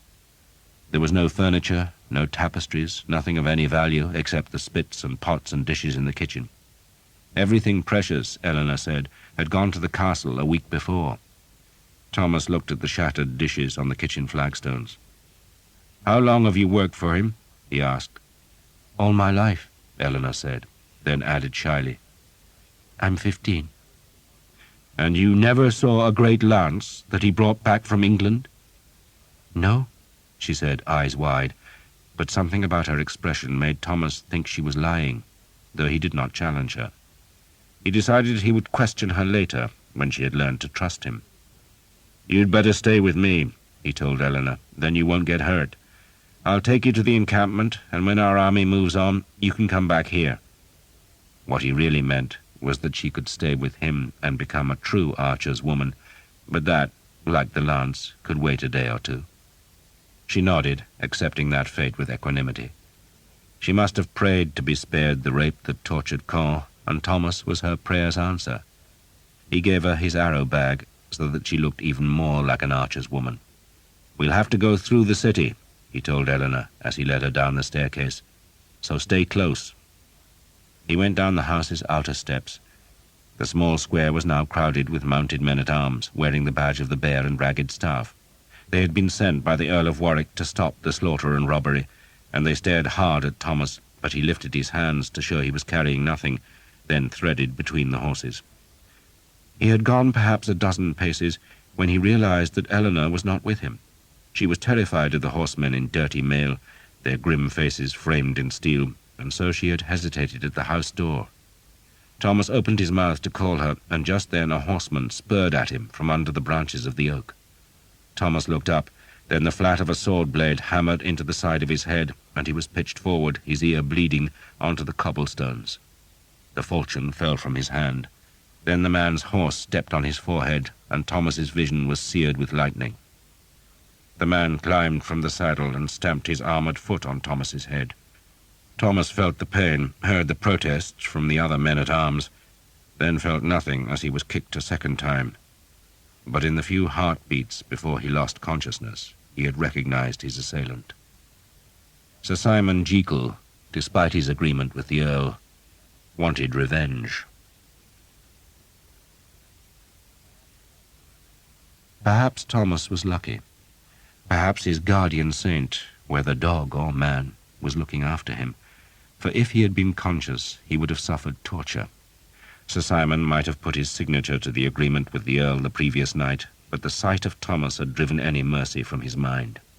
He remembered the humiliation of being hunted naked through the trees, and he recalled the pain of the crossbow bolt in his leg, a wound that still made him limp, and those memories provoked nothing except a wish to give Thomas a long, slow hurting that would leave the archer screaming. But Thomas had been stunned by the flat of the sword and by the kicks to his head, and he did not know a thing as two men-at-arms dragged him towards the oak. At first the Earl of Warwick's men had tried to protect Thomas from Sir Simon, but when he assured them that the man was a deserter, a thief, and a murderer, they had changed their minds. They would hang him. And Sir Simon would let them. If these men hanged Thomas as a deserter, then no one could accuse Sir Simon of executing the archer. He would have kept his word, and the Earl of Northampton would still have to forfeit his share of the prize money. Thomas would be dead, and Sir Simon would be both richer and happier. The men-at-arms were willing enough once they heard Thomas was a murderous thief. They had orders to hang enough rioters, thieves, and rapists to cool the army's ardour, but this quarter of the island, being furthest from the old city, had not seen the same atrocities as the northern half, and so these men-at-arms had been denied the opportunity to use the ropes which the Earl had issued. Now they had a victim, and so one man tossed the rope over an oak branch. Thomas was aware of little of it. He felt nothing as Sir Simon searched him and cut away the money pouch from under his tunic. He did not know a thing when the rope was knotted about his neck, but then he was dimly aware of the stench of horse urine, and suddenly there was a tightening at his gullet, and his slowly recovering sight was sheeted with red. He felt himself hauled into the air, then tried to gasp because of a dreadful gripping pain in his throat, but he could not gasp, and he could scarcely breathe. He could only feel a burning and choking as the smoky air scraped in his windpipe. He wanted to scream in terror, but his lungs could do nothing except give him agony. He had an instant's lucidity as he realized he was dangling and jerking and twitching, and though he scrabbled at his neck with his hooked fingers, he could not loosen the rope's strangling grip. Then, in terror, he pissed himself. "Yellow bastard!" Sir Simon sneered, and he struck at Thomas's body with his sword, though the blow did little more than slice the flesh at Thomas's waist and swing his body on the rope. "Leave him be," one of the men-at-arms said. "He's a dead un." And they watched until Thomas's movements became spasmodic. Then they mounted and rode on. A group of archers also watched from one of the houses in the square, and their presence scared Sir Simon, who feared they might be friends of Thomas, and so, when the Earl's men left the square, he rode with them. His own followers were searching the nearby church of St. Michael, and Sir Simon had only come to the square because he had seen the tall stone house and wondered if it contained plunder. Instead, he had found Thomas, and now Thomas was hanged. It was not the revenge Sir Simon had dreamed of, but there had been pleasure in it, and that was a compensation. Thomas felt nothing now. It was all darkness and no pain. He was dancing the rope to hell, his head to one side, body still swinging slightly, legs twitching, hands curling, and feet dripping.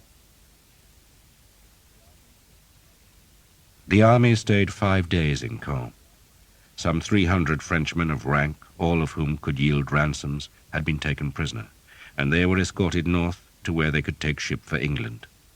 The injured English and Welsh soldiers were carried to the Abbey aux Dames, where they lay in the cloisters, their wounds stinking so high that the prince and his entourage moved to the Abbey aux Hommes, where the king had his quarters.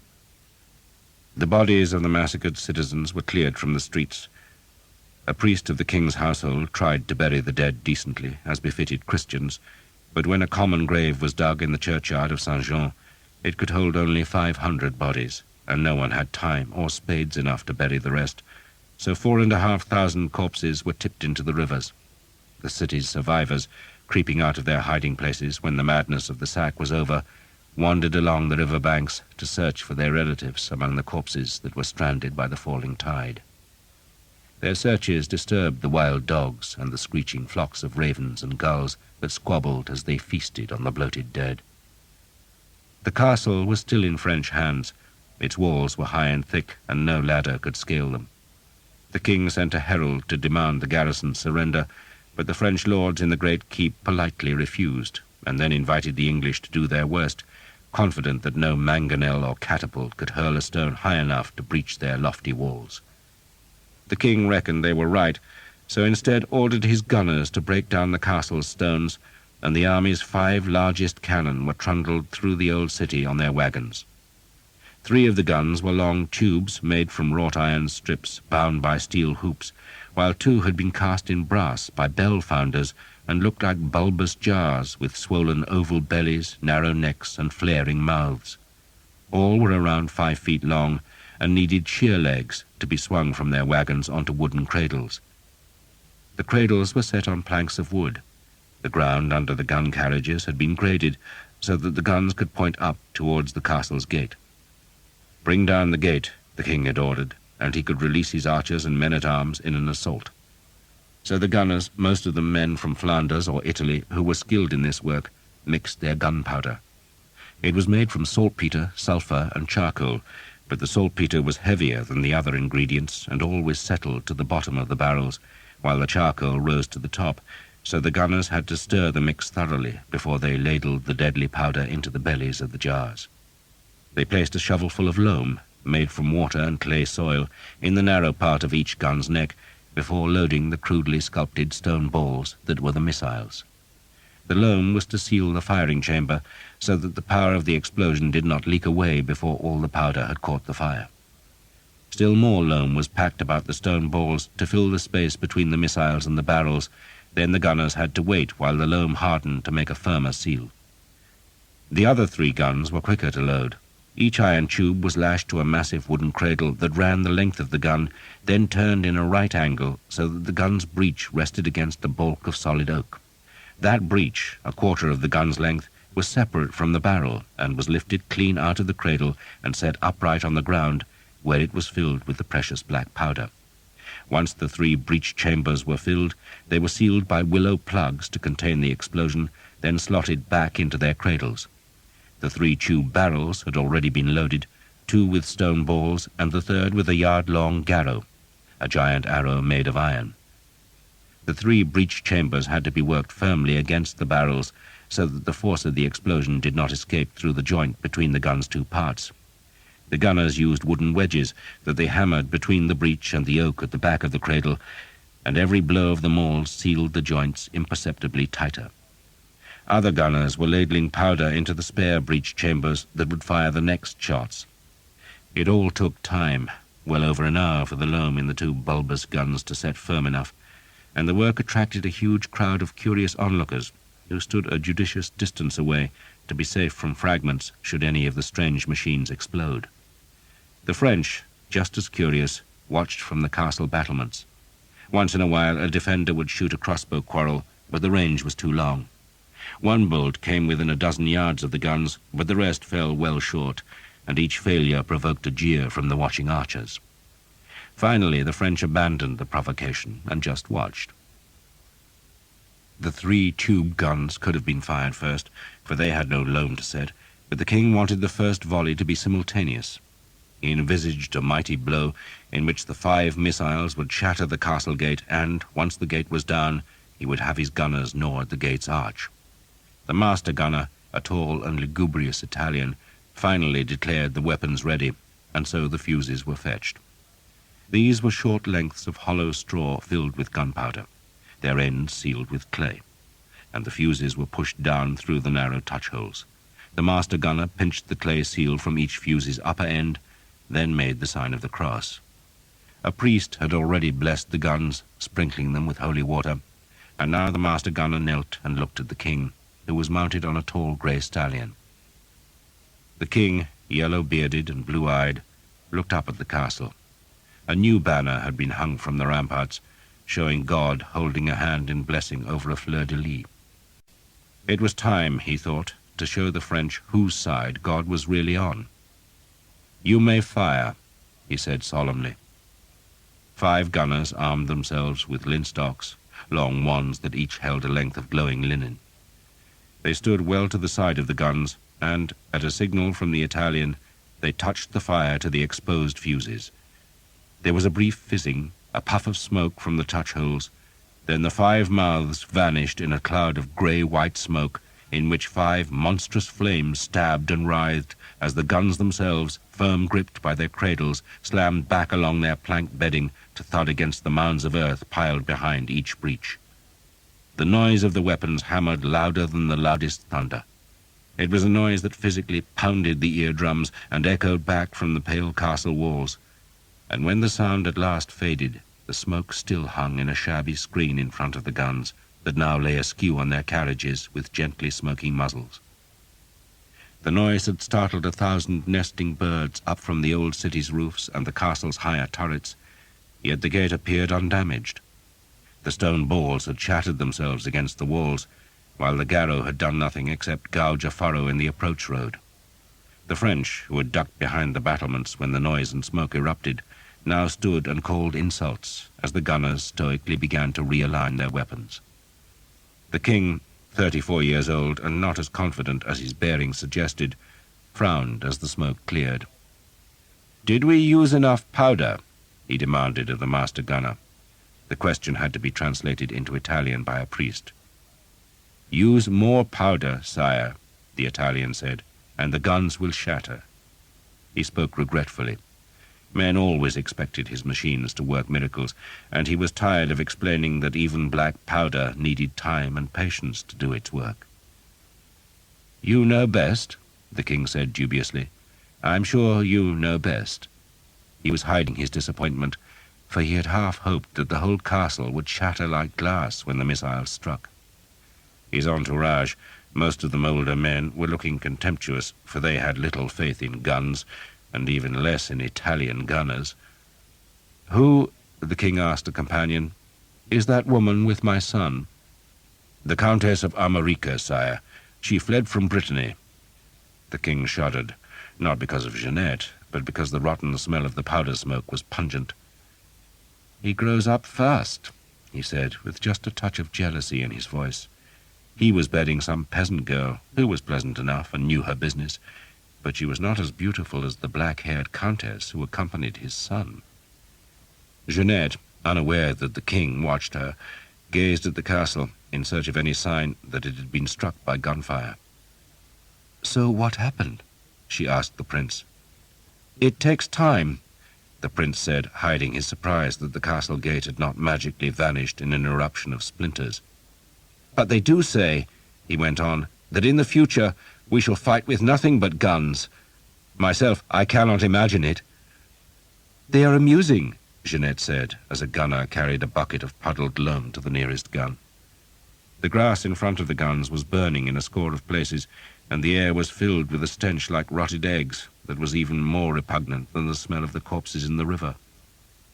"If it amuses you, my dear, then I am glad we have the machines," the prince said, then frowned because a group of his white and green-clad archers were jeering the gunners.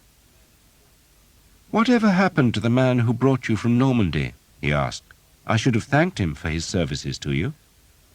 Jeanette feared she was blushing, but made her voice careless. "I have not seen him since we came here." The prince twisted in his saddle.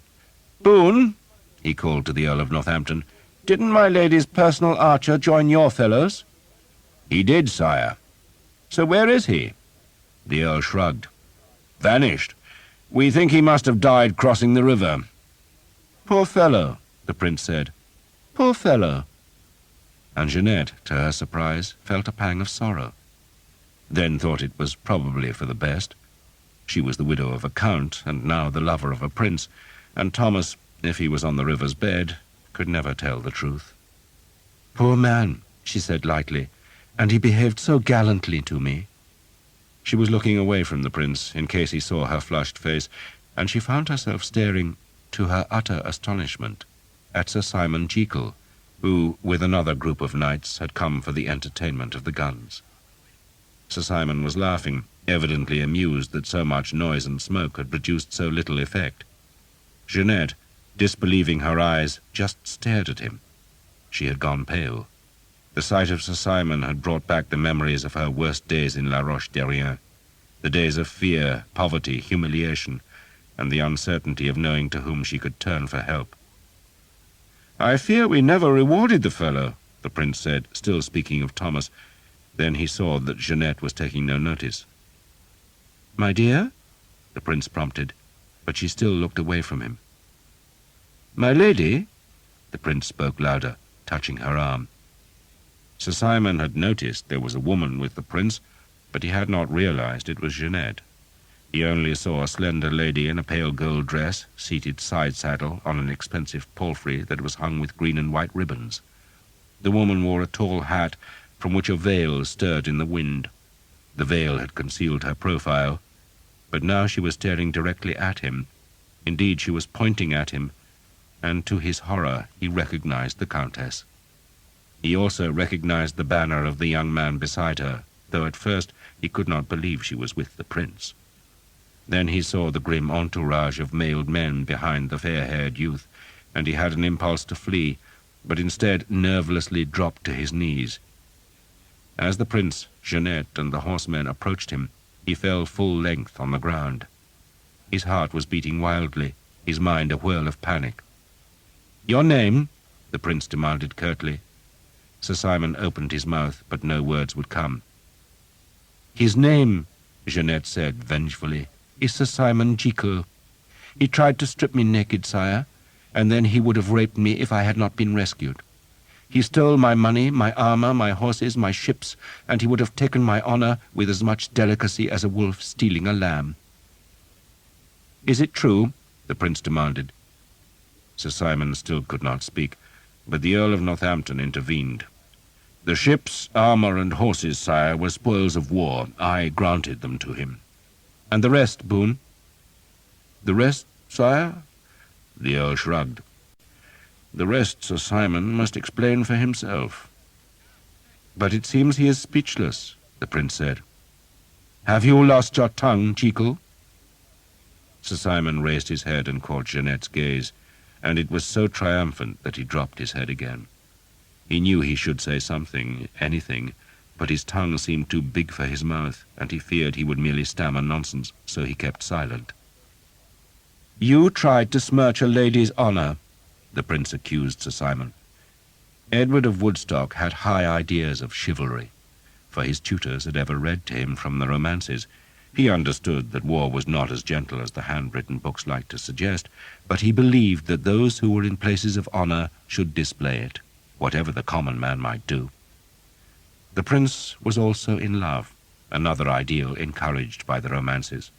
Jeanette had captivated him, and he was determined that her honor would be upheld. He spoke again, but his words were drowned by the sound of a tube gun firing. Everyone turned to stare at the castle, but the stone ball merely shattered against the gate tower, doing no damage. "Would you fight me for the lady's honor?" the prince demanded of Sir Simon. Sir Simon would have been happy to fight the prince, so long as he could have been assured that his victory would bring no reprisals. He knew the boy had a reputation as a warrior, yet the prince was not full-grown and nowhere near as strong or experienced as Sir Simon. But only a fool fought against a prince and expected to win. The king, it was true, entered tournaments, but he did so disguised in plain armor without a surcoat, so that his opponents had no idea of his identity. But if Sir Simon fought the prince, then he would not dare use his full strength, for any injury done would be repaid 1,000-fold by the prince's supporters. And indeed, even as Sir Simon hesitated, the grim men behind the prince spurred their horses forward, as if offering themselves as champions for the fight. Sir Simon, overwhelmed by reality, shook his head. "If you will not fight," the prince said in his high, clear voice, "then we must assume your guilt and demand recompense. You owe the lady armor and a sword." "The armor was fairly taken, sire," the Earl of Northampton pointed out. "No man can take armor and weapons from a mere woman fairly," the prince snapped. "Where is the armor now, Jekyll?" "Lost, sir." Sir Simon spoke for the first time. He wanted to tell the prince the whole how Jeanette had arranged an ambush, but that tale ended with his own humiliation, and he had the sense to keep quiet. "Then that mail coat will have to suffice," the prince declared. "Take it off, and the sword too." Sir Simon gaped at the prince, but saw he was serious. He unbuckled the sword belt and let it drop, then hauled the mail coat over his head, so that he was left in his shirt and breeches. "What is in the pouch?" the prince demanded, pointing at the heavy leather bag suspended about Sir Simon's neck. Sir Simon sought an answer and found none but the truth, which was that the pouch was the heavy money bag he had taken from Thomas. "It is money, sire." "Then give it to her ladyship." Sir Simon lifted the bag over his head and held it out to Jeanette, who smiled sweetly. "Thank you, Sir Simon," she said. "Your horse is forfeit too," the prince decreed, "and you will leave this encampment by midday, for you are not welcome in our company. You may go home, Jekyll, but in England you will not have our favour." Sir Simon looked into the prince's eyes for the first time. "You damned, miserable little pup," he thought, "with your mother's milk still sour on your unshaven lips." Then he shook as he was struck by the coldness of the prince's eyes. He bowed, knowing he was being banished, and he knew it was unfair, but there was nothing he could do except appeal to the king. Yet the king owed him no favours, and no great men of the realm would speak for him, and so he was effectively an outcast. He could go home to England, but there men would soon learn he had incurred royal disfavour, and his life would be endless misery. He bowed, he turned, and he walked away in his dirty shirt as silent men opened a path for him. The cannon fired on. They fired 4 times that day and 8 the next, and at the end of the 2 days there was a splintered rent in the castle gate that might have given entrance to a starved sparrow. The guns had done nothing except hurt the gunners' ears and shatter stone balls against the castle's ramparts. Not a Frenchman had died, though 1 gunner and an archer had been killed when one of the brass guns exploded into a myriad red-hot scraps of metal. The king, realizing that the attempt was ridiculous, ordered the guns taken away and the siege of the castle abandoned. And the next day the whole army left Caen. They marched eastwards, going towards Paris, and after them crawled their wagons and their camp followers and their herds of beef cattle, and for a long time afterwards the eastern sky showed white where the dust of their marching hazed the air. But at last the dust settled, and the city, ravaged and sacked, was left alone. The folk who had succeeded in escaping from the island crept back to their homes. The splintered door of the castle was pushed open, and its garrison came down to see what was left of Caen. For a week the priests carried an image of Saint Jean about the littered streets and sprinkled holy water to get rid of the lingering stink of the enemy. They said masses for the souls of the dead and prayed fervently that the wretched English would meet the King of France and have their own ruin visited on them.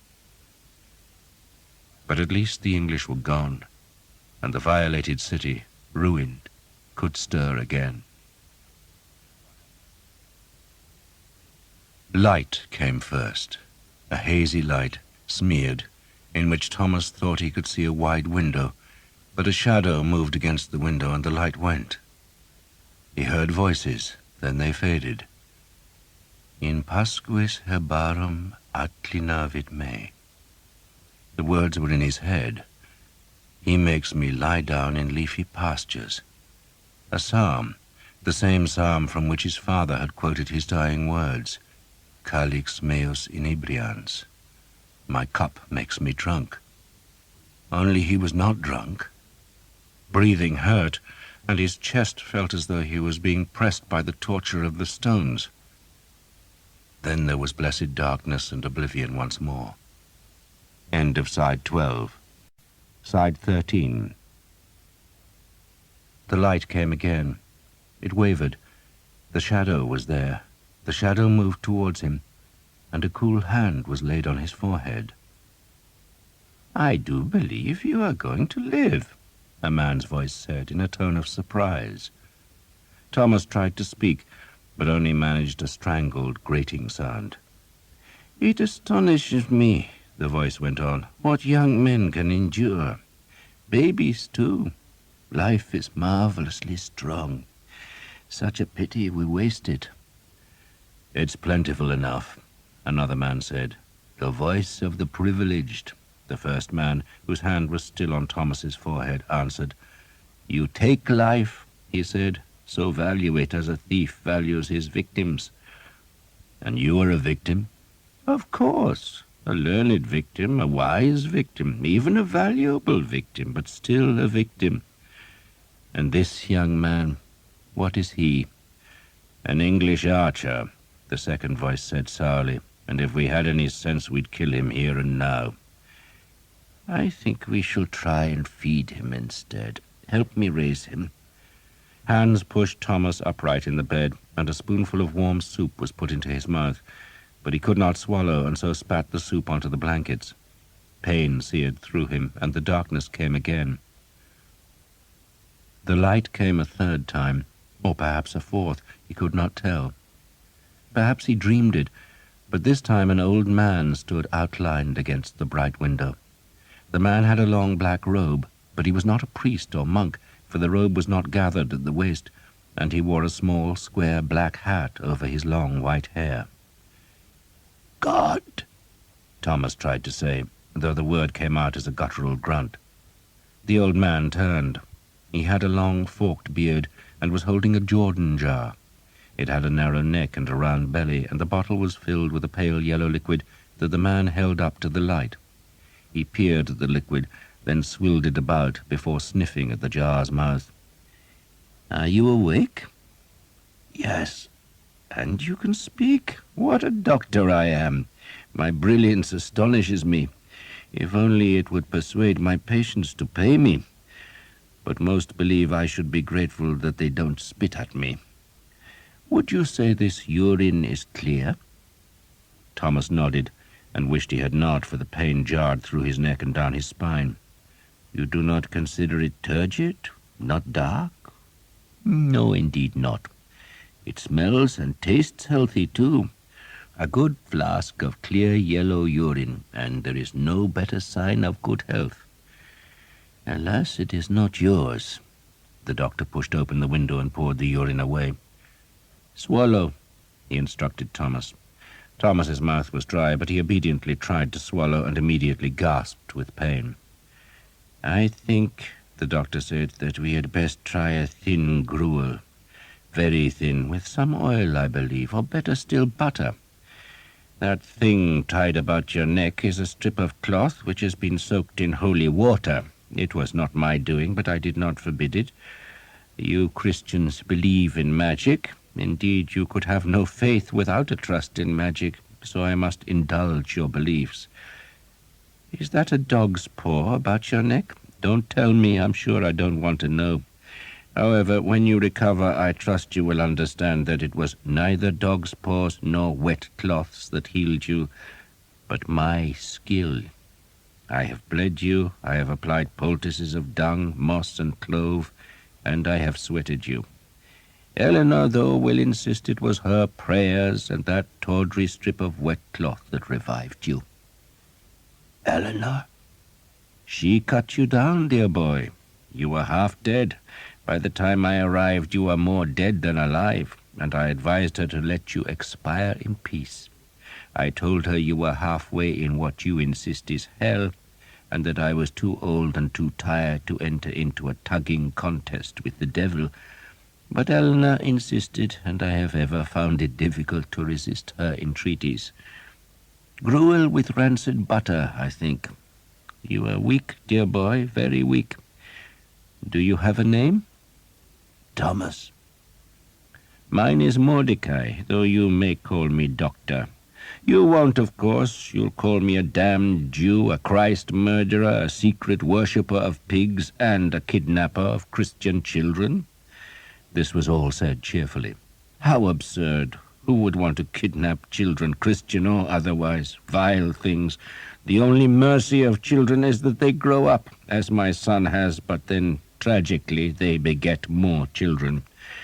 We do not learn life's lessons. Doctor, Thomas croaked. Thomas? thank you. An Englishman with manners. The world's wonders never cease. Wait there, Thomas, and do not have the bad manners to die while I am gone. I shall fetch Gruel. Doctor, I am still here, where am I? in the house of my friend, and quite safe. Your friend?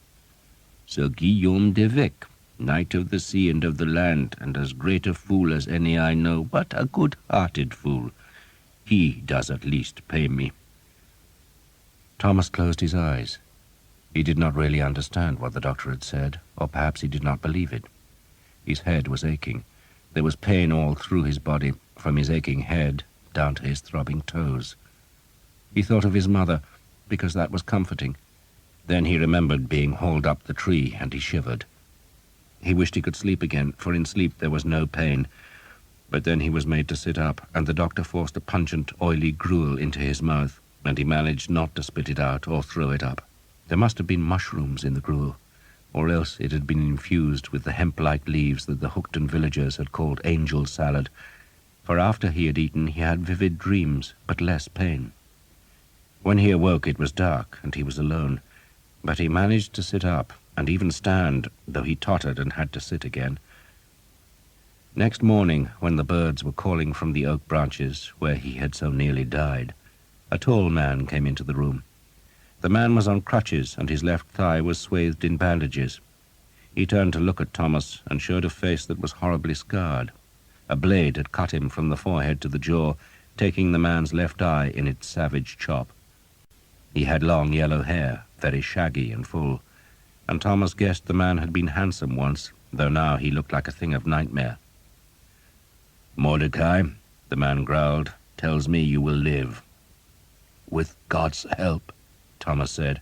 I doubt God's interested in you, the man said sourly. He looked to be in his 30s and had the bowed legs of a horseman and the deep chest of a man who practices hard with weapons. He swung on the crutches to the window, where he sat on the sill. His beard was streaked with white where the blade had chopped into his jaw, and his voice was uncommonly deep and harsh. But you might live with Mordecai's help. There isn't a physician to touch him in all Normandy, though Christ alone knows how he does it. He's been squinting at my piss for a week now. I'm crippled, you Jewish half-wit, I tell him, not wounded in the bladder, but he just tells me to shut my mouth and squeeze out more drops. He'll start on you soon. The man, who wore nothing except a long white shirt, contemplated Thomas moodily. I have a notion, he growled, that you are the God-forsaken bastard who put an arrow into my thigh. I remember seeing a son of a whore with long hair like yours, then I was hit. You're Sir Guillaume? I am. I meant to kill you, Thomas said. So why shouldn't I kill you? Sir Guillaume asked. You lie in my bed, drink my gruel, and breathe my air. English bastard. Worse, you're a vexil. Thomas turned his head to stare at the forbidding Sir Guillaume. He said nothing, for the last 3 words had mystified him. But I choose not to kill you, Sir Guillaume said, because you saved my daughter from rape. Your daughter? Eleanor, you fool. She's a bastard daughter, of course, Sir Guillaume said. Her mother was a servant to my father. But Eleanor is all I've got left, and I'm fond of her. She says you were kind to her, which is why she cut you down and why you're lying in my bed. She always was overly sentimental. He frowned. But I still have a mind to slice your damned throat. For 4 years, Thomas said, I have dreamed of slitting yours. Sir Guillaume's one eye gazed at him balefully. Of course you have. You're a vexil. I've never heard of the vexil, Thomas said. My name is Thomas of Hookton. Thomas half expected Sir Guillaume to frown as he tried to remember Hookton, but his recognition of the name was instant. Hookton, he said. Hookton. Good sweet Christ. Hookton. He was silent for a few heartbeats. And of course you're a damned vexil. You have their badge on your bow. My bow? You gave it to Eleanor to carry. She kept it. Thomas closed his eyes. There was pain in his neck and down his back and in his head. I think it was my father's badge, he said, but I don't really know because he would never talk of his family. I know he hated his own father. I wasn't very fond of my own, but your men killed him, and I swore to avenge him. Sir Guillaume turned to gaze out of the window. You have truly never heard of the vexil? Never. Then you are fortunate. He stood. They are the devil's offspring, and you, I suspect, are one of their pups. I would kill you, boy, with as little conscience as if I stamped on a spider. But you were kind to my bastard daughter, and for that I thank you.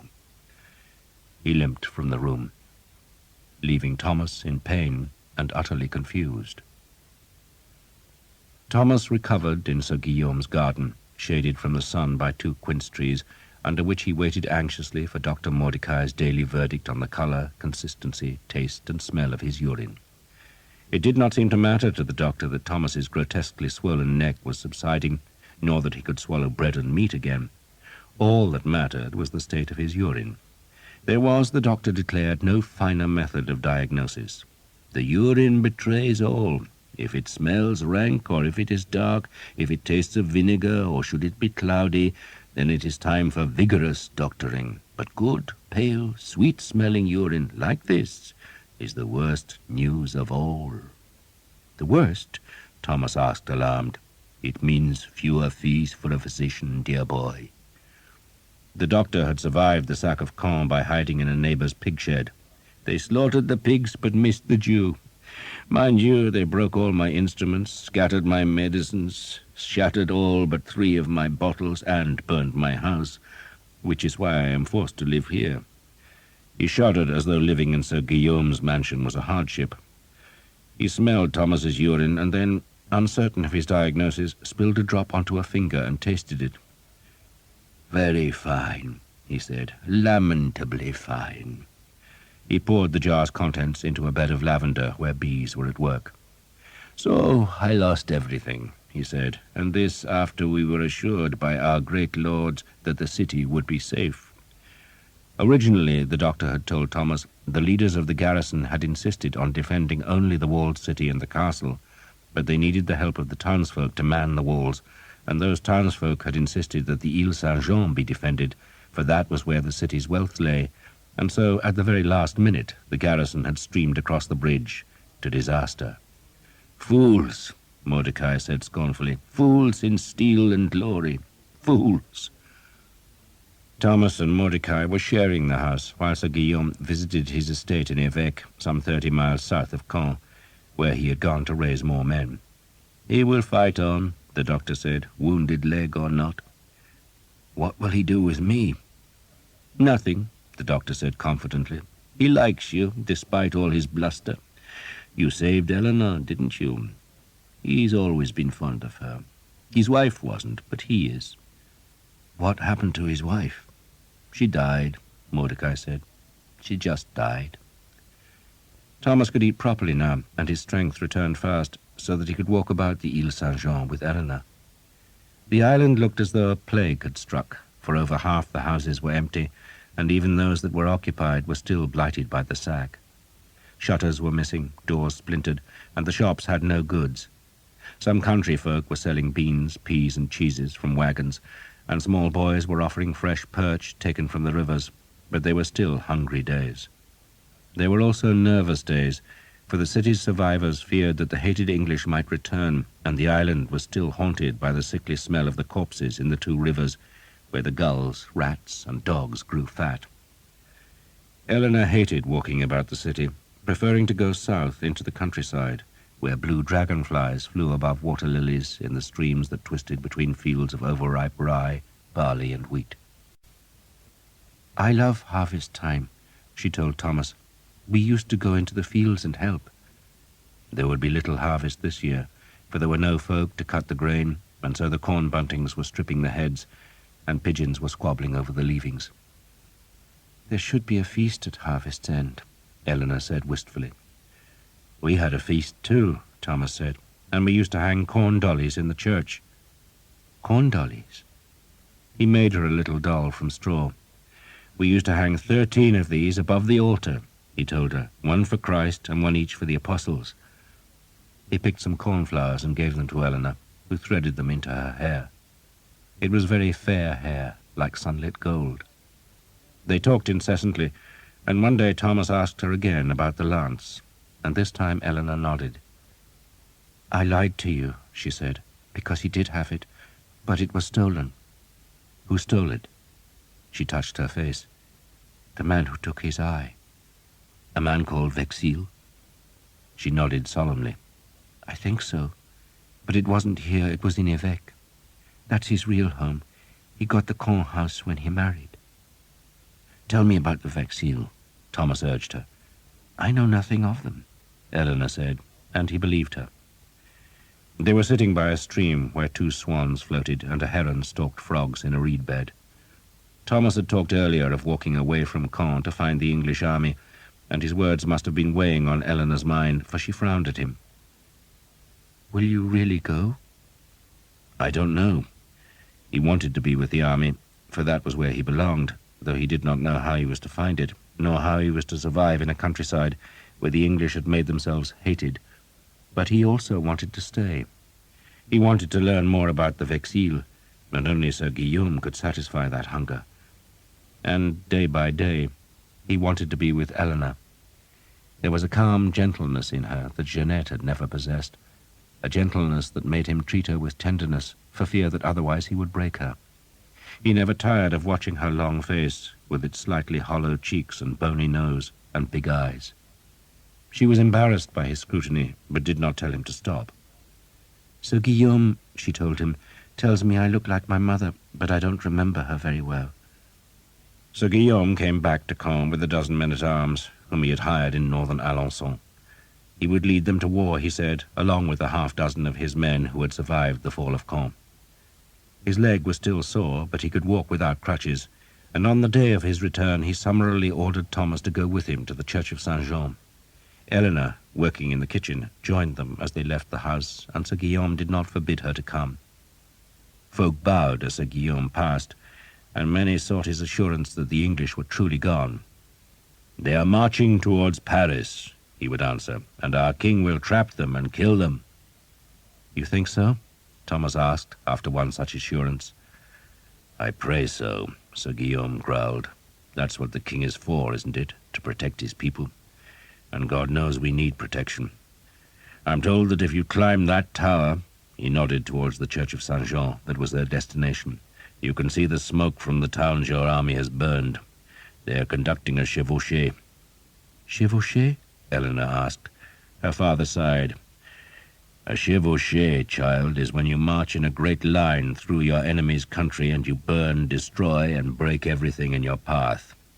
The object of such barbarity is to force your enemy to come out from his fortresses and fight. And I think our king will oblige the English." "And the English bows," Thomas said, "will cut his army down like hay." Sir Guillaume looked angry at that, but then shrugged. "A marching army gets worn down," he said. "The horses go lame, the boots wear out, and the arrows run out.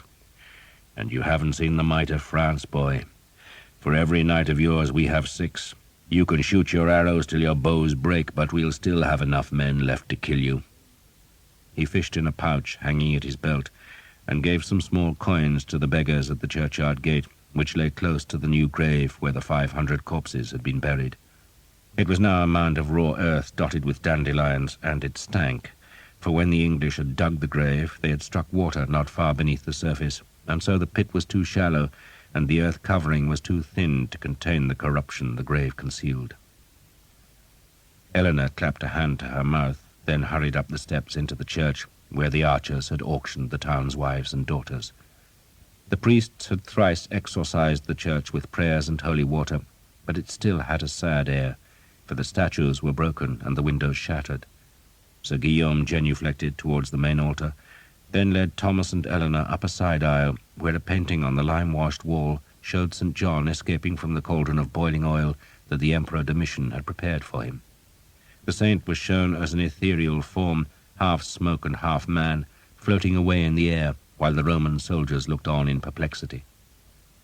Sir Guillaume approached a side altar, where he dropped to his knees beside a great black flagstone, and Thomas, to his surprise, saw that the Frenchman was weeping from his one eye. "I brought you here," Sir Guillaume said, "to teach you a lesson about your family." Thomas did not contradict him. He did not know that he was of Exil, but the yale on the silver badge suggested he was.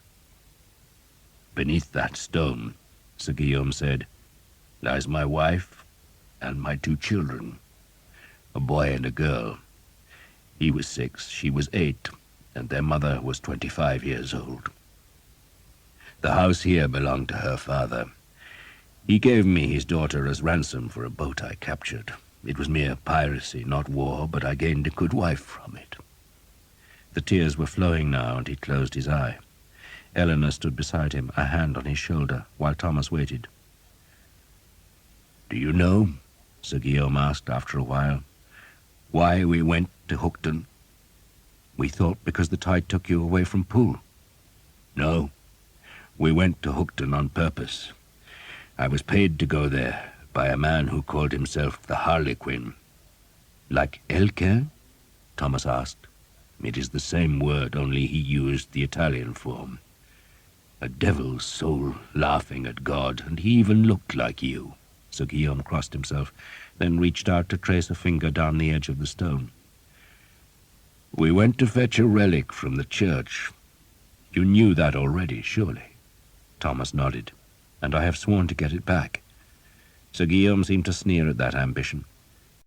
"I thought it was all foolishness, but in those days I thought all life was foolishness. Why would some miserable church in an insignificant English village have a precious relic? But the Harlequin insisted he was right, and when we took the village, we found the relic." "The lance of St. George," Thomas said flatly. "The lance of St. George," Sir Guillaume agreed. "I had a contract with the Harlequin. He paid me a little money, and the balance was kept by a monk in the abbey here. He was a monk that everyone trusted, a scholar, a fierce man whom folk said would become a saint. But when we returned, I found that Brother Martin had fled, and he had taken the money with him. So I refused to give the lance to the Harlequin. 'Bring me 900 livres in good silver,' I told him, 'and the lance is yours.' But he would not pay. So I kept the lance. I kept it in Évêque, and the months passed, and I heard nothing, and I thought the lance had been forgotten. Then 2 years ago, in the spring, the Harlequin returned. He came with men-at-arms, and he captured the manor. He slaughtered everyone, and took the lance." Thomas stared at the black flagstone. "You lived?" "Scarcely," Sir Guillaume said. He hauled up his black jacket and showed a terrible scar on his belly. "They gave me 3 wounds," he went on. "1 to the head, 1 to the belly, and 1 to the leg. They told me the 1 to the head was because I was a fool with no brains. The 1 in the guts was a reward for my greed, and the 1 to the leg so I would limp down to hell. Then they left me to watch the corpses of my wife and children while I died. But I lived, thanks to Mordecai." He stood, wincing, as he put his weight onto his left leg. "I lived," he said grimly, "and I swore I would find the man who did that." He pointed at the flagstone and sent his soul screaming into the pit. "It took me a year to discover who he was, and you know how I did it? When he came to Évêque, he had his men's shields covered with black cloth, but I slashed the cloth of one with my sword and saw the Yale. So I asked men about the Yale. I asked them in Paris and Anjou, in Burgundy and the Dauphiné, and in the end I found my answer. And where did I find it? After asking the length and breadth of France, I found it here, in Caen. A man here knew the badge. The Harlequin is a man called Vexil. I do not know his first name. I do not know his rank. I just know he is a devil called Vexil." "So the Vexil have the lance?" "They have. And the man who killed my family killed your father." Sir Guillaume looked ashamed for a brief instant. "I killed your mother. I think I did anyway, but she attacked me and I was angry." He shrugged. "But I did not kill your father, and in killing your mother I did nothing more than you have done in Brittany." "True," Thomas admitted. He looked into Sir Guillaume's eye and could feel no hatred for his mother's death. "So we share an enemy," Thomas said. "And that enemy," Sir Guillaume said, "is the devil." He said it grimly, then crossed himself. Thomas suddenly felt cold, for he had found his enemy, and his enemy was Lucifer. That evening Mordecai rubbed a salve into Thomas's neck. "It is almost healed, I think," he said, "and the pain will go, though perhaps a little will remain to remind you of how close you came to death." He sniffed the garden scents. "So Sir Guillaume told you the story of his wife?" "Yes." "And you are related to the man who killed his wife?" "I don't know," Thomas said. "Truly I don't. But the Yale suggests I am." "And Sir Guillaume probably killed your mother, and the man who killed his wife killed your father, and Sir Simon Jekyll tried to kill you." Mordecai shook his head. "I nightly lament that I was not born a Christian. I could carry a weapon and join the sport." He handed Thomas a bottle. "Perform," he commanded. "And what, by the by, is a Yale?" "A heraldic beast," Thomas explained. The doctor sniffed.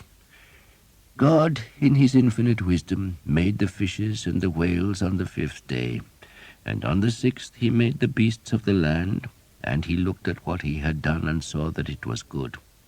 But not good enough for the heralds, who have to add wings, horns, tusks, and claws to his inadequate work." "Is that all you can do?" "For the moment. I'd get more juice from squeezing a walnut," he grumbled and shuffled away. Eleanor must have been watching for his departure, for she appeared from under the pear trees that grew at the garden's end and gestured towards the river gate. Thomas followed her down to the bank of the River Orne, where they watched an excited trio of small boys trying to spear a pike with English arrows left after the city's capture.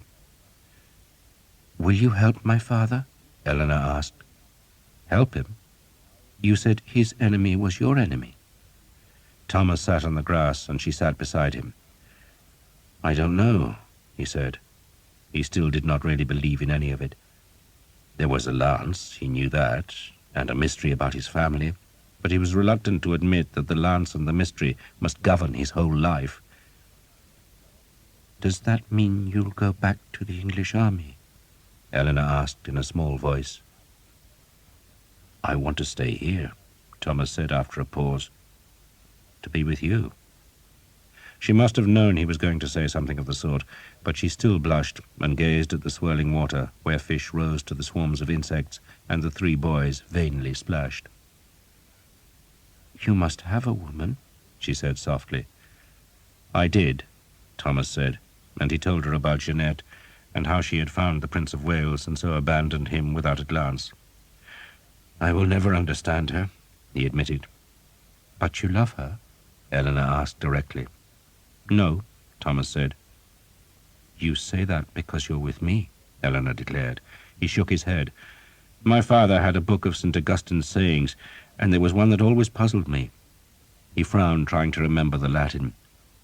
"Nondum amabam et amare amabam."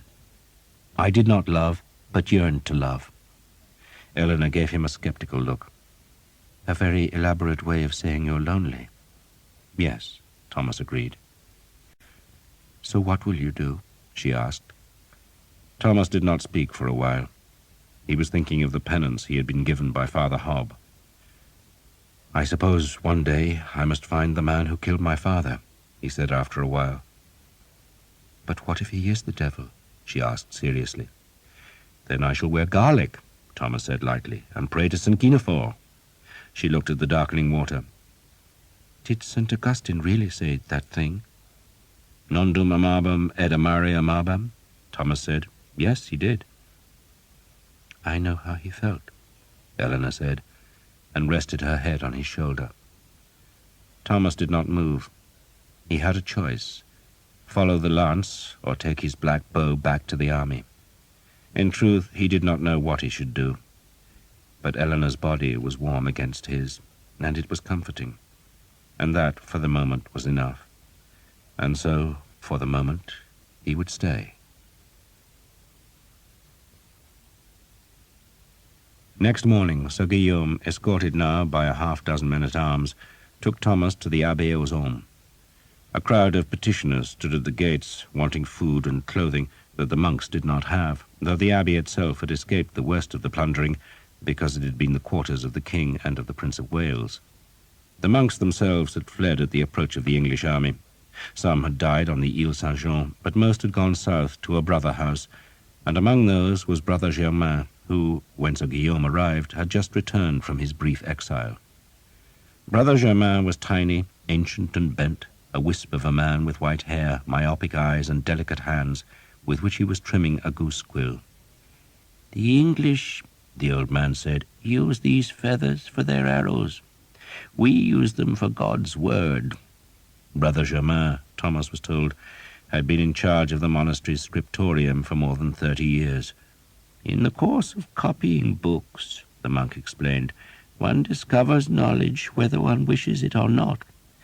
Most of it is quite useless, of course. How is Mordecai? He lives?" "He lives," Sir Guillaume said, "and sends you this." He put a clay pot sealed with wax on the sloping surface of the writing desk. The pot slid down until Brother Germain trapped it and pushed it into a pouch. A salve, Sir Guillaume explained to Thomas, for Brother Germain's joints. "Which ache," the monk said, "and only Mordecai can relieve them. 'Tis a pity he will burn in hell, but in heaven I am assured I shall need no ointments. Who is this?" He peered at Thomas. "A friend," Sir Guillaume said, "who brought me this." He was carrying Thomas's bow, which he now laid across the desk and tapped the silver plate. Brother Germain stooped to inspect the badge, and Thomas heard a sharp intake of breath. "The Yale," Brother Germain said. He pushed the bow away, then blew the scraps from his sharpened quill off the desk. "The beast was introduced by the heralds in the last century. Back then, of course, there was real scholarship in the world, not like today. I get young men from Paris whose heads are stuffed with wool, yet they claim to have doctorates." He took a sheet of scrap parchment from a shelf, laid it on the desk, and dipped his quill in a pot of vermilion ink. He let a glistening drop fall onto the parchment, and then, with the skill gained in a lifetime, drew the ink out of the drop in quick strokes. He hardly seemed to be taking notice of what he was doing, but Thomas, to his amazement, saw a Yale taking shape on the parchment. "The beast is said to be mythical," Brother Germain said, flicking the quill to make a tusk. "And maybe it is. Most heraldic beasts seem to be inventions.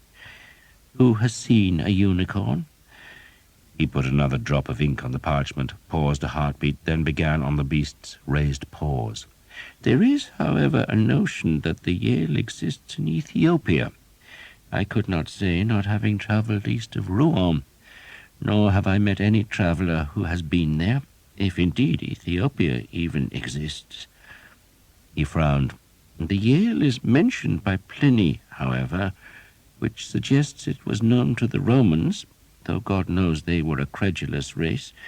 The beast is said to possess both horns and tusks, which seems extravagant, and is usually depicted as being silver with yellow spots.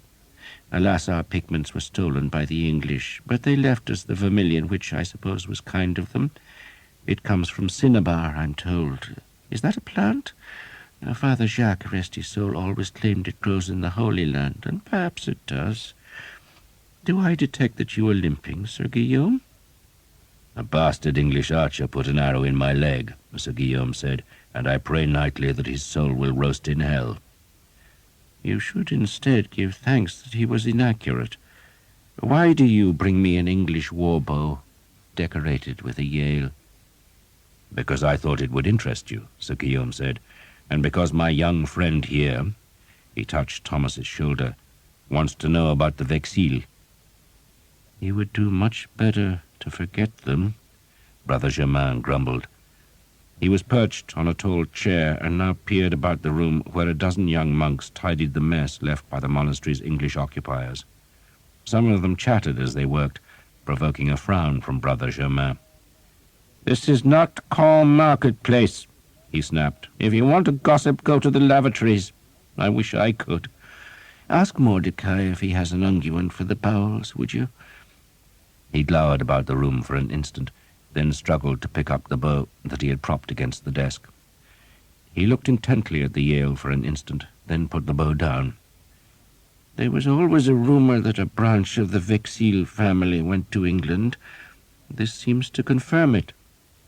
"Who are they?" Thomas asked. Brother Germain seemed irritated by the direct question, or perhaps the whole subject of the Vexil made him uncomfortable. "They were the rulers of Astarac," he said, "a county on the borders of Languedoc and the Aginst, and that, of course, should tell you all you need to know of them." "It tells me nothing," Thomas confessed. "Then you probably have a doctorate from Paris." The old man chuckled at this jest. "The Counts of Astarac, young man, were Cathars.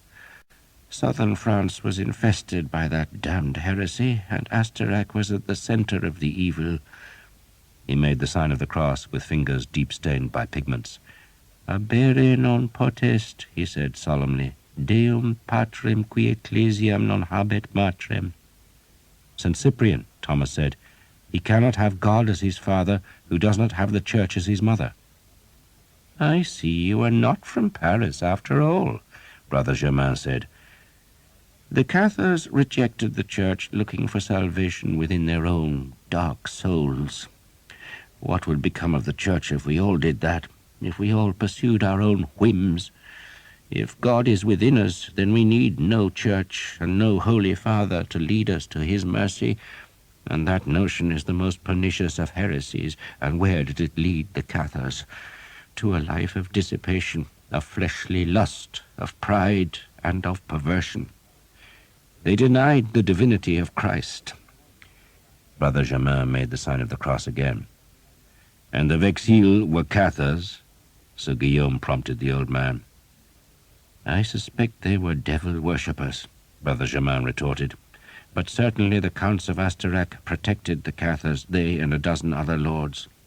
They were called the Dark Lords, and very few of them were perfects.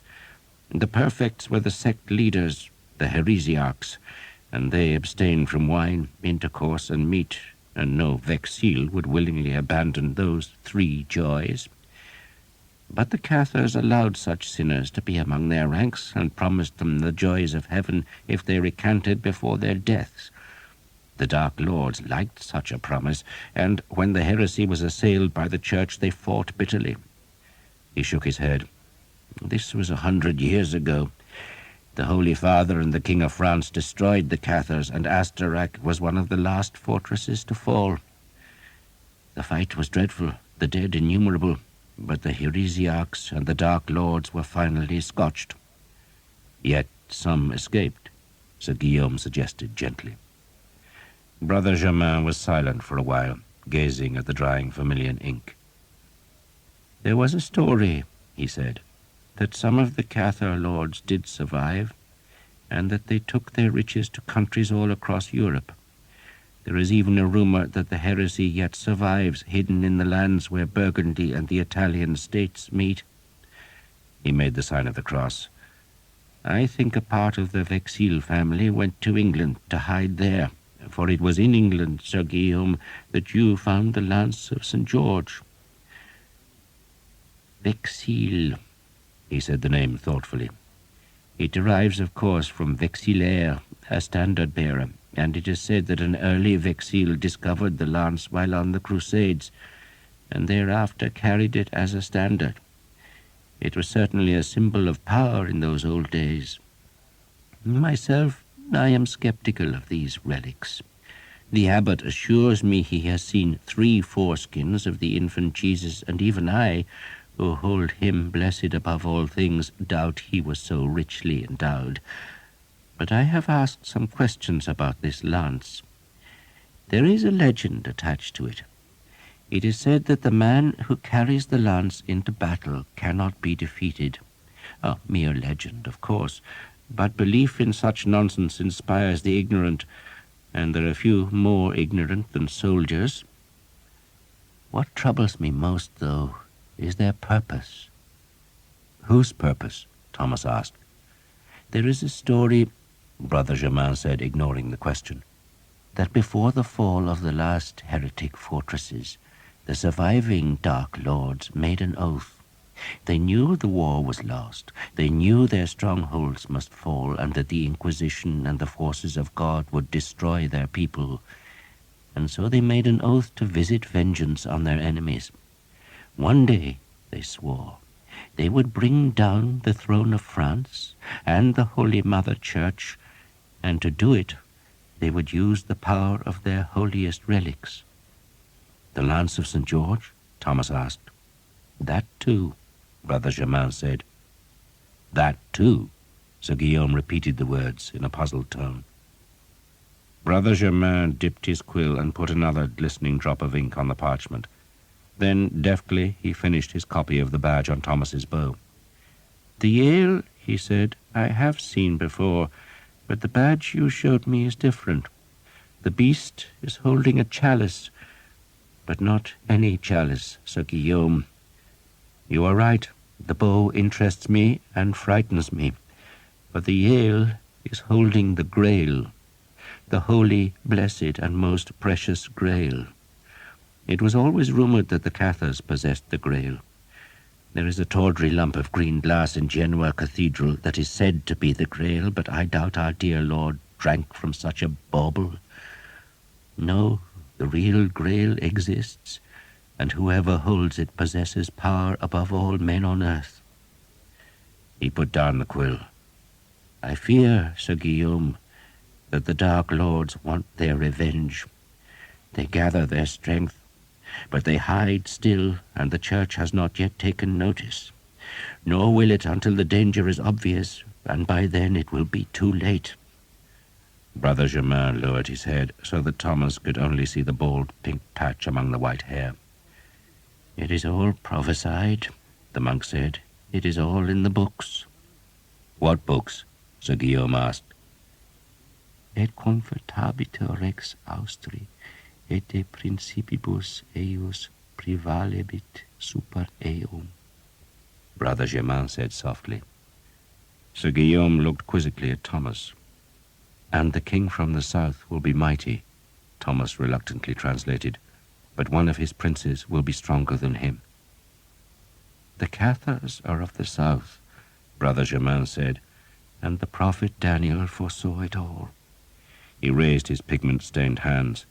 The fight will be terrible, for the soul of the world is at stake, and they will use any weapon, even a woman.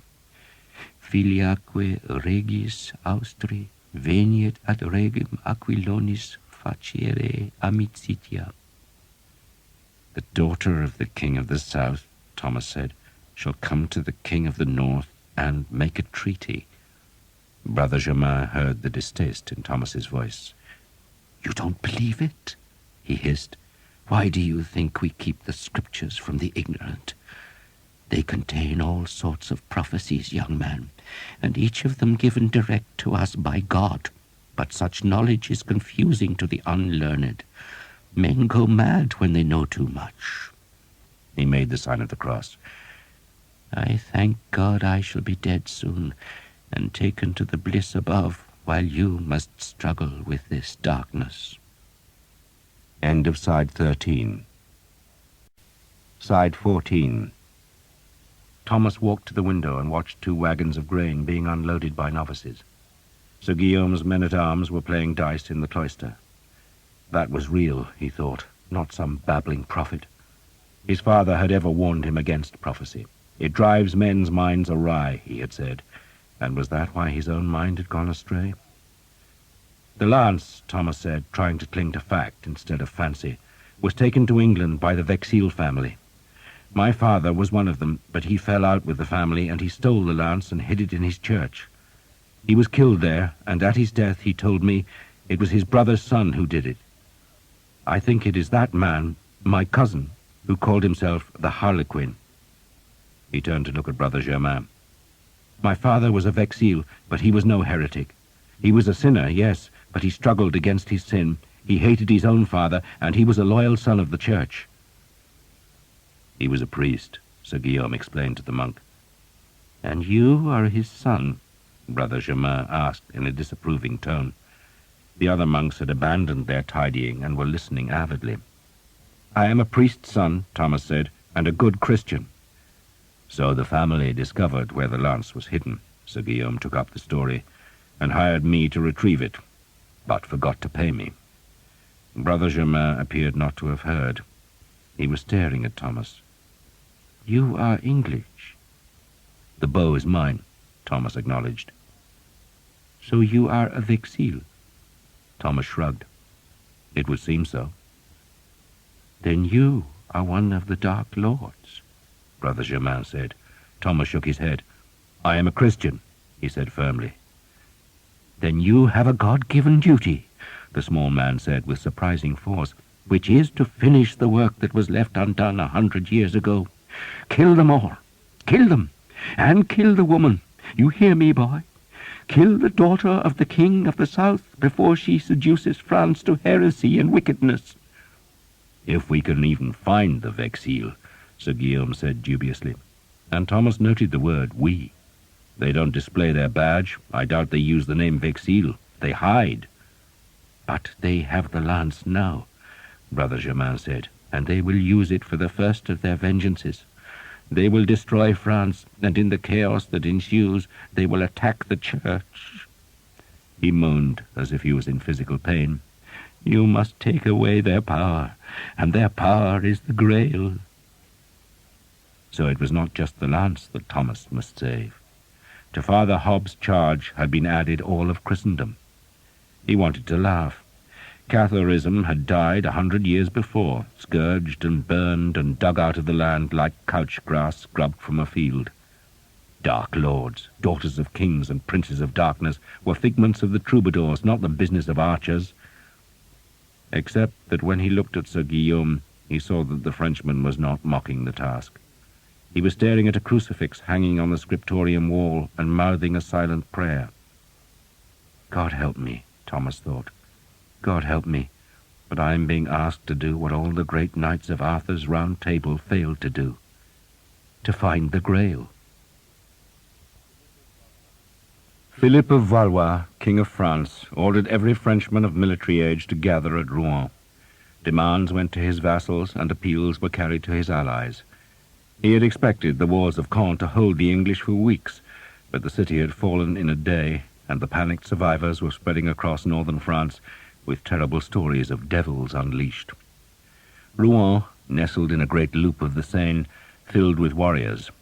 Thousands of Genoese crossbowmen came by galley, beaching their ships on the river's bank and thronging the city's taverns, while knights and men-at-arms arrived from Anjou and Picardy, from Alençon and Champagne, from Maine to Rennes and Berry. Every blacksmith's shop became an armory, every house a barracks, and every tavern a brothel. More men arrived, until the city could scarce contain them, and tents had to be set up in the fields south of the city. Wagons crossed the bridge, loaded with hay and newly harvested grain from the rich farmlands north of the river, while from the Seine's southern bank came rumours. The English had taken Évreux, or perhaps it was Bernay. Smoke had been seen at Lisieux, and archers were swarming through the forest of Breton. A nun in Louviers had a dream in which the dragon killed St. George. King Philip ordered the woman brought to Rouen, but she had a hare lip, a hunchback, and a stammer, and when she was presented to the king, she proved unable to recount the dream, let alone confide God's strategy to his majesty. She just shuddered and wept, and the king dismissed her angrily, but took consolation from the bishop's astrologer, who said Mars was in the ascendant, and that meant victory was certain. Rumour said the English were marching on Paris. Then another rumour claimed they were going south to protect their territories in Gascony. It was said that every person in Caen had died, that the castle was rubble. Then a story went about that the English themselves were dying of a sickness. King Philip, ever a nervous man, became petulant, demanding news, but his advisers persuaded their irritable master that wherever the English were, they must eventually starve if they were kept south of the great river Seine that twisted like a snake from Paris to the sea.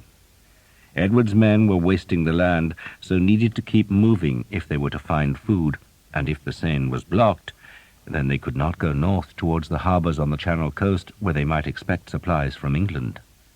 They use arrows like a woman uses money, Charles, the Count of Alençon, and the king's younger brother, advised Philip, but they cannot fetch their arrows from France. They are brought to them by sea, and the further they go from the sea, the greater their problems. So if the English were kept south of the Seine, then they must eventually fight or make an ignominious retreat to Normandy. "What of Paris? Paris, what of Paris?" the king demanded. "Paris will not fall," the Count assured his brother. The city lay north of the Seine, so the English would need to cross the river and assault the largest ramparts in Christendom, and all the while the garrison would be showering them with crossbow bolts and the missiles from the hundreds of small iron guns that had been mounted on the city walls.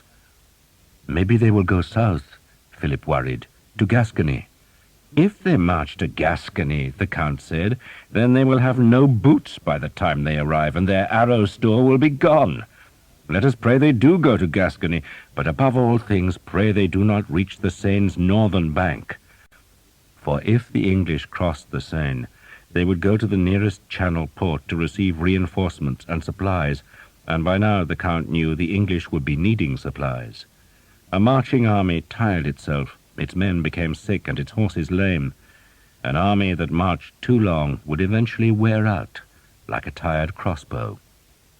So the French reinforced the great fortresses that guarded the Seine's crossings, and where a bridge could not be guarded, such as the 16-arched bridge at Poissy, it was demolished.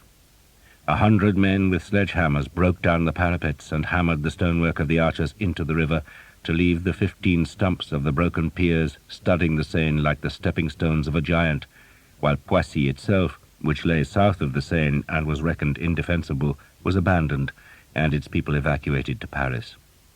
The wide river was being turned into an impassable barrier to trap the English in an area where their food must eventually run short. Then, when the devils were weakened, the French would punish them for the terrible damage they had wrought on France. The English were still burning towns and destroying farms, so that, in those long summer days, the western and southern horizons were so smeared by smoke plumes that it seemed as if there were permanent clouds on the skylines. At night, the world's edge glowed, and folk fleeing the fires came to Rouen, where, because so many could not be housed or fed, they were ordered across the river and away to wherever they might find shelter. Sir Simon Jekyll and Henry Colley, his man-at-arms, were among the fugitives, and they were not refused admittance, for they both rode destriers and were in mail. Colley wore his own mail and rode his own horse, but Sir Simon's mount and gear had been stolen from one of his other men-at-arms before he fled from Caen. Both men carried shields, but they had stripped the leather covers from the willow boards, so that the shields bore no device, thus declaring themselves to be masterless men for hire.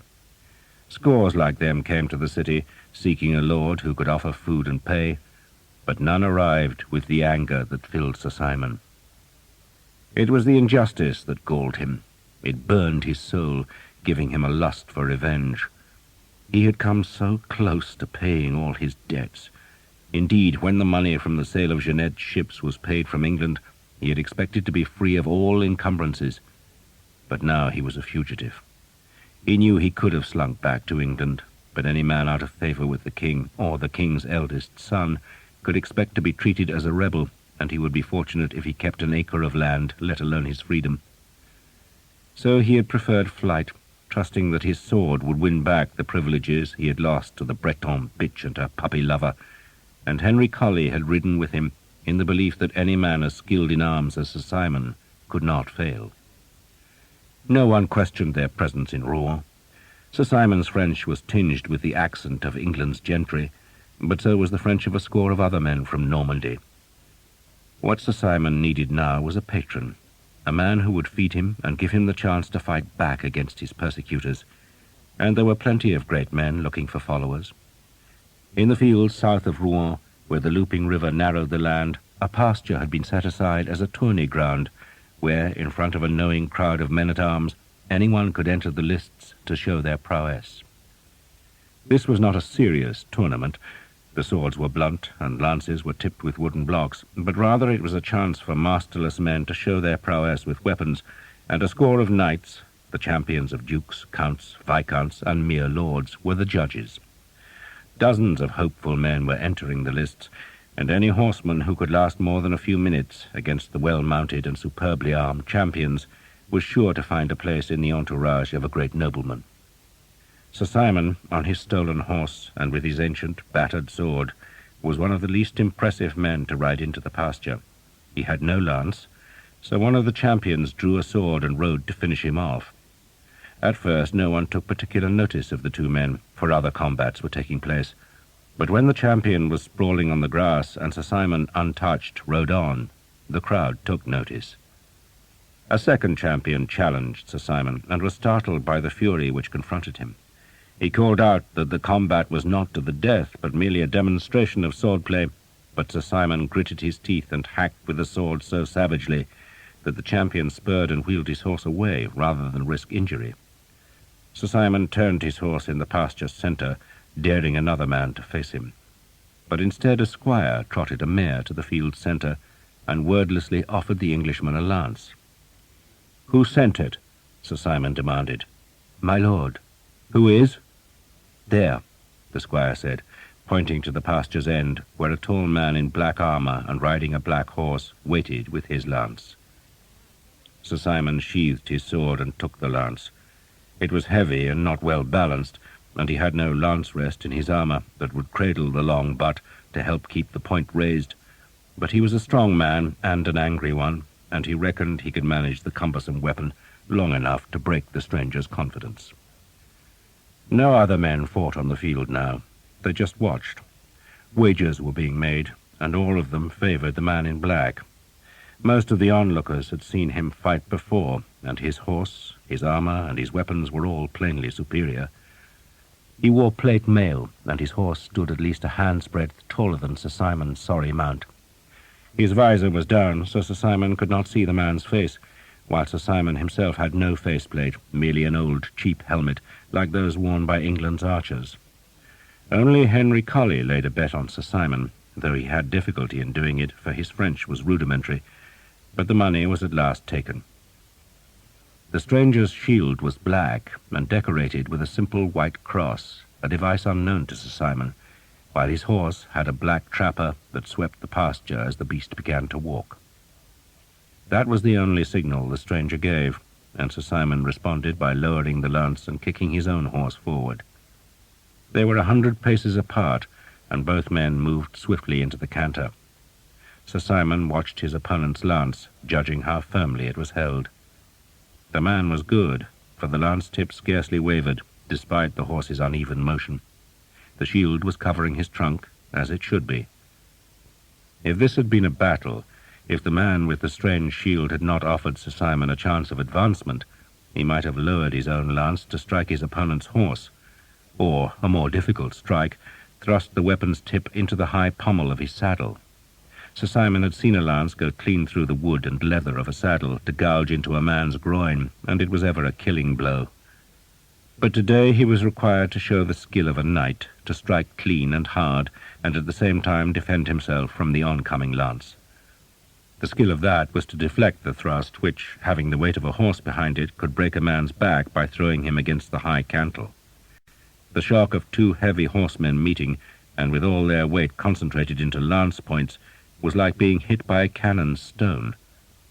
Sir Simon was not thinking about any of this. He was watching the oncoming lance, glancing at the white cross on the shield where his own lance was aimed, and guiding his horse with pressure from his knees. He had trained to this from the time he could first sit on a pony. He had spent hours tilting at a quintain in his father's yard, and more hours schooling stallions to endure the noise and chaos of battle. He moved his horse slightly to the left, like a man wanting to widen the angle at which the lances would strike, and so deflect some of their force. And he noted that the stranger did not follow the move to straighten the line, but seemed happy to accept the lesser risk. Then both men rowelled back their spurs, and the destriers went into the gallop. Sir Simon touched the horse's right side and straightened the line himself, driving hard at the stranger now, and leaning slightly forward to ready himself for the blow. His opponent was trying to swing towards him, but it was too late.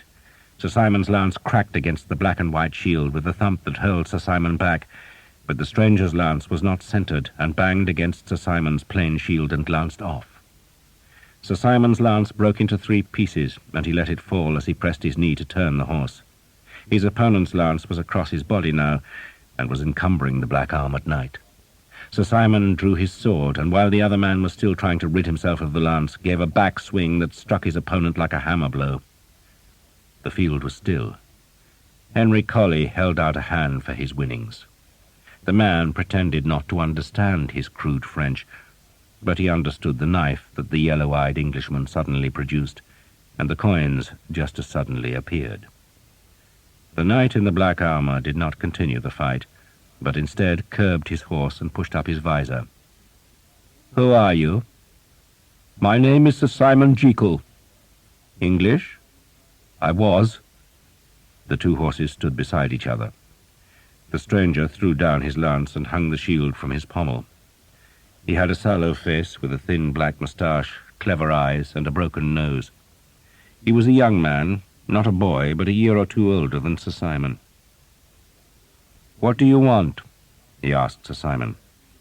"A chance to kill the Prince of Wales." The man smiled. "Is that all?" "Money, food, land, women," Sir Simon said. The man gestured to the side of the pasture. "There are great lords here, Sir Simon, who will offer you pay, food, and girls. I can pay you too, but not so well. I can feed you, though it will be common stuff. And the girls you must find for yourself. What I will promise you is that I shall equip you with a better horse, armour, and weapons. I lead the best knights in this army, and we are sworn to take captives who will make us rich. And none, I think, so rich as the King of England and his whelp. Not kill, mark you, but capture." Sir Simon shrugged. "I'll settle for capturing the bastard," he said. "And his father," the man said. "I want his father, too." There was something vengeful in the man's voice that intrigued Sir Simon. "Why?" he asked. "My family lived in England," the man said, "but when this king took power, we supported his mother." "So you lost your land?" Sir Simon asked. He was too young to remember the turmoil of those times, when the king's mother had tried to keep power for herself and for her lover, and the young Edward had struggled to break free. Young Edward had won, and some of his old enemies had not forgotten. "We lost everything," the man said, "but we shall get it back. Will you help?" Sir Simon hesitated, wondering whether he would not do better with a wealthier lord, but he was intrigued by the man's calmness and by his determination to tear the heart out of England. "Who are you?" he asked. "I am sometimes called the Harlequin," the man said. The name meant nothing to Sir Simon. "And you employ only the best?" he asked. "I told you so." "Then you had best employ me," Sir Simon said, "with my man." He nodded towards Henry Colley. "Good," the Harlequin said. And so Sir Simon had a new master, and the King of France had gathered an army. The great lords, Alençon, John of Hainault, Aumale, the Count of Blois, who was brother to the aspiring Duke of Brittany, the Duke of Lorraine, the Count of Sancerre, all were in Rouen with their vast retinues of heavily armoured men. The army's numbers became so large that men could not count the ranks, but clerks reckoned there were at least 8,000 men-at-arms and 5,000 crossbowmen in Rouen, and that meant that Philip of Valois' army already outnumbered Edward of England's forces, and still more men were coming. John, Count of Luxembourg and King of Bohemia, a friend of Philip of France, was bringing his formidable knights. The King of Majorca came with his famed lances, and the Duke of Normandy was ordered to abandon the siege of an English fortress in the south and bring his army north. The priests blessed the soldiers and promised them that God would recognize the virtue of France's cause and crush the English mercilessly. The army could not be fed in Rouen, so at last it crossed the bridge to the north bank of the Seine, leaving a formidable garrison behind to guard the river crossing. Once out of the city and on the long roads stretching through the newly harvested fields, men could dimly comprehend just how vast their army was. It stretched for miles in long columns of armed men, troops of horsemen, battalions of crossbowmen, and, trailing behind, the innumerable host of infantry, armed with axes, billhooks, and spears. This was the might of France, and France's friends had rallied to the cause. There was a troop of knights from Scotland, big, savage-looking men who nourished a rare hatred of the English. There were mercenaries from Germany and Italy, and there were knights whose names had become famous in Christendom's tournaments, the elegant killers who had become rich in the sport of war. The French knights spoke not just of defeating Edward of England, but of carrying the war to his kingdom, foreseeing earldoms in Essex and dukedoms in Devonshire. The Bishop of Meaux encouraged his cook to think of a recipe for archers' fingers, a daube, perhaps, seasoned with thyme. He would, the bishop insisted, force the dish down Edward of England's throat. Sir Simon rode a 7-year-old destrier now, a fine grey, that must have cost the Harlequin close to £100. He wore a hauberk of close-ringed mail covered with a surcoat that bore the white cross. His horse had a chanfron of boiled leather and a black trapper, while at Sir Simon's waist hung a sword made in Poitiers. Henry Colley was almost as well equipped, though in place of a sword he carried a 4-foot-long shaft of oak topped with a spiked metal ball. "They're a solemn bunch," he complained to Sir Simon about the other men who followed the Harlequin, "like bloody monks." "They can fight," Sir Simon said, though he himself was also daunted by the grim dedication of the Harlequin's men. The men were all confident, but none took the English as lightly as the rest of the army, which had convinced itself that any battle would be won by numbers alone. The Harlequin quizzed Sir Simon and Henry Colley about the English way of fighting, and his questions were shrewd enough to force both men to drop their bombast and think. "They'll fight on foot," Sir Simon concluded. He, like all knights, dreamed of a battle conducted on horseback, of swirling men and couched lances, but the English had learned their business in the wars against the Scots, and knew that men on foot defended territory much more effectively than horsemen. "Even the knights will fight on foot," Sir Simon forecast, "and for every man-at-arms they'll have 2 or 3 archers. Those are the bastards to watch." The Harlequin nodded. "But how do we defeat the archers?" "Let them run out of arrows," Sir Simon said. "They must eventually. So let every hothead in the army attack, then wait till the arrow bags are empty. Then you'll get your revenge." "It is more than revenge I want," the Harlequin said quietly. What? The Harlequin, a handsome man, smiled at Sir Simon, though there was no warmth in the smile.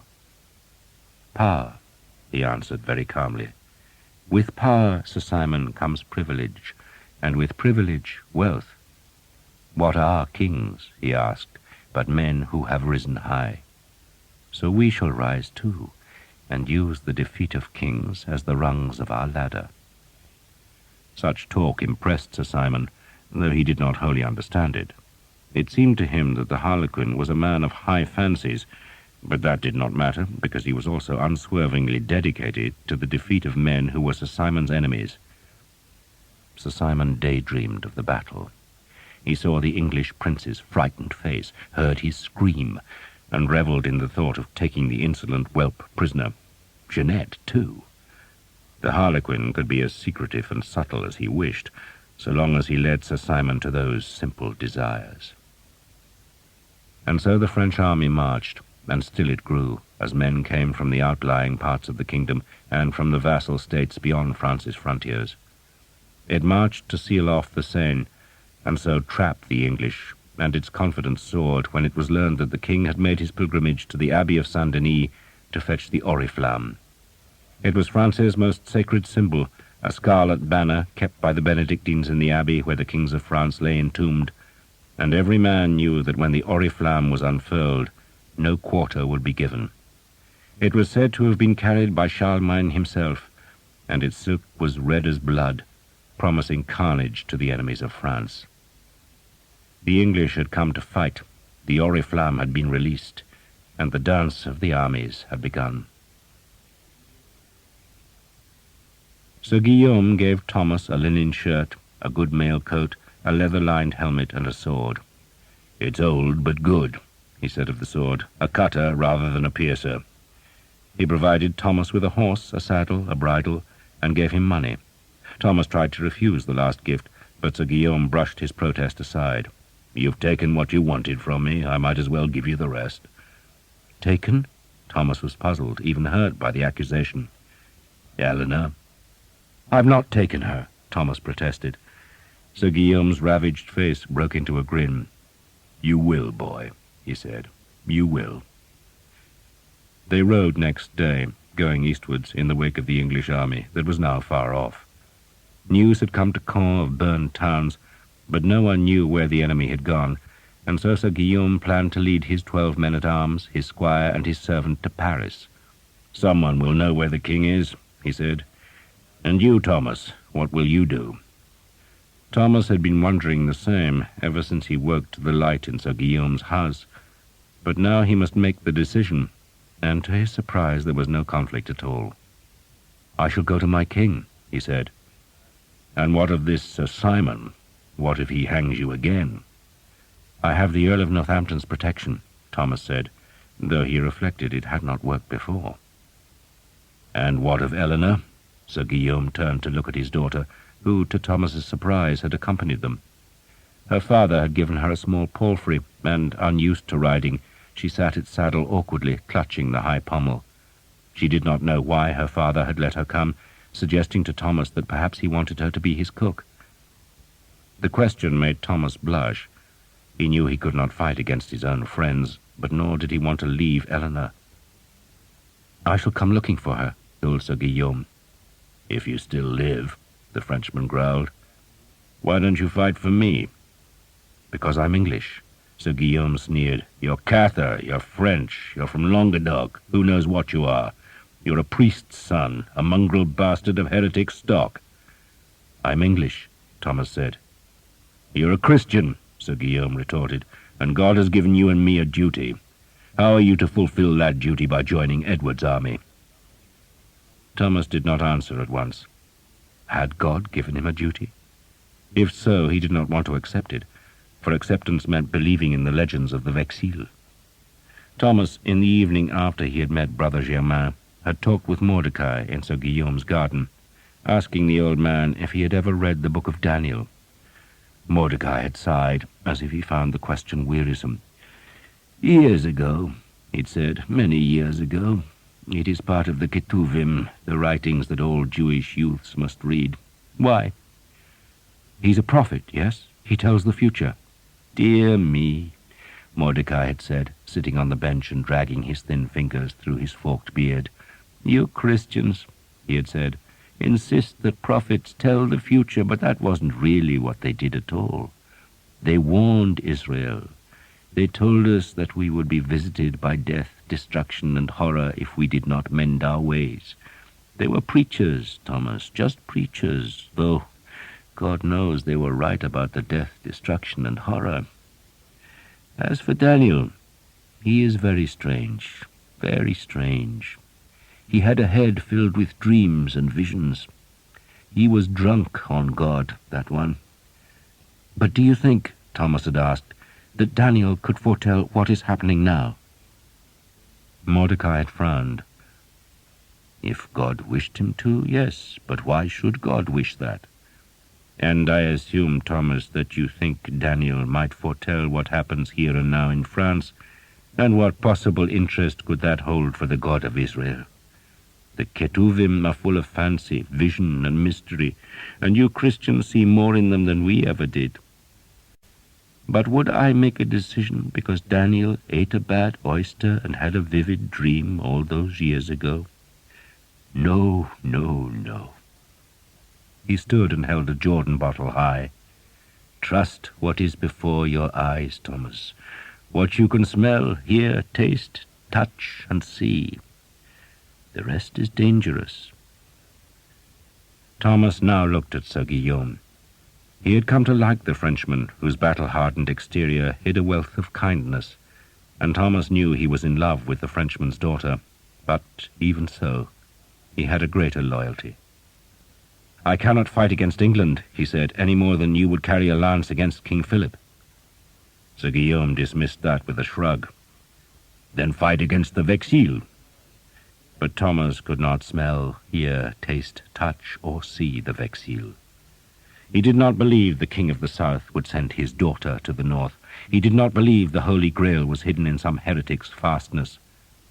He believed in the strength of a yew bow, the tension of a hemp cord, and the power of a white-feathered arrow to kill the king's enemies. To think of dark lords and heresiarchs was to flirt with the madness that had harrowed his own father. If I find the man who killed my father, he evaded Sir Guillaume's demand, then I will kill him. But you will not search for him. Where do I look? Where do you look? Thomas asked, then offered his own answer. If the Vexil really still exist, if they truly want to destroy France, then where would they begin? In England's army. So I shall look for them there. That answer was an evasion, but it half convinced Sir Guillaume, who grudgingly conceded that the Vexil might indeed take their forces to Edward of England. That night they sheltered in the scorched remains of a farm, where they gathered about a small fire on which they roasted the hind legs of a boar that Thomas had shot. The men-at-arms treated Thomas warily. He was, after all, one of the hated English archers, whose bows could pierce even plate mail.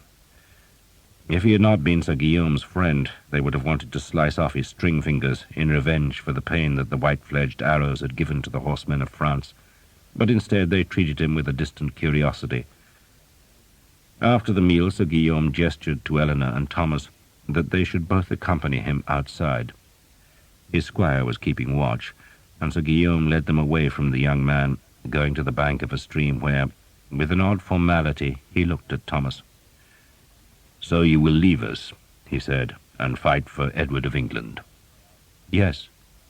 "But if you see my enemy, if you see the lance, what will you do?" "Kill him," Thomas said. Eleanor stood slightly apart, watching and listening. "He will not be alone," Sir Guillaume warned. "But you assure me he is your enemy?" "I swear it," Thomas said, puzzled that the question even needed to be asked. Sir Guillaume took Thomas's right hand. "You have heard of a brotherhood in arms?" Thomas nodded. Men of rank frequently made such pacts, swearing to aid each other in battle and share each other's spoils. "Then I swear a brotherhood to you," Sir Guillaume said, "even if we will fight on opposing sides." "I swear the same," Thomas said awkwardly. Sir Guillaume let Thomas's hand go. "There, he said to Eleanor. "I'm safe from one damned archer."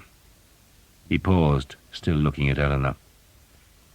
"I shall marry again," he said abruptly, "and have children again, and they will be my heirs. You know what I'm saying, don't you?"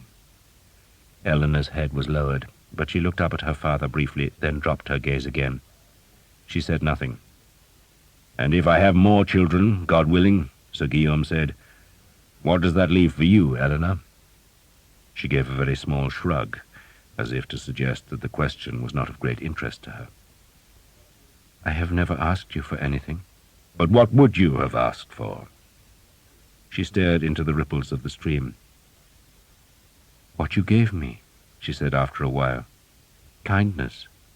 "Nothing else?" She paused. "I would have liked to call you father." Sir Guillaume seemed uncomfortable with that answer. He stared northwards. "You are both bastards," he said after a while, "and I envy that." "Envy?" Thomas asked. "A family serves like the banks of a stream. They keep you in your place, but bastards make their own way. They take nothing, and they can go anywhere." He frowned, then flicked a pebble into the water. "I had always thought, Eleanor, that I would marry you to one of my men-at-arms. Benoit asked me for your hand, and so did Faussat.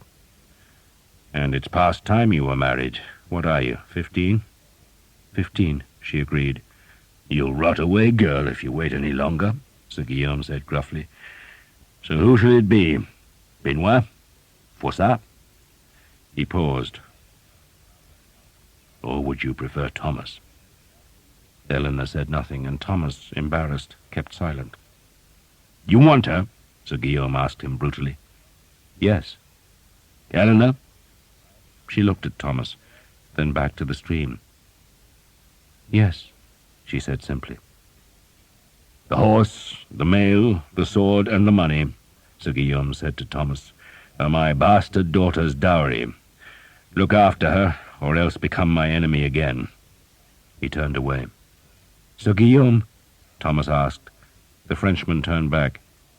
"When you went to Hookton," Thomas went on, wondering why he asked the question now, "you took a dark-haired girl prisoner. She was pregnant. Her name was Jane." Sir Guillaume nodded. "She married one of my men, then died in childbirth, the child too. Why?" He frowned. "Was the child yours?" "She was a friend."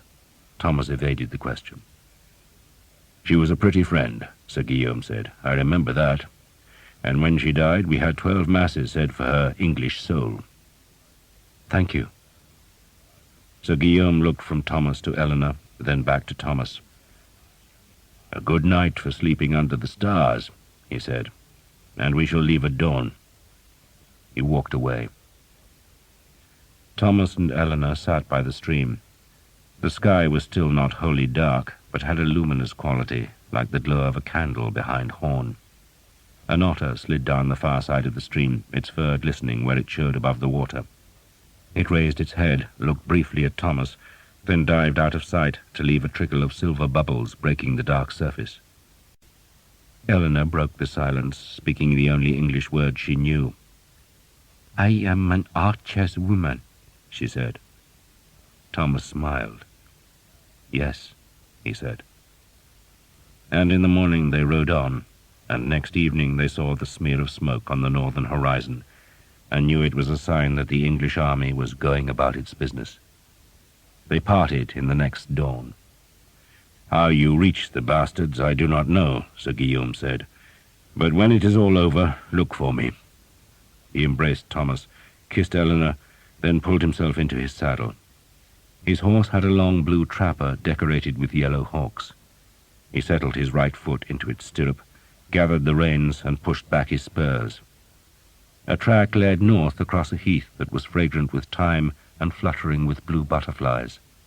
Thomas, his helmet hanging from the saddle's pommel and the sword thumping at his side, rode towards the smoke, and Eleanor, who insisted on carrying his bow, because she was an archer's woman, rode with him.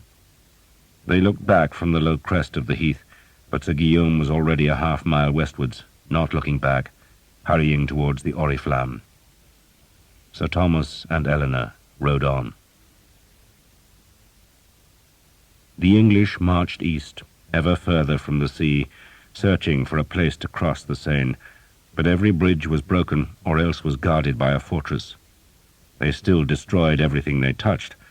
Their chevauchée was a line 20 miles wide, and behind it was a charred trail 100 miles long. Every house was burned and every mill destroyed. The folk of France fled from the army, taking their livestock and the newly gathered harvest with them, so that Edward's men had to range ever further to find food. Behind them was desolation, while in front lay the formidable walls of Paris. Some men thought the king would assault Paris. Others reckoned he would not waste his troops on those great walls, but instead attack one of the strongly fortified bridges that could lead him north of the river. Indeed, the army tried to capture the bridge at Merlon, but the stronghold which guarded its southern end was too massive, and its crossbowmen were too many, and the assault failed. The French stood on the ramparts and bared their backsides to insult the defeated English. It was said that the king, confident of crossing the river, had ordered supplies to be sent to the port of Le Crotoy that lay far to the north, beyond both the Seine and the River Somme. But if the supplies were waiting, then they were unreachable, because the Seine was a wall behind which the English were penned in a land they had themselves emptied of food. The first horses began to go lame, and men, their boots shredded by marching, went barefoot. The English came closer to Paris, entering the wide lands that were the hunting grounds of the French kings. They took Philip's lodges and stripped them of tapestries and plate, and it was while they hunted his royal deer that the French king sent Edward a formal offer of battle. It was the chivalrous thing to do, and it would, by God's grace, end the harrowing of his farmlands. So Philip of Valois sent a bishop to the English, courteously suggesting that he would wait with his army south of Paris, and the English king graciously accepted the invitation, and so the French marched their army through the city and arrayed it among the vineyards on a hill crest by Bourg-la-Reine. They would make the English attack them there, forcing the archers and men-at-arms to struggle uphill into massed Genoese crossbows, and the French nobles estimated the value of the ransoms they would fetch for their prisoners. The French battle line waited, but no sooner had Philip's army settled in its positions than the English treacherously turned about and marched in the other direction, going to the town of Poissy, where the bridge across the Seine had been destroyed and the town evacuated. A few French infantrymen, poor soldiers armed with spears and axes, had been left to guard the northern bank, but they could do nothing to stop the swarm of archers, carpenters, and masons who used timbers ripped from the roofs of Poissy to make a new bridge on the 15 broken piers of the old. It took 2 days to repair the bridge, and the French were still waiting for their arranged battle among the ripening grapes at Bourg-la-Reine as the English crossed the Seine and started marching northwards. The devils had escaped the trap and were loose again. It was at Poissy that Thomas, with Eleanor beside him, rejoined the army. And it was there, by God's grace, that the hard times began. Eleanor had been apprehensive about joining the English army. "They won't like me because I'm French," she said. "The army's full of Frenchmen," Thomas had told her. "There are Gascons, Bretons, even some Normans, and half the women are French." "The archers' women?" she asked, giving him a wry smile. "But they are not good women." "Some are good, some are bad," Thomas said vaguely. "But you I shall make into a wife, and everyone will know you're special." If Eleanor was pleased, she showed no sign, but they were now in the broken streets of Poissy, where a rearguard of English archers shouted at them to hurry. The makeshift bridge was about to be destroyed, and the army's laggards were being chivied across its planks. The bridge had no parapets, and had been hurriedly made from whatever timbers the army had found in the abandoned town, and the uneven planking swayed and creaked and bent as Thomas and Eleanor led their horses onto the roadway. Eleanor's palfrey became so scared of the uncertain footing that it refused to move until Thomas put a blindfold over its eyes, and then, still shaking, it trod slowly and steadily across the planks, which had gaps between them, through which Thomas could see the river sliding. They were among the last to cross. Some of the army's wagons had been abandoned in Poissy, their loads distributed onto the hundreds of horses that had been captured south of the Seine. Once the last stragglers had crossed the bridge, the archers began hurling the planks into the river, breaking down the fragile link that had let the English escape across the river. Now King Edward hoped they would find new land to waste in the wide plains that lay between the Seine and the Somme, and the three battles spread into the 20-mile-wide line of the Chevauchés and advanced northwards, camping that night just a short march from the river. Thomas looked for the Prince of Wales's troops, while Eleanor tried to ignore the dirty, tattered and sun-browned archers, who looked more like outlaws than soldiers. They were supposed to be making their shelters for the coming night, but preferred to watch the women and call obscene invitations. "What are they saying?" Eleanor asked Thomas. "That you are the most beautiful creature in all France," he said. "You lie," she said, then flinched as a man shouted at her. "Have they never seen a woman before?" "Not like you. They probably think you're a princess." She scoffed at that, but was not displeased. There were, she saw, women everywhere. They gathered firewood while their men made the shelters, and most, Eleanor noted, spoke French. "There will be many babies next year," she said. "True." "They will go back to England?" she asked. "Some, perhaps." Thomas was not really sure. "Or they'll go to their garrisons in Gascony." "If I marry you," she asked, "will I become English?" "Yes," Thomas said. End of side 14. Side 15. It was getting late, and cooking fires were smoking across the stubble fields, though there was precious little to cook. Every pasture held a score of horses, and Thomas knew they needed to rest, feed, and water their own animals. He had asked many soldiers where the Prince of Wales's men could be found, but one man said west, another east. So in the dusk, Thomas simply turned their tired horses towards the nearest village, for he did not know where else to go. The place was swarming with troops, but Thomas and Eleanor found a quiet enough spot in the corner of a field where Thomas made a fire, while Eleanor, the black bow prominent on her shoulder to demonstrate that she belonged to the army, watered the horses in a stream. They cooked the last of their food, and afterwards sat under the hedge and watched the stars brighten above a dark wood. Voices sounded from the village where some women were singing a French song, and Eleanor crooned the words softly.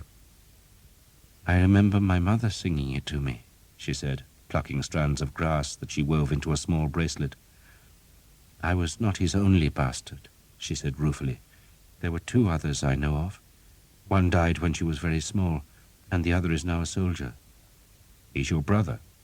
"Half-brother." She shrugged. "I don't know him. He went away." She put the bracelet on her thin wrist. "Why do you wear a dog's paw?" she asked. "Because I'm a fool," he said, "and mock God." That was the truth, he thought ruefully, and he pulled the dry paw hard to break its cord, then tossed it into the field. He did not really believe in St. Guinevere. It was an affectation. A dog would not help him recover the lance, and that duty made him grimace, for the penance weighed on his conscience and soul. "Do you really mock God?" Eleanor asked, worried. "No, but we jest about the things we fear." "And you fear God?"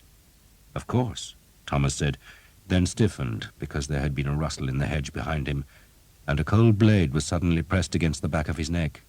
The metal felt very sharp. "What we should do," a voice said, "is hang the bastard properly and take his woman. She's pretty." "She's pretty," another man agreed, "but he ain't good for anything." "You bastards," Thomas said, turning to stare into 2 grinning faces. It was Jake and Sam. He did not believe it at first, just gazed for a while. "It is you! What are you doing here?" Jake slashed at the hedge with his billhook, pushed through, and gave Eleanor what he thought was a reassuring grin, though with his scarred face and crossed eyes, he looked like something from a nightmare. "Charlie Bloy got his face smacked," Jake said, "so Will brought us here to give the King of France a bloody nose. She your woman?" "She's the Queen of bloody Sheba," Thomas said. "And the Countess is humping the Prince, I hear." Jake grinned. "Will saw you earlier, only you didn't see us. Got your nose in the air. We heard you were dead." "I nearly was. Will wants to see you." The thought of Will Skeet, of Jake and Sam, came as a vast relief to Thomas, for such men lived in a world far removed from dire prophecies, stolen lances, and dark lords. He told Eleanor these men were his friends, his best friends, and that she could trust them, though she looked alarmed at the ironic cheer which greeted Thomas when they ducked into the village tavern. The archers put their hands at their throats and contorted their faces to imitate a hanged man, while Will Skeet shook his head in mock despair. "God's belly," he said, "but they can't even hang you properly." He looked at Eleanor. "Another countess." "The daughter of Sir Guillaume d'Evêque, knight of the sea and of the land," Thomas said, "and she's called Eleanor." "Yours?" Skeet said. "We shall marry." "Bloody hellfire," Skeet said. "You're still daft as a carrot. You don't marry them, Tom. That's not what they're for." "Still, she ain't a bad looker, is she?" He courteously made space for Eleanor on the bench. "There wasn't much ale," he went on, "so we drank it all." He looked about the tavern. It was so bare there was not even a bunch of herbs hanging from the rafters. "Bastards cleaned up before they left," he said sourly, "and there's about as much plunder here as you'd get hairs off a bald man." "What happened in Brittany?" Thomas asked. Will shrugged. "Naught to do with us. Duke Charles led his men into our territory and trapped Tommy Dugdale on the hilltop. 3,000 of them and 300 with Tommy, and at the end of the day Duke Charles was running like a scalded hare. Arrows, boy, arrows." Thomas Dugdale had taken over the Earl of Northampton's responsibilities in Brittany, and had been travelling between the English fortresses when the Duke's army caught him, but his archers and men-at-arms, ensconced behind the thick hedge of a hilltop pasture, had cut the enemy into shreds. "All day they fought," Skeet said, "morning to night, and the bastards wouldn't learn their lesson and kept sending men up the hill. They reckoned Tommy had to run out of arrows soon enough, but he was carrying carts of spares to the fortresses, see, so he had enough to last him till doomsday. So Duke Charles lost his best men, the fortresses are safe till he gets some more, and we're up here. The Earl sent for us. Just bring 50 archers, he told me, so I did. And Father Hobb, of course. We sailed to Caen and joined the army just as it marched out. So what the hell happened to you?" Thomas told his tale. Skeet shook his head when he heard about the hanging. "Sir Simon's gone," he said. "Probably joined the French." "He's done what?" "Vanished. Your countess caught up with him and pissed all over him from what we hear." Skeet grinned. "Look of the devil you've got. God knows why I saved you this." He put a clay jar of ale on the table, then nodded at Thomas's bow that Eleanor was carrying. "Can you still shoot that thing? I mean, you've been bollocking about with the aristocracy for so long that you might have forgotten why God put you on the earth." "I can still use it." "Then you might as well ride with us," Skeet said, but confessed he knew little of what the army was doing. "No one tells me," he said scornfully, "but they say there's another river up north and we've got to cross it. Sooner the better, I reckon, as the Frenchies have skimmed this land proper. Couldn't feed a kitten up here." It was indeed a bare land. Thomas saw that for himself next day as Will Skeet's men moved slowly north across harvested fields. But the grain, instead of lying in the barns, had already been taken for the French army, just as the livestock had all been driven away. South of the Seine, the English had cut grain from abandoned fields, and their advance guards had moved swiftly enough to capture thousands of cattle, pigs, and goats. But here the land had been scraped bare by an even larger army, and so the king ordered haste. He wanted his men to cross the next river, the Somme, to where the French army might not have stripped the land, and where, at Le Crotoy, he hoped a fleet would be waiting with supplies. But despite the royal orders, the army went painfully slowly. There were fortified towns that promised food, and men insisted on trying to assault their walls. They captured some, were repulsed at others, but it all took time that the king did not have, and while he was trying to discipline an army more interested in plunder than progress, the King of France led his army back across the Seine, through Paris, and north to the Somme. A new trap was set, an even deadlier one, for the English were now penned in a land that had been stripped of food. Edward's army at last reached the Somme, but found it was blocked just as the Seine had been barred. Bridges were destroyed or guarded by grim forts with heavy garrisons that would take weeks to dislodge, and the English did not have weeks. They were weakening daily. They had marched from Normandy to the edge of Paris, then they had crossed the Seine and left a path of destruction to the Somme's southern bank, and the long journey had abraded the army. Hundreds of men were now barefoot, while others hobbled on disintegrating shoes.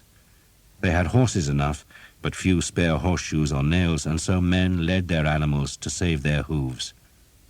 There was grass to feed horses, but little grain for men, and so the foraging parties had to travel long distances to find villages where the peasants might have hidden some of the harvest. The French were becoming bolder now, and there were frequent skirmishes at the edges of the army as the French sensed the English vulnerability. Men ate unripe fruit that soured their bellies and loosened their bowels. Some reckoned they had no choice but to march all the way back to Normandy, but others knew the army would fall apart long before they reached the safety of the Norman harbours. The only course was to cross the Somme and march to the English strongholds in Flanders, but the bridges were gone or garrisoned, and when the army crossed desolate marshlands to find fords, they discovered the enemy ever waiting on the far bank.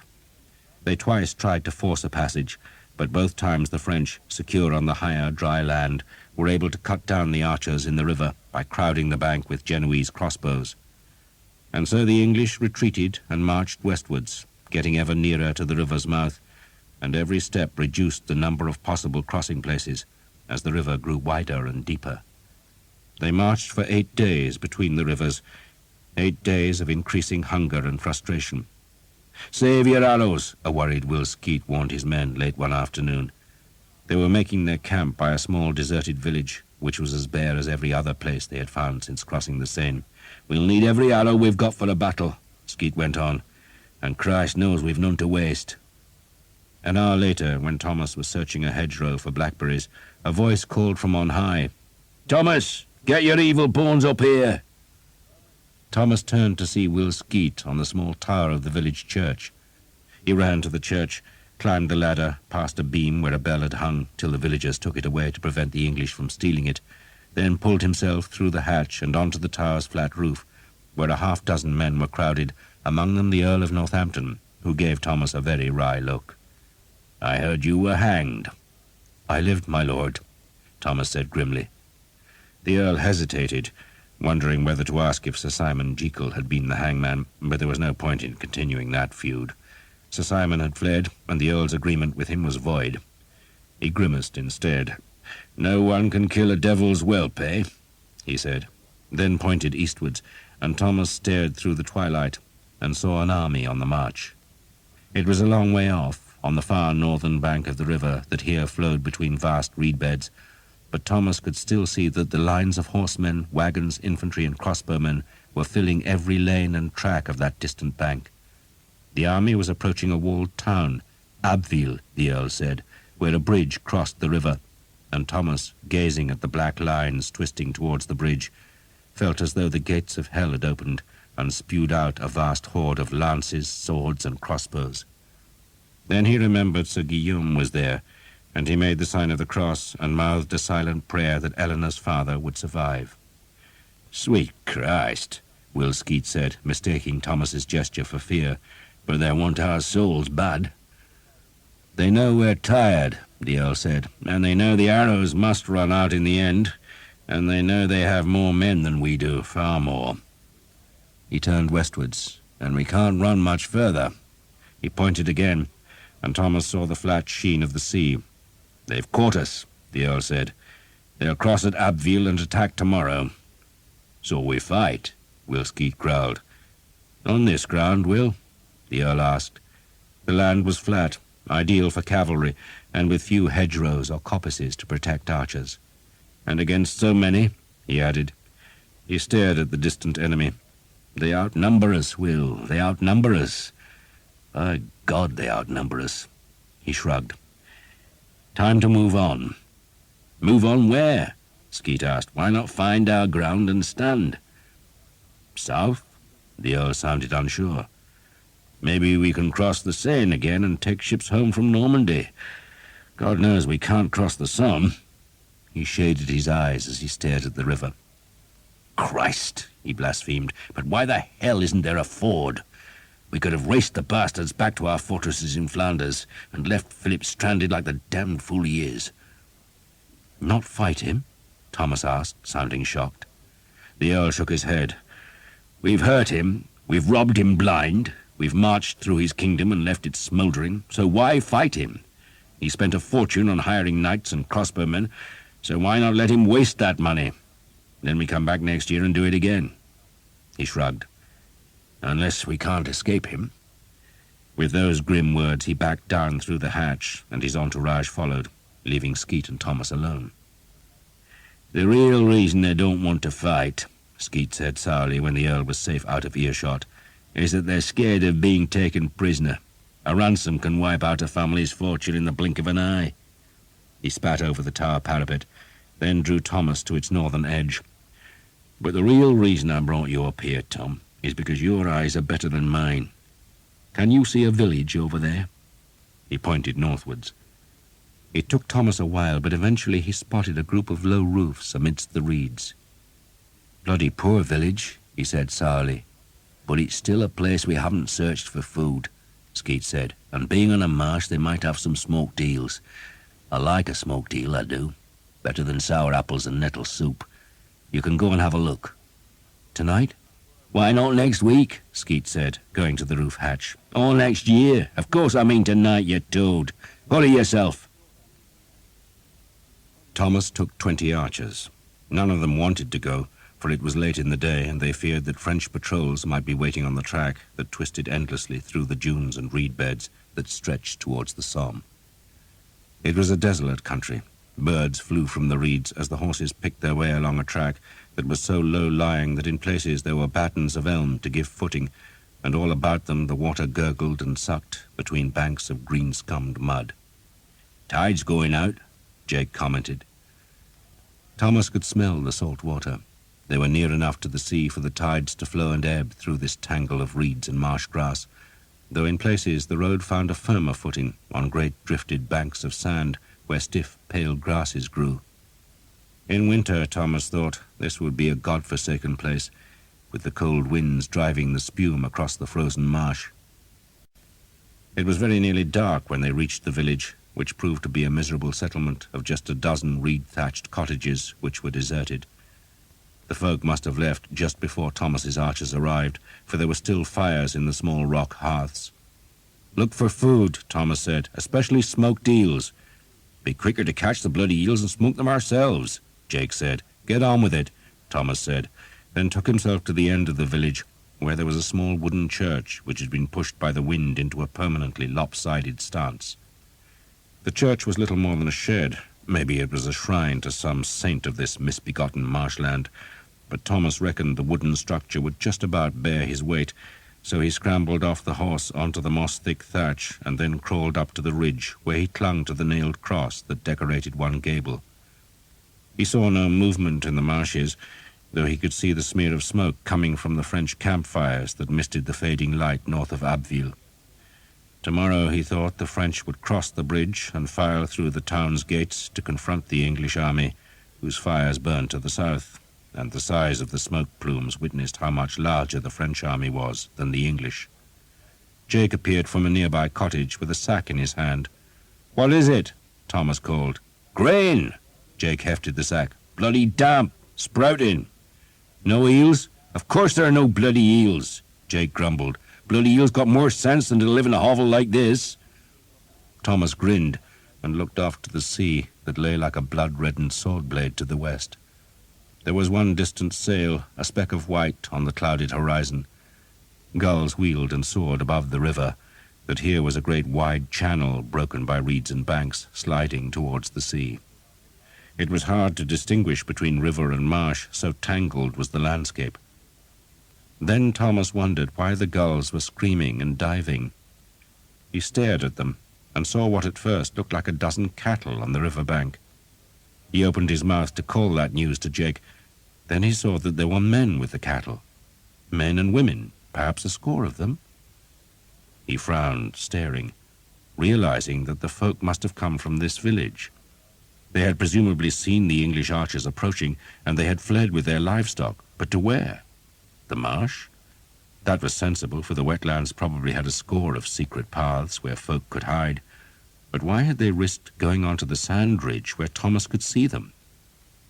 Then he saw that they were not trying to hide, but to escape, for the villagers were now wading across the wide waters towards the northern bank.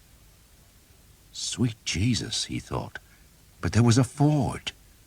He stared, not daring to believe his own eyes, but the folk were forging steadily across the river and dragging their cows with them. It was a deep ford, and he guessed it could only be crossed at low tide, but it was there. "Jake!" he shouted. "Jake!" Jake ran across to the church, and Thomas leaned far down and hauled him onto the rotting thatch. The building swayed perilously under their weight as Jake scrambled to the ridge, took hold of the sun-bleached wooden cross, and looked where Thomas was pointing. "God's arse," he said. "There's a bloody ford." "And they're a bloody Frenchman," Thomas said, for on the river's far bank, where firmer land rose from the tangle of marsh and water, there were now men in grey mail. They were newly arrived, or else Thomas would have seen them earlier, and their first cooking fires pricked the dark stand of trees where they camped. Their presence showed that the French knew of the ford's existence and wanted to stop the English crossing, but that was none of Thomas's business. His only duty was to let the army know that there was a ford, a possible way out of the trap. Thomas slid down the church's thatch and jumped to the ground. "You go back to Will," he told Jake, "and tell him there's a ford, and tell him I'll burn the cottages one at a time to serve as a beacon." It would be dark soon, and without a light to guide them, no one would be able to find the village. Jake took 6 men and rode back to the south. Thomas waited. Every now and then he climbed back to the church roof and stared across the ford, and each time he thought he saw more fires among the trees. The French, he reckoned, had placed a formidable force there, and no wonder, for it was the last escape route, and they were blocking it.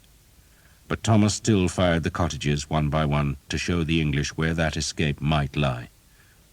The flames roared into the night, scattering sparks across the marshes. The archers had found some dried fish concealed in a hut wall, and that, with brackish water, was their supper. They were disconsolate, and no wonder. "We should have stayed in Brittany," one man said.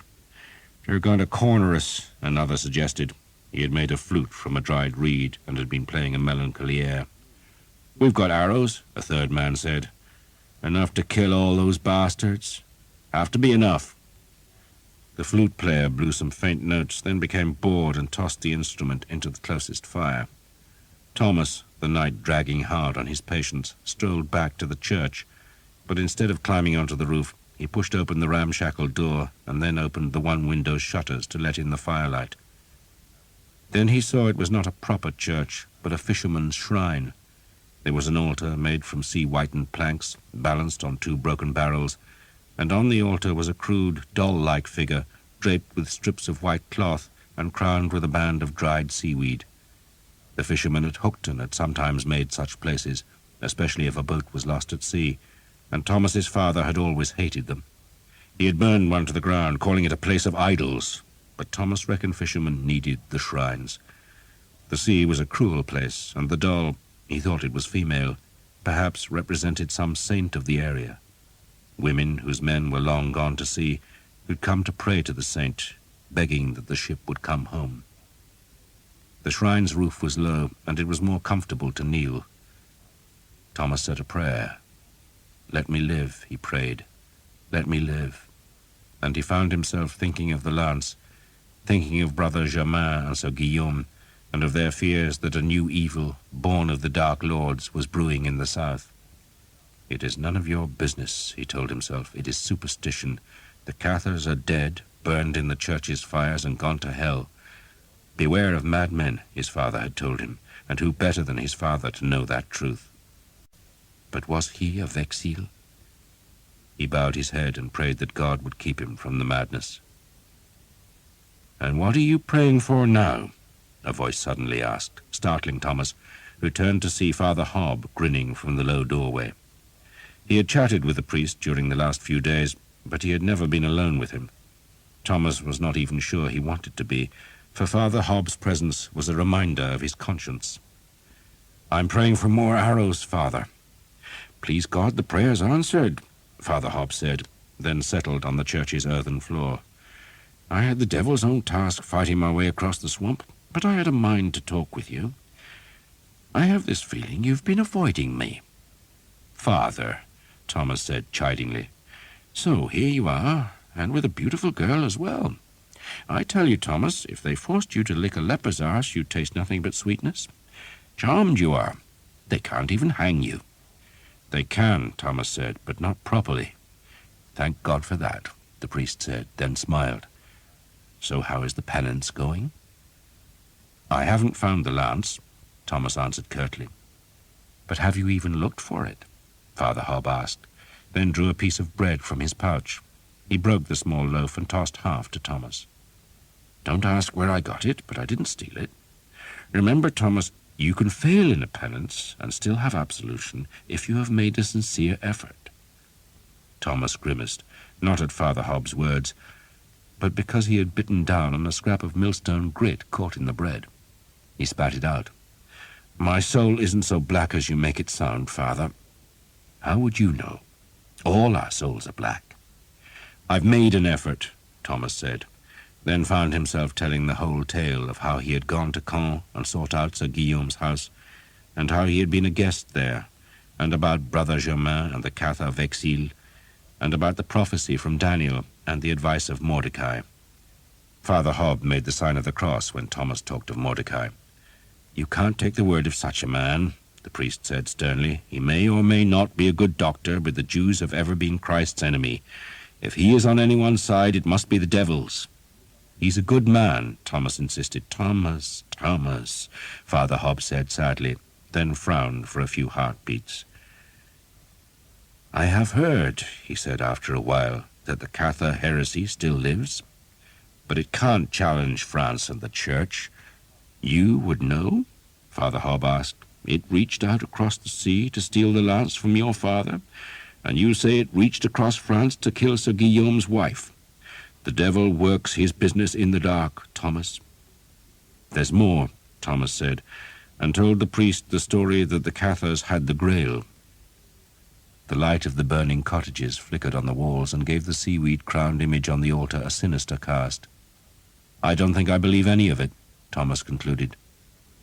And why not? Because if the story is true, Thomas said, then I am not Thomas of Hookton, but Thomas Vexil. I'm not English, but some half-breed Frenchman. I'm not an archer, but noble-born. It gets worse, Father Hob said with a smile. It means that you have been given a task. They're just stories, Thomas said scornfully.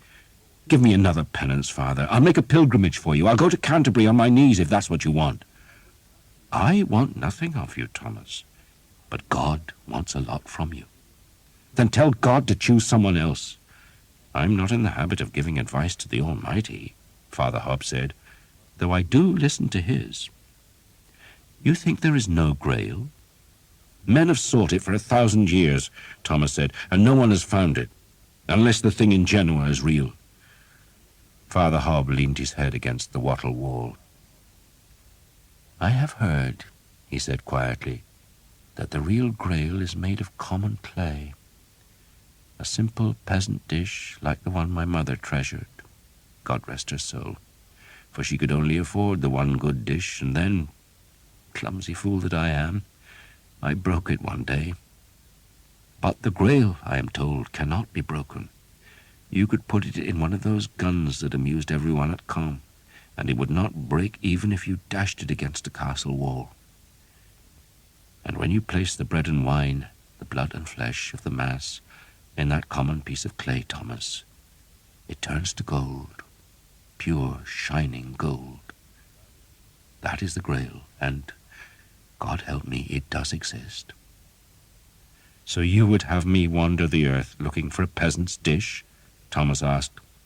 God would, Father Hob said, and for good reason. He looked saddened. There is heresy everywhere, Thomas. The church is besieged. The bishops and the cardinals and the abbots are corrupted by wealth. The village priests stew in ignorance, and the devil is brewing his evil. Yet there are some of us, a few, who believe that the church can be refreshed, that it can glow with God's glory again. I think the Grail could do that. I think God has chosen you.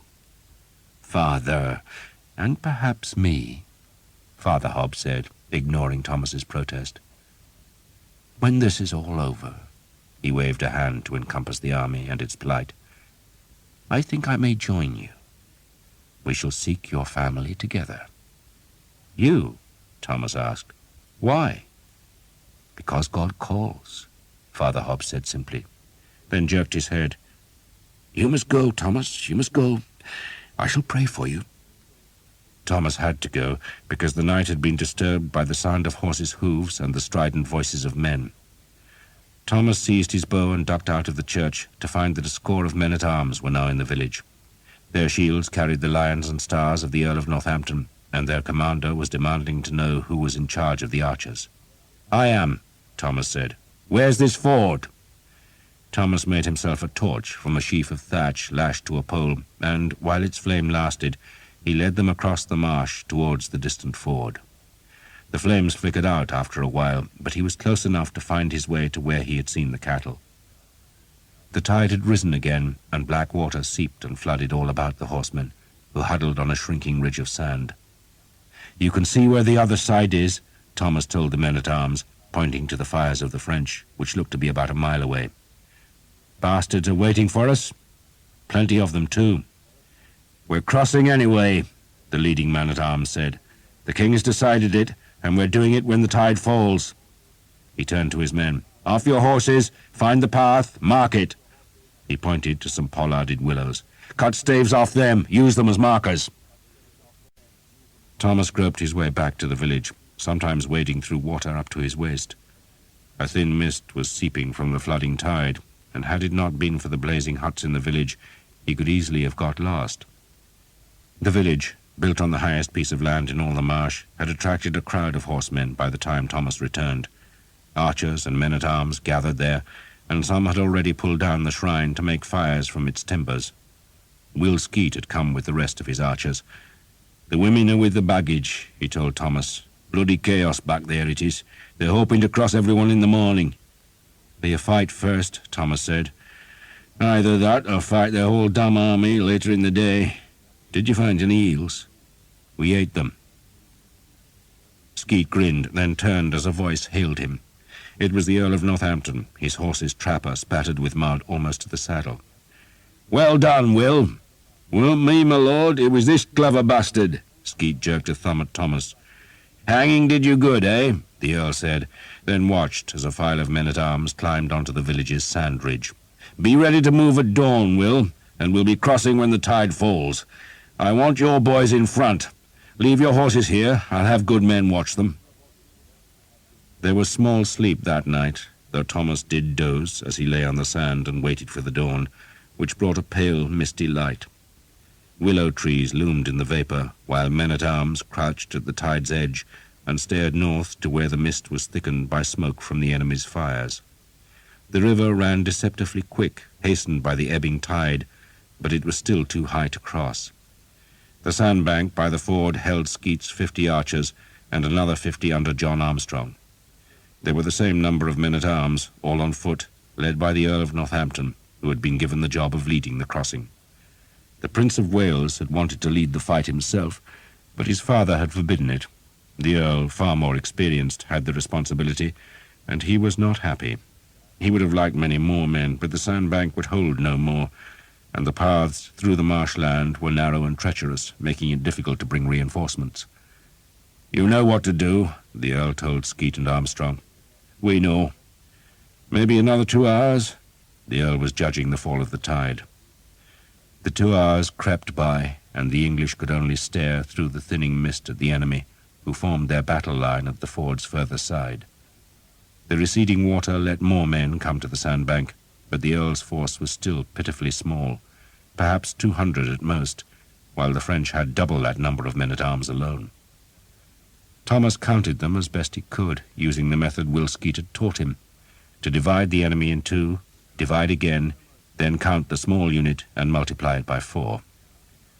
And he wished he had not done it, for there were so many, and as well as the men-at-arms there had to be 500 or 600 infantry, probably a levy from the country north of Abbeville. They were not a serious threat, for, like most infantry, they would be ill-trained and badly armed with ancient weapons and farming tools, but they could still cause trouble if the Earl's men got into difficulties. The only blessing Thomas could find in the misty dawn was that the French seemed to have very few crossbowmen. But why would they need them when they had so many men-at-arms? and the formidable force that now gathered on the river's northern bank would be fighting in the knowledge that if they repelled the English attack, then they would have their enemy pinned by the sea, where the greater French army could crush them. 2 pack horses brought sheaves of precious arrows that were distributed among the archers. "Ignore the goddamn peasants," Skeet told his men. "Kill the men-at-arms. I want the bastards crying for the goats they call their mothers." "There's food on the far side," John Armstrong told his hungry men. "Those goddamn bastards will have meat, bread and beer, and it'll be yours if you get through them." "And don't waste your arrows," Skeet growled. "Shoot proper. Aim, boys, aim. I want to see the bastards bleeding." "Watch the wind," John Armstrong shouted. "It'll carry arrows to the right." 200 of the French men-at-arms were on foot at the river's edge, while the other 200 were mounted and waiting 100 paces behind. The rabble of infantry was split into 2 vast lumps, one on each flank. The dismounted men-at-arms were there to stop the English at the water's edge, and the mounted men would charge if any did break through, while the infantry was present to give the appearance of numbers and to help in the massacre that would follow the French victory. The French must have been confident, for they had stopped every other attempt to ford the Somme. Except, at the other fords, the enemy had possessed crossbowmen, who had been able to keep the archers in deep water where they could not use their bows properly for fear of soaking the strings, and here there were no crossbows. The Earl of Northampton, on foot like his men, spat towards the river. "He should have left his foot soldiers behind and brought 1,000 Genoese," he remarked to Will Skeet. "We'd be in trouble then." "They'll have some crossbows," Skeet said. "Not enough, Will, not enough." The Earl was wearing an old helmet, one without any faceplate. He was accompanied by a grey-bearded man-at-arms with a deeply lined face who wore a much-mended coat of mail. "You know Reginald Cobham, Will?" the Earl asked. "I've heard of you, Master Cobham," Will said respectfully. "And I of you, Master Skeet," Cobham answered. A whisper went through Skeet's archers that Reginald Cobham was at the ford, and men turned to look at the greybeard, whose name was celebrated in the army. A common man, like themselves, but old in war and feared by England's enemies. The Earl looked at a pole which marked one edge of the ford. "Reckon the water's low enough," he said, then patted Skeet's shoulder. "Go and kill some, Will." Thomas took one glance behind and saw that every dry spot of the marsh was now crowded with soldiers, horses and women. The English army had come into the lowlands, depending on the Earl to force the crossing.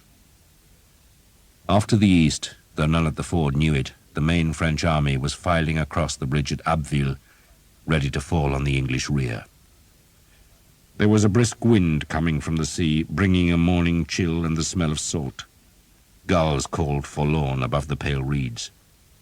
The river's main channel was a half-mile wide, and the 100 archers looked a puny force as they spread into a line and waded into the tide. Armstrong's men were on the left, Skeet's on the right, while behind them came the first of the Earl's men-at-arms. Those men-at-arms were all on foot, and their job was to wait till the arrows had weakened the enemy, then charge into the French with swords, axes, and falchions.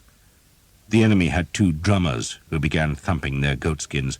Then a trumpeter startled birds from the trees where the French had camped. "Not the wind!" Skeet shouted at his men. "Gusting hard she is, gusting hard!" The wind was blowing against the ebbing tide, forcing the river into small waves that whipped white at their tops. The French infantry were shouting. Grey clouds scudded above the green land. The drummers kept up a threatening rhythm. Banners flew above the waiting men-at-arms, and Thomas was relieved that none of them showed yellow hawks on a blue field. The water was cold and came to his thighs. He held his bow high, watching the enemy, waiting for the first crossbow bolts to whip across the water. No bolts came. The archers were within long bowshot range now, but Will Skeet wanted them closer. A French knight on a black horse, caparisoned with a green and blue trapper, rode to where his comrades were on foot, then swerved off to one side and splashed into the river. "Silly bastard wants to make a name," Skeet said. "Jake, Dan, Peter, settle the bastard for me." The 3 bows were drawn back, and 3 arrows flew. The French knight was hurled back in his saddle, and his fall provoked the French to fury. They gave their war shout, "Montjoie, Saint-Denis!" and the men-at-arms came splashing into the river, ready to challenge the archers, who drew back their bows. "Hold hard!" Skeet shouted. "Hold hard! Closer! Get closer!" The drum beats were louder. The dead knight was being carried away by his horse as the other French edged back to the dry land. The water only reached to Thomas's knees now, and the range was shortening.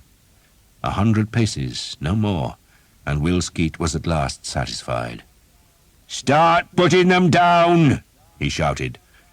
The bow cords were drawn back to men's ears, then loosed. The arrows flew, and while the first flight was still whispering over the wind-flecked water, the second flight was released, and as the men put their third arrows on the strings, the first whipped home. The sound was of metal striking metal, like 100 light hammers tapping, and the French ranks were suddenly crouching with shields held high. "Pick your men!" Skeet shouted. "Pick your men!" He was using his own bow, shooting it infrequently, always waiting for an enemy to lower a shield before loosing an arrow. Thomas was watching the rabble of infantry to his right. They looked as though they were ready to make a wild charge, and he wanted to plant some arrows in their bellies before they reached the water.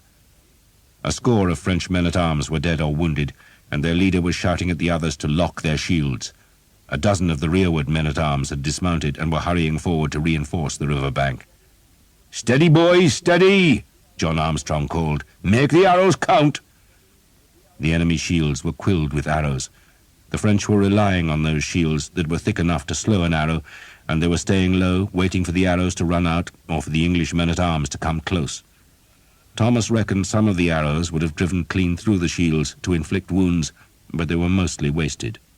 He glanced back to the infantry and saw they were not moving yet. The English bows were firing less frequently, waiting for their targets, and the Earl of Northampton must have tired of the delay, or else he feared the turn of the tide, for he shouted his men forward. "St. George! St. George! Spread wide!" Will Skeet shouted, wanting his men to be on the flanks of the Earl's attack, so they could use their arrows when the French stood to receive the charge. But the water rapidly grew deeper as Thomas moved upstream, and he could not go as far as he wanted. "Kill them! Kill them!" The Earl was wading up to the bank now. "Keep ranks!" Reginald Cobham shouted. The French men-at-arms gave a cheer, for the proximity of the English charge meant the archer's aim would be blocked, though Thomas did manage to loose 2 arrows as the defenders stood and before the 2 groups of men-at-arms met at the river's edge with a clash of steel and shield. Men roared their war cries, Saint Denis contending with St. George. "Watch right! Watch right!" Thomas shouted, for the peasant infantrymen had started forward, and he sent 2 arrows whistling at them. He was plucking shafts from the arrow bag as fast as he could. "Take the horsemen!" Will Skeet bellowed, and Thomas changed his aim to send an arrow over the heads of the fighting men at the French horsemen who were advancing down the bank to help their comrades. Some English horsemen had entered the ford now, but they could not ride to meet their French counterparts because the ford's northern exit was blocked by the wild melee of men-at-arms. Men slashed and hacked. Swords met axes, falchions split helmets and skulls. The noise was like the devil's blacksmith shop, and blood was swirling down tide in the shallows. An Englishman screamed as he was cut down into the water, then screamed again as 2 Frenchmen drove axes into his legs and trunk. The Earl was thrusting his sword in short, hard lunges, ignoring the hammer blows on his shield. "Close up! Close up!" Reginald Cobham shouted. A man tripped on a body, opening a gap in the English line, and 3 howling Frenchmen tried to exploit it, but were met by a man with a double-headed axe, who struck down so hard that the heavy blade split a helmet and skull from pate to neck. "Flank them! Flank them!" Skeet bellowed, and his archers waded closer to the shore to drive their arrows into the sides of the French formation. 200 French knights were fighting 80 or 90 English men-at-arms, a brawl of swords and shields and monstrous clangor. Men grunted as they swung. The 2 front ranks were locked together now, shields against shields, and it was the men behind who did the killing, swinging their blades over the front rank to kill the men beyond. Most of the archers were pouring arrows into the French flanks, while a few, led by John Armstrong, had closed up behind the men-at-arms to shoot into the enemy's faces. The French infantry, thinking the English charge stalled, gave a cheer and began to advance. "Kill them! Kill them!" Thomas shouted. He had used a whole sheaf of arrows, 24 shafts, and had only 1 sheaf more. He drew the bow back, released, drew again. Some of the French infantry had padded jackets, but they were no protection against the arrows. Sheer numbers were their best defence, and they screamed a wild war cry as they pounded down the bank. But then a score of English horsemen came from behind the archers, pushing through them to meet the mad charge. The mailed riders chopped hard into the infantry's front ranks, swords flailing left and right as the peasants hacked back. The horses bitted the enemy, and always kept moving so that no one could slash their hamstrings. A man-at-arms was hauled from his saddle and screamed terribly as he was chopped to death in the shallows. Thomas and his archers drove their arrows into the mob. More horsemen rode to help slaughter them, but still the wild rabble crowded the bank, and suddenly Thomas had no arrows left, and so he hung the bow round his neck, drew his sword, and ran to the river's edge. End of side 15. Side 16. A Frenchman lunged at Thomas with a spear. He knocked it aside and brought the sword's tip flashing round to rip the man's gullet. Blood spilled, bright as dawn, vanishing into the river. He hacked at a second man. Sam, baby-faced Sam, was beside him with a billhook that he sliced into a skull. It stuck there, and Sam kicked the man in frustration, then took an axe from the dying enemy and, leaving his billhook in its victim, swung his new weapon in a great arc to drive the enemy back. Jake still had arrows and was shooting them fast. A splashing and a cheer announced the arrival of more mounted men-at-arms, who drove into the infantry with heavy lances. The big horses, trained to this carnage, rode over the living and dead, while the men-at-arms discarded the spears and started hacking with swords. More archers had come with fresh arrows and were shooting from the river's centre. Thomas was on the bank now. The front of his mailed coat was red with blood, none of it his, and the infantry was retreating. Then Will Skeet gave a great shout that more arrows had come, and Thomas and his archers ran back into the river to find Father Hob with a pack mule loaded with 2 panniers of arrow sheaves. "Do the Lord's work," Father Hob said, tossing a sheaf to Thomas, who undid its binding and spilled the arrows into his bag. A trumpet sounded from the northern bank, and he whirled round to see that the French horsemen were riding to join the fight. "Put them down!" Skeet shouted. "Put those bastards down!" Arrows slashed and sliced at horses. More English men-at-arms were wading the river to thicken the Earl's force, and, inch by inch, yard by yard, they were making progress up the bank. But then the enemy horsemen drove into the melee with lances and swords. Thomas put an arrow through the mail covering a Frenchman's throat, drove another through a leather chanfron so that the horse reared and screamed and spilled its rider. "Kill! Kill! Kill!" The Earl of Northampton, bloodied from his helmet to his mailed boots, rammed the sword again and again. He was bone-tired and deafened by the crack of steel, but he was climbing the bank, and his men were pressed close about him. Cobham was killing with a calm certainty, years of experience behind every blow. English horsemen were in the melee now, using their lances over the heads of their compatriots to drive the enemy horses back, but they were also blocking the aim of the archers, and Thomas again hung his bow round his neck and drew his sword. "St. George! St. George!" The Earl was standing on grass now, out of the reeds, above the high water mark, and behind him, the river's edge, was a charnel house of dead men, wounded men, blood and screaming. Father Hob, his cassock skirts hitched up to his waist, was fighting with a quarterstaff, ramming the pole into French faces. "In the name of the Father!" he shouted, and a Frenchman reeled back with a pulped eye. "And of the Son!" Father Hob snarled as he broke a man's nose. "And of the Holy Ghost!" A French knight broke through the English ranks, but a dozen archers swarmed over the horse, hamstrung it, and hauled its rider down to the mud, where they hacked at him with axe, billhook, and sword. "Archers!" the Earl shouted. "Archers!" The last of the French horsemen had formed into a charge that threatened to sweep the whole ragged mess of brawling men, both English and French, into the river. But a score of archers, the only ones with arrows now, drove their missiles up the bank to bring the leading rank of horsemen down in a tangle of horses' legs and tumbling weapons. Another trumpet sounded, this one from the English side, and reinforcements were suddenly streaming over the ford and spurring up onto the higher ground. "They're breaking! They're breaking!" Thomas did not know who shouted that news, but it was true. The French were shuffling backwards. The infantry, their stomach for battle slaked by the deaths they had suffered, had already retreated. But now the French knights, the men-at-arms, were backing away from the fury of the English assault. Just kill them! Kill them! No prisoners! No prisoners!" The Earl of Northampton shouted in French, and his men-at-arms, bloody and wet and tired and angry, shoved up the bank and hacked again at the French, who stepped another pace back. And then the enemy did break. It was sudden. One moment the two forces were locked in grunting, shoving, hacking battle, and then the French were running, and the ford was streaming with mounted men-at-arms, who crossed from the southern bank to pursue the broken enemy.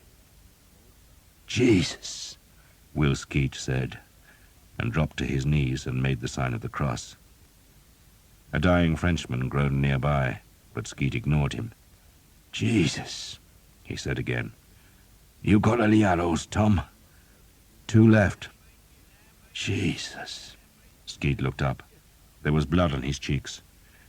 "Those bastards," he said vengefully. He was speaking of the newly arrived English men-at-arms who crashed past the remnants of the battle to harry the fleeing enemy. "Those bastards. They get into their camp first, don't they?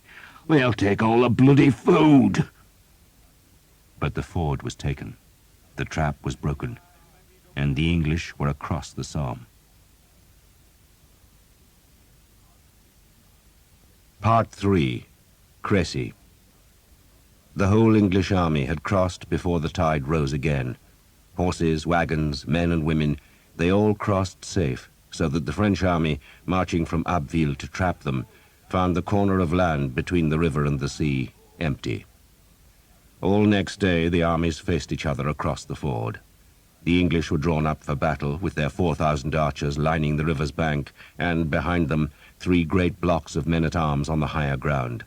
But the French, strung out on the paths to the ford, were not tempted to force the crossing. A handful of their knights rode into the water and shouted challenges and insults, but the king would not let any English knight respond, and the archers, knowing they must conserve their arrows, endured the insults without responding. "Let the bastards shout," Will Skeet growled. "Shouting never hurt a man yet." He grinned at Thomas. "Depends on the man, of course. Upset Sir Simon, didn't it?" "He was just a bastard." "No, Tom," Skeet corrected him. "You're the bastard, and he was a gentleman." Skeet looked across at the French, who showed no sign of trying to contest the ford. "Most of them are all right," he went on, evidently talking of knights and nobles. "Once they've fought with the archers for a while, they'll learn to look after us, on account of us being the mucky bastards what keeps them alive. But there's always a few goddamn idiots. Not our Billy, though." He turned and looked at the Earl of Northampton, who was pacing up and down by the shallows, itching for the French to come and fight. "He's a proper gentleman. Knows how to kill the goddamn French." Next morning the French were gone, the only sign of them the white cloud of dust hanging over the road, which was taking their huge army back to Abbeville. The English went north, slowed by hunger and the lame horses that men were reluctant to abandon. The army climbed from the Somme marshes into a heavily wooded country that yielded no grain, livestock, or plunder, while the weather, which had been dry and warm, turned cold and wet during the morning. Rain spat from the east and dripped incessantly from the trees to increase men's misery, so that what had seemed like a victorious campaign south of the Seine now felt like an ignominious retreat. Which is what it was, for the English were running from the French, and all the men knew it, just as they knew that unless they found food soon, their weakness would make them easy pickings for the enemy. The king had sent a strong force to the mouth of the Somme, where, at the small port of Le Crotoy, he expected reinforcements and supplies to be waiting. But instead the small port proved to be held by a garrison of Genoese crossbowmen. The walls were in bad repair, the attackers were hungry, and so the Genoese died under a hail of arrows and a storm of men-at-arms. The English emptied the port's storehouses of food, and found a herd of beef cattle collected for the French army's use. But when they climbed the church tower, they saw no ships moored in the river's mouth, nor any fleet waiting at sea. The arrows, the archers, and the grain that should have replenished the army were still in England. The rain became heavier on the first night that the army camped in the forest. Rumour said that the king and his great men were in a village at the forest's edge, but most of the men were forced to shelter under the dripping trees and eat what little they could scavenge. "Here corn stew," Jake grumbled. "You've eaten worse," Thomas said. and a month ago we ate it off silver plates." Jake spat out a gritty mouthful. "So why don't we bloody fight the bastards?" "Because they're too many," Thomas said wearily. "Because we've only so many arrows. Because we're worn out." The army had marched itself into the ground. Jake, like a dozen other of Will Skeet's archers, had no boots anymore. The wounded limped because there were not enough carts, and the sick were left behind if they could not walk or crawl. The living stank. Thomas had made Eleanor and himself a shelter from boughs and turf. It was dry inside the little hut, where a small fire spewed a thick smoke. "What happens to me if you lose?" Eleanor asked him. "We won't lose," Thomas said, though there was little conviction in his voice. "What happens to me?" she asked again. "You thank the Frenchmen who find you," he said, "and tell them you were forced to march with us against your will. Then you send for your father." Eleanor thought about those answers for a while, but did not look reassured. She had learned in Caen how men after victory are not amenable to reason, but slaves to their appetites. She shrugged. "And what happens to you?" "If I live," Thomas shook his head, "I'll be a prisoner. They send us to the galleys in the south, I hear, if they let us live." "Why shouldn't they?" "They don't like archers. They hate archers." He pushed a pile of wet bracken closer to the fire, trying to dry the fronds before they became their bed. "Maybe there won't be a battle," he said, "because we've stolen a day's march on them." The French were said to have gone back to Abbeville and to be crossing the river there, which meant that the hunters were coming, but the English were still a day ahead and could, perhaps, reach their fortresses in Flanders. Perhaps. Eleanor blinked from the smoke. "Have you seen any knight carrying the lance?" Thomas shook his head. "I haven't even looked," he confessed. The last thing on his mind this night was the mysterious Vexil. Nor indeed did he expect to see the lance. That was Sir Guillaume's fancy, and now Father Hobbs' enthusiasm, but it was not Thomas's obsession. Staying alive and finding enough to eat were what consumed him. "Thomas!" Will Skeet called from outside. Thomas pushed his head through the hut opening to see a cloaked figure was standing next to Skeet. "I'm here," he said. "You've got company," Skeet said sourly, turning away. The cloaked figure stooped to enter the hut, and, to Thomas's surprise, it was Jeanette. "I shouldn't be here," she greeted him, pushing into the smoky interior, where, throwing the hood from her hair, she stared at Eleanor.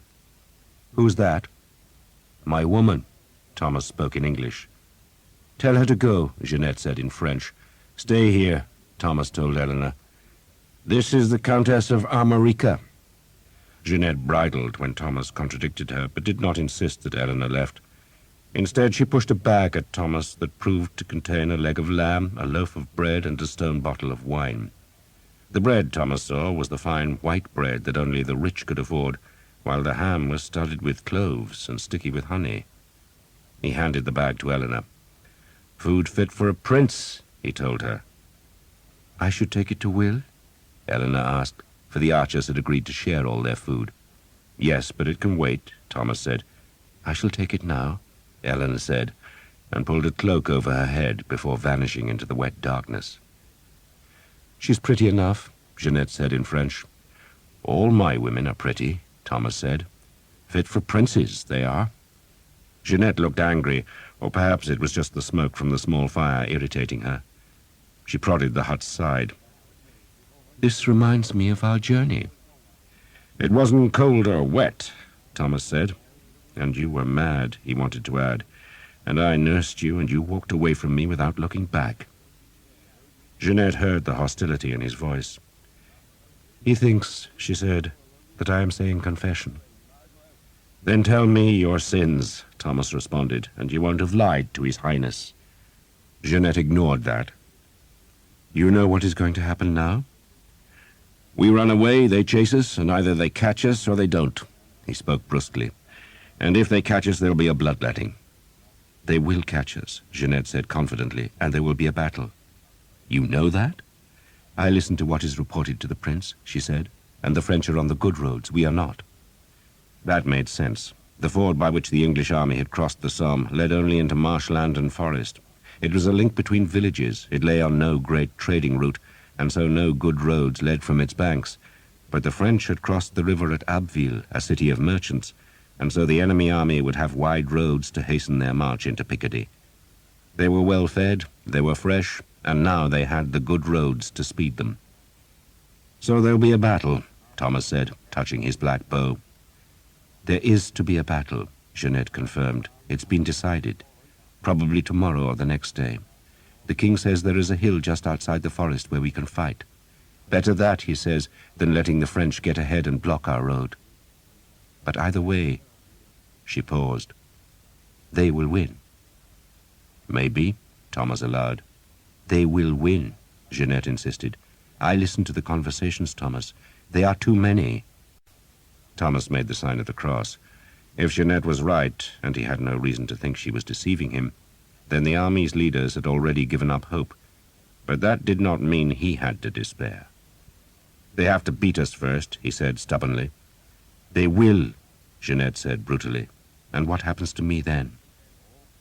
"What happens to you?" Thomas asked in surprise. He leaned cautiously against the fragile wall of his shelter. He sensed that Eleanor had already delivered the food and hurried back to eavesdrop. "Why should I care?" he asked loudly. "What happens to you?" Jeanette shot him a vicious look. "You once swore to me," she said, "that you would help restore my son to me." Thomas made the sign of the cross again. "I did, my lady," he admitted, reflecting that he made his oaths too easily. One oath was enough for a lifetime, and he had made more than he could recall or keep. "Then help me do that," Jeanette demanded. Thomas smiled. "There's a battle to be won first, my lady." Jeanette scowled at the smoke that churned in the small shelter. "If I am found in the English camp after the battle, Thomas, then I will never see Charles again. Never." "Why not?" Thomas demanded. "It's not as if you'll be in danger, my lady. You're not a common woman. There might not be much chivalry when armies meet, but it just about reaches into the tents of royalty." Jeanette shook her head impatiently. "If the English win," she said, "then I might see Charles again, because the Duke will want to curry favor with the king. But if they lose, then he will have no need to make any gesture, and if they lose, Thomas, then I lose everything." That, Thomas reckoned, was closer to the nub. If the English lost, then Jeanette risked losing whatever wealth she had accumulated in the last weeks, wealth that came from the gifts of a prince. He could see a necklace of what looked like rubies half hidden by her swathing cloak, and doubtless she had dozens of other precious stones set in gold. "So what do you want of me?" he asked. She leaned forward and lowered her voice. "You," she said, "and a handful of men. Take me south. I can hire a ship at Le Crotoy and sail to Brittany. I have money now. I can pay my debts in La Roche-Derrien, and I can deal with that evil lawyer. No one need know I was even here." "The prince will know," Thomas said. She bridled at that. "You think he will want me forever?" "What do I know of him?" "He will tire of me," Jeanette said. "He's a prince. He takes what he wants, and when he is tired of it, he moves on. But he has been good to me, so I cannot complain." Thomas said nothing for a while. She had not been this hard, he reflected, in those lazy summer days when they had lived as vagabonds. "And your son?" he asked. "How will you get him back? Pay for him?" "I will find a way," she said evasively. Probably, Thomas thought, she would try to kidnap the boy. And why not? If she could raise some men, then it would be possible. Maybe she would expect Thomas himself to do it. And as that thought occurred to him, so Jeanette looked into his eyes. "Help me," she said. "Please." "No," Thomas said. "Not now." He held up a hand to ward off her protests. "One day, God willing," he went on, "I'll help find your son, but I'll not leave this army now. If there's to be a battle, my lady, then I'm in it with the rest." "I am begging you," she said. "No." "Then damn you!" she spat, pulled the hood over her black hair, and went out into the darkness. There was a short pause. Then Eleanor came through the entrance. "So what did you think?" Thomas asked. "I think she is pretty," Eleanor said evasively. Then she frowned at him. "And I think that in battle tomorrow a man could seize you by the hair. I think you should cut it." Thomas seemed to flinch. "You want to go south? Escape battle?" Eleanor gave him a reproachful look. "I am an archer's woman," she said, "and you will not go south. Will says you are a goddamn fool," she said the last two words in clumsy English, "to give up such good food, but thanks you anyway. And Father Hobb tells you that he is saying Mass tomorrow morning and expects you to be there." Thomas drew his knife and gave it to her, then bent his head. She sawed at his pigtail, then at handfuls of black hair that she tossed onto the fire. Thomas said nothing as she cut, but just thought about Father Hobb's Mass. A Mass for the dead, he thought, or for those about to die. For in the wet dark, beyond the forest, the might of France was drawing close. The English had escaped the enemy twice, crossing rivers that were supposed to be impassable, but they could not escape a third time. The French had caught them at last. The village lay only a short walk north of the forest edge, from which it was separated by a small river that twisted through placid water meadows. The village was an unremarkable place, a duck pond, a small church, and a score of cottages with thick thatched roofs, small gardens, and high dung heaps. The village, like the forest, was called Crecy. The fields north of the village rose to a long hill that ran north and south. A country road, rutted by farm carts, ran along the hill's crest, going from Crecy to another village, just as unremarkable, called Vadicourt. If an army had marched from Abbeville and skirted the forest of Crecy, it would come westwards in search of the English, and after a while they would see the hill between Crecy and Vadicourt rearing in front of them. They would see the stump-like church towers in the two small villages, and between the villages, but much closer to Crecy and high on the ridge top, where its sails could catch the winds, a mill. The slope facing the French was long and smooth, untroubled by hedge or ditch, a playground for knights on horseback. The army was woken before dawn. It was a Saturday, the 26th of August, and men grumbled at the unseasonable chill. Fires were stirred to life, reflecting flame light from the waiting mail and plate armor. The village of Crecy had been occupied by the king and his great lords, some of whom had slept in the church, and those men were still arming themselves when a chaplain of the royal household came to say a mass. Candles were lit, a handbell sounded, and the priest, ignoring the clank of armor that filled the small nave, called on the help of St. Zephyrinus, St. Gillicinus, and both the saints called Genesius, all of whom had their feasts on this day.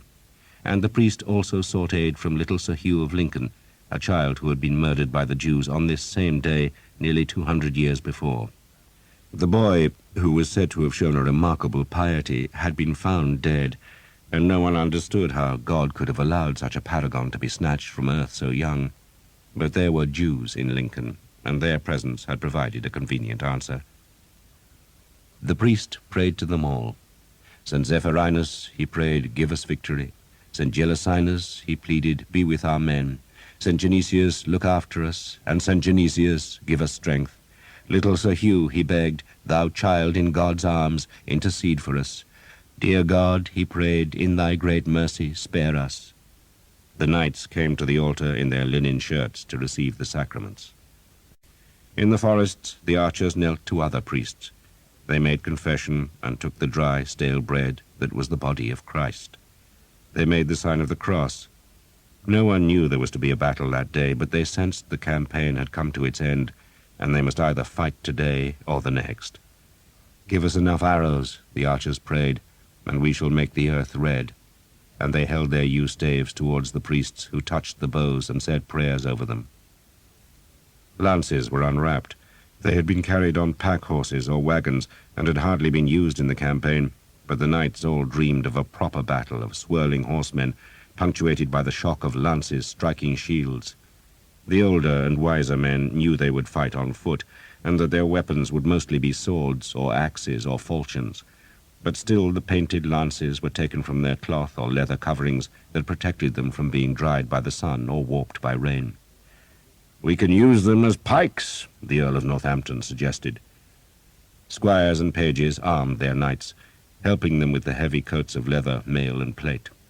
Straps were buckled tight. Destriers were brushed with straw, while the smiths dragged sharpening stones down the sword's long blades. The king, who had begun arming himself at 4 in the morning, knelt and kissed a reliquary which contained a feather from the wing of the angel Gabriel, and, when he had crossed himself, told the priest to carry the reliquary to his son. Then, with a golden crown surrounding his helmet, he was helped up onto a grey mare and rode north from the village. It was dawn, and the ridge between the two villages was empty. The mill, its linen sails neatly furled and tethered, creaked in the wind that stirred the long grasses where hares grazed, but now cocked their ears and raced away as the horsemen climbed the track to the mill. The king led, mounted on the mare, that was swathed in a trapper bright with the royal arms. The scabbard of his sword was red velvet and encrusted with golden fleur-de-lis, while the hilt was decorated with 12 great rubies. He carried a long white staff and had brought 12 companions and a score of knights as escorts, but as his companions were all great lords, then they were duly followed by their entourages, so that close to 300 men trailed up the winding track. The higher a man's rank, the closer he rode to the king, while the pages and squires were at the back, where they tried to hear the conversation of their betters. A man-at-arms dismounted and went into the mill. He climbed the ladders, opened the small door that gave access to the sails, and there straddled the axle as he peered eastwards. "See anything?" the king called up cheerfully, but the man was so overcome by being addressed by his king that he could only shake his head dumbly. The sky was half covered in clouds, and the country looked dark. From the mill's height, the man-at-arms could see down the long slope to the small fields at its foot, then up another slope to a wood. An empty road ran eastwards beyond the wood. The river, filled with English horses being watered, twisted grey on the right to mark the forest's edge. The king, his visor jammed up against the crown's frontal, stared at the same view. A local man, discovered hiding in the forest, had confirmed that the road from Abbeville came from the east, which meant that the French must cross the small fields at the foot of the slope if they were to make a frontal attack on the hill. The fields had no hedges, merely shallow ditches that would offer no obstacle to a mounted knight. "If I was Philip," the Earl of Northampton suggested, "I'd ride round our north flank, sire." "You're not Philip, and I thank God you're not," Edward of England said. "He's not clever." "And I am?" The Earl sounded surprised. "You are clever at war, William," the king said. He stared down the slope for a long time. "If I was Philip," he said at last, "I would be mightily tempted by those fields." He pointed to the foot of the slope. "Especially if I saw our men waiting on this hill." The long green slope of the open pasture land was perfect for a cavalry charge. It was an invitation for lances and glory, a place made by God for the lords of France to tear an impudent enemy to ragged shreds. "The hill's steep, sire," the Earl of Warwick warned. "I warrant it won't look so from the foot," the king said, then turned his horse and spurred northwards along the ridge. The mare trotted easily, revelling in the morning air. "She's Spanish," the king told the Earl. "Bought off Grindley. Do you use him?" "If I can afford his prices." "Of course you can, William, a rich man like you. I'll breed her. She might make fine destriers." "If she does, sire, I'll buy one from you." "If you can't afford Grindley's prices," the king teased, "how will you pay mine?" He spurred the mare into a canter, his plate armor clanking, and the long train of men hurried after him along the track which led north on the ridge's summit.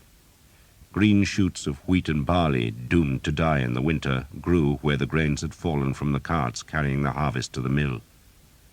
The king stopped at the ridge's end, just above the village of Vadicourt, and stared northwards. His cousin was right, he thought. Philip should march into that empty countryside and cut him off from Flanders. The French, if they did but know it, were the masters here. Their army was larger, their men fresher, and they could dance rings about their tired enemy until the English were forced to a desperate attack or were trapped in a place that offered them no advantage. But Edward knew better than to let every fear prey on his mind. The French were also desperate. They had suffered the humiliation of watching an enemy army wreak havoc across their land, and they were in no mood to be clever. They wanted revenge. Offer them a chance, he reckoned, and the odds were good that they would snatch at it. And so the king dismissed his fears and rode down into the village of Vadicourt. A handful of the villagers had dared to stay, and those folk, seeing the golden crown encircling the king's helmet and the silver curb chains on his mare, went onto their knees. "We mean you no harm," the king called airily. but by morning's end he knew their houses would have been ransacked thoroughly. He turned southwards again, riding along the ground at the foot of the ridge. The valley's turf was soft, but not treacherous. A horse would not flounder here. A charge would be possible, and, better still, just as he had reckoned, the hill did not look so steep from this angle. It was deceptive. The long stretch of rising grass looked gentle even, though in truth it would sap the horses' lungs by the time they reached the English men-at-arms, if they ever did reach them. "How many arrows do we have?" he asked every man in earshot. 1,200 sheaves, the Bishop of Durham said. 2 carts full, the Earl of Warwick answered. 860 sheaves, the Earl of Northampton said. There was silence for a while. "The men have some themselves?" the king asked. "Perhaps a sheaf apiece," the Earl of Northampton said gloomily. "It will just have to be enough," the king said bleakly. He would have liked twice as many arrows, but then he would have liked a lot of things. He could have wished for twice as many men, and a hill twice as steep, and an enemy led by a man twice as nervous as Philip of Valois, who, God knows, was nervous enough anyway. But it was no good wishing. He had to fight and win. He frowned at the southern end of the ridge where it fell away to the village of Crecy. That would be the easiest place for the French to attack, and the closest, too, which meant the fight would be hard there. "Guns, William," he said to the Earl of Northampton. "Guns, sire? We'll have the guns on the flanks. Bloody things have to be useful sometime." "We could roll the things down the hill, sire, perhaps. Maybe crush a man or two." The king laughed and rode on. "Looks like rain." "It should hold off for a while," the Earl of Warwick answered, "and the French may hold off too, sire." "You think they won't come, William?" The Earl shook his head. "They'll come, sire, but it'll take them time, a lot of time. We might see their vanguard by noon, but their rear guard will still be crossing the bridge in Abbeville. I'll wager they'll wait till tomorrow morning to make a fight." "Today or tomorrow," the king said carelessly. "It's all the same." "We could march on," the Earl of Warwick suggested. "And find a better hill?" The king smiled. He was younger and less experienced than many of the earls, but he was also the king, and so the decision must rest with him. He was, in truth, filled with doubts, but knew that he must look confident. He would fight here. He said as much, and said it firmly. "We fight here," the king said again, staring up the slope. He was imagining his army there, seeing it as the French would see it, and he knew his suspicion was right, that the lowest part of the ridge, close to Crecy, would be the dangerous ground. That would be his right flank, close under the mill. "My son will command on the right," he said, pointing, "and you, William, will be with him." "I will, sire," the Earl of Northampton agreed. "And you, my lord, on the left," the king said to the Earl of Warwick. "We shall make our line 2/3 of the way up the hill, with archers in front and on the flanks." "And you, sire?" the Earl of Warwick asked. "I shall be at the mill," the king said, then urged his horse up the hill. He dismounted 2/3 of the way up the slope and waited for a squire to take the mare's reins. Then he began the morning's real work. He paced along the hill, marking places by prodding the turf with his white staff and instructing the lords who accompanied him that their men would be here or there, and those lords sent men to summon their commanders so that when the army marched to the long green slope, they would know where to go. "Bring the banners here," the king ordered, "and place them where the men are to assemble." He kept his army in the 3 battles that had marched all the way from Normandy. 2, the largest, would make a long, thick line of men-at-arms stretching across the upper reaches of the slope. "They'll fight on foot," the king ordered, confirming what every man had expected, though 1 or 2 of the younger lords still groaned, for there was more honor to be gained by fighting from horseback. But Edward cared more about victory than honor. He knew only too well that if his men-at-arms were mounted, then the fools would make a charge as soon as the French attacked, and his battle would degenerate into a brawl at the hill's foot that the French must win because they had the advantage of numbers. But if his men were on foot, then they could not make a crazed charge against horsemen, but must wait behind their shields to be attacked. "The horses are to be kept at the rear beyond the ridge," he commanded. He himself would command the 3rd and smallest battle on the ridge's summit, where it would be a reserve. "You will stay with me, my lord bishop." the king told the Bishop of Durham. The bishop, armoured from nape to toes and carrying a massive spiked mace, bridled. "You'll deny me a chance to break French heads, sire?" "I shall let you weary God with your prayers instead," the king said, and his lords laughed. "And our archers," the king went on, "will be here, and here, and here." He was pacing the turf and ramming the white staff into the grass every few paces. He would cover his line with archers and mass more at the two flanks. The archers, Edward knew, were his one advantage. Their long, white-fledged arrows would do murder in this place that invited the enemy horsemen into the glorious charge.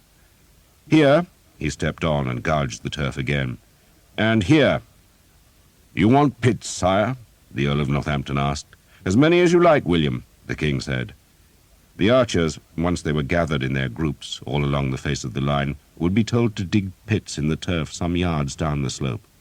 The pits did not have to be large, just big enough to break a horse's leg if it did not see the hole. Make enough pits, and the charge must be slowed and thrown into disarray. "And here," the king had reached the southern end of the ridge, "we'll park some empty wagons. Put half the guns here and the other half at the other end. And I want more archers here." "If we've any left," the Earl of Warwick grumbled. "Wagons?" the Earl of Northampton asked. "Can't charge a horse across a line of wagons, William," the king said cheerfully, then beckoned his horse forward, and because his plate armour was so heavy, two pages had to half lift and half push him into the saddle. It meant an undignified scramble, but once he was settled in the saddle, he looked back along the ridge that was no longer empty, but was dotted with the first banners showing where men would assemble. In an hour or two, he thought, his whole army would be here, to lure the French into the archers' arrows. He wiped the earth from the butt of the staff, then spurred his horse towards Crecy.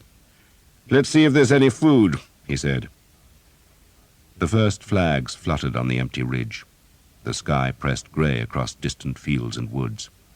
Rain fell to the north, and the wind felt cold. The eastern road, along which the French must come, was deserted still. The priests prayed. "Take pity on us, O Lord, in thy great mercy. Take pity on us."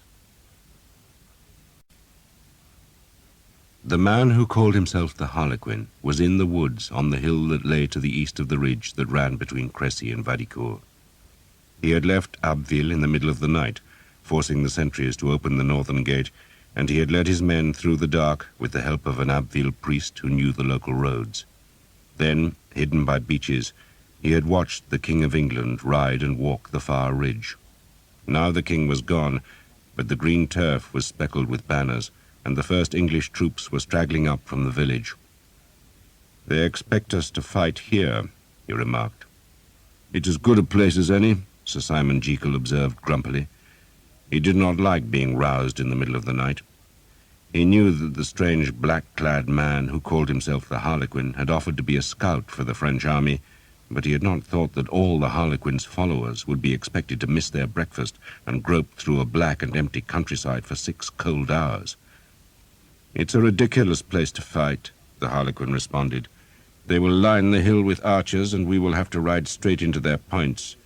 What we should do is go round their flank." He pointed to the north. "Tell His Majesty that," Sir Simon said spitefully. "I doubt he will listen to me." The Harlequin heard the scorn, but did not rise to it. "Not yet. When we have made our name, then he will listen." He patted his horse's neck. "I have only faced English arrows once, and then it was merely a single archer, but I saw an arrow go clean through a mail coat." "I've seen an arrow go through 2 inches of oak," Sir Simon said. 3 inches, Henry Colley added. He, like Sir Simon, might have to face those arrows today, but he was still proud of what English weapons could do. "A dangerous weapon," the Harlequin acknowledged, though in an unworried voice. He was ever unworried, always confident, perpetually calm, and that self-control irritated Sir Simon, though he was even more annoyed by the Harlequin's faintly hooded eyes, which, he realized, reminded him of Thomas of Hookton. He had the same good looks, but at least Thomas of Hookton was dead, and that was one less archer to face this day. "But archers can be beaten," the Harlequin added. Sir Simon reflected that the Frenchman had faced one archer in his whole life, yet had already worked out how to beat them. "How?" "You told me how," the Harlequin reminded Sir Simon. "You exhaust their arrows, of course. You send them lesser targets, let them kill peasants, fools, and mercenaries for an hour or two, then release your main force.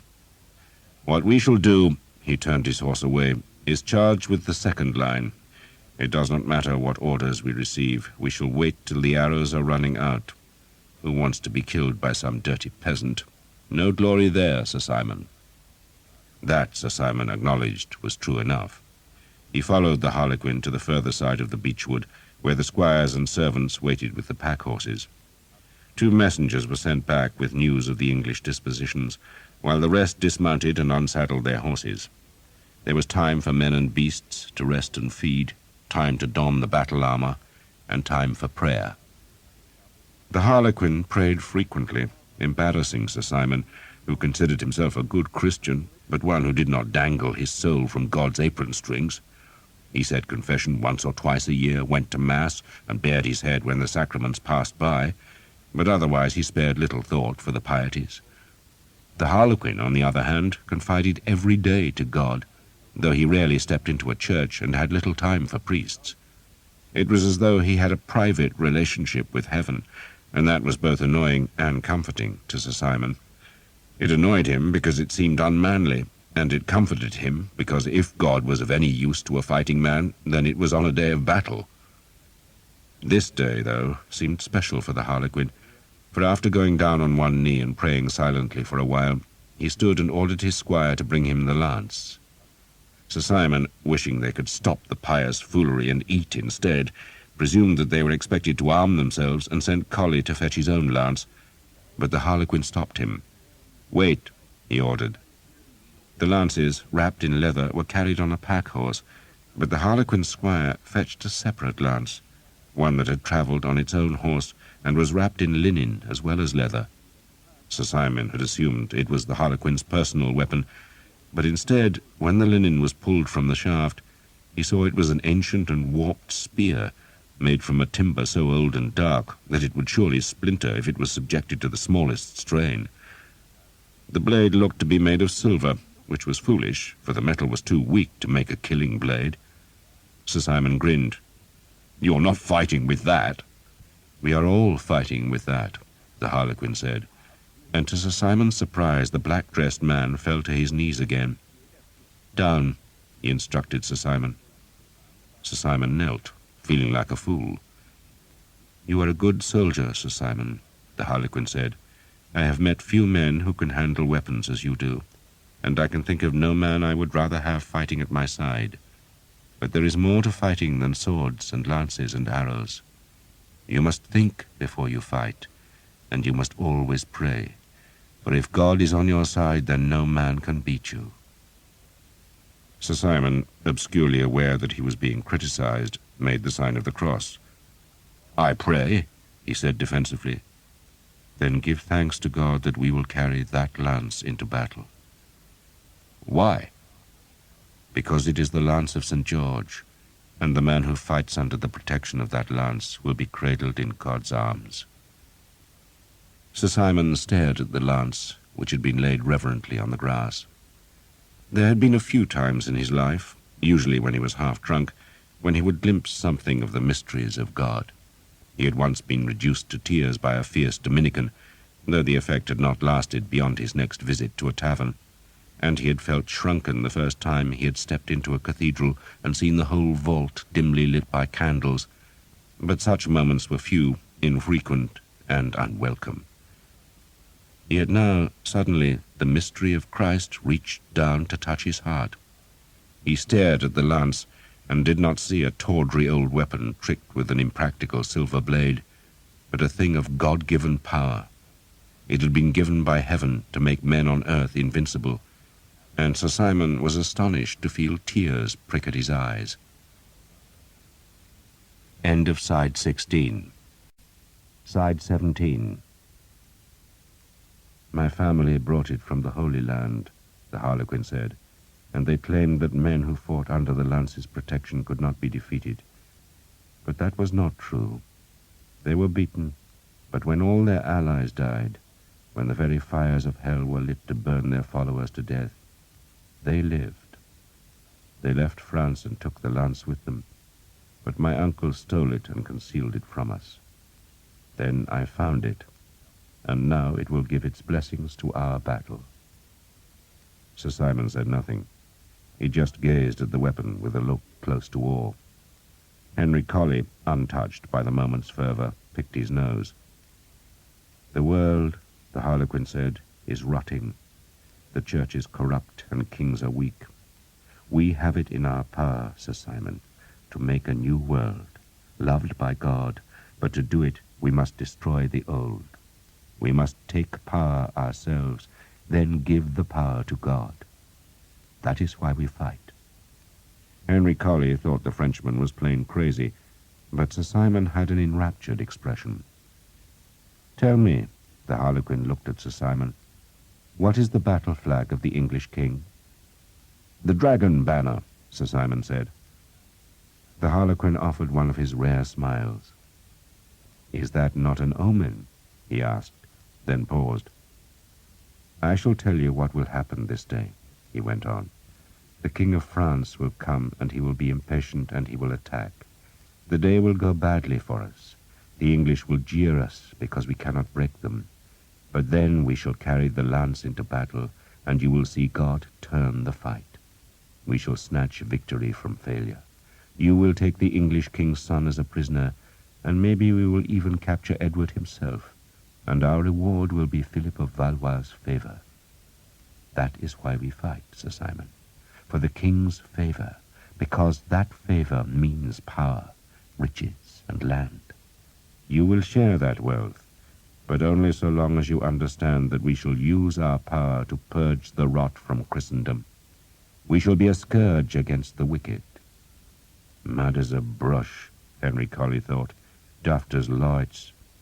He watched as the Harlequin stood and went to a pack-horse's pannier, from which he took a square of cloth, which, unfolded, proved to be a red banner on which a strange beast with horns, tusks, and claws reared on its hind legs while clasping a cup in its forepaws.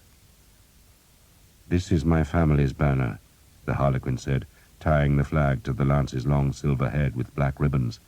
"And for many years, Sir Simon, this banner was forbidden in France because its owners had fought against the king and against the church. Our lands were wasted and our castle is still slighted. But today we shall be heroes, and this banner will be back in favour."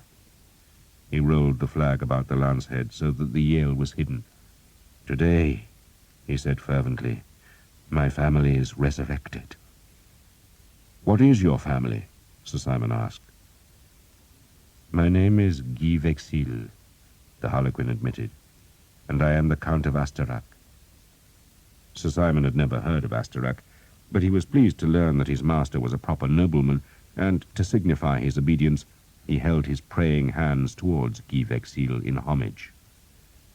"I will not disappoint you, my lord," Sir Simon said, with an unaccustomed humility. "God will not disappoint us today," Guy Vexil said. He took Sir Simon's hands in his own. "Today," he raised his voice to speak to all his knights, "we shall destroy England." For he had the lance, and the royal army of France was coming, and the English had offered themselves for slaughter. "Arrows," Will Skeet said. He was standing at the wood's edge beside a pile of sheaves unloaded from a wagon, but suddenly paused. "Good God!" He was staring at Thomas. "Looks like a rat got your hair." He frowned. "Suits you, though. You look grown up at long last." "Arrows," he said again. "Don't waste them." He tossed the sheaves one by one to the archers. "It looks like a lot, but most of you godforsaken lepers have never been in a proper battle, and battles swallow arrows like horse swallowing—" "Good morning, Father Hob." "You'll spare me a sheaf, Will?" "Don't waste it on sinners, Father," Will said, throwing a bundle to the priest. "Kill some God-fearing Frenchmen." "There's no such thing, Will. They're all the spawn of Satan." Thomas emptied a sheaf into his arrow bag and tucked another into his belt. He had a pair of bow cords in his helmet, safe from the rain that threatened. A smith had come to the archers' encampment and had hammered the nicks from their swords, axes, knives, and billhooks, then sharpened the blades with his stones. The smith, who had been wandering the army, said the king had ridden north to look for a battlefield, but he himself reckoned the French would not come that day. "It's a lot of sweat for nothing," he had grumbled as he smoothed a stone down Thomas's sword. "This is French work," he said, peering at the long blade. "From Caen." "You could sell this for a penny or two." The praise was grudging. "Good steel. Old, of course, but good." Now, with their arrows replenished, the archers placed their belongings into a wagon that would join the rest of the army's baggage, and one man, who was sick in his belly, would guard it through the day, while a second invalid would stand sentry on the archers' horses. Will Skeet ordered the wagon away, then cast an eye over his assembled archers. "The bastards are coming," he growled. "If not today, then tomorrow, and there are more of them than there are of us. And they ain't hungry, and they've all got boots, and they think their shit smells of roses because they're bloody Frenchmen, but they die just like anyone else. Shoot their horses, and you'll live to see sundown. And remember, they ain't got proper archers, so they are going to lose. It ain't difficult to understand. Keep your heads, aim at the horses, don't waste shafts, and listen for orders. Let's go, boys." They waded the shallow river, one of the many bands of archers who emerged from the trees to file into the village of Crecy, where knights were pacing up and down, then stamping their feet and calling on squires or pages to tighten a strap or loosen a buckle to make their armor comfortable. Bunches of horses, tied bridle to bridle, were being led to the back of the hill, where, with the army's women, children, and baggage, they would stay inside a ring of wagons. The Prince of Wales, armoured from the waist down, was eating a green apple beside the church, and he nodded distractedly when Skeet's men respectfully pulled off their helmets. There was no sign of Jeanette, and Thomas wondered if she had fled on her own, then decided he did not care. Eleanor walked beside him. She touched his arrow bag. "Do you have enough arrows?" "Depends how many Frenchmen come," Thomas said. "How many Englishmen are there?" Rumour said the army had 8,000 men now, half of them archers, and Thomas reckoned that was probably about right. He gave that figure to Eleanor, who frowned. "And how many Frenchmen?" she asked. "The good Lord knows," Thomas said, but he reckoned it had to be far more than 8,000. A lot more, but he could do nothing about that now, and so he tried to forget the disparity in numbers as the archers climbed towards the windmill. They crossed the crest to see the long forward slope, and for an instant Thomas had the impression that a great fair was just beginning. Gaudy flags dotted the hill, and bands of men wandered between them, and all it needed was some dancing bears and a few jugglers, and it would have looked just like the Dorchester Fair. Will Skeet had stopped to search for the Earl of Northampton's banner, then spotted it on the right of the slope, straight down from the mill. He led the men down, and a man-at-arms showed them the sticks marking the spot where the archers would fight. "And the Earl wants horse pits dug," the man-at-arms said. "You heard him," Will Skeet shouted. "Get digging." Eleanor helped Thomas make the pits. The soil was thick, and they used knives to loosen the earth that they scooped out with their hands. "Why do you dig pits?" Eleanor asked. "To trip the horses," Thomas said, kicking the excavated earth away before starting another hole. All along the face of the hill, archers were making similar small pits, a score of paces in front of their positions. The enemy horsemen might charge at the full gallop, but the pits would check them. They could get through, but only slowly, and the impetus of their charge would be broken, and while they tried to thread the treacherous holes, they would be under attack from archers. "There," Eleanor said, pointing, and Thomas looked up to see a group of horsemen on the far hill crest.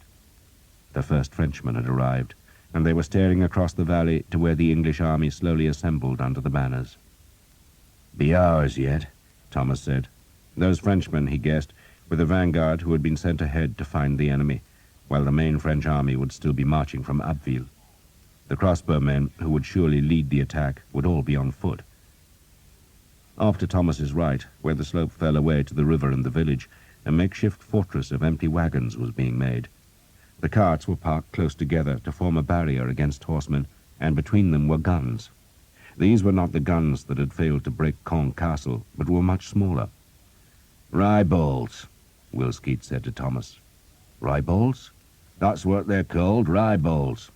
He led Thomas and Eleanor along the slope to look at the guns, which were strange bundles of iron tubes. Gunners were stirring the powder, while others were undoing bundles of garrows, the long arrow-like iron missiles that were rammed into the tubes. Some of the ryeballs had 8 barrels, some 7, and a few only 4. Useless bloody things, Skeet spat, but they might frighten the horses. He nodded a greeting to the archers who were digging pits ahead of the ryeballs. The guns were thick here. Thomas counted 34, and others were being dragged into place, but they still needed the protection of bowmen. Skeet leaned on a wagon and stared at the far hill. It was not warm, but he was sweating. "Are you ill?" Thomas asked. Guts are churning a bit, Skeet admitted, but nothing to make a song and dance about. There were about 400 French horsemen on the far hill now, and others were appearing from the trees. It might not happen, Skeet said quietly. "The battle?" Philip of France is jumpy, Skeet said. He's got a knack of marching up to battle, then deciding he'd rather be frolicking at home. That's what I hear. Nervous bastard. He shrugged.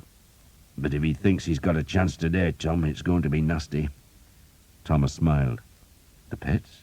The archers?" Don't be a bloody fool, boy, Skeet retorted. Not every pit breaks a leg and not every arrow strikes true. We might stop the first charge and maybe the second, but they'll still keep coming, and in the end they'll get through. There's just too many of the bastards. They'll be on top of us, Tom, and it'll be up to the men-at-arms to give them a hammering. Just keep your head, boy, and remember it's the men-at-arms who do the close-quarter work. If the bastards get past the pits, then take your bow back, wait for a target, and stay alive. And if we lose," he shrugged, "leg it for the forest and hide there." "What is he saying?" Eleanor asked. "That it should be easy work today. You are a bad liar, Thomas." "Just too many of them," Skeet said, almost to himself. "Tommy Dugdale faced worse odds down in Brittany, Tom, but he had plenty of arrows. We're short." "We're going to be all right, Will." "Aye, well, maybe." Skeet pushed himself off the wagon. "You two go ahead. I need a quiet place for a second." Thomas and Eleanor walked back north. The English line was forming now, the scattered flags being swamped by men-at-arms who were forming into blocks. Archers stood ahead of each formation, while marshals, armed with white staffs, made sure there were gaps in the line through which the archers could escape if the horsemen came too close. Bundles of lances had been fetched from the village and were being issued to the men-at-arms in the front rank, for if the French did get past the pits and the arrows, the lances would have to be used as pikes. By mid-morning the whole army was assembled on the hill. It looked far bigger than it really was, because so many women had stayed with their men and now sat on the grass or else lay and slept. A fitful sun came and went, racing shadows across the valley. The pits were dug and the guns loaded. Perhaps 1,000 Frenchmen watched from the far hill, but none ventured down the slope. "At least it's better than marching," Jake said. "Gives us a chance for a rest, eh?" "Be an easy day," Sam reckoned. He nodded at the far hill. "Not many of the bastards, eh?" "That's only the vanguard, you daft bastard," Jake said. "There are more coming?" Sam sounded genuinely surprised. "Every goddamn bastard in France is coming," Jake said. Thomas kept quiet. He was imagining the French army strung along the Abbeville road. They would all know the English had stopped running, that they were waiting, and doubtless the French were hurrying in case they missed the battle. They had to be confident.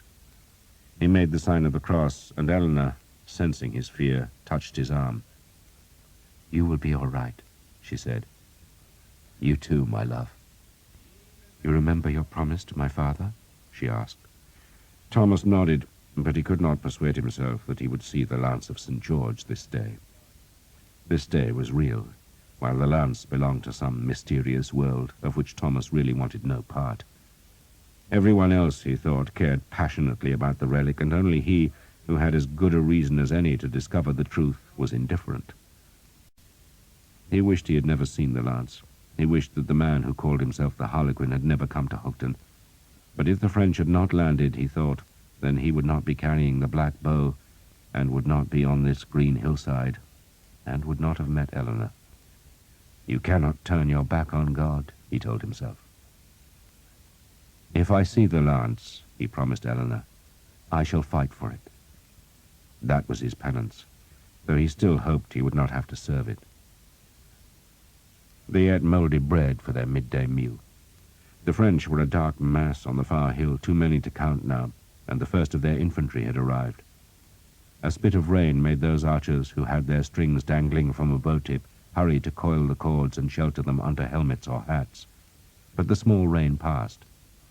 A wind stirred the grass. And still the French came to the far hill.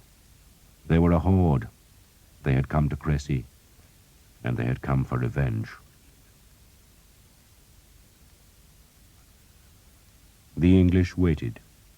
Two of Skeet's archers played straw flutes, while the hobblars, who were helping to protect the guns on the army's flanks, sang songs of green woods and running streams. Some men danced the steps they would have used on a village green back home. Others slept. Many played dice, and all but the sleepers continually looked across the valley to the far hill crest that was thickening with men. Jake had a linen-wrapped lump of beeswax that he handed round the archers so they could coat their bows. It was not necessary, just something to do. "Where did you get the wax?" Thomas asked him. "Stole it, of course, off some daft man-at-arms. Saddle polish, I reckon." An argument developed over which wood made the best arrows. It was an old discussion, but it passed the time. Everyone knew ash made the best shafts, but some men liked to claim that birch or hornbeam, even oak, flew just as well. Alder, though heavy, was good for killing deer, but needed a heavy head and did not have the distance for battle. Sam took one of his new arrows from his bag and showed everyone how warped the shaft was. "Must be made of bloody blackthorn," he complained bitterly. "You could shoot that round a corner." "They don't make arrows like they used to," Will Skeet said, and his archers jeered, for it was an old complaint. "It's true," Skeet said. "It's all hurry up and no craftsmanship these days. Who cares? The bastards get paid by the sheaf, and the sheaves are sent to London, and no one looks at them till they reach us. And what are we going to do? Just look at it." He took the arrow from Sam and twisted it in his fingers. "That's not a bloody goose feather. It's a goddamn sparrow feather. No bloody use for anything except scratching your ass." He tossed the arrow back to Sam. "No, a proper archer makes his own arrows." "I used to," Thomas said. "But you're a lazy bastard now, eh, Tom?" Skeet grinned, but the grin faded as he stared across the valley. "Enough of the goddamn bastards," he grumbled, looking at the gathering French. Then he grimaced as a solitary raindrop splashed on his worn boots. "I wish it would damn well rain and get it over with. It wants to. If it pisses on us when the bastards are attacking, then we might as well run for home because the bows won't shoot." Eleanor sat beside Thomas and watched the far hill. There were at least as many men there as were in the English army now, and the French main battle was only just arriving. Mounted men-at-arms were spreading across the hill, organizing themselves into Cornwell. A Cornwell was the basic fighting unit for a knight or man-at-arms, and most had between a dozen and 20 men, but those who formed the bodyguards of the great lords were much larger. There were now so many horsemen on the far hilltop that some had to spill down the slope, which was turning into a spread of colour, for the men-at-arms were wearing surcoats embroidered with their lords' badges, and the horses had gaudy trappers, while the French banners added more blue and red and yellow and green. Yet despite the colours, the dull grey of steel and mail still predominated. In front of the horsemen were the first green and red jackets of the Genoese crossbowmen. There was only a handful of these bowmen, but more and more were streaming over the hill to join their comrades. A cheer sounded from the English centre, and Thomas leaned forward to see that archers were scrambling to their feet. His first thought was that the French must have attacked, but there were no enemy horsemen and no arrows flew. "Up!" Will Skeet shouted suddenly. "On your feet!" "What is it?" Jake asked. Thomas saw the horsemen then. Not Frenchmen, but a dozen Englishmen, who rode along the face of the waiting battle line, carefully keeping their horses away from the archers' pits. 3 of the horsemen were carrying banners, and one of those flags was a huge standard showing the lilies and leopards framed in gold. "It's the king," a man said, and Skeet's archers began to cheer. The king stopped and spoke with the men in the centre of the line, then trotted on towards the English right. His escort was mounted on big destriers, but the king rode a grey mare. He wore his bright surcoat, but had hung his crowned helmet from his saddle pommel, and so was bareheaded.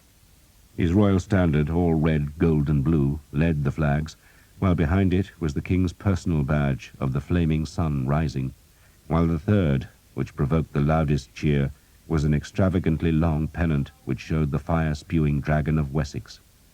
It was the flag of England, of the men who had fought the Conqueror, and the Conqueror's descendant now flew it to show that he was of England, like the men who cheered him as he rode the grey horse.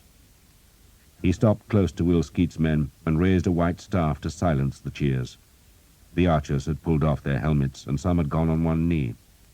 The king still looked young, and his hair and beard were as gold as the rising sun on his standard. "I am grateful," he began in a voice so hoarse that he paused and started again. "I am grateful that you are here." That started the cheering again, and Thomas, who was cheering with the others, did not even reflect on what choice they had been given. The king raised the white staff for silence. "The French, as you see, have decided to join us. Perhaps they are lonely." It was not a great joke, but it prompted roars of laughter that turned to jeers for the enemy. The king smiled as he waited for the shouts to subside. "We came here," he then called, "only to procure the rights and lands and privileges that are ours by the laws of man and of God. My cousin of France challenges us, and in so doing he defies God." The men were silent now, listening carefully. The destriers of the king's escort were pawing the ground, but not a man moved. "God will not endure Philip of France's impudence," the king went on. "He will punish France. And you," he cast a hand to indicate the archers, "will be his instrument. God is with you, and I promise you, I swear to you before God and on my own life, that I will not leave this field till the last man of my army has marched from here. We stay on this hill together, and we fight here together, and we shall win together for God, for St. George, and for England." The cheers began again, and the king smiled and nodded, then turned as the Earl of Northampton strode from the line. The king leaned down in his saddle and listened to the Earl for a moment, then straightened and smiled again. "Is there a Master Skeet here?" Skeet immediately reddened, but did not confess his presence. The Earl was grinning. The king waited. Then a score of archers pointed at their leader. "He's here!" "Come here," the king commanded sternly. Will Skeet looked embarrassed as he threaded through the bowmen and approached the king's horse, where he went on one knee. The king drew his ruby-hilted sword and touched it on Skeet's shoulder. "We are told you are one of our best soldiers, so from henceforth you will be Sir William Skeet." The archers shouted even louder. Will Skeet, Sir William now, stayed on his knees as the king spurred on to give the same speech to the last men in the line and to those who manned the guns in the circle of farm carts.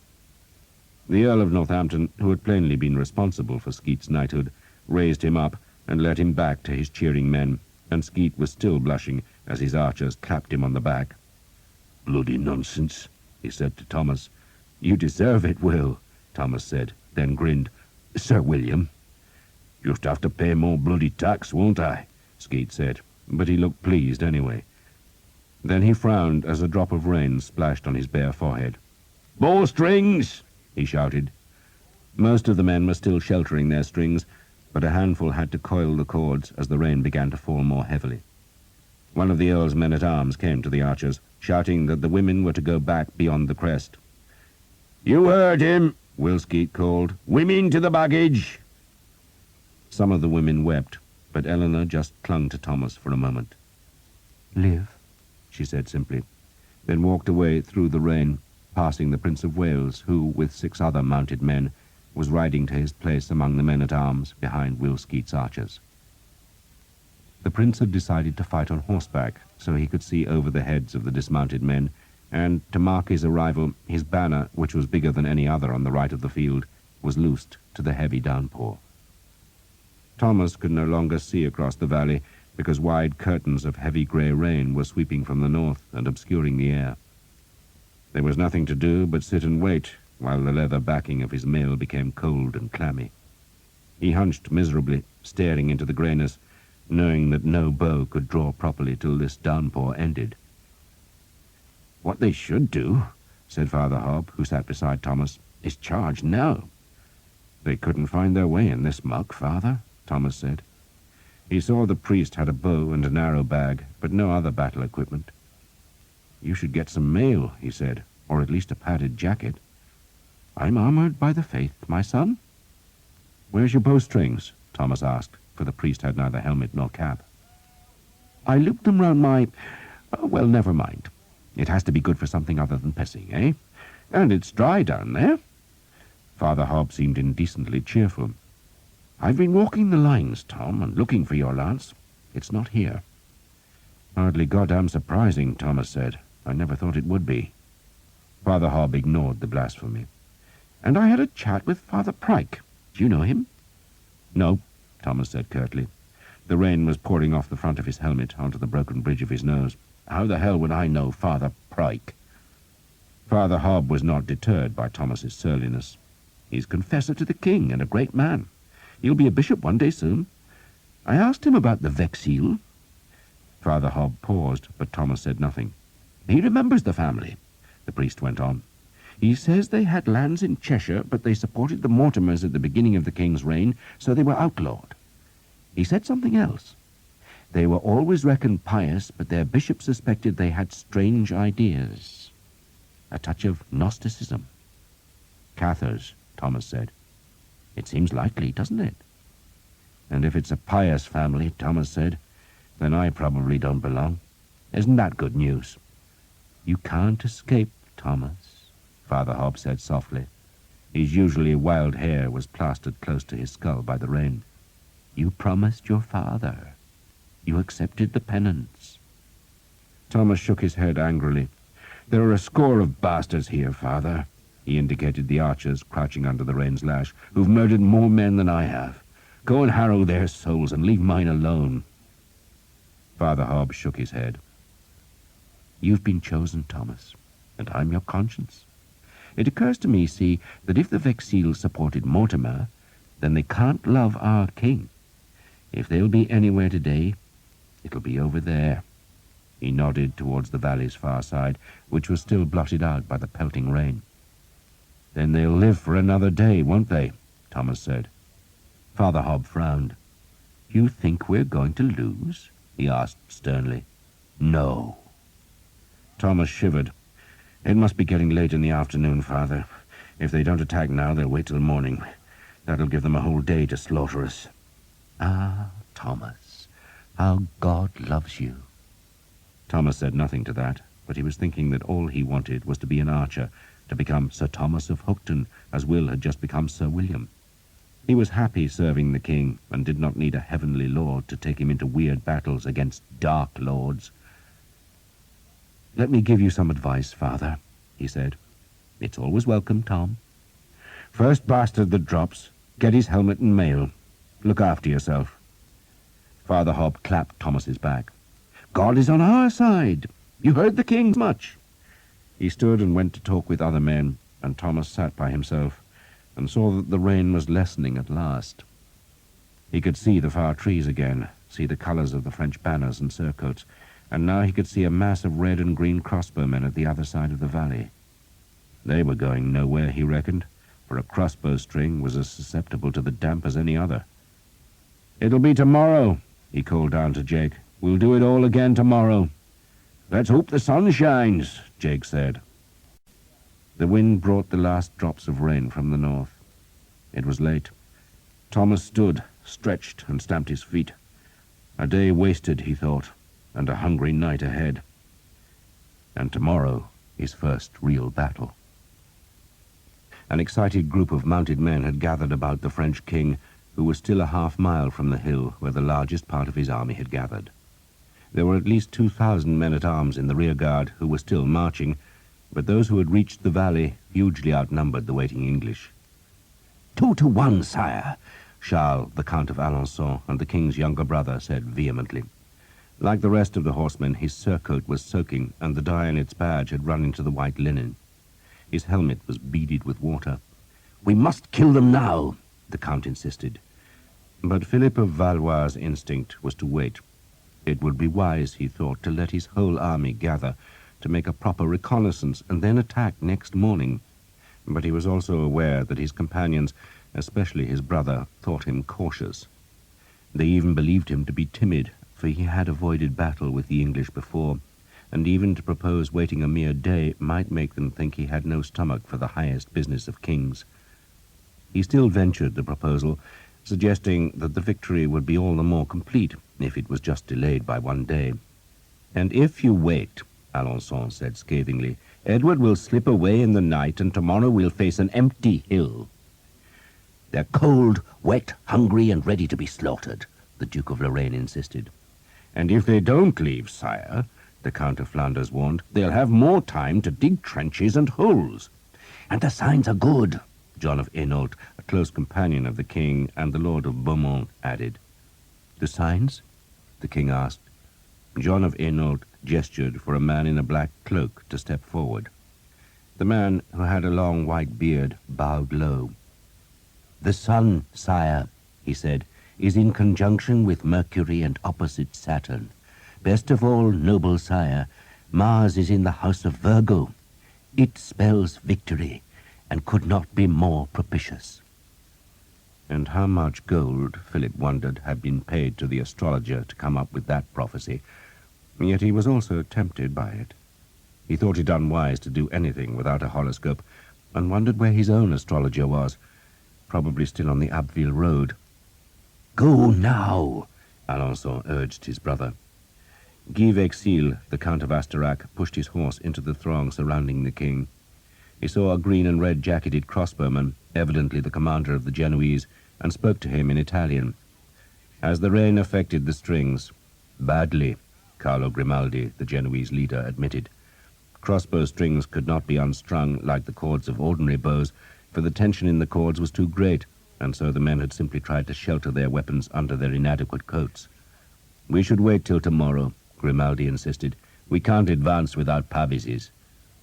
"What's he saying?" Alençon demanded. The Count of Astarac translated for His Majesty's benefit, and the king, pale and long-faced, frowned when he heard that the crossbowmen's long shields that protected them from the enemy's arrows while they reloaded their cumbersome weapons had still not arrived. "How long will they be?" he asked plaintively, but no one knew. "Why didn't they travel with the bowmen?" he demanded, but again no one had an answer. "Who are you?" the king finally asked the Count.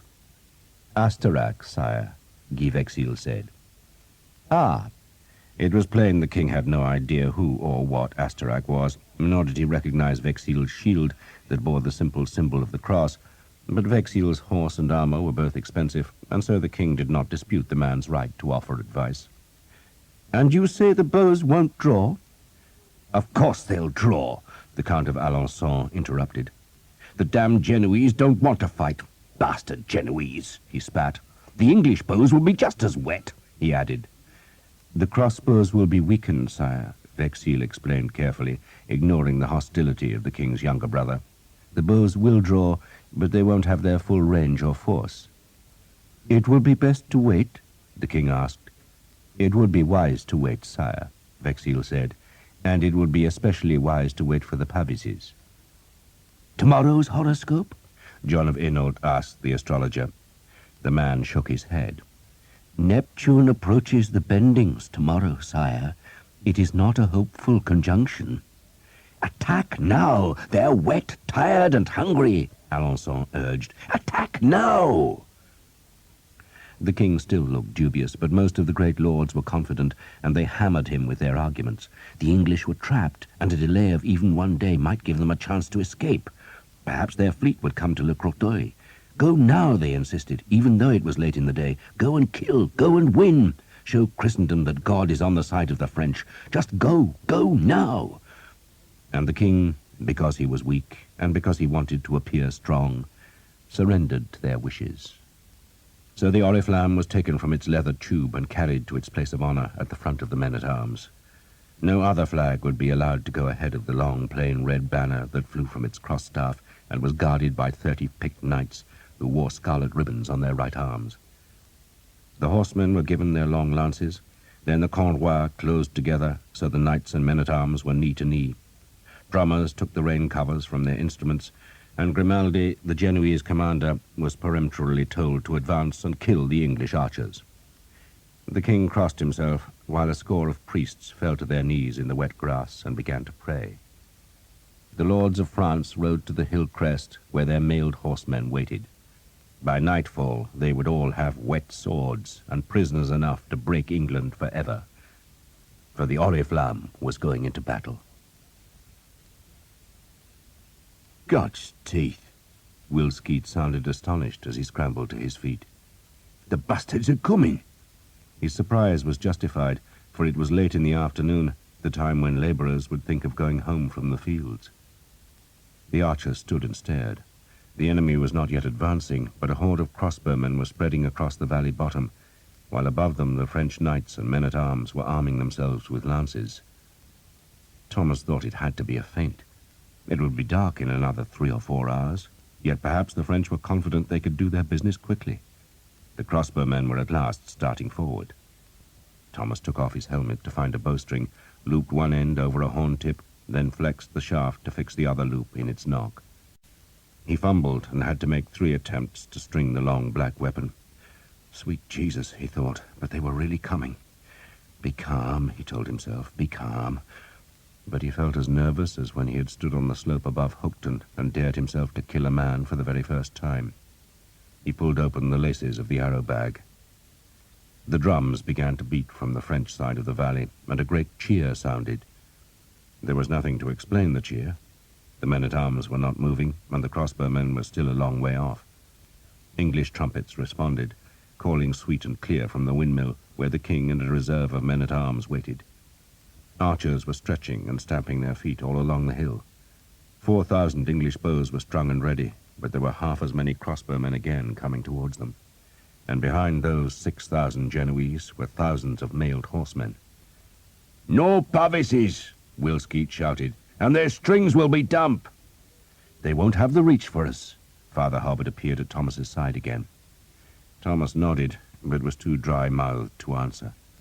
A crossbow in good hands, and there were none better than the Genoese, should outrange a straight bow, but not if it had a damp string. The extra range was no great advantage, for it took so long to rewind a bow that an archer could advance into range and loose 6 or 7 arrows before the enemy was ready to send his second bolt. But even though Thomas understood that imbalance, he was still nervous. The enemy looked so numerous, and the French drums were great heavy kettles with thick skins that boomed like the devil's own heartbeat in the valley. The enemy horsemen were edging forward, eager to spur their mounts into an English line they expected to be deeply wounded by the crossbow's assault, while the English men-at-arms were shuffling together, closing their line to make solid ranks of shields and steel. The mail clinked and jangled. "God is with you," a priest shouted. "Don't waste your arrows," Will Skeet called. "Aim true, boys, aim true. They ain't going to stand long." He repeated the message as he walked along his line. "You look like you've seen a ghost, Tom." 10,000 ghosts, Tom said. "There's more of the bastards than that," Will Skeet said. He turned and gazed at the hill. "Maybe 12,000 horsemen," he grinned. "So that's 12,000 arrows, lad." There were 6,000 crossbowmen and twice as many men-at-arms, who were being reinforced by infantry that was appearing on both French flanks. Thomas doubted that those foot soldiers would take any part in the battle, not unless it turned into a rout, and he understood that the crossbowmen could probably be turned back because they were coming without pavises and would have rain-weakened weapons. But to turn the Genoese back would need arrows, a lot of arrows, and that would mean fewer for the mass of horsemen whose painted lances, held upright, made a thicket along the far hilltop. "We need more arrows," he said to Skeet. "You'll make do with what you've got," Skeet said. "We all will. Can't wish for what you ain't got." The crossbowmen paused at the foot of the English slope and shook themselves into line before placing their bolts into their bows' troughs. Thomas took out his first arrow and superstitiously kissed its head, which was a wedge of slightly rusted steel with a wicked point and 2 steep barbs. He laid the arrow over his left hand and slotted its knocked butt onto the center of the bowstring, which was protected from fraying with a whipping of hemp. He half tensed the bow, taking comfort from the ew's resistance. The arrow lay inside the shaft, to the left of the hand grip. He released the tension, gripped the arrow with his left thumb, and flexed the fingers of his right hand. A sudden blare of trumpets made him jump. Every French drummer and trumpeter was working now, making a cacophony of noise that started the Genoese forward again. They were climbing the English slope, their faces white blurs, framed by the grey of their helmets. The French horsemen were coming down the slope, but slowly and in fits and starts, as though they were trying to anticipate the order to charge. "God is with us!" Father Hobb called. He was in his archer's stance, left foot far forward, and Thomas saw the priest had no shoes. "What happened to your boots, Father?" "Some poor boy needed them more than I did. I'll get a French pair." Thomas smoothed the feathers of his first arrow. "Wait!" Will Skeet shouted. "Wait!" A dog ran out of the English battle line, and its owner shouted for it to come back, and in a heartbeat half the archers were calling the dog's name.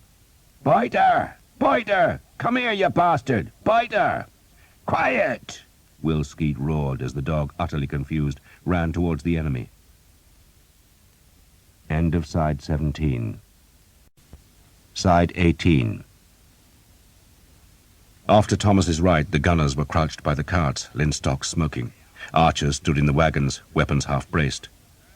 The Earl of Northampton had come to stand among the archers. "You shouldn't be here, my lord," Will Skeet said. "The king makes him a knight," the Earl said, "and he thinks he can give me orders." The archers grinned. "Don't kill all the men-at-arms, Will," the Earl went on. "Leave some for us poor swordsmen." "You'll get your chance," Will Skeet said grimly. "Wait!" he called to the archers. "Wait!" The Genoese were shouting as they advanced, though their voices were almost drowned by the heavy drumming and the wild trumpet calls. Biter was running back to the English now, and a cheer sounded when the dog at last found shelter in the battle line. "Don't waste your goddamn arrows," Will Skeet called. "Take proper aim, like your mother's taught you." The Genoese were within bow range now, but not an arrow flew, and the red and green coated crossbowmen still came, bending forward slightly as they trudged up the hill. They were not coming straight at the English, but at a slight angle, which meant that the right of the English line, where Thomas was, would be struck first. It was also the place where the slope was most gradual, and Thomas, with a sinking heart, understood he was likely to be in the heart of the fight. Then the Genoese stopped, shuffled into line, and began to shout their war cry. "Too soon," the Earl muttered. The crossbows went into the shooting position. They were angled steeply upwards, as the Genoese hoped to drop a thick rain of death on the English line. "Draw!" Skeet said, and Thomas could feel his heart thumping as he pulled the coarse string back to his right ear. He chose a man in the enemy line, placed the arrow tip directly between that man and his right eye, edged the bow to the right because that would compensate for the bias in the weapon's aim, then lifted his left hand and shifted it back to the left because the wind was coming from that direction. Not much wind. He had not thought of aiming the arrow. It was all instinct, but he was still nervous and a muscle was twitching in his right leg. The English line was utterly silent. The crossbowmen were shouting, and the French drums and trumpets deafening. The Genoese line looked like green and red statues. "Let go, you bastards," a man muttered, and the Genoese obeyed him. 6,000 crossbow bolts arced into the sky. "Now," Will said, surprisingly softly, and the arrows flew. Eleanor crouched by the wagon that held the archer's baggage. 30 or 40 other women were there, many with children, and they all flinched as they heard the trumpets, the drums, and the distant shouting. Nearly all the women were French or Breton, though not one was hoping for a French victory, for it was their men who stood on the green hill. Eleanor prayed for Thomas, for Will Skeet, and for her father. The baggage park was beneath the crest of the hill, so she could not see what was happening, but she heard the deep, sharp note of the English bowstrings being released, and then the rush of air across feathers that was the sound of thousands of arrows in flight. She shuddered. A dog tethered to the cart, one of the many strays that had been adopted by the archers, whimpered. She patted it. "There will be meat tonight," she told the dog. The news had spread that the cattle captured in Le Croteuil would be reaching the army today, if there was an army left to eat them. The bows sounded again, more raggedly. The trumpet still screamed, and the drum beats were constant. She glanced up at the hill crest, half expecting to see arrows in the sky, but there was only grey cloud, against which scores of horsemen were outlined. These horsemen were part of the king's small reserve of troops, and Eleanor knew that if she saw them spur forward, then the main line would have been breached. The king's royal standard was flying from the topmost vane of the windmill, where it stirred in the small breeze to show its gold, crimson, and blue. The vast baggage park was guarded by a mere score of sick or wounded soldiers who would not last a heartbeat if the French broke through the English line. The king's baggage, heaped on 3 white-painted wagons, had a dozen men-at-arms to guard the royal jewels, but otherwise there was only the host of women and children and a handful of page boys who were armed with short swords. The army's thousands of horses were also there, picketed close to the forest and watched by a few crippled men. Eleanor noted that most of the horses were saddled, as though the men-at-arms and archers wanted the animals ready in case they had to flee. A priest had been with the royal baggage, but when the bows sounded, he had hurried to the crest, and Eleanor was tempted to follow. Better to see what was going on, she thought, than wait here beside the forest and fear what might be happening. She patted the dog and stood, intending to walk to the crest, but just then she saw the woman who had come to Thomas in the damp night in the forest of Crecy. The Countess of Armorica, beautifully dressed in a red gown and with her hair netted in a silver mesh, was riding a small white mare up and down beside the prince's wagons. She paused every now and then to gaze at the crest, and then she would stare towards the forest of Crecy Grange that lay to the west. A crash startled Eleanor and made her turn to the crest. Nothing explained the terrible noise that had sounded uncannily like a close clap of thunder, but there was no lightning and no rain, and the mill stood unharmed. Then a seep of grey-white smoke showed above the mill's furled sails, and Eleanor understood that the guns had fired. Riebalds, they were called, she remembered, and she imagined their rusting iron arrows slashing down the slope. She looked back to the Countess, but Jeanette was gone. She had ridden to the forest, taking her jewels with her. Eleanor saw the red gown flash in the trees, then disappear. So the Countess had fled, fearing the consequences of defeat, and Eleanor, suspecting that the prince's woman must know more of the English prospects than the archers' women, made the sign of the cross. Then, because she could not bear the waiting any longer, she walked to the crest. If her lover died, she thought, then she wanted to be near him. Other women followed her. None spoke. They just stood on the hill and watched, and prayed for their men.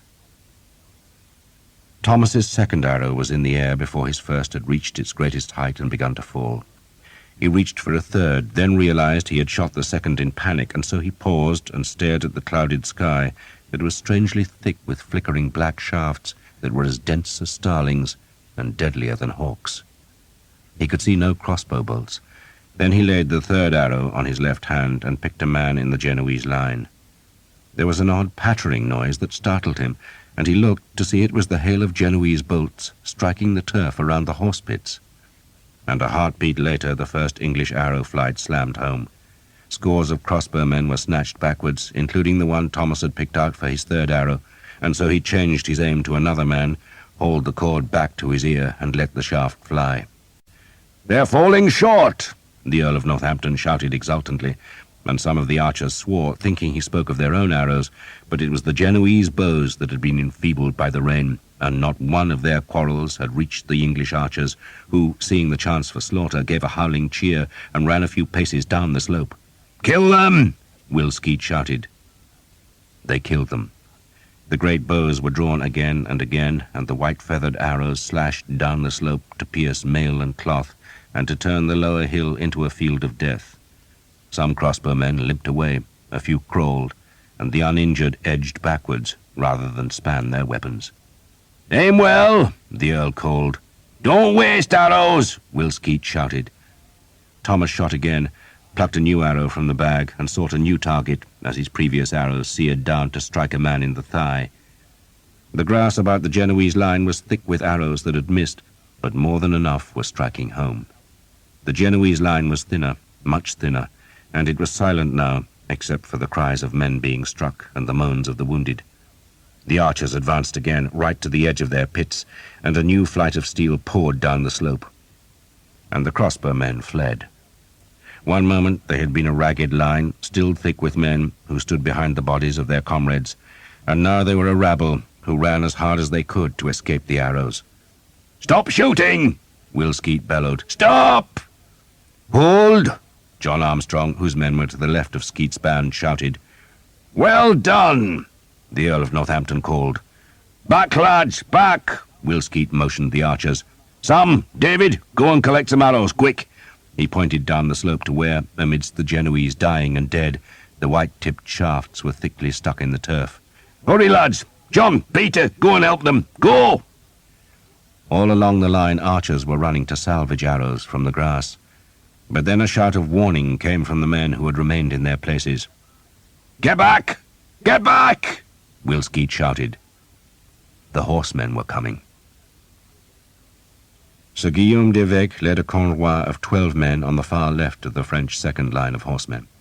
Ahead of him was a mass of French cavalry belonging to the first battle. To his left was a scatter of infantrymen who sat on the grass, and beyond them the small river twisted through its water meadows beside the forest. To his right was nothing but horsemen crammed together as they waited for the crossbowmen to weaken the enemy line. That English line looked pitifully small, perhaps because its men-at-arms were on foot, and so took up much less room than mounted knights. Yet Sir Guillaume grudgingly acknowledged that the English king had chosen his position well. The French knights could not assault either flank, for they were both protected by a village. They could not ride around the English right, for that was guarded by the soft lands beside the river, while to circle about Edward's left would mean a long journey around Vaudicourt, and by the time the French came in sight of the English again, the archers would surely have been redeployed to meet a French force made ragged by its long detour, which meant that only a frontal assault could bring a swift victory, and that, in turn, meant riding into the arrows. "Heads down, shields up, and keep close," he told his men, before clanging down the facepiece of his helmet. Then, knowing he would not charge for some time yet, he pushed the visor back up. His men-at-arms shuffled their horses till they were knee to knee. The wind, it was said, should not be able to blow between the lances of a charging convoi. "Be a while yet," Sir Guillaume warned them. The fleeing crossbowmen were running up the French-held hill. Sir Guillaume had watched them advance, and mouthed a silent prayer that God would be on the shoulders of the Genoese. Kill some of those damned archers, he had prayed, but spare Thomas. The drummers had been hammering their great kettles, driving down the sticks as if they could defeat the English by noise alone, and Sir Guillaume, elated by the moment, had put the butt of his lance on the ground and used it to raise himself in the stirrups so he could see over the heads of the men in front. He had watched the Genoese loose their quarrels, seen the bolts as a quick haze in the sky, and then the English had shot, and their arrows were a dark smear against the green slope and grey clouds, and Sir Guillaume had watched the Genoese stagger. He had looked to see the English archers falling, but they were coming forward instead, still loosing arrows, and then the two flanks of the small English line had billowed dirty white as the guns added their missiles to the hail of arrows that was whipping down the slope. His horse had twitched uneasily when the crack of the guns rolled over the valley, and Sir Guillaume dropped into the saddle and clicked his tongue. He could not pat the horse, for the lance was in his right hand, and his left arm was strapped into its shield with the 3 yellow hawks on the blue ground. The Genoese had broken. At first Sir Guillaume did not credit it, believing that perhaps their commander was trying to trick the English archers into an undisciplined pursuit that would strand them at the bottom of the slope where the crossbows could turn on them. But the English did not move, and the fleeing Genoese had not stopped. They ran, leaving a thick line of dead and dying men, and now they climbed in panic towards the French horsemen. A growl sounded from the French men-at-arms. It was anger, and the sound rose to a great jeer. "Cowards!" a man near Sir Guillaume called. The Count of Alençon felt a surge of pure rage. "They've been paid," he snarled at a companion. "Bastards have taken a bribe." "Cut them down," the king called from his place at the edge of the beechwood. "Cut them down." His brother heard him, and wanted nothing more than to obey. The Count was in the second line, not the first, but he spurred his horse into a gap between two of the leading Cornwell and shouted at his men to follow. "Cut them down," he called. "Cut the bastards down."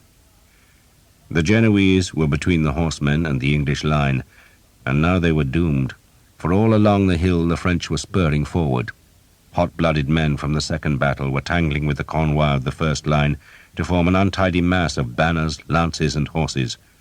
They should have walked their horses down the hill, so that they were still in close order when they reached the climb on the far side, but instead they raked back spurs and, driven by a hatred of their own allies, raced each other to the kill. "We stay!" Guy Vexil, Count of Asterac, shouted at his men. "Wait!" Sir Guillaume called. Better to let the first ragged charge spend itself, he reckoned, rather than join the madness. Perhaps half the French horsemen stayed on the hill. The rest, led by the king's brother, rode down the Genoese. The crossbow-men tried to escape. They ran along the valley in an attempt to reach the northern and southern ends, but the mass of horsemen overlapped them, and there was no way out. Some Genoese, sensibly, lay down and curled into balls. Others crouched in the shallow ditches, but most were killed or wounded as the horsemen rode over them. The destriers were big beasts, with hooves like hammers. They were trained to run men down, and the Genoese screamed as they were trampled or slashed. Some knights used their lances on the crossbowmen, and the weight of a horse and armoured man easily drove the wooden spears clean through their victims. But those lances were all lost, left in the mangled torsos of the dead men, and the knights had to draw their swords. For a moment there was chaos in the valley bottom, as the horsemen drove 1,000 paths through the scattered crossbowmen. Then there were only the mangled remnants of the Genoese mercenaries, their red and green jackets soaked with blood, and their weapons lying broken in the mud. The horsemen, one easy victory under their belt, cheered themselves. "Montjoie Saint-Denis!" they shouted. "Montjoie Saint-Denis!" Hundreds of flags were being taken forward with the horsemen, threatening to overtake the Oriflamme, but the red-ribboned knights guarding the sacred flag spurred ahead of the charge, shouting their challenge as they started up the slope towards the English, and so climbed from a valley floor that was now thick with charging horsemen. The remaining lances were lowered, the spurs went back, but some of the more sensible men who had waited behind for the next assault noted that there was no thunder of hoofs coming from the vast charge. "It's turned to mud," Sir Guillaume said to no one in particular. Trappers and surcoats were spattered with the mud churned up by the hoofs from the low ground that had been softened by the rain. For a moment the charge seemed to flounder. Then the leading horsemen broke out of the wet valley bottom to find better footing on the English hill. God was with them after all, and they screamed their war cry. "Montjoie Saint-Denis!" The drums were beating faster than ever, and the trumpets screamed to the sky as the horses climbed towards the mill. "Fools," Guy Vexil said. "Poor souls," Sir Guillaume said. "What's happening?" the king asked, wondering why his careful ordering of the battle lines had broken even before the fight proper had begun. But no one answered him. They just watched. "Jesus, Mary, and Joseph," Father Hobbs said, for it seemed as if half the horsemen of Christendom were coming up the hill. "Into line!" Wilskeed shouted. "God be with you!" the Earl of Northampton called, then went back to join his men-at-arms. "Aim for the horses!" John Armstrong ordered his men. "Bastards rode down their own bowmen," Jake said in wonderment. "So we'll kill the goddamn bastards," Thomas said vengefully. The charge was nearing the line of those Genoese who had died in the arrow storm. To Thomas, staring down the hill, the attack was a flurry of garish horse-trappers and bright shields, of painted lances and streaming pennants, and now, because the horses had climbed out of the wet ground, every archer could hear the hoofs that were louder even than the enemy's kettle-drums. The ground was quivering so that Thomas could feel the vibration through the worn soles of his boots that had been a gift from Sir Guillaume. He looked for the three hawks, but could not see them, then forgot Sir Guillaume as his left leg went forward and his right arm hauled back. The arrow's feathers were beside his mouth, and he kissed them, then fixed his gaze on a man who carried a black and yellow shield. "Now!" Wilskeed shouted. The arrows climbed away, hissing as they went. Thomas put a second on his string, hauled and loosed, a third, this time picking out a man with a pig-snout helmet decorated with red ribbons. He was aiming at the horses each time, hoping to drive the wicked-edged blades through the padded trappers and deep into the animals' chests. A fourth arrow. He could see clods of grass and soil being thrown up behind the leading horses. The first arrow was still flying as he hauled back the fourth and looked for another target. He fixed on a man without a surcoat in polished plate armor. He loosed, and just then the man in the plate armor tumbled forward as his horse was struck by another arrow, and all along the slope there were screaming horses, flailing hoofs, and falling men as the English arrows drove home. A lance cartwheeled up the slope. A cry sounded above the beating hoofbeats. A horse ran into a dying animal and broke its leg, and knights were thumping their knees against their horses to make them swerve about the stricken beasts. A fifth arrow, a sixth, and to the men-at-arms behind the line of archers it seemed as though the sky was filled with a never-ending stream of arrows that were dark against the darkening clouds, white-tipped and rising above the slope to plunge into the churning men-at-arms. Scores of horses had fallen. Their riders were trapped in their high saddles and ridden over as they lay helpless, yet still the horsemen came on, and the men at the back could see far enough ahead to find gaps between the twitching piles of dead and dying. "Montjoie Saint-Denis! Montjoie Saint-Denis!" Spurs raked back to draw blood. To Thomas, the slope looked a nightmare of heaving horses with yellow teeth and white eyes, of long lances and arrow-stuck shields, of flying mud, wild banners, and grey helmets with slits for eyes and snouts for noses. The banners flew, led by a ribbon-like red streamer. He shot again and again, pouring arrows into the madness. Yet for every horse that fell, there was another to take its place, and another beast behind that. Arrows protruded from trappers, from horses, from men, even from lances, the white feathers bobbing as the charge thundered close. And then the French front rank was among the pits, and a stallion's leg bone cracked, and the beast's scream soared above the drums, trumpets, clang of mail, and the beating of hoofs. Some men rode clean through the pits, but others fell and brought down the horses behind. The French tried to slow the horses and turn them aside, but the charge was committed now, and the men behind pressed the ones in front onto the pits and arrows. The bow thumped in Thomas's hand, and its arrow seared into a horseman's throat, slitting the mail like linen and hurling the man back so that his lance reared into the sky. "Back!" Wilskeed was shouting. The charge was too close, much too close. "Back! Back! Back! Now! Go!" The archers ran into the gaps between the men-at-arms, and the French, seeing their tormentors vanish, gave a great cheer. "Montjoie Saint-Denis!" "Shields!" the Earl of Northampton shouted, and the English men-at-arms locked their shields together and raised their own lances to make a hedge of points. "St. George!" the Earl screamed. "St. George! Montjoie Saint-Denis!" Enough horsemen had got through the arrows and the pits, and still the men-at-arms streamed up the hill, and now, at last, charged home.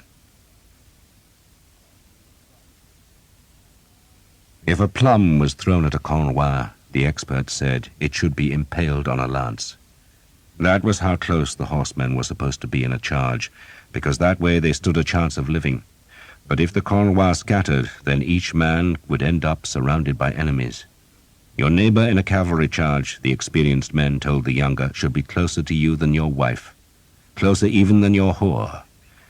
But the first French charge was a crazed gallop, and the men first became scattered when they slaughtered the Genoese, and the disarray became worse as they raced uphill to close on the enemy. The charge was not supposed to be a crazed gallop, but an ordered, dreadful, and disciplined assault. The men, lined knee to knee, should have started slowly and stayed close until, and only at the very last minute, they spurred into a gallop to crash their tight-bunched lances home in unison. That was how the men were trained to charge, and their destriers were trained just as hard. A horse's instinct, on facing a packed line of men or cavalry, was to shy away, but the big stallions were ruthlessly schooled to keep running and so crash into the packed enemy, and there to keep moving, stamping, biting, and rearing. A charge of knights was supposed to be thundering death on hooves, a flail of metal driven by the ponderous weight of men, horses, and armor, and properly done it was a mass maker of widows. But the men of Philip's army, who had dreamed of breaking the enemy into ribbons and slaughtering the dazed survivors, had reckoned without archers and pits. By the time the undisciplined first French charge reached the English men-at-arms, it had broken itself into scraps and then been slowed to a walk, because the long, smooth, and inviting slope turned out to be an obstacle course of dead horses, unsaddled knights, hissing arrows, and leg-cracking pits concealed in the grass. Only a handful of men reached the enemy. That handful spurred over the last few yards and aimed their lances at the dismounted English men-at-arms, but the horsemen were met by more lances that were braced against the ground and tilted up to pierce their horses' breasts. The stallions ran onto the lances, twisted away, and the Frenchmen were falling. The English men-at-arms stepped forward with axes and swords to finish them off. "Stay in line!" the Earl of Northampton shouted. More horses were threading through the pits, and there were no archers in front to slow them now. These were the third and fourth ranks of the French charge. They had suffered less damage from arrows, and they came to help the men hacking at the English line that still bristled with lances. Men roared their battle cries, hacked with swords and axes, and the dying horses dragged down the English lances, so that the French could at last close on the men-at-arms. Steel rang on steel and thumped on wood, but each horseman was faced by 2 or 3 men-at-arms, and the French were being dragged from their saddles and butchered on the ground. "No prisoners!" the Earl of Northampton shouted. "No prisoners!" Those were the king's orders. To take a man prisoner meant possible wealth, but it also required a moment of courtesy to inquire whether an enemy truly yielded, and the English had no time for such civility. They needed only to kill the horsemen who kept streaming up the hill. The king, watching from beneath the mill's furled sails, which creaked as the wind twitched their tethers, saw that the French had broken through the archers only on the right, where his son fought, and where the line lay closest to the French and the slope was gentlest. The great charge had been broken by arrows, but more than enough horsemen had survived, and those men were spurring towards the place where the swords rang. When the French charge began, it had been spread all across the battlefield, but now it shrank into a wedge shape, as the men facing the English left swerved away from the archers there, and added their weight to the knights and men-at-arms who hacked at the Prince of Wales's battle. Hundreds of horsemen were still milling about in the valley's muddy bottom, unwilling to face the arrow storm a second time, but French marshals were reforming those men and sending them up the hill towards the growing melee that fought under the banners of Alençon and the Prince of Wales. "Let me go down there, sire," the Bishop of Durham, looking ungainly in his heavy mail and holding a massive spiked mace, appealed to the king. "They're not breaking," Edward said mildly. His line of men-at-arms was 4 ranks deep, and only the first 2 were fighting, and fighting well. A horseman's greatest advantage over infantry was speed, but the French charge had been sapped of all velocity. The horsemen were being forced into a walk to negotiate the copses and pits, and there was no room beyond to spur into a trot before they were met by a vicious defense of axes, swords, maces, and spears. Frenchmen hacked down, but the English held their shields high and stabbed their blades into the horses' guts, or else sliced swords across hamstrings. The destriers fell, screaming and kicking, breaking men's legs with their wild thrashing, but every horse down was an added obstacle, and, fierce as the French assault was, it was failing to break the line. No English banners had toppled yet, though the king feared for his son's bright flag that was closest to the most violent fighting. "Have you seen the oriflamme?" he asked his entourage. "It fell, sire," a household knight answered. The man pointed down the slope to where a heap of dead horses and broken men were the remnants of the first French attack. "Somewhere there, sir. Arrows." "God bless arrows," the king said. A convoi of 14 Frenchmen managed to negotiate the pits without harm. "Montjoie Saint-Denis!" they shouted, and couched their lances as they spurred into the melee, where they were met by the Earl of Northampton and a dozen of his men. The Earl was using a broken lance as a pike, and he rammed the splintered shaft into a horse's chest, felt the lance slide off the armour concealed by the trapper, and instinctively lifted his shield. A mace cracked on it, driving one spike clean through the leather and willow, but the Earl had his sword dangling by a strap, and he dropped the lance, gripped the sword's hilt, and stabbed into the horse's fetlock, making the beast twist away. He dragged the shield clear of the mace's spikes, swung the sword at the knight, was parried, then a man-at-arms seized the Frenchman's weapon and tugged. The Frenchman pulled back, but the Earl helped, and the Frenchman shouted as he was tumbled down to the English feet. A sword ran into the armour gap at his groin, and he doubled over. Then a mace crushed his helmet, and he was left twitching as the Earl and his men climbed over his body and hacked at the next horse and man. The Prince of Wales spurred into the melee, made conspicuous by a fillet of gold that circled his black helmet. He was only 16, well-built, strong, tall, and superbly trained. He fended an axe away with his shield and rammed his sword through another horseman's mail. "Off the bloody horse!" the Earl of Northampton shouted at the prince. "Get off the bloody horse!" He ran to the prince, seized the bridle, and tugged the horse away from the fight. A Frenchman spurred in, trying to spear the prince's back, but a man-at-arms in the prince's green and white livery slammed his shield into the destrier's mouth, and the animal twitched away. The Earl dragged the prince back. "They see a man on horseback, sire," he shouted up, "and they think he's French." The prince nodded. His own household knights had reached him now, and they helped him down from the saddle. He said nothing. If he had been offended by the Earl, he hid it behind his facepiece as he went back to the melee. "St. George! St. George!" The prince's standard-bearer struggled to stay with his master, and the sight of the richly embroidered flag attracted still more screaming Frenchmen. "In line!" the Earl shouted. "In line!" But the dead horses and butchered men made obstacles that neither the French nor English could cross, and so the men-at-arms, led by the prince, were scrambling over the bodies to reach more enemies. A disemboweled horse trailed its guts towards the English, then sank onto its forelegs to pitch its rider towards the prince, who rammed the sword into the man's helmet, mangling the visor and starting blood from the eye-holes. "St. George!" The prince was exultant, and his black armour was streaked with enemy blood. He was fighting with his visor raised, for else he could not see properly, and he was loving the moment. The hours and hours of weapons practice, the sweating days when sergeants had drilled him and beat at his shield and cursed him for not keeping his sword point high, were all proving their worth, and he could have asked for nothing more in this life.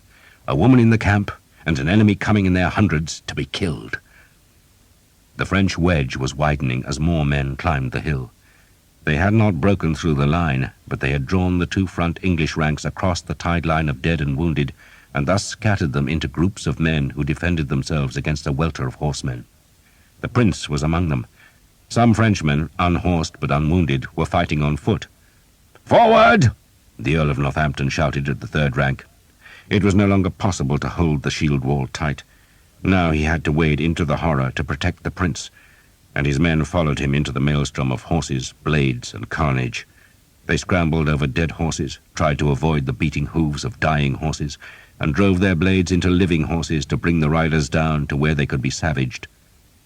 Each Frenchman had 2 or 3 English footmen to contend against, and though the horses snapped their teeth, reared, and lashed their hooves, and though the riders beat left and right with their swords, the unmounted English invariably crippled the destriers in the end, and more French knights were pitched onto the hoof-scarred grass to be bludgeoned or stabbed to death.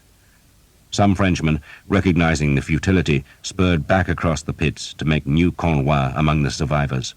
Squires brought them spare lances, and the knights, rearmed and wanting revenge, came back to the fight, and always they rode towards the prince's bright flag.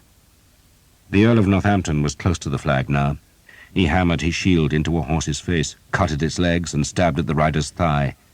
Another Cornwell came from the right, 3 of its men still holding lances, and the others with swords held far forward. They slammed against the shields of the prince's bodyguard, driving those men back, but other men in green and white came to their help, and the prince pushed 2 of them out of the way so he could hack at a destrier's neck. The Cornwell wheeled away, leaving 2 of its knights dead. "Form line!" the Earl shouted. "Form line!" There was a lull in the fighting about the prince's standard, for the French were regrouping.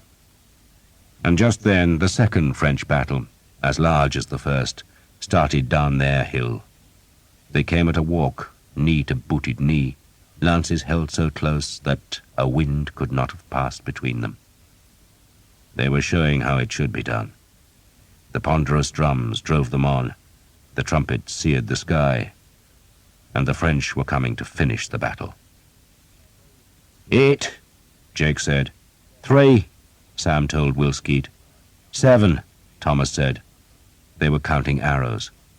Not one archer had died yet, not from Will Skeet's band, but they were perilously low on arrows. Skeet kept looking over the heads of the men-at-arms, fearful that the French would break through, but the line was holding. Once in a while, when no English banner or head was in the way, an archer would loose one of the precious arrows at a horseman, but when a shaft wasted itself by glancing off a helmet, Skeet told them to save their supply. A boy had brought a dozen skins of water from the baggage, and the men passed the bags around. Skeet totted up the arrows and shook his head. No man had more than 10, while Father Hobb, who admittedly had started with fewer than any of the men, had none. Go up the hill, Father, Skeet told the priest, and see if they're keeping any shafts back. The king's archers might spare some. Their captain's called Hal Crowley, and he knows me. Ask him anyway. He did not sound hopeful.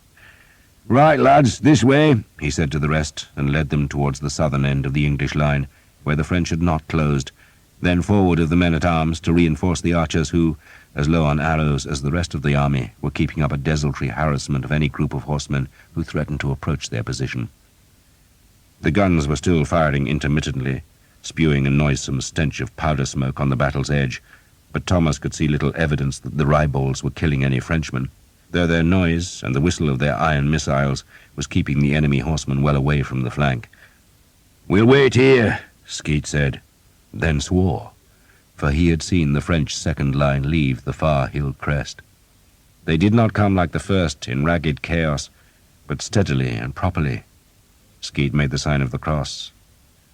"Pray for arrows," he said. The king watched his son fight. He had been worried when the prince had advanced on horseback, but he nodded silent approval when he saw that the boy had possessed the good sense to dismount. The Bishop of Durham pressed to be allowed to go to Prince Edward's help, but the king shook his head. "He has to learn to win fights." He paused. "I did." The king had no intention of going down into the horror, not because he feared such a fight, but because once entangled with the French horsemen, he would not be able to watch the rest of his line. His job was to stay by the mill and trickle reinforcements down to the most threatened parts of his army.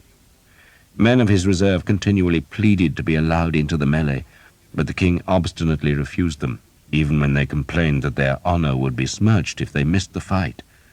The king dared not let men go, for he was watching the French second battle come down the hill, and he knew he must hoard every man in case that great sweep of horsemen battered through his line.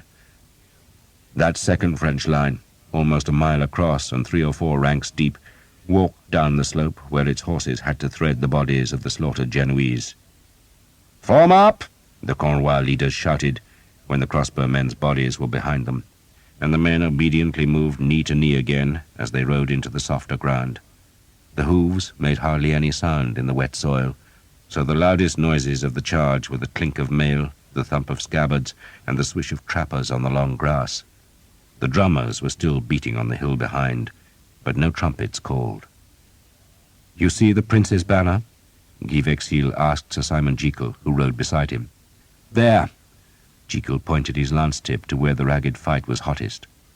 All Vexil's Cornwell had baffles on their lances, placed just back from the tip, so that the wooden spears did not bury themselves in their victims' bodies. A lance with a baffle could be dragged free of a dying man and used again. "The highest flag," Sir Simon added. "Follow me!" Vexil shouted, and signalled to Henry Colley, who had been given the job of standard-bearer. Colley was bitter at the assignment, reckoning he should have been allowed to fight with lance and sword, but Sir Simon had told him it was a privilege to carry the lance of St. George, and Colley was forced to accept the task. He planned to discard the useless lance with its red flag as soon as he entered the melee, but for now he carried it high as he wheeled away from the well-organized line. Vexil's men followed their banner, and the departure of the Cornwell left a gap in the French formation, and some men called out angrily, even accusing Vexil of cowardice, but the Count of Asterac ignored the jibes as he slanted across the rear of the line to where he judged his horsemen were precisely opposite the prince's men, and there he found a fortuitous gap, forced his horse into the space and let his men follow as best they could. 30 paces to Vexille's left, a Cornwell with badges showing yellow hawks on a blue field trotted up the English hill. Vexille did not see Sir Guillaume's banner, nor did Sir Guillaume see his enemy's badge of the Yale. Both men were watching the hill ahead, wondering when the archers would shoot, and admiring the bravery of the first charge's survivors, who repeatedly withdrew a few paces, reformed and recharged the stubborn English line. Not one man threatened to break the enemy, but they still tried, even when they were wounded and their destriers were limping. Then, as the second French charge neared the line of Genoese crossbowmen killed by the English archers, more trumpets sounded from the French hill, and the horses pricked back their ears and tried to go into the canter. Men curbed the destriers and twisted awkwardly in their saddles to peer through visor slits to find what the trumpets meant, and saw that the last of the French knights, the king and his household warriors, and the blind king of Bohemia and his companions, were trotting forward to add their weight and weapons to the slaughter. The king of France rode beneath his blue banner that was spattered with the golden fleur-de-lis, while the king of Bohemia's flag showed 3 white feathers on a dark red field. All the horsemen of France were committed now.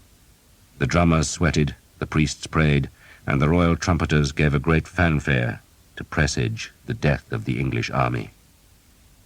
The Count of Alençon, brother to the king, had begun the crazed charge that had left so many Frenchmen dead on the far slope, but the Count was also dead, his leg broken by his falling horse and his skull crushed by an English axe. The men he had led, those that still lived, were dazed, arrow-stung, sweat-blinded and weary, but they fought on, turning their tired horses to thrash swords, maces and axes at men-at-arms who fended the blows with shields and raked their swords across the horses' legs. Then a new trumpet called much closer to the melee. The notes fell in urgent triplets that followed one after the other, and some of the horsemen registered the call and understood they were being ordered to withdraw, not to retreat, but to make way, for the biggest attack was yet to come. "God save the king," Wilskeet said dourly, for he had 10 arrows left, and half France was coming at him. Thomas was noticing the strange rhythm of battle, the odd lulls in the violence, and the sudden resurrection of horror. Men fought like demons and seemed invincible, and then, when the horsemen withdrew to regroup, they would lean on their shields and swords and look like men close to death. The horses would stir again, English voices would shout warnings, and the men-at-arms would straighten and lift their dented blades. The noise on the hill was overwhelming. The occasional crack of the guns that did little except make the battlefield reek with hell's dark stench, the screams of horses, the blacksmith's clangor of weapons, men panting, shouting, and moaning. Dying horses bared their teeth and thrashed the turf. Thomas blinked sweat from his eyes and stared at the long slope that was thick with dead horses, scores of them, hundreds maybe, and beyond them, approaching the bodies of the Genoese who had died under the arrow's lash, even more horsemen were coming beneath a new spread of bright flags. Sir Guillaume? Where was he? Did he live? Then Thomas realized that the terrible opening charge, when the arrows had felled so many horses and men, had been just that, an opening. The real battle was starting now. "Will? Will?" Father Hobbs' voice called from somewhere behind the men-at-arms. "Sir William?" "Here, father." The men-at-arms made way for the priest, who was carrying an armload of arrow sheaves and leading a small frightened boy who carried still more. "A gift from the Royal Archers," Father Hobbs said, and he spilled the sheaves onto the grass. Thomas saw the arrows had the red dyed feathers of the king's own bowmen. He drew his knife, cut a binding lace, and stuffed the new arrows into his bag. End of side 18. Side 19. "Into line! Into line!" the Earl of Northampton shouted hoarsely.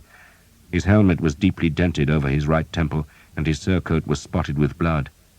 The Prince of Wales was shouting insults at the French, who were wheeling their horses away, going back through the tangled sprawl of dead and wounded. "Archers!" the Earl called, then pulled the Prince back into the men-at-arms, who were slowly lining themselves into formation. 2 men were picking up fallen enemy lances to rearm the front rank. "Archers!" the Earl called again. Wilskeet took his men back into their old position in front of the Earl. "We're here, my lord. You have arrows? Some? Enough?" Some, Skeet stubbornly answered. Thomas kicked a broken sword from under his feet. 2 or 3 paces in front of him was a dead horse with flies crawling on its wide white eyes and over the glistening blood on its black nose. Its trapper was white and yellow, and the knight who had ridden the horse was pinned under the body. The man's visor was lifted. Many of the French and nearly all of the English men-at-arms fought with open visors, and this dead man's eyes stared straight at Thomas, then suddenly blinked. "Sweet Jesus!" Thomas swore, as if he had seen a ghost. "Have pity," the man whispered in French. "For Christ's sake, have pity." Thomas could not hear him, for the air was filled with the drumbeat of hooves and the bray of trumpets. "Leave them! They're beat!" Will Skeet bawled, for some of his men were about to draw their bows against those horsemen who had survived the first charge and had withdrawn to realign their ranks, well within bowshot range. "Wait!" Skeet shouted. "Wait!" Thomas looked to his left.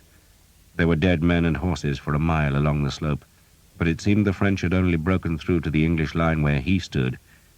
Now they came again, and he blinked away sweat and watched the charge come up the slope. They came slowly this time, keeping their discipline.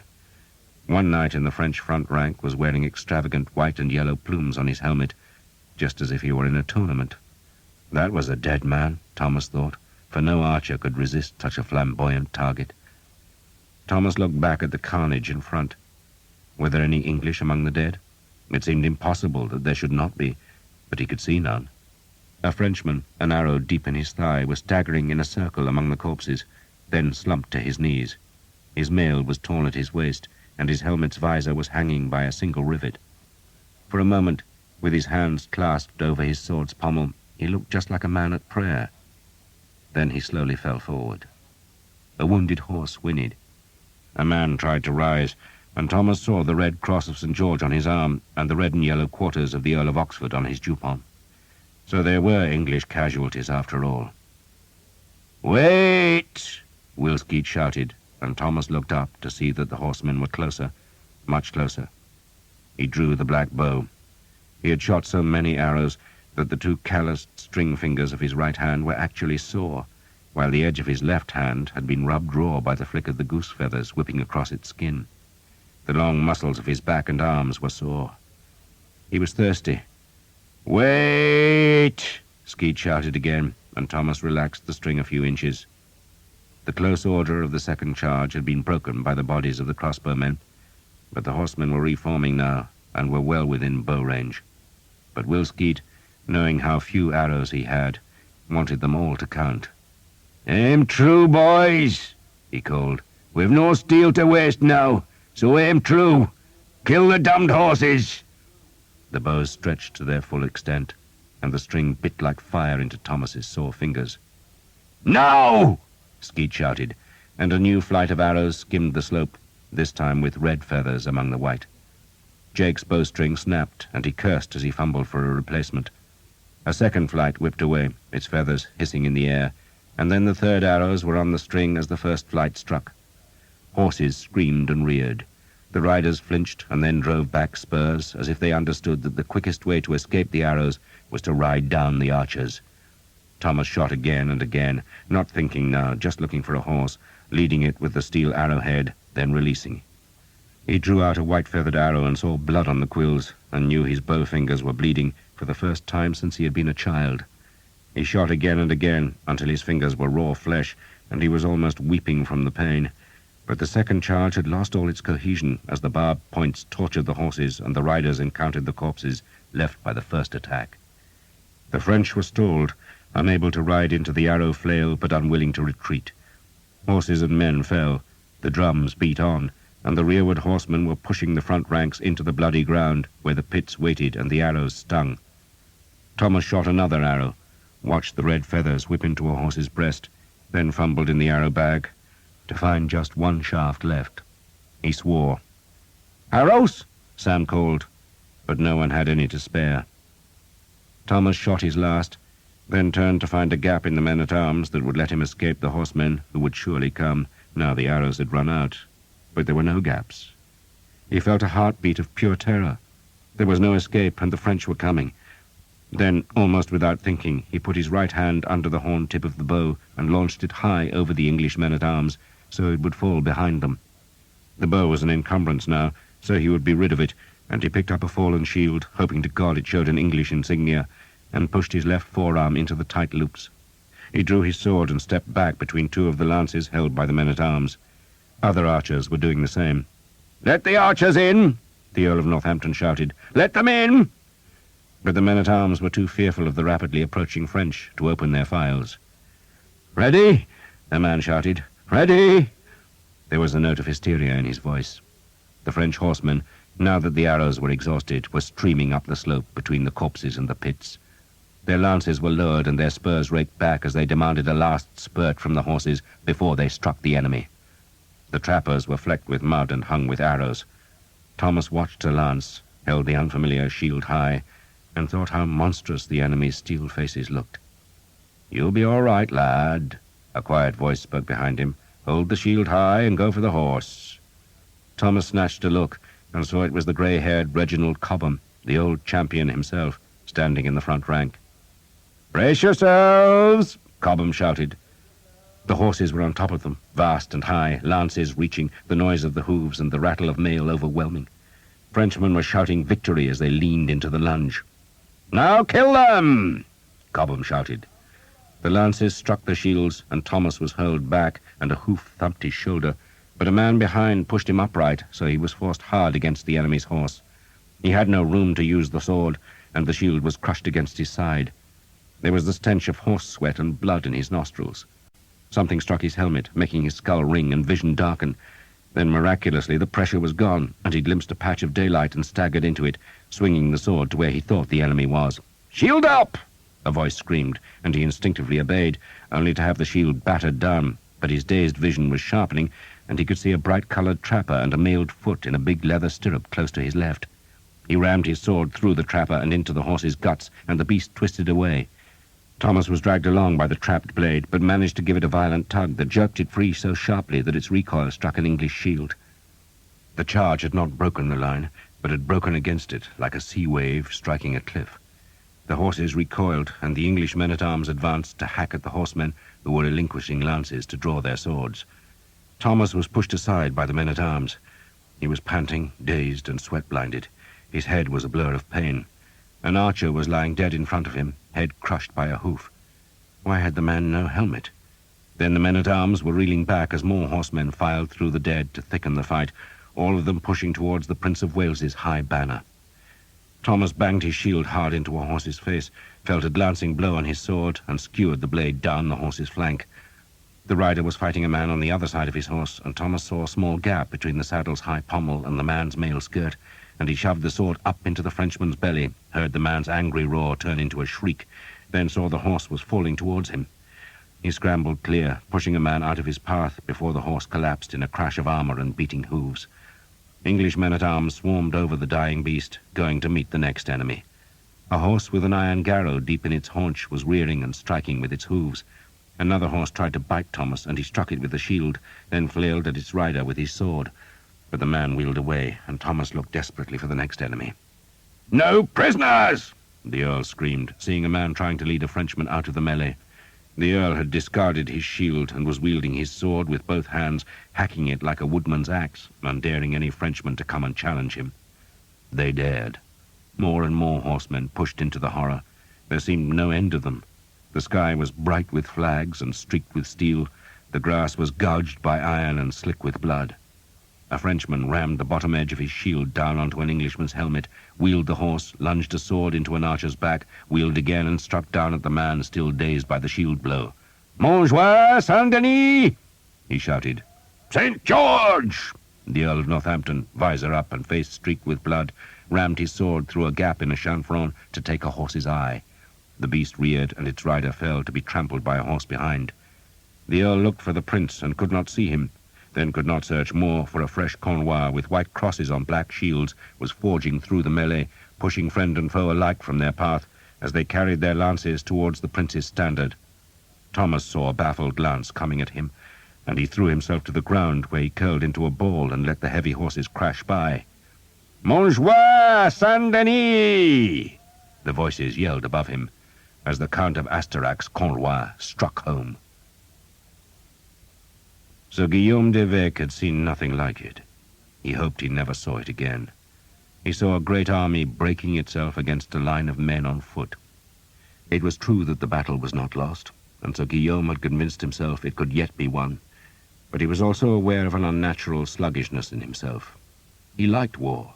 He loved the release of battle. He relished imposing his will on an enemy, and he had ever profited from combat, yet he suddenly knew he did not want to charge up the hill.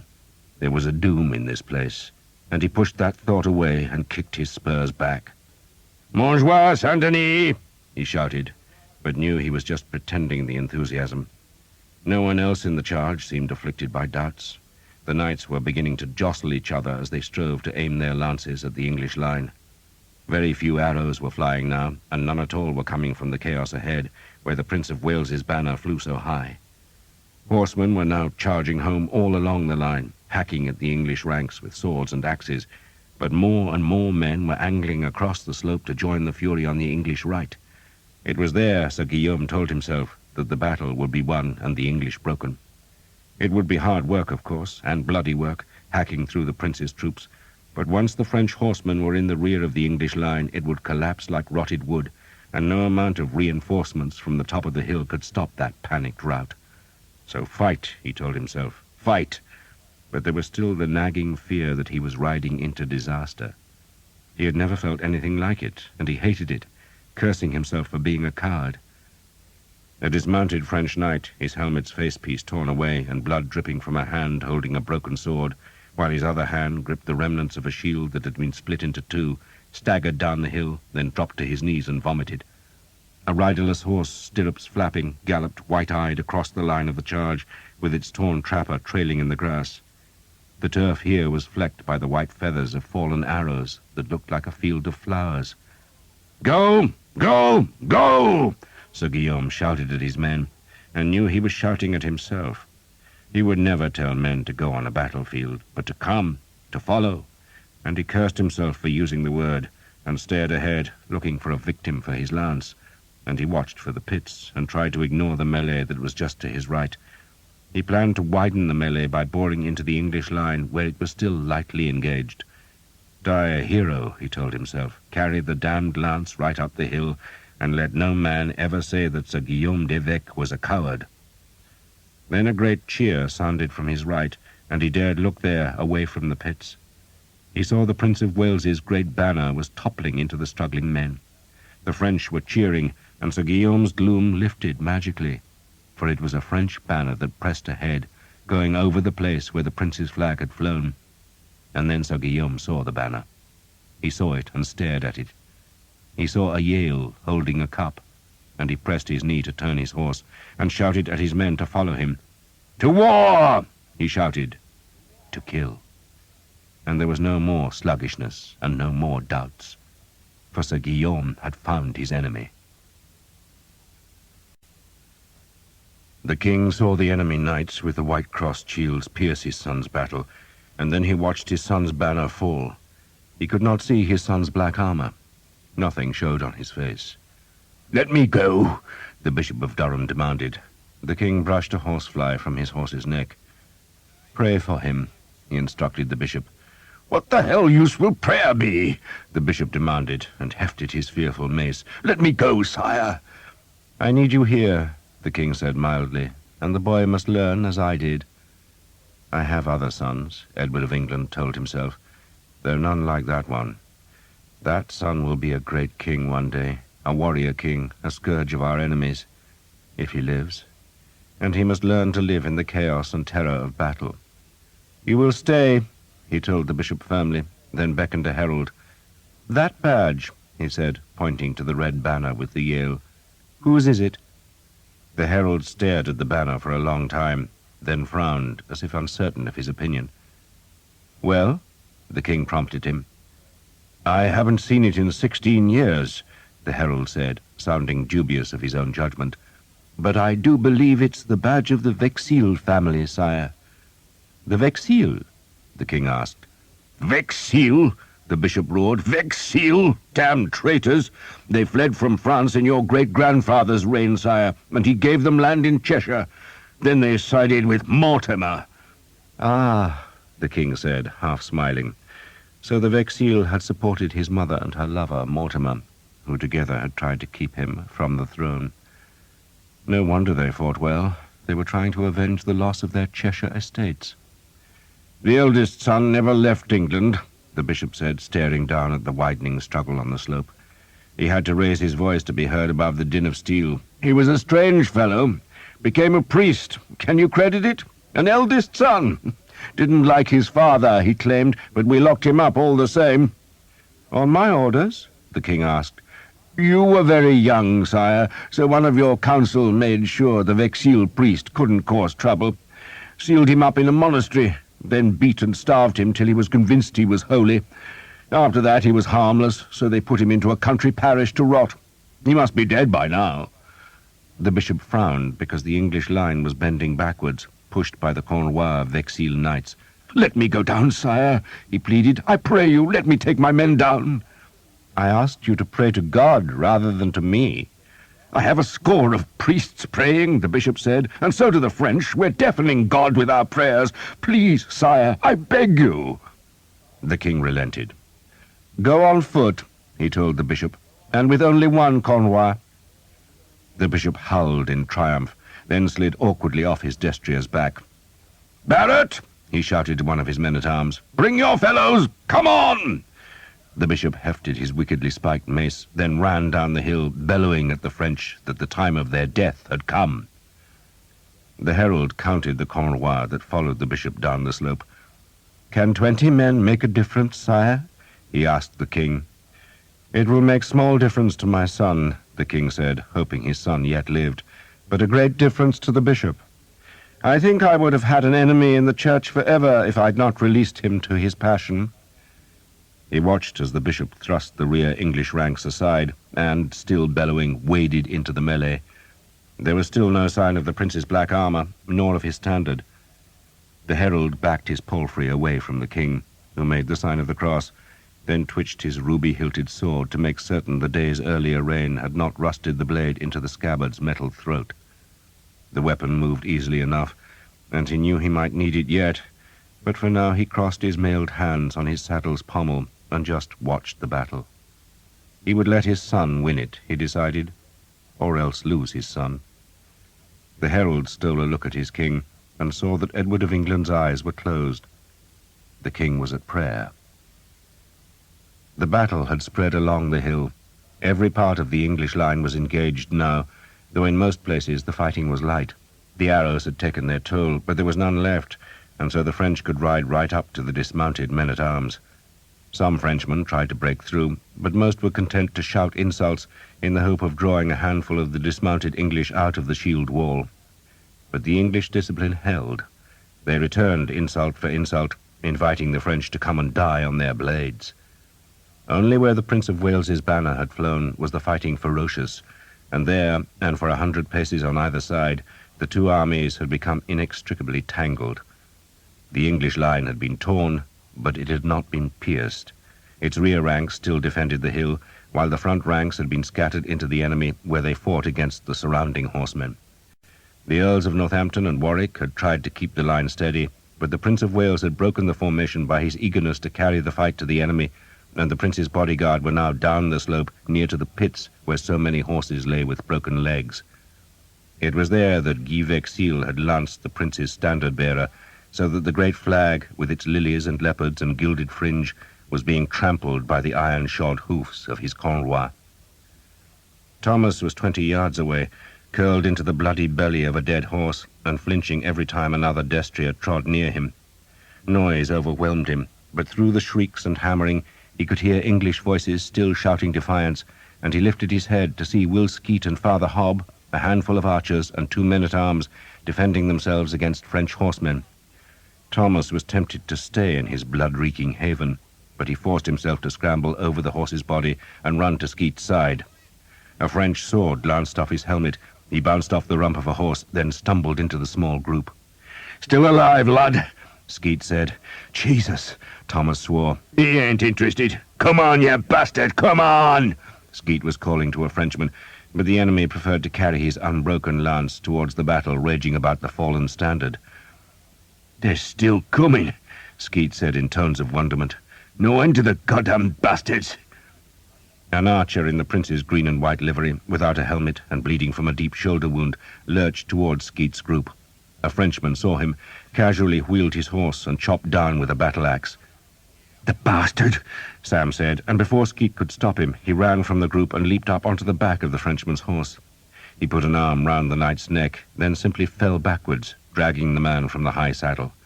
2 enemy men-at-arms tried to intervene, but the victim's horse was in their way. Protect him! Skeet shouted, and led his group to where Sam was beating fists at the Frenchman's armor. Skeet pushed Sam away, lifted the Frenchman's breastplate just enough to let a sword enter, then slid his blade into the man's chest. Bastard, Skeet said. Got no right to kill archers. Bastard! He twisted the sword, rammed it in further, then yanked it free. Sam lifted the battle-axe and grinned. Proper weapon, he said, then turned as the 2 would-be rescuers came riding in. Bastards! Bastards! Sam shouted as he chopped the axe at the nearer horse. Skeet and one of the men-at-arms were flailing swords at the other beast. Thomas tried to protect them with his shield as he stabbed up at the Frenchman and felt his sword deflected by shield or armor. Then the 2 horses, both bleeding, wheeled away. Stay together, Skeet said. Stay together. Watch our backs, Tom. Thomas did not answer. Tom! Skeet shouted. But Thomas had seen the lance. There were thousands of lances on the field, but most of them were painted in spiraling colors, and this one was black, warped, and feeble. It was the lance of St. George that had hung in the cobwebs of his childhood nave, and now it was being used as the pole of a standard, and the flag that hung from the silver blade was red as blood and embroidered with a silver yale. His heart lurched. The lance was here. All the mysteries he had tried so hard to avoid were on this battlefield. The Vexil were here. His father's killer was probably here. Tom! Skeet shouted again. Thomas just pointed at the flag. I have to kill them. Don't be a fool, Tom, Skeet said, then whipped back as a horseman crashed in from the lower slope. The man tried to veer away from the group of infantry, but Father Hob, the only man still carrying a bow, thrust the weapon into the horse's front legs, tangling them and snapping the bow. The horse collapsed with a crash by their side, and Sam whacked the axe into the screaming knight's spine. Vexil! Thomas shouted as loud as he could. Vexil! Lost his bloody head, Skeet said to Father Hob. He hasn't, the priest said. He was without a weapon now, but when Sam had finished chopping his new axe through mail and leather, the priest took the dead Frenchman's falchion that he hefted appreciatively. Vexil! Vexil! Thomas screamed. One of the knights about the Yale standard heard the shout and turned his pig-snouted helmet. It seemed to Thomas that the man stared at him through the snout's eye slits for a long time, though it could only have been for a heartbeat or two, because the man was assailed by footmen. He was defending himself skillfully, his horse dancing the battle steps to keep itself from being hamstrung, but the rider beat down one Englishman's sword and slashed his left spur across the face of the other before turning the quick horse and killing the first man with a lunge of his sword. The second man reeled away, and the pig-snouted knight turned and trotted straight at Thomas. Asking for bloody trouble, Skeet growled, but went to Thomas's side. The knight swerved at the last moment and beat down with his sword. Thomas parried and was shocked by the force of the man's blow that stung his shield arm to his shoulder. The horse was gone, turned, came back, and the knight beat at him again. Skeet lunged at the horse, but the destrier had a mail coat under its trapper, and the sword slid away. Thomas parried again and was half beaten to his knees. Then the horseman was 3 paces away. The destrier was swivelling fast, and the knight raised his sword hand and pushed up his pig snout, and Thomas saw it was Sir Simon Jekyll. End of side 19. Side 20.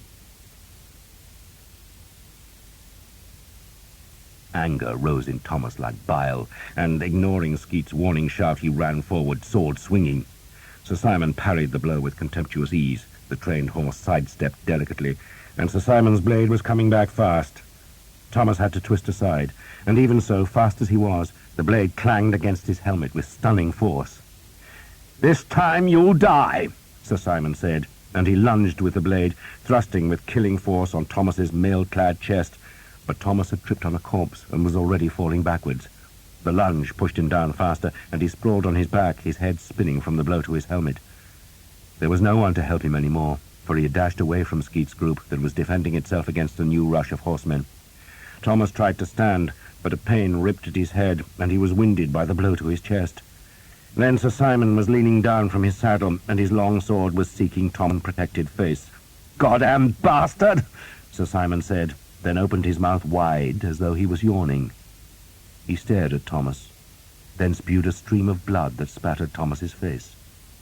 A lance had gone clean through Sir Simon's side, and Thomas, shaking the blood from his eyes, saw that a Frenchman had thrust the blue and yellow lance. A horseman? Only the French were mounted, but Thomas had seen the horseman let go of the lance that was hanging from Sir Simon's side, and now the Englishman, eyes rolling, was swaying in his saddle, choking and dying. Then Thomas saw the trappers of the horsemen who had swept past him. They showed yellow hawks on a blue field. Thomas staggered to his feet. Sweet Christ, but he had to learn how to fight with a sword. A bow was not enough. Sir Guillaume's men were past him now, cutting into the Vexille Cornwell. Will Skeet shouted at Thomas to come back, but he stubbornly followed Sir Guillaume's men. Frenchman was fighting Frenchman. The Vexille had almost broken the English line, but now they had to defend their backs, while English men-at-arms tried to hold them from their saddles.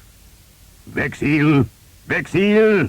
Sir Guillaume shouted, not knowing which visored man was his enemy. He beat again and again on a man's shield, bending him back in his saddle. Then he chopped the sword down on the horse's neck, and the beast dropped, and an Englishman, a priest, was slashing the fallen knight's head with a falchion. A flash of rearing colour made Sir Guillaume look to his right. The Prince of Wales's banner had been rescued and raised. He looked back to find Vexille, but saw only a half-dozen horsemen with white crosses on their black shields.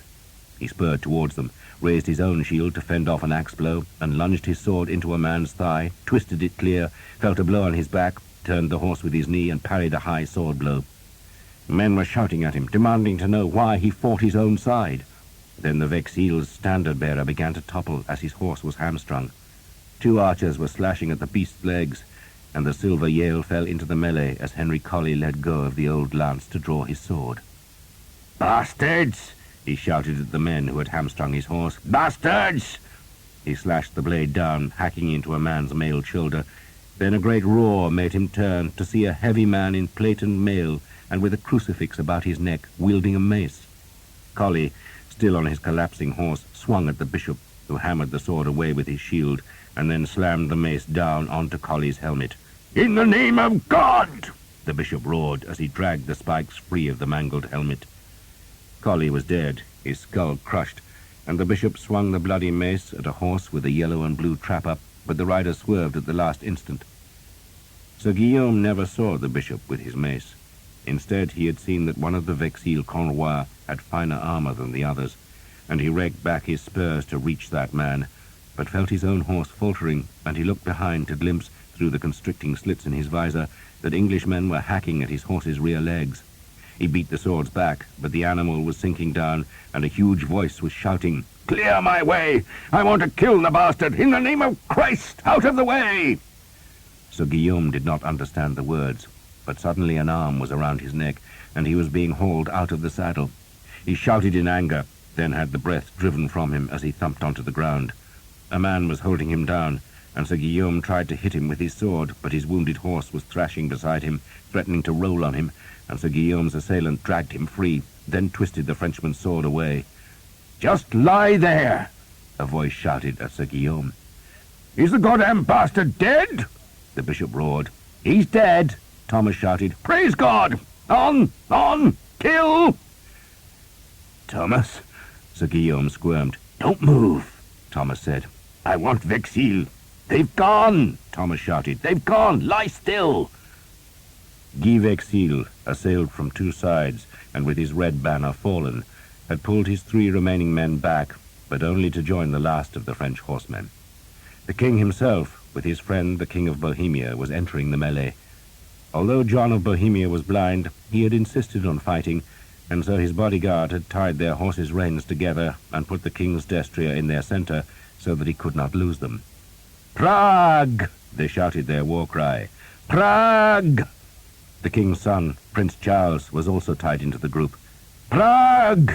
he shouted as the Bohemian knights led the last charge, except it was not a charge, but a blundering advance through a tangle of corpses and thrashing bodies and terrified horses. The Prince of Wales still lived. The gold fillet had been half cut from his helmet, and the top edge of his shield had been split in a half-dozen places. But now he led the countercharge, and 100 men went with him, snarling and screaming, wanting nothing else but to maul this last enemy who came in the dying light to the killing place where so many Frenchmen had died. The Earl of Northampton, who had been mustering the rearward ranks of the Prince's battle to keep them in line, sensed that the battle had turned. The vast pressure against the English men-at-arms had weakened, and though the French were trying again, their best men were bloodied or dead, and the new ones were coming too slowly, and so he shouted at his footmen to follow him. "Just kill them!" he shouted. "Just kill them!" Archers, men-at-arms, and even hobelards, who had come from their place inside the wagon circles that protected the guns on the flanks of the line, swarmed at the French. To Thomas, crouching beside Sir Guillaume, it was like the mindless rage at the bridge of Caen all over again. This was madness released, a blood-crazed madness, but the French would suffer for it. The English had endured deep into the long summer evening, and they wanted revenge for the terror of watching the big horses come at them, and so they clawed and beat and slashed at the royal horsemen. The Prince of Wales led them, fighting beside archers and men-at-arms, hacking down horses and butchering their riders in a frenzy of blood. The King of Majorca died, and the Count of St. Paul, and the Duke of Lorraine and the Count of Flanders. Then Bohemia's flag, with its 3 white feathers, fell, and the blind king was dragged down to be butchered by axes, maces, and swords. A king's ransom died with the king, and his son bled to death on his father's body, as his bodyguard, hampered by the dead horses that were still tied to the living beasts, were slaughtered one after the other by Englishmen, no longer shouting a war cry, but screaming in a howling frenzy like lost souls. They were streaked with blood, stained and spattered and soaked in it, but the blood was French. The Prince of Wales cursed the dying Bohemians, blaming them for barring his approach to the French king, whose blue and gold banner still flew. 2 English men-at-arms were hacking at the king's horse. The royal bodyguard was spurring to kill them. More men in English livery were running to bring Philip down, and the prince wanted to be there, to be the man who took the enemy king captive. But one of the Bohemian horses, dying, lurched on its side, and the prince was still wearing his spurs, and one of them became caught in the dying horse's trapper. The prince lurched, was trapped, and it was then that Guy Vexil saw the black armor and the royal surcoat and the broken fillet of gold, and saw too that the prince was unbalanced amidst the dying horses. So Guy Vexil turned and charged. Thomas saw Vexil turn. He could not reach the charging horseman with his sword, for that would mean clambering over the same horses where the prince was trapped.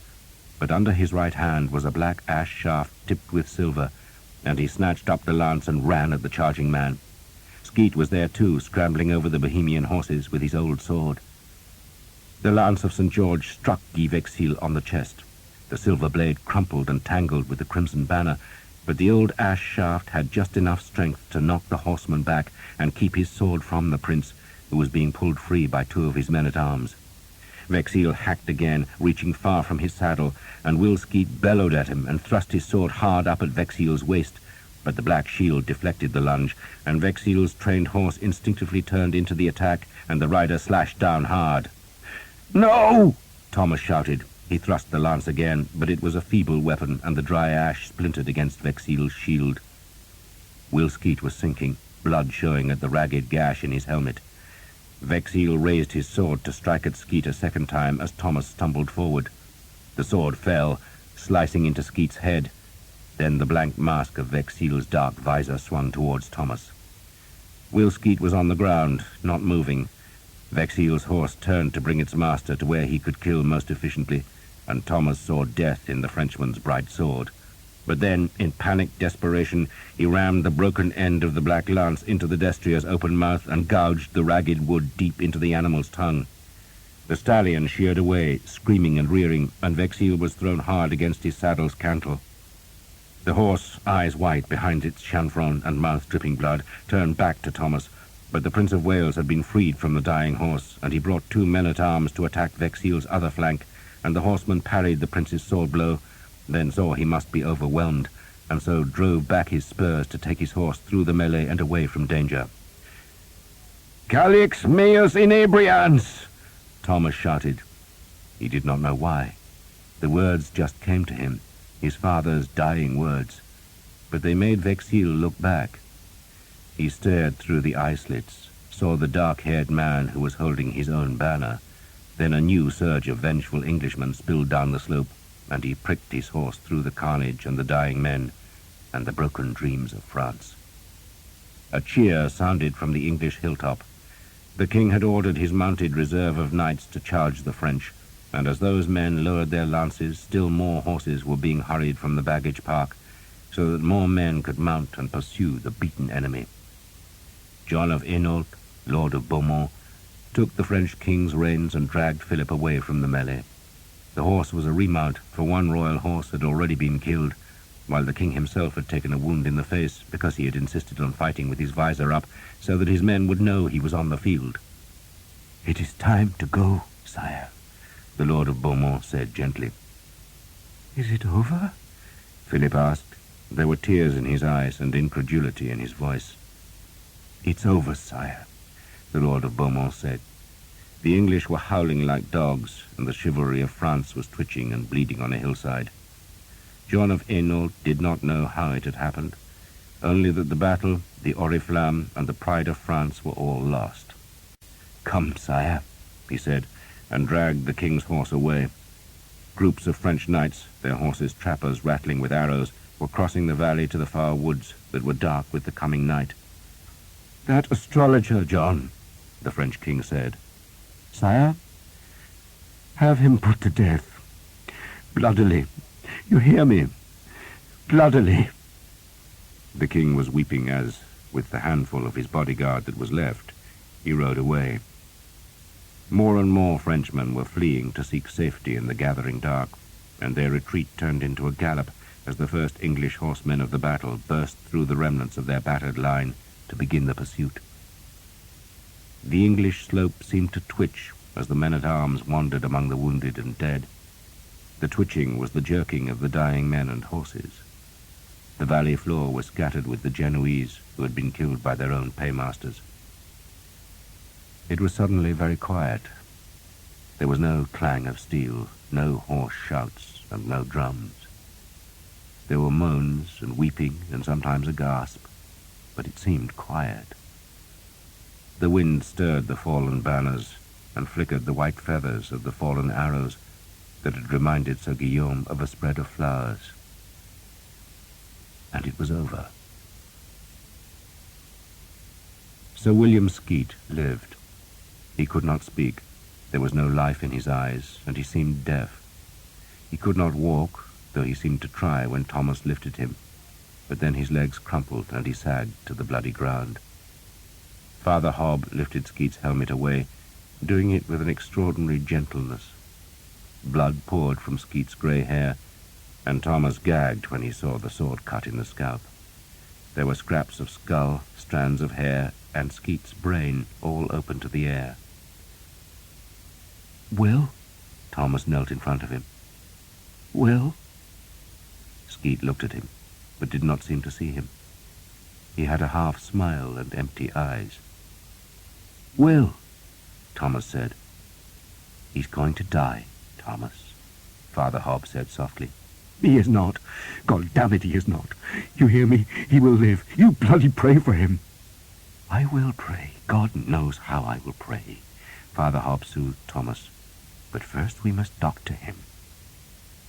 Eleanor helped. She washed Will Skeet's scalp. Then she and Father Hob laid scraps of broken skull, like pieces of shattered tile. Afterwards, Eleanor tore a strip of cloth from her blue dress and gently bound the strip about Will Skeet's skull, tying it beneath his chin, so that when it was done he looked like an old woman in a scarf. He had said nothing as Eleanor and the priest bandaged him, and if he had felt any pain, it did not show on his face. "Drink, Will," Thomas said, and held out a water bottle taken from a dead Frenchman.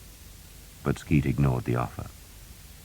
Eleanor took the bottle and held it to his mouth, but the water just spilled down his chin. It was dark by then. Sam and Jake had made a fire, using a battle axe to chop French lances for fuel. Will Skeet just sat by the flames. He breathed, but nothing else. "I have seen it before," Sir Guillaume told Thomas. He had hardly spoken since the battle, but now sat beside Thomas. He had watched his daughter tend Skeet, and he had accepted food and drink from her, but he had shrugged away her conversation. "Will he recover?" Thomas asked. Sir Guillaume shrugged. "I saw a man cut through the skull. He lived another 4 years, but only because the sisters in the Abbey looked after him." "He will live," Thomas said. Sir Guillaume lifted one of Skeet's hands, held it for a few seconds, then let it drop. "Maybe," he sounded skeptical. "You were fond of him?" "He's like a father," Thomas said. "Fathers die," Sir Guillaume said bleakly. He looked drained, like a man who had turned his sword against his own king and failed in his duty. "He will live," Thomas said stubbornly. "Sleep," Sir Guillaume said. "I will watch him." Thomas slept among the dead, in the battle line where the wounded moaned and the night wind stirred the white feathers flecking the valley. Will Skeet was no different in the morning. He just sat, eyes vacant, gazing at nothing, and stinking because he had fouled himself. "I shall find the Earl," Father Hobb said, "and have him send Will back to England." The army stirred itself sluggishly. 40 English men-at-arms and as many archers were buried in Crecy's churchyard, but the hundreds of French corpses, all but for the great princes and noblest lords, were left on the hill. The folk of Crecy could bury them if they wished. Edward of England did not care. Father Hobb looked for the Earl of Northampton, but 2,000 French infantry had arrived just after dawn, coming to reinforce an army that had already been broken, and in the misty light they had thought the mounted men who greeted them were friends, and then the horsemen dropped their visors, couched their lances, and put back their spurs. The Earl led them. Most of the English knights had been denied a chance to fight on horseback in the previous day's battle, but now, this Sunday morning, they'd been given their moment, and the great destriers had torn bloody gaps in the marching ranks, then wheeled to cut the survivors into ragged terror. The French had fled, pursued by the implacable horsemen, who had cut and thrust until their arms were weary with the killing. Back on the hill, between Crecy and Vadicourt, a pile of enemy banners was gathered. The flags were torn, and some were still damp with blood. The oriflamme was carried to Edward, who folded it and ordered the priests to give thanks. His son lived, the battle was won, and all Christendom would know how God favored the English cause. He declared he would spend this one day on the field to mark the victory, then march on. His army was still tired, but it had boots now, and it would be fed. Cattle were roaring as archers slaughtered them, and more archers were bringing food from the hill where the French army had abandoned its supplies. Other men were plucking arrows from the field and tying them into sheaves, while their women plundered the dead. The Earl of Northampton came back to Crecy's hill, roaring and grinning. "Like slaughtering sheep," he exulted, then roamed up and down the line, trying to relive the excitements of the last 2 days. He stopped by Thomas and grinned at the archers and their women,